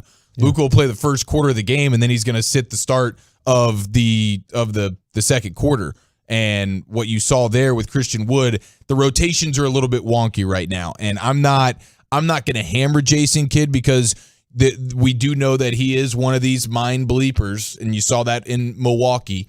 And this is early. It'd be quick to judge something that you haven't gotten to see the full picture of yet. You're 6 games into this thing. I'm going to trust whatever his process is in this before I start to really get freaked out. But I do agree with some of the notions where I would like to see more Christian Wood, and it's overstated some of the defensive things. And even when you look at like when Luka and Christian Wood are on the floor together, it is a positive 16.8 net rating and a true shooting percentage of 64%. Luka and a guy like JaVale McGee right now who's struggling mightily, it's a minus 13 net rating and a sub 50% true shooting percentage. Yeah, Wood should be starting. Taking McGee off the floor, Wood should be closing, and use guys like McGee and Kleba for what they are. They're backups. Yeah, but I do love that Jason Kidd, like, all right, I'm going to prove a point here that we don't want Christian Wood closing out games, and in order to do that, I'm going to make him close out a game, but I'm going to make him do it where he's playing 18 straight minutes of in-game basketball, and that's not something that anybody ever has to do on a game-to-game basis. Not one player is going for 18 straight minutes. No. So, of course, by the end of that game, Christian Wood is not going to be able to give you much. He didn't get a breather. And even with that sample size of horrific final 5 minutes of that game Saturday night, his rating is still better than Maxi Kleba's. Right. What do you think about this, Brian? I wonder if it was a situation where they're testing him. They're testing. Yeah, it's absolutely what it is. It's like and you talk about the mind bleeping and things like that. And, you talk to people at the Mavs about it, and, you're like, well, hey, why doesn't he get more opportunity? Well, had a bad defensive lapse. Let Lee have a three-pointer that he shouldn't have had. There's things that they'll tell you about, but I think this is one of those things where you play him for 18 straight minutes and you're testing his toughness. Well, you're testing his resolve. Yes. You're saying, okay, listen, if I'm going to rely on you, you're going to have to pass this test. It's tough for coaches because you have a try-hard like Terrence Steele, and you can't get over the fact that Lyle Collins doesn't try as hard. So you play Terrence Steele. It's like, Lyle Collins is still better. Well, he's only trying 80%. As a coach, I need 100% effort. Well, when the game is on, the more talented player is impacting winning. Christian Wood can go out there, blow an assignment, but he's going to be a better rebounder than Kleba, and he's going to be a better offensive player. And I don't know. I've seen things Jason Kidd's way a lot, but this is now on my radar. as something to watch. Speaking of coaches, the Nets fired head coach Steve Nash. It's a total disaster. I guess the good news for the Nets is it appears Ime Udoka is on the way, and he's one of the top coaches in the game right now. Pacers center Miles Turner making a pitch to the Lakers to trade for him. Indy and LA are discussing a move, and he was on with the Woj pod, said, if I'm the Lakers, I take a very hard look at this with the position that you're in. I know what I can provide for a team, my leadership, my shot blocking, my three-point ability, and just my ability to make plays out there on the floor. I love it.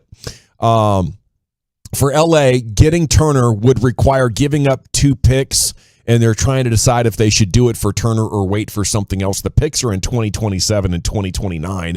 It's like the Lakers have already screwed up their present and their immediate future.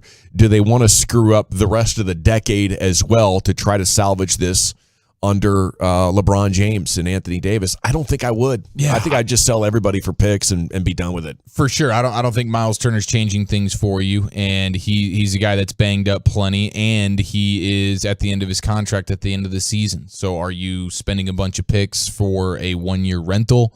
I don't know if that's something you want to do, but I do love that he's getting on the Woj pod and talking about this. You don't see that very often. No. Maybe ever. I don't think that there's 2 things going down today in the NBA that you never see. Coach suspended and going to another team in the same conference. No compensation at all. No compensation. Wow. That's right. Makes no sense to me that the Nets are going to be able to hire Ime Udoka and the Celtics basically granting permission and will allow him to leave freely. They will not, like the Saints are going to have to get some compensation if Sean Payton's going to go somewhere. The Celtics are like, it's all good. We don't need anything. I find that to be interesting and weird. And then just the whole idea of him being like, oh, Mr. Toxic, can't coach, oh my, like, and then 2 weeks later, boom, here he is with the Brooklyn Nets. That's weird. The Miles Turner thing, weird. I love the NBA. Yeah, it is incredible theater. Well, I'll tell you this, though. When have the Lakers made a really good decision? And with Buss or Pelinka or Kurt Rambis, who's ever helping them make decisions there? Well, they had the chance for Buddy Hield. They could have done the Buddy Hield thing, and they went, no, we want Russell Westbrook. No. That's the thing about it is, though, they continue to make poor decisions out there, and that's, don't expect the Lakers to turn things around. If you really hate the Lakers, you're happy that all those people are making decisions out there. Oh, absolutely. This is outstanding. Jerry Jones on with the Kansas Masterpiece today, and why I do believe they're making the right decision when it comes to the running back evaluation. That's next here on The Fan. Let's talk about my friends at D&M Leasing.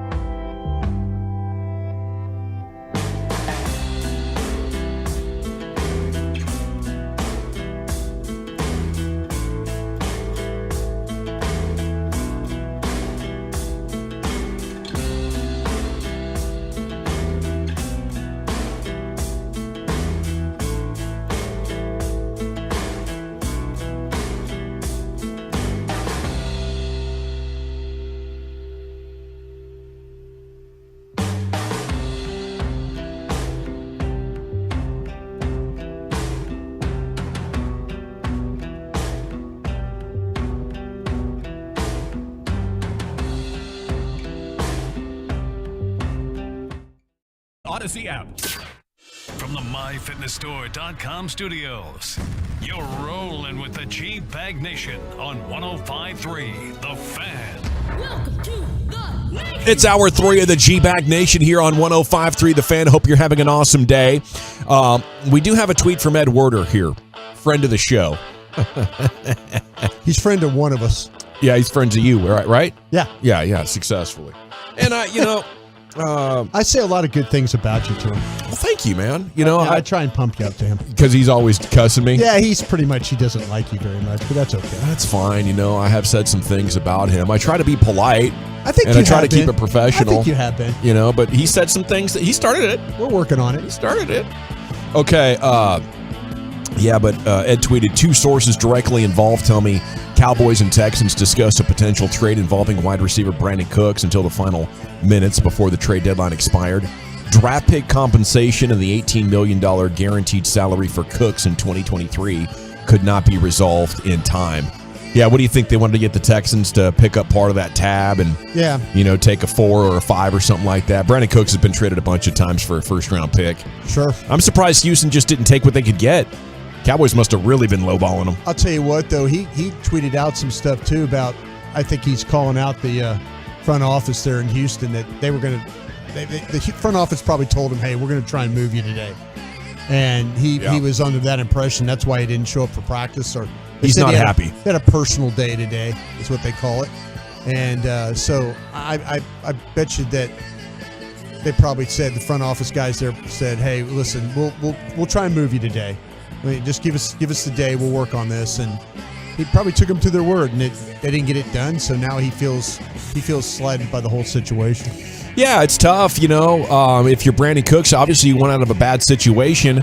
I guess the bad luck for him was the Cowboys are always the guy trying to get a dozen donuts for 25 cents. That's how they do their business. Like, I've talked with business people around DFW about trying to get a contract done around the time the stadium was getting built.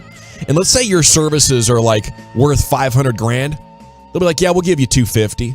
And you're like, why? I'm going to do this huge job for you. And they're like, well, yeah, but then you're going to tell everybody that you did this job at AT&T Stadium and you're going to make a bunch of money on the side. And it's like, not really. I mean, I'm just trying to, bid on this job for you just like anybody else. And they are looking for any possible angle to lowball the hell out of you and win the negotiation. That's what really gets Jerry Jones excited. And I think maybe today was an opportunity where you could make the football team a little bit better if you were willing to just lose a deal by a little bit. And I don't think they ever are. I think they're very risk averse as well. I'm going to say this. Sure. I feel bad for him that they didn't do something today. For Jerry. Cooks? I feel bad for Jerry. He talked about this morning. I feel bad for him. He's 8 years old. Yeah. I feel like, though, that I think he had the right vision for this. I trust me. I've been with him for a long time, 14 years. I heard when he said that the other day, he got my attention about when he answered Kevin Gray's question about what he sees. And I think he's seen it the right way. I really, really do. And so, there's a lot of things that goes on in that front office, man. A lot of things that happen. And I'm sad for him today he didn't get something done. Yeah, he talked about it this morning like there is more urgency to it, and it's not like it was 10 years ago.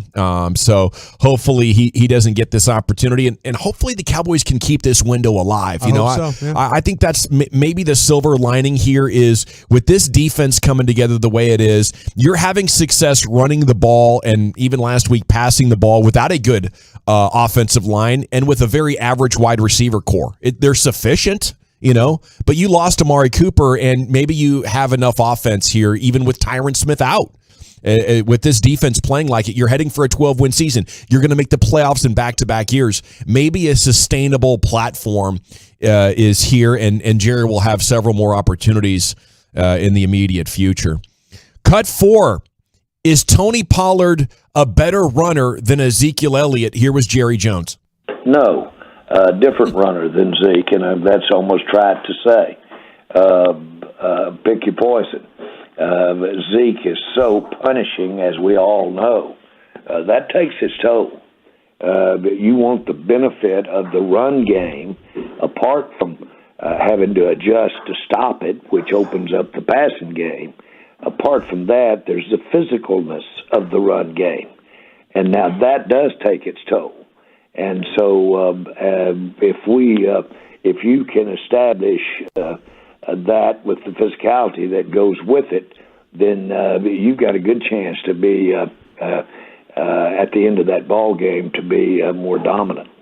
Okay, I mean, good support of his guy, Ezekiel Elliott. It's just laughable. The idea of taking a toll on the opposition is more important than an additional 2 yards per carry. 6.2 to 4.2. There's like 30 guys getting 4.5 yards per carry. Zeke's not one of them, you know. So I appreciate the loyalty to Ezekiel Elliott. I think what's going on here more than anything is Zeke's a TV star. And I think that's what Jerry is defending right now. The status as a guy that can get TV ratings for you. And as good as Tony Pollard is, he's just not the star that Ezekiel Elliott is. So I think I think that's what he's defending. You know, but it is bizarre. It's really bizarre to give that sort of an answer. There's got to be some sort of an ulterior motive. And once again, I'm sitting here, you know, trying to speculate on what exactly could be going on in Jerry's head as he's answering this question. I tell you what, though, I think he absolutely gets it. This is the silver lining on that cut. He'll say that, but they'll act in a different way. Here's cut 5 from Jerry. Is Pollard on a pitch count? He hasn't done that, and we certainly went into the game thinking percentage-wise he'd have lesser carries early to kind of save his energy. But I've never seen his energy diminish, and so I don't know what his, quote, pitch count would be if you just turned him loose and let him have as many snaps as you could.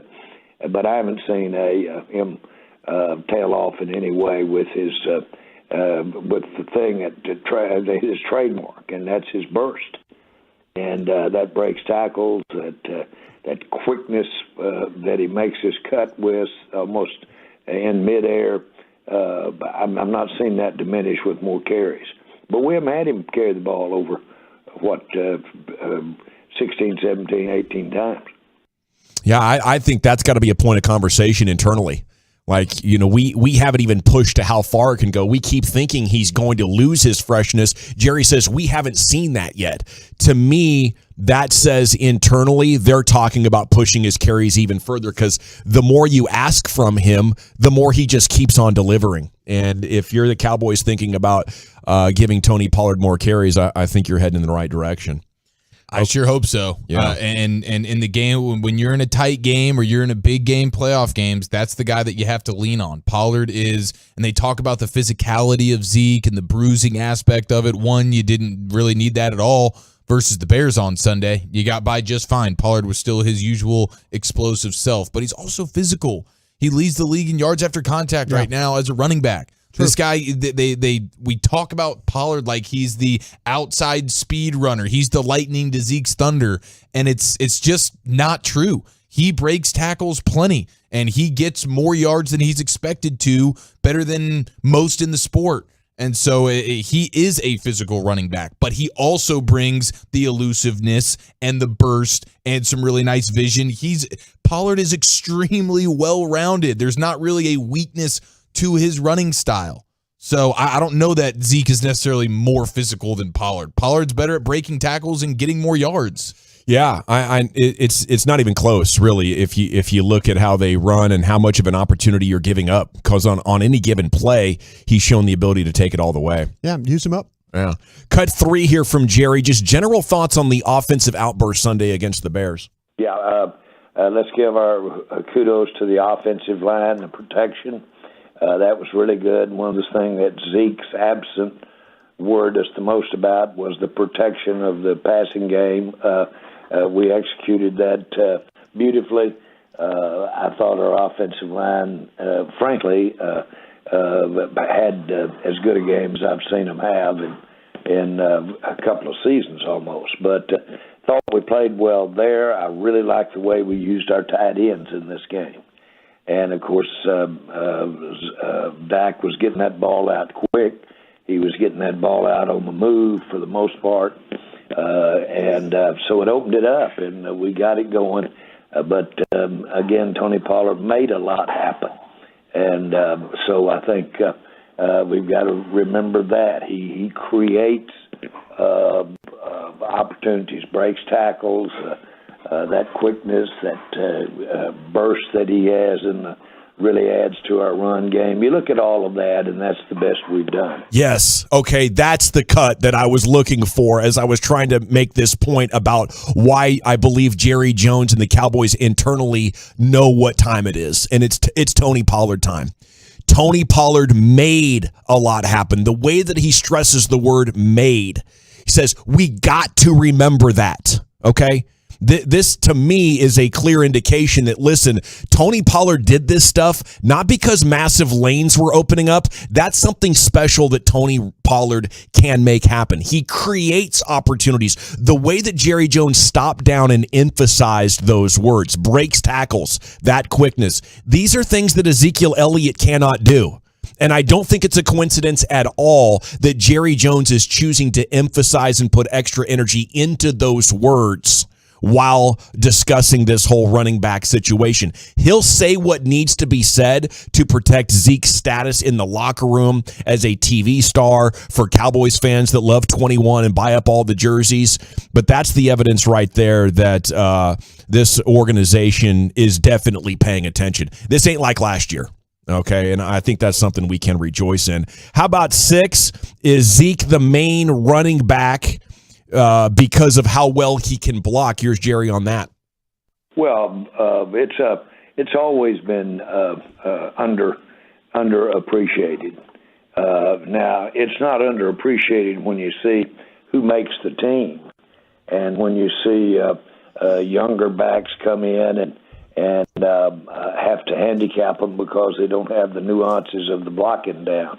But when you see it done right, and that's Zeke, when you see it done right, you realize how important it is. And of course, all you have to do is look at what happened to us with Dak's thumb, and you can see how important it possibly could be. And it is a big part.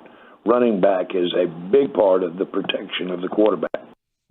Yeah, and as Chiafalo showed yesterday, Pollard's been pretty good at it. There's been some high-profile misses. The play that got Dak's thumb hurt a little bit, and others from early in the season that were embarrassing. But both of you guys feel like Pollard's sufficient at this point in that department? Yeah, I mean, one of the biggest offensive plays of the game that led to the drive of the game offensively for the Cowboys is the 3rd and 9 Dalton Schultz 30-yard strike from Dak to Schultz, and brought us. What'd you say? Pollard is the one who stepped up and allowed for that to happen. Yeah, he sacrificed himself in order for Dak to get the football out to Schultz.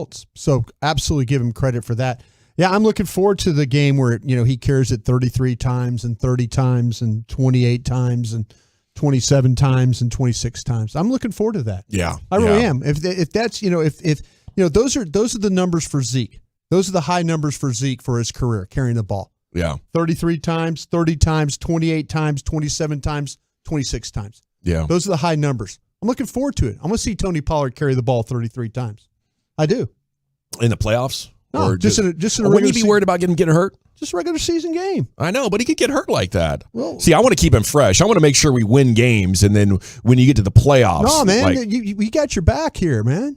You got your back. You do. You got your back. But you don't want him worn down. You don't want him worn down for January, do you? I mean, this game will take a toll on you. No, man, you got your guy. We're all talking like we got our guy here. Well, yeah, we do, but it's a 1-2 damn punch. No, I'm the one guy that's been talking about the 1-2 punch. But I'm listening to you guys, and I'm cool. If you want him to carry the ball 33 times, I'm cool with that. Nobody said that.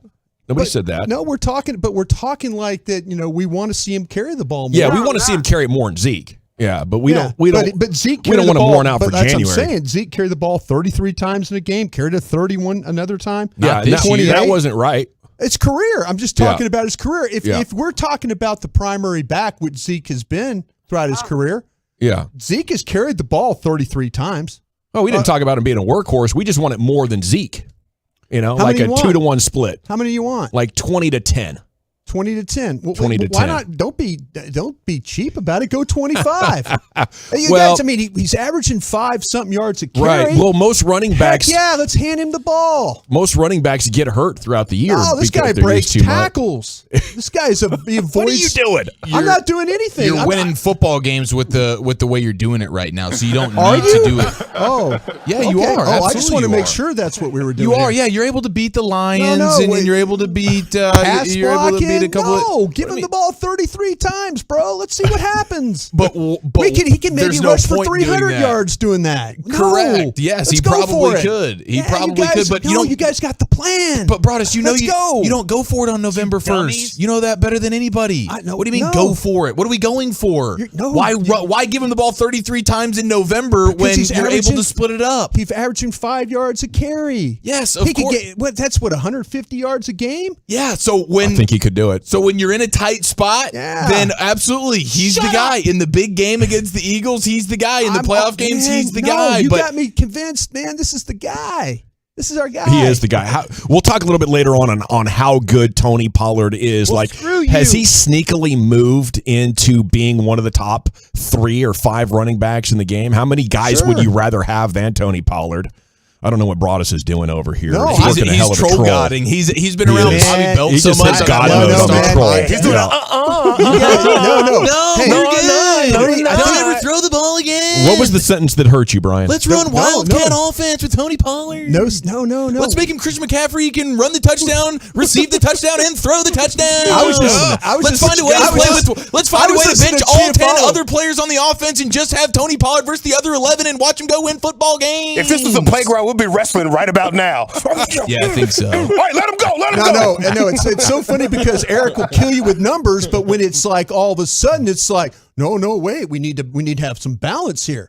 We don't need to do this. You kill everybody with these numbers, and I'm you just talk giving about you the facts, Broadus. What do you want me to do? Avoid them? And I'm telling you, Do you want me to avoid let's get them? him the ball 33 times and see how good we can do. We just saw that in 14 times he's going to give you 150 yards. So, like, I think I'm trying to agree with you. Let's do it. You want to give him the ball 33 times? Let's do it. If you've listened to what we've talked about over the last couple of days, it's been, and You I know have that's not. troubling at times for No, you on the no, program, no. but it's troubling with you how you explain things. What we've said That's is what's troubling. when you're in big moments, when you're in a You tight don't listen game. either. You don't listen either. That is fair, and that's fine too. That's fair. That is You're 100% absolutely fair. right. I can't push back on that. I also tend to not listen at times, but for this particular conversation, as all along, I've said the balance. That's all I've asked. Yes. That's all I've asked. Absolutely. But we're making it sound like that he needs to be the guy getting it 20, 25 times. That's what you heard. Nobody said that. Yeah, Okay. what we've said. Then we can stop. What we've said, Broad, Take the thing to break. is Coming up next, it's Chia Follows Top 20 Wolchuk's. We're going to do that next here on the Fan. We do got that top 20 at 420. You got it. You got it, buddy. We got the top 10 at 420. Chia follow in for Wolchuk and the broadcast responsibilities. Where are we heading, sir? Happy National Calzone Day. I'm going to shove one up Broadus' ass in the next segment. Twin Peaks is your ultimate sports lodge. It's a great place to go get delicious food and watch the game. Pair any of their made-from-scratch menu items with a frosty 29-degree draft beer served by a beautiful...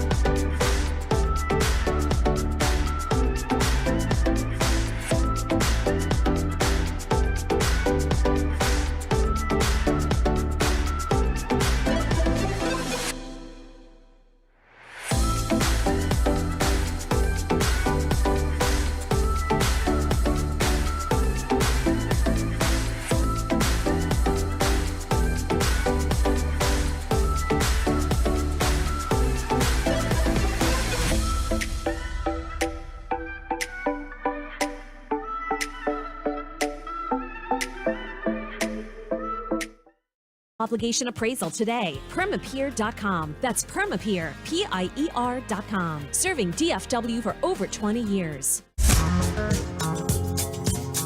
Welcome back, G-Bag Nation. Yeah, the Cowboys were looking for a wide receiver. CeeDee Lamb's 556 yards, ranked 9th in the league. Cowboys haven't had a 100-yard receiving game through 8 games for the first time since 1973. That's your guy, Ed Werder. That's Brian's best buddy, Ed Werder, tweeting about that. He is one of my best friends. Segment is brought to you by Soda. That is State of the Art. And it is time now for the top 10 at 420. Here's Giafalo. Happy National Calzone Day, ladies and gentlemen. A great day in the Giafalo household throughout my time. Love a good calzone. Yeah. I mean, holy smokes. What would you put the percentage on how much you love a calzone? I would put it at 150%. 150%. You know who makes a good calzone is that Papa Murphy's that you've never tried, Brian. Oh, are they doing that? Like a take home and throw in the oven? A take home calzone. Yeah, it's outstanding. Wow. Oh. I did not know they had that in the arsenal. Is all Papa Murphy stuff take home and cook? That's right. Yeah. Okay. I was about to say I could go get some of those. It's like refrigerated, not frozen. Oh, okay. So it cooks a little quicker. You just throw it in the oven as soon as you get home. Damn, we almost had some calzones, Phil. Yeah, I was gonna buy some. We almost had some calzones. We should have lied. So we got a bad microwave in there, don't we? I don't know, bro. Let's just find out. Damn. So in honor of National Calzone Day, I figured we would do America's top 10 Italian dishes. So what is your favorite Italian dish? Broadus, I know you are a big Italian food gentleman. So I'm sure you are ready to rattle off. Yeah. Well, you did the soda, and now you're back to looking. I'm you're back looking to like svelte. need to do soda again. need to get with Wolchuk. That maintenance program, bro. Gosh, got to get up in there.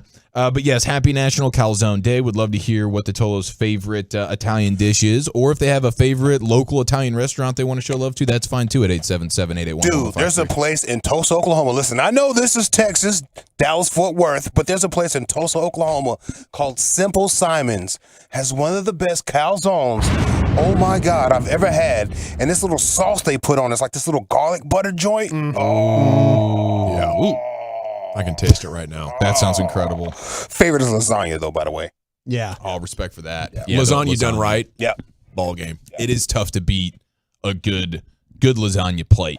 Now, we will get to that list here momentarily. I would like to give you an Andy Reid Halloween, and here he is, former bestie of Brian Broadus. Broadus used to feed him red beans and rice all the time. Is this okay? Is his favorite candy? This is Is this from Halloween? Yeah, this is. I think I know what his. I haven't heard this, but I think I knew what you were going to do. Well, if you go ahead and give me a guess, what's the? I mean, you've been around. When we were in Green Bay, Andy was addicted to peanut M&Ms. There you go. Okay, it's a pretty good guess. You pretty much nailed the majority of that. Did I? Yeah. Here's Andy Reid on his favorite Halloween delights. I've got 2 favorite candies for sure. Peanut coated M&Ms. I love those peanut M&Ms actually. And then Mr. Goodbar. It seems like every time I walk by Mr. Goodbar, he calls me, and says, "Andy, come eat me." I like that he looks like a walrus and he's talking about food. I think it's amazing to me. Dude, you're so right. And I love that commercial with him and Mahomes where he's drawing the mustache. That's Andy. That is Seriously, so good. I wish great you commercial. guys, Andy is so much fun to be around. He was my neighbor in Green Bay. And Andy was one of those guys that he would just fire up the grill for it'd be snowing and he'd be just out there and you'd see smoke just billowing out. What a guy. But yeah, a lot of fun to be around. And that commercial, that's his personality. That is who Andy is. That is a great commercial. It really, really is. Coach, it happened again. Yeah. Mahomes is so great in that. Did you see the look he gave? It's like that. That's Andy. That kind of that quick glance, what happened? Yeah. Kind of a thing. That's Andy. That is Andy Reid. Chief, maybe we could have met Andy Reid too if we knew as much football about as Brian does. I know. I'll tell you what, man. Yeah, you could have had a shot. Back in the day, could have had a shot.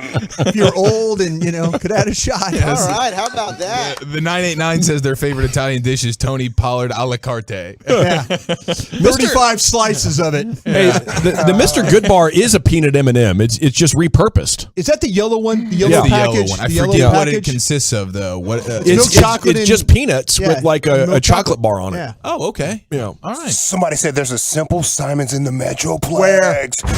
Oh my God. Glen Rose. Oh, That's a hell of a drive. That is a haul. I thought we were going to get some. But for the best, might as well go to Tulsa. Oh, Get a Southwest Airlines. hold fly the phone. Mesquite and Louisville coming soon. Oh, there we go. Hey, so you weren't kidding. Those calzones are making their way to Texas. Oh, they're expanding. Lucius. Oh, they're expanding. That's a good sign. There's one between Mansfield and Arlington. Oh, this is going hard, bro. Yep. What a great day it is. It's great. It's a fantastic day outside. Yeah, speak for yourself. Okay, we are getting some really good texts here. I did want to play just a dash of Dilfer on with Sean and RJ this morning, and it really was 15 minutes of awesome football content from Cowboys and then all the quarterbacks in the league, the young ones, even guys coming up in the ranks right now, because you know Dilfer does the Elite 11 stuff, so he's familiar with some high school studs and some future college studs. So it's a really, really good conversation at, I believe, 7:15 this morning if you want to go back and check it out on the Odyssey app. But he was rattling off a bunch of quarterback names. See what stands out to you here. The modern-day quarterback is not Tom Brady. He's Jalen Hurts. He's Dak Prescott. He's Tua Tagovailoa. He's those guys. I know the feeling, man. I was am listening not gonna live, laugh. and I was like, I'm I not wonder. I was like, was it a Tua. swollen tongue situation, or I was waiting for Sean to call him out for it. It just doesn't roll off your tongue like it should. Tua Tagovailoa. That one hurt. That's tough. It was early in the morning there for Dilfer. But if That's like you fire off that name at like 1 or 2 o'clock in the afternoon. You got your wits about you. 7:15. Tagovailoa is a tough one to belch Two out. coffee minimum before you Easily. try to his last name. Just say Tua. Everybody knows who you're talking about. To a T. Right, yeah. That's know. the Everybody vet knows. move. Yeah. Now, I would like to juxtapose who struggled more. Was it our good friend Dalton Miller fighting through Oso Digizua, or is it Dilfer fighting through Tua and his last name? Tua Tagovailoa. Let's see here. But somebody that I want to bring up is Osa Odigizua. I think it's a home run for Miller there in terms of being absolutely terrible because he has the speed bump and then he has to completely slow things down in order to actually get it out. At least Dilfer, he probably knew he botched it, but he just powered through. I'd much rather be Dilfer in this situation. Yeah.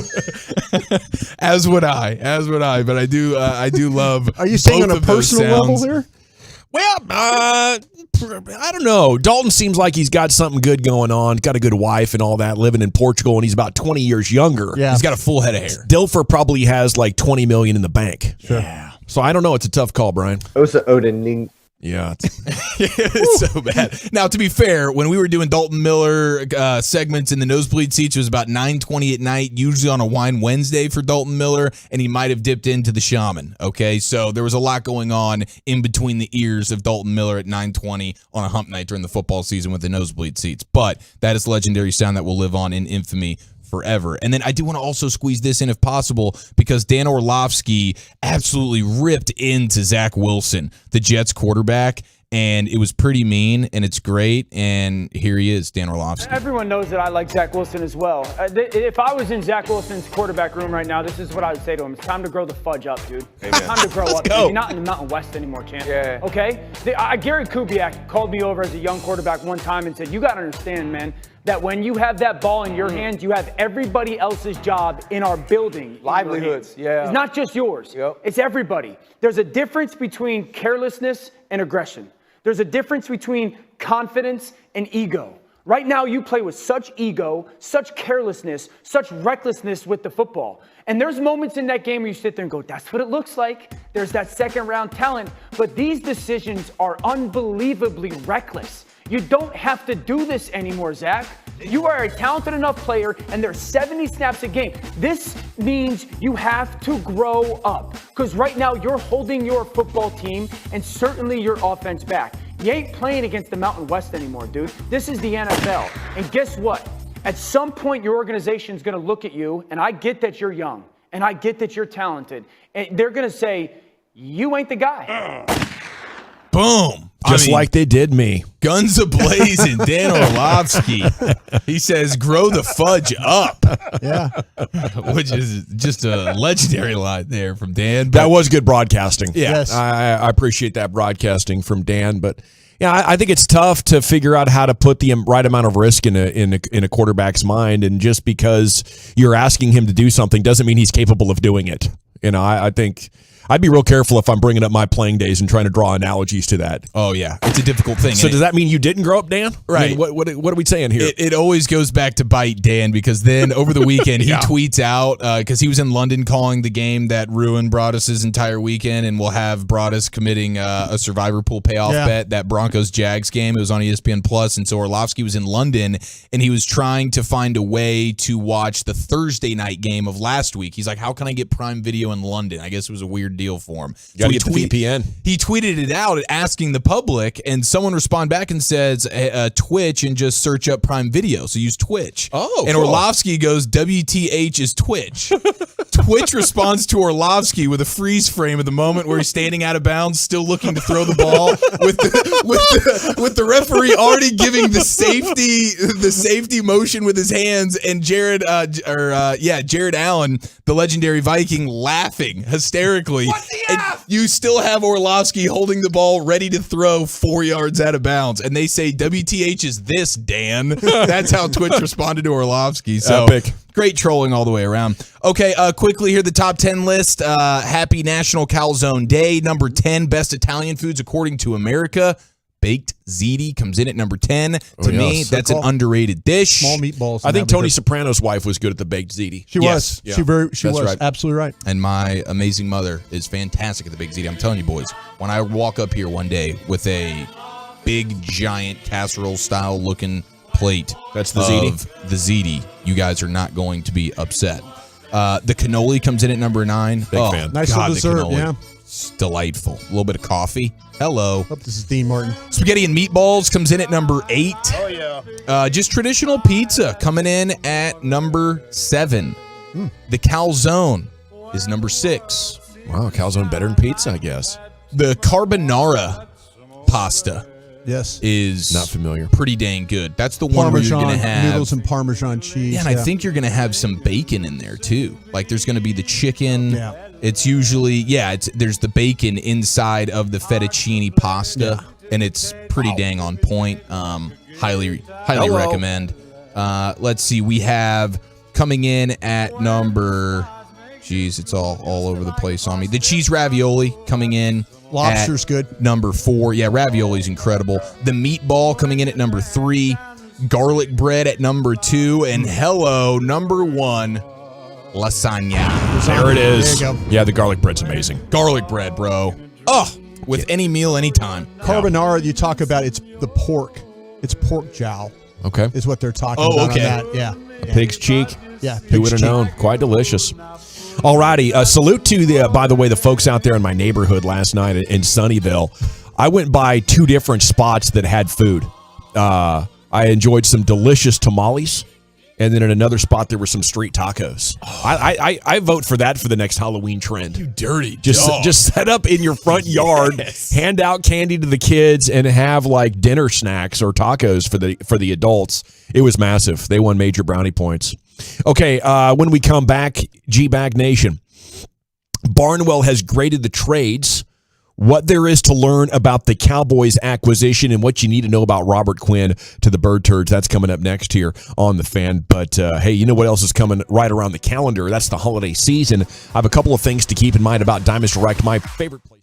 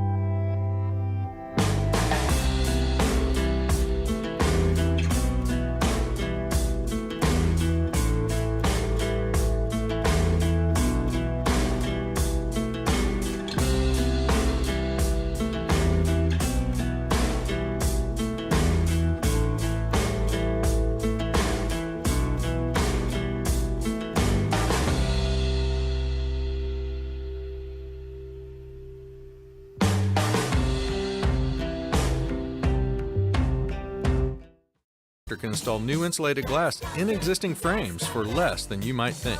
Visit glassdoctor.com today. Watch the latest videos from your favorite fan hosts and listen to exclusive podcasts at 1053thefan.com. If you're in need of traffic control or barricade rentals, Buyers Barricade is a full-service provider taking care of your project or special event, no matter the size, from start to finish. It is the Texas authority in barricade rentals. BuyersBarricades.com. Thank you, Lucius. It is the G-Bag Nation here. Barnwell has graded the trades. There's some interesting takeaways in here. By the way, salute to Dalton Miller, former fan staffer. He is listening in Portugal and just heard us talking about his pronunciation of Osa Odigizua, and he has responded on Twitter.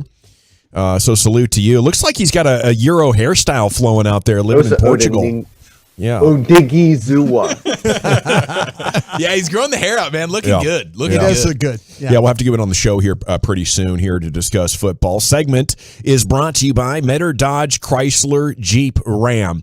Hankins to the Cowboys. What did Billy Barnwell have to say there at ESPN? What I learned in reviewing this, Dallas ranks 26th in run-stop win rate among its interior linemen, driven mostly by the aforementioned Osa, who ranks 70th out of 71 defensive tackles in this category at 19%. Does that surprise you that he's that bad against the run, Brian? A little bit. The eye test wouldn't tell you that. Yeah. Big, strong guy. Yeah. Gets the job done when he wants to. Yeah. The quickness part of it. He does what he wants in there. And it can be one of those metrics that is tough to really fully appreciate. Which metrics?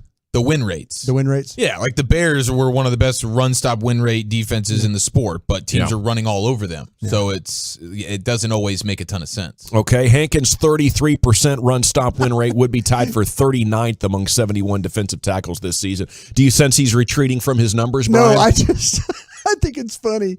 When we all try to explain this stuff, when you try and make sense of stuff, and you're just like, you're thinking, I mean, I listened this morning with Sean and RJ because they were talking about Pollard. Oh, the RJ and Choppy show. The RJ and Choppy show. And they were talking about, Sean was challenging him about Pro Football Focus and the ability for Pollard to pass block. Yeah. And his pass block numbers are better than what Zeke's are.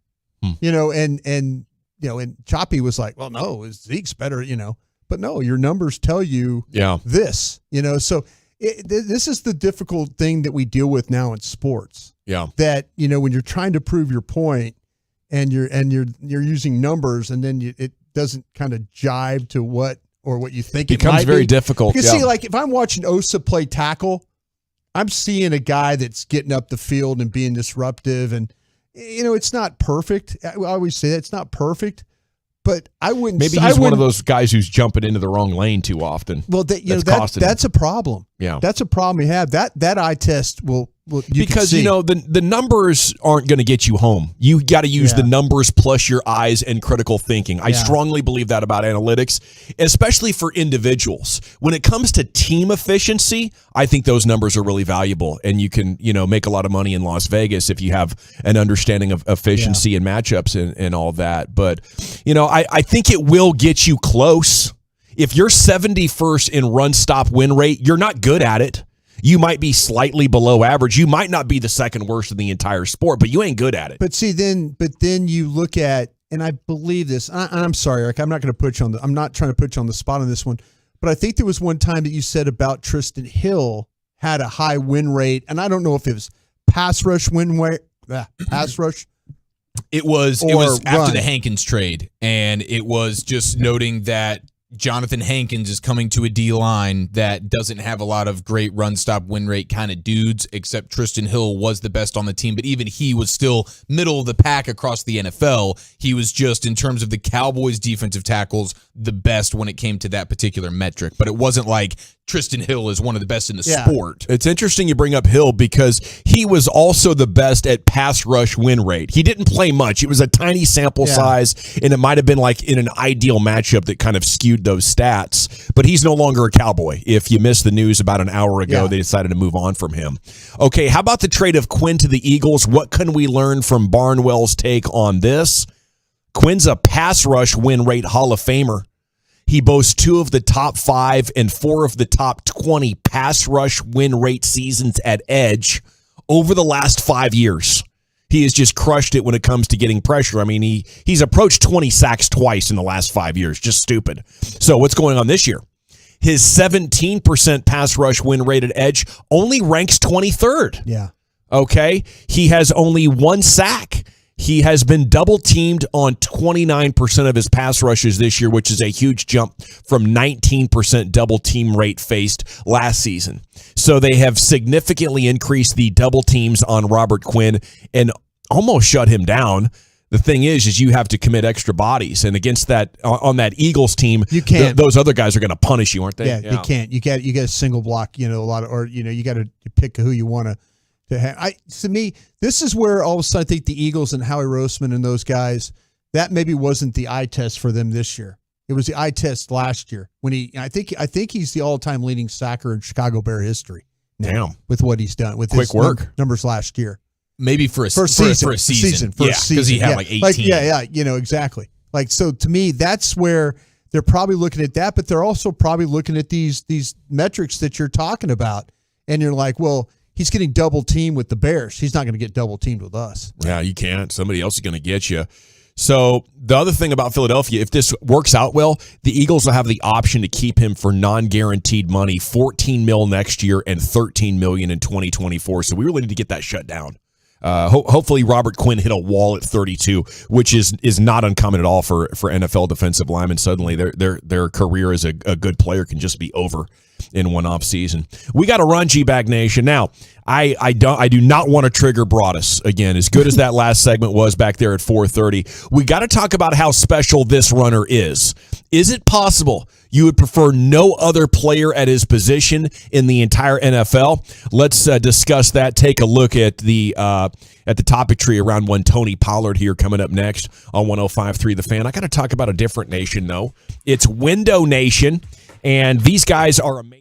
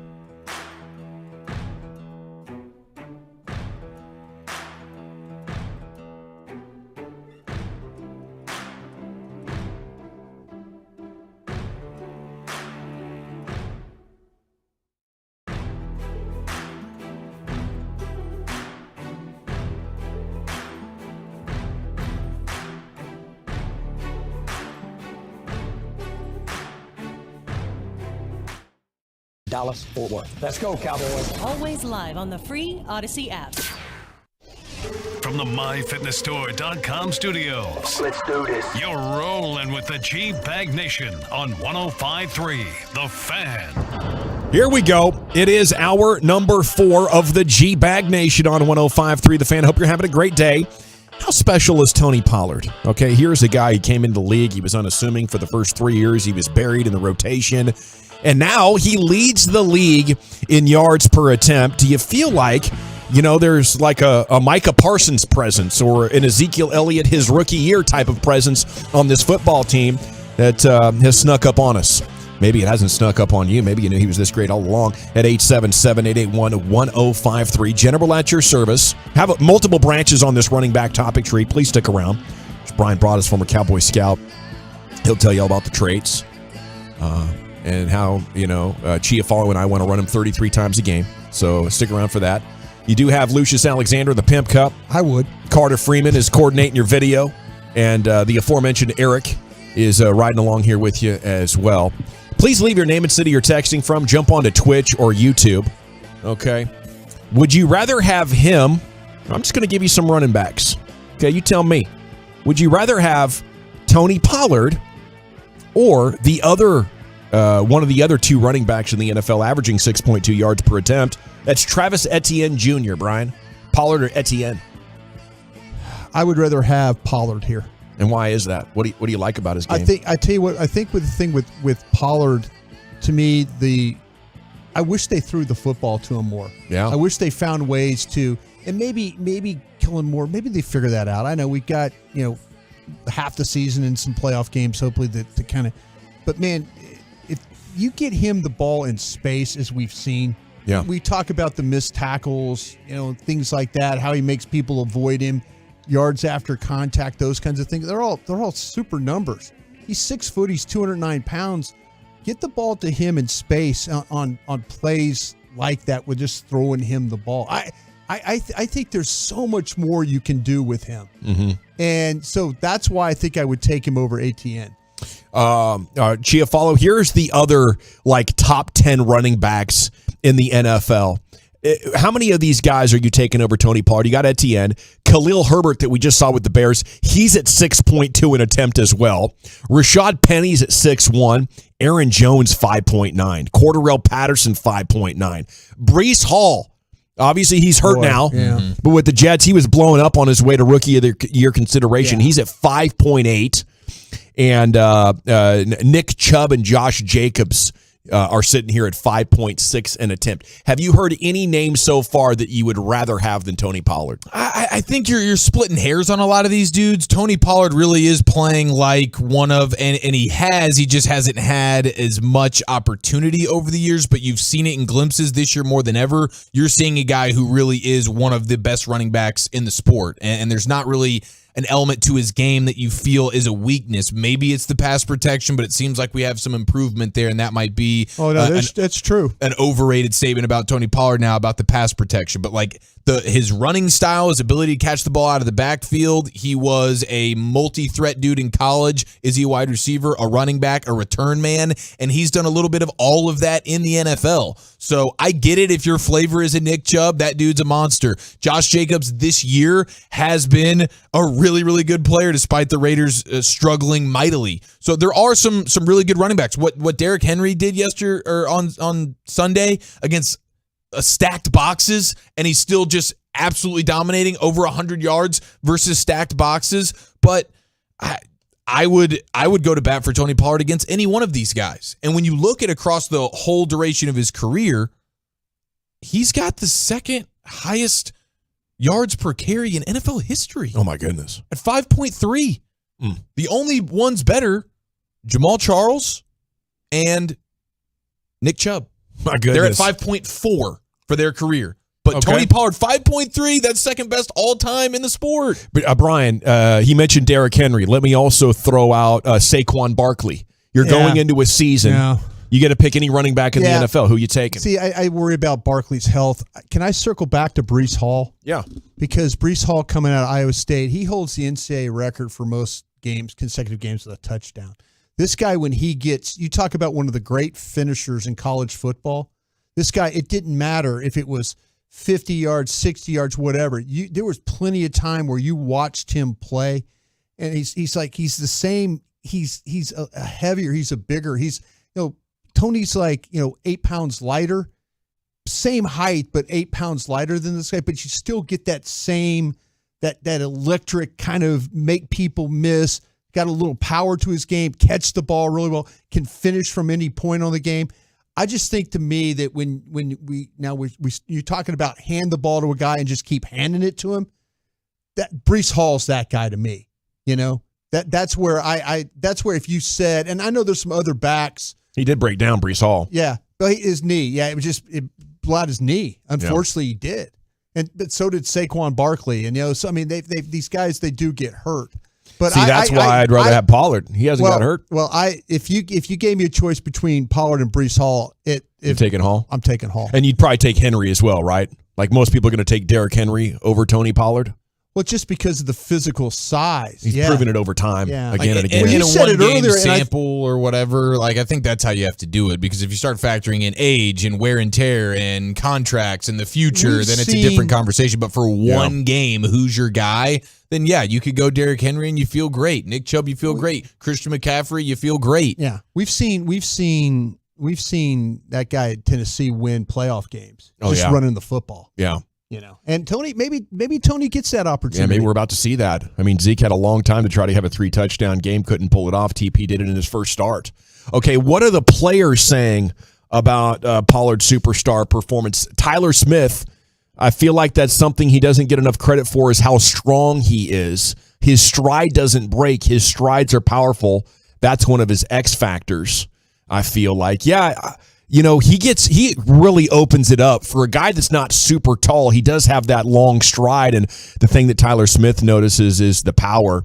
Dalton Schultz, when he hits the hole, he's going 1,000 miles an hour. It's like the guys who are sneaky athletic, he's sneaky powerful. Zeke's got run you overpowered. Pollard's got, if you try to arm tackle TP, your arm's going to feel like it's being ripped off. It's like trying to grab a moving car. It doesn't really work. I like those descriptions, man. I think Pollard he's so well-rounded with his vision, his ability to break tackles from a strength standpoint, but then also the cutting. Like that 18-yard touchdown run he had. Mm-hmm. Yeah.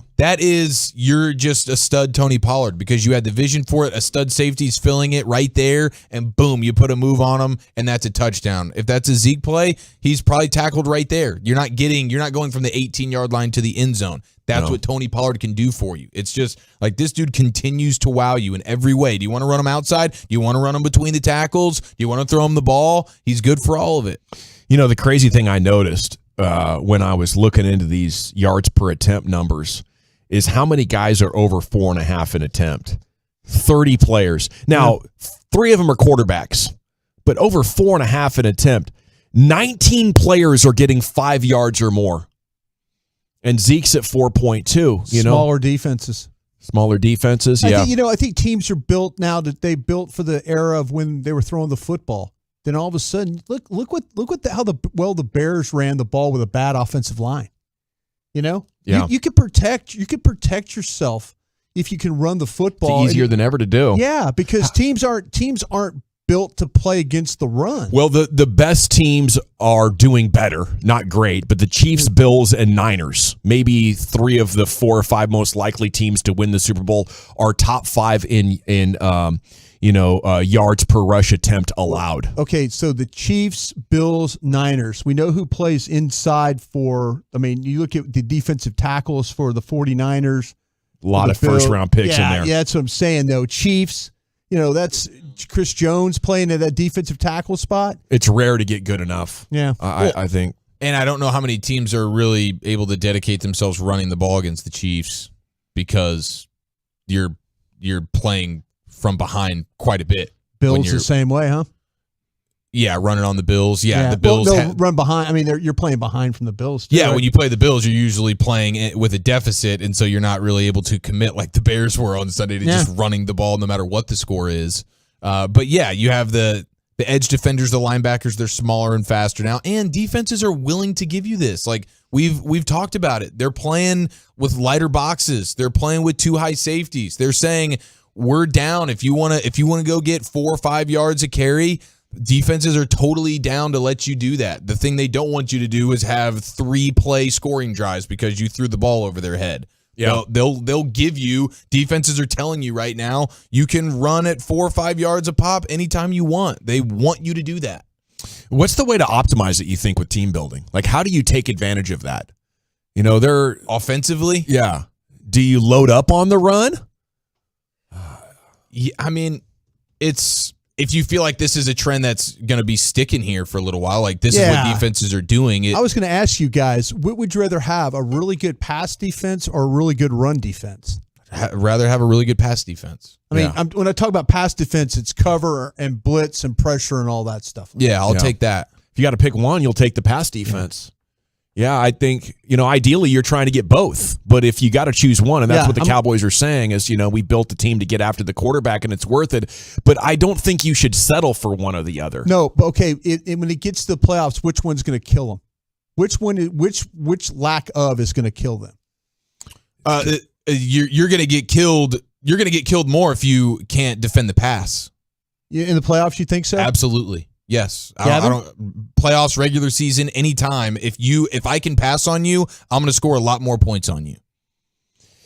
Yeah, I think once you get to the playoffs, it's crazy because all the teams you face can either move the ball or play great defense, and I think the dynamic shift. I for whatever reason, like running and being able to stop the run is huge. And the last 2 times the Cowboys have gone out there, they've gotten dominated by another team's running game. Yeah, but the reason why the Cowboys lost against the Niners was less about them not being able to stop the run and more about them not being able to score, 17, 18 points? Yeah. Like, that was your problem. Your offense couldn't score. Because you get up against good defenses, and all of a sudden you can't score, and it turns into a much, more condensed game where I think the running game matters. It's not that the running game doesn't matter. Yeah. It's just that I would look at my offense and say, score 20 points. Score 23 points. I'm not letting my offense off the hook because it's playoffs and now you're playing good defenses. You're supposed to be a good offense. Yeah, score 23 points. It ain't that hard. No, and you're not wrong. The thing that I keep remembering is the Rams in that divisional game. Yeah, that game was played in Los Angeles where they couldn't stop the Rams from running the ball. That just those kinds of visions in the playoffs when I just talked about Derrick Henry. When they just gets and he just hand him the ball and they can't stop him. Yeah, but the Titans have done nothing in the way of playoff dominance. Sure.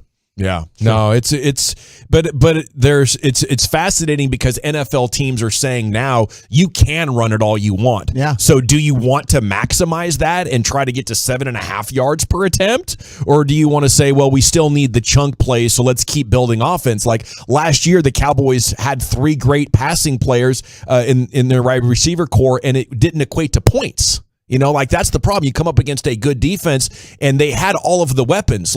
So for team building for the Cowboys, I would say putting your resources towards more and more passing efficiency isn't going to add up.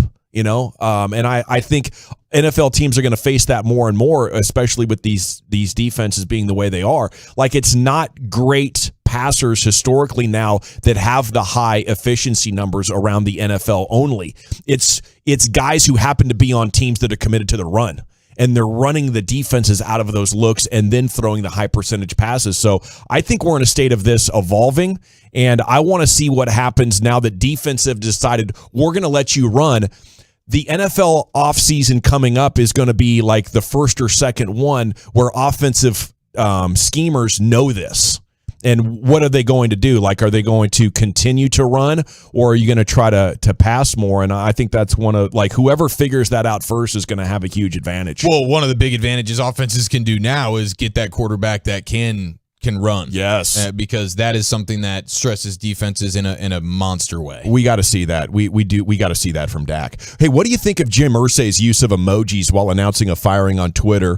They relieved Marcus Brady of his duties as OC. He says, "I wish the good man all the best," with the thumbs up emoji. He's getting killed across NFL Twitter for his thumbs up. I think he's just trying to give the guy a good recommendation. Hey, he was a good guy, but we had to let him go.